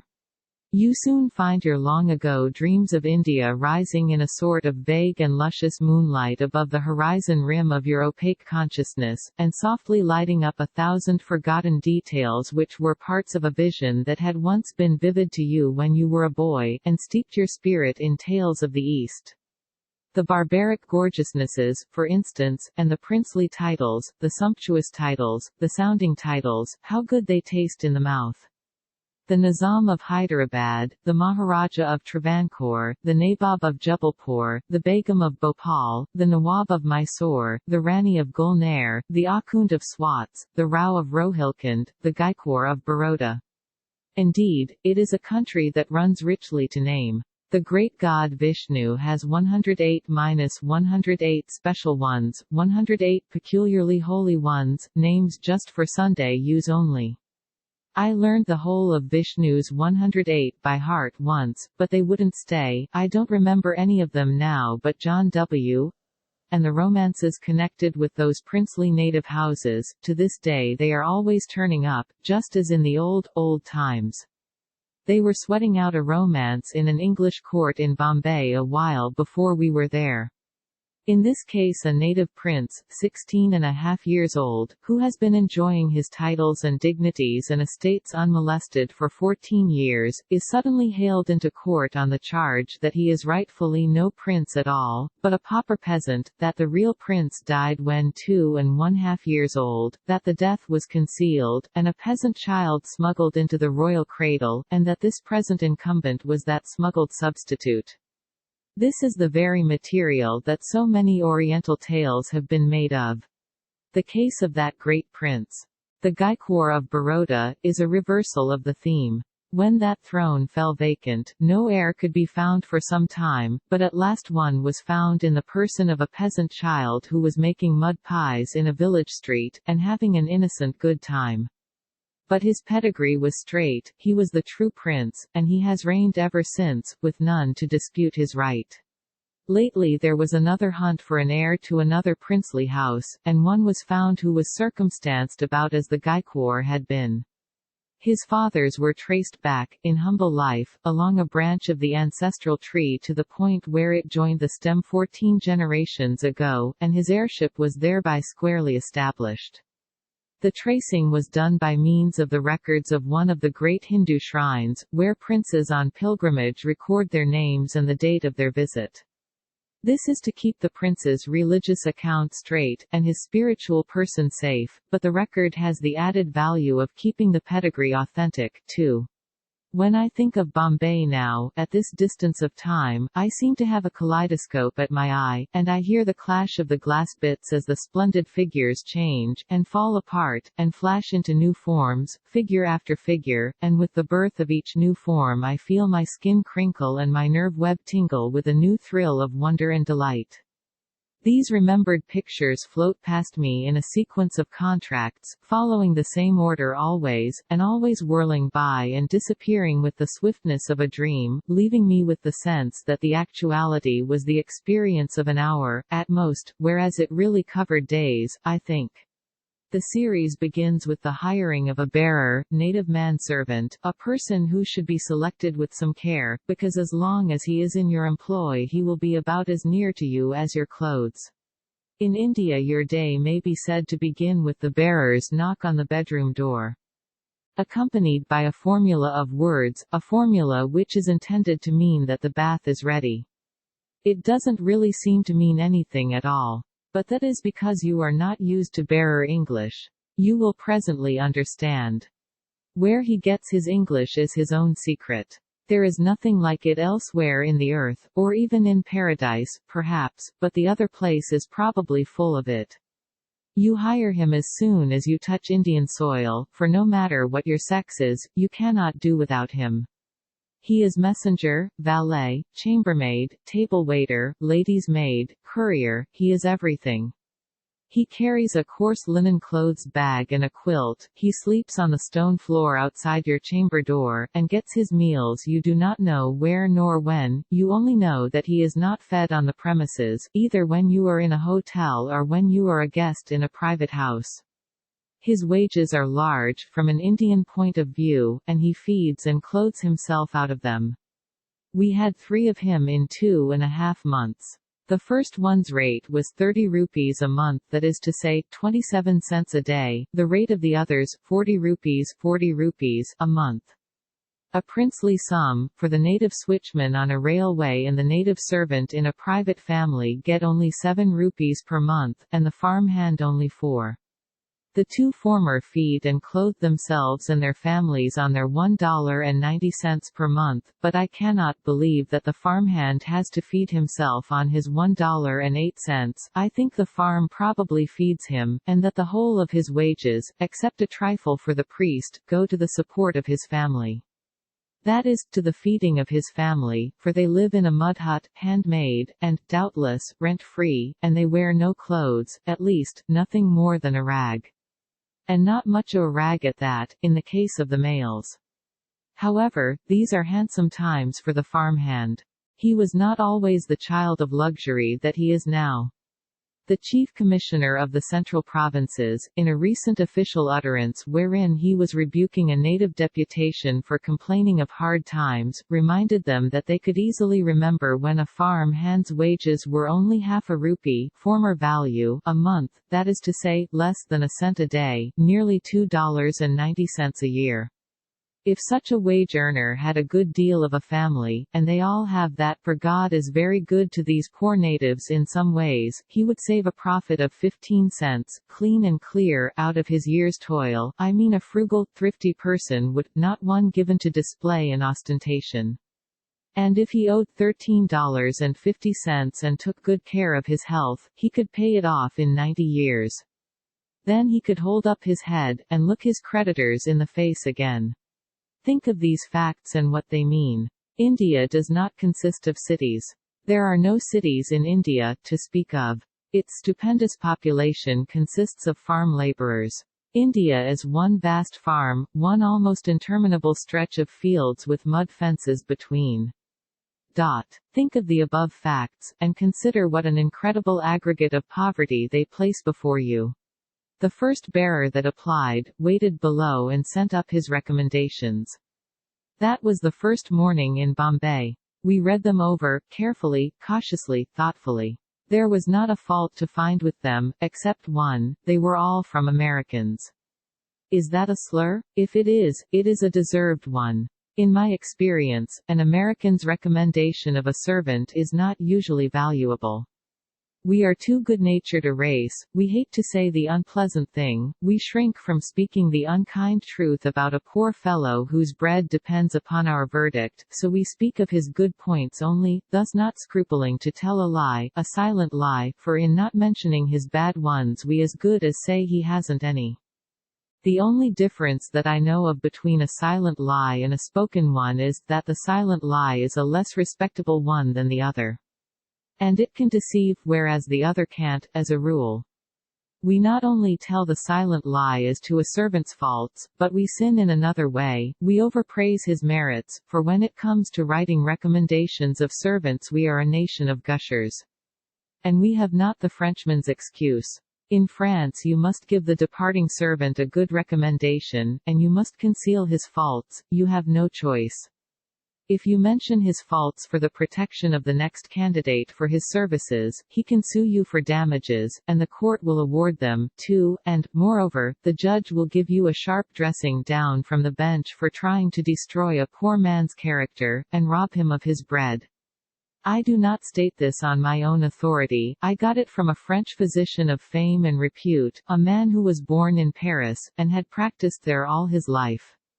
And he said that he spoke not merely from common knowledge, but from exasperating personal experience. As I was saying, the bearer's recommendations were all from American tourists, and St. Peter would have admitted him to the fields of the blessed on them, I mean if he is as unfamiliar with our people and our ways as I suppose he is. According to these recommendations, Manuel X was supreme in all the arts connected with his complex trade, and these manifold arts were mentioned, and praised in detail. His English was spoken of in terms of warm admiration, admiration verging upon rapture. I took pleased note of that, and hoped that some of it might be true. We had to have someone right away, so the family went downstairs and took him a week on trial, then sent him up to me and departed on their affairs.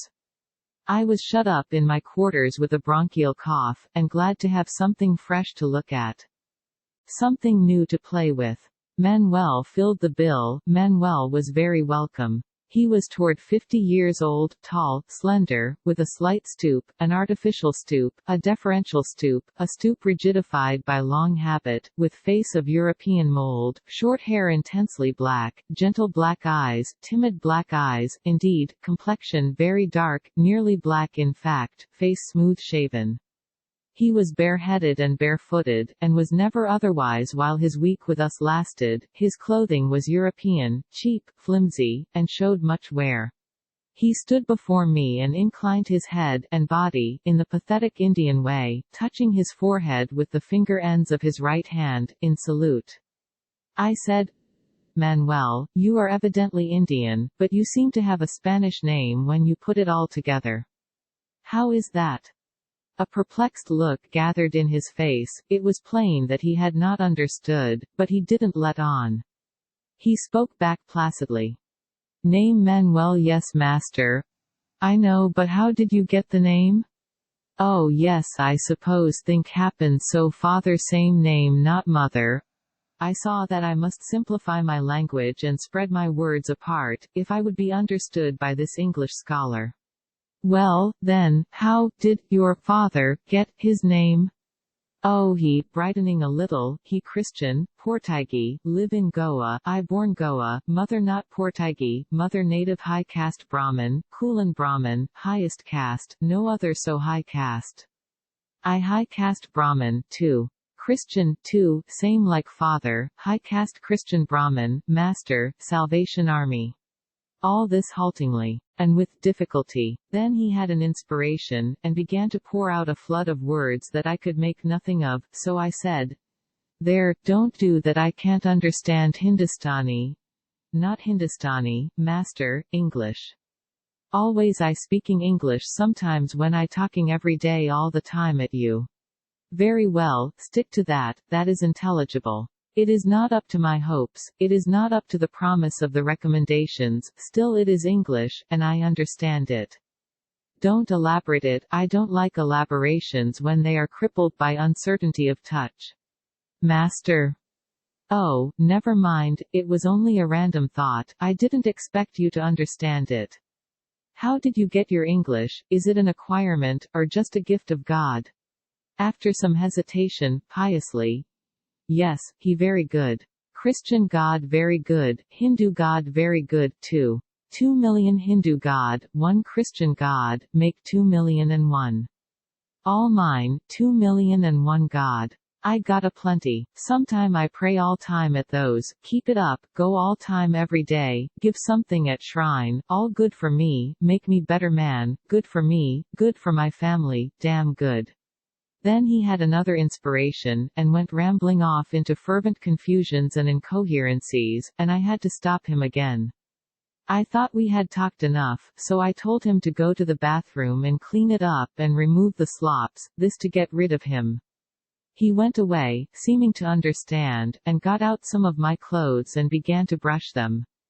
I repeated my desire several times, simplifying and resimplifying it, and at last he got the idea.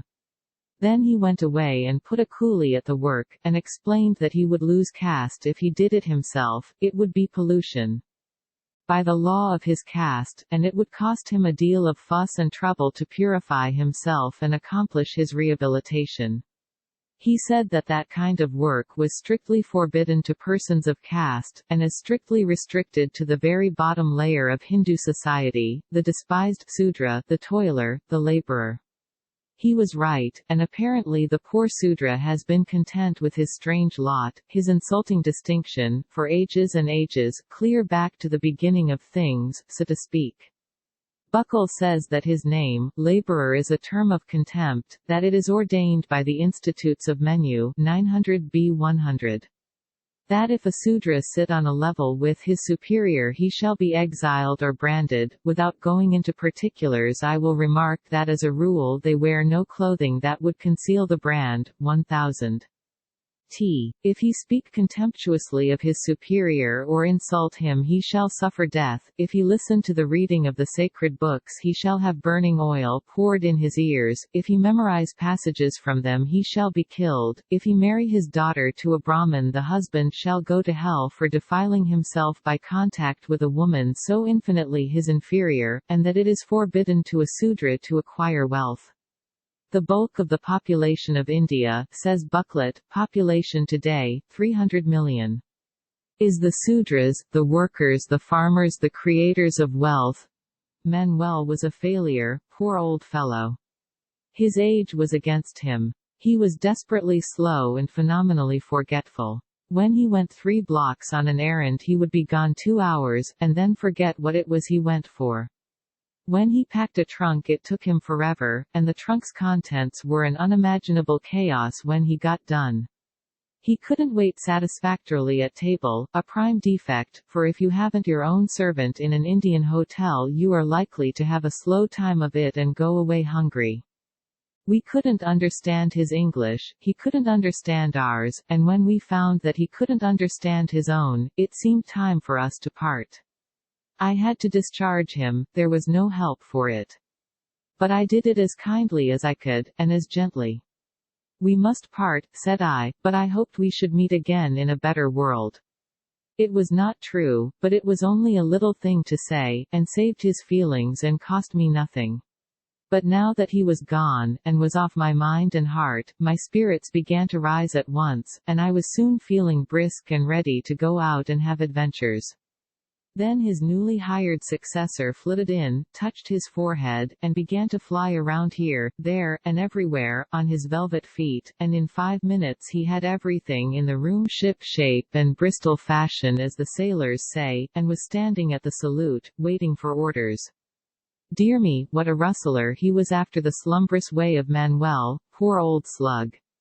All my heart, all my affection, all my admiration, went out spontaneously to this frisky little forked black thing, this compact and compressed incarnation of energy and force and promptness and celerity and confidence, this smart, smiley, engaging, shinny-eyed little devil, feruled on his upper end by a gleaming fire coal of a fez with a red-hot tassel dangling from it. I said, with deep satisfaction, "You'll suit. What is your name?" He reeled it mellowly off. "Let me see if I can make a selection out of it, for business uses, I mean, we will keep the rest for Sundays. Give it to me in installments." He did it, but there did not seem to be any short ones, except Musa, which suggested mouse. It was out of character, it was too soft, too quiet, too conservative, it didn't fit his splendid style. I considered, and said, "Musa is short enough. But I don't quite like it. It seems colorless, inharmonious, inadequate, and I am sensitive to such things. How do you think Satan would do?" "Yes, Master Satan do wear good." It was his way of saying very good. There was a rap at the door. Satan covered the ground with a single skip, there was a word or two of Hindustani, then he disappeared. 3 minutes later he was before me again, militarily erect, and waiting for me to speak first. "What is it, Satan?" "God want to see you." "Who?" "God I show him up, master?" "Why, this is so unusual, well, you see indeed I am so unprepared, I don't quite know what I do mean." "Dear me, can't you explain? Don't you see that this is a most Here his card, master. Wasn't it curious, and amazing, and tremendous, and all that? Such a personage going around calling on such as I, and sending up his card, like a mortal, sending it up by Satan. It was a bewildering collision of the impossibles. But this was the land of the Arabian Nights, this was India, and what is it that cannot happen in India? We had the interview. Satan was right, the visitor was indeed a god in the conviction of his multitudinous followers, and was worshipped by them in sincerity and humble adoration. They are troubled by no doubts as to his divine origin and office. They believe in him, they pray to him, they make offerings to him, they beg of him remission of sins, to them his person, together with everything connected with it, is sacred, from his barber they buy the parings of his nails and set them in gold. And wear them as precious amulets. I tried to seem tranquilly conversational and at rest, but I was not. Would you have been? I was in a suppressed frenzy of excitement and curiosity and glad wonder. I could not keep my eyes off him. I was looking upon a god, an actual god, a recognized and accepted god, and every detail of his person and his dress had a consuming interest for me. And the thought went floating through my head, he is worshipped, think of it, he is not a recipient of the pale homage called compliment, wherewith the highest human clay must make shift to be satisfied, but of an infinitely richer spiritual food, adoration, worship. Men and women lay their cares and their griefs and their broken hearts at his feet, and he gives them his peace, and they go away healed. And just then the awful visitor said, in the simplest way, there is a feature of the philosophy of Huck Finn which, and went luminously on with the construction of a compact and nicely discriminated literary verdict. It is a land of surprises, India. I had had my ambitions, I had hoped, and almost expected, to be read by kings and presidents and emperors, but I had never looked so high as that. It would be false modesty to pretend that I was not inordinately pleased. I was much more pleased than I should have been with a compliment from a man. He remained half an hour, and I found him a most courteous and charming gentleman. The godship has been in his family a good while, but I do not know how long. He is a Mohammedan deity, by earthly rank he is a prince, not an Indian but a Persian prince. He is a direct descendant of the Prophet's line. He is comely, also young, for a god, not 40, perhaps not above 35 years old. He wears his immense honors with tranquil grace, and with a dignity proper to his awful calling. He speaks English with the ease and purity of a person born to it. I think I am not overstating this. He was the only god I had ever seen, and I was very favorably impressed. When he rose to say goodbye, the door swung open and I caught the flash of a red fez, and heard these words, reverently said, "Satan, see God out." Yes, and these mated beings passed from view, Satan in the lead and the other following after.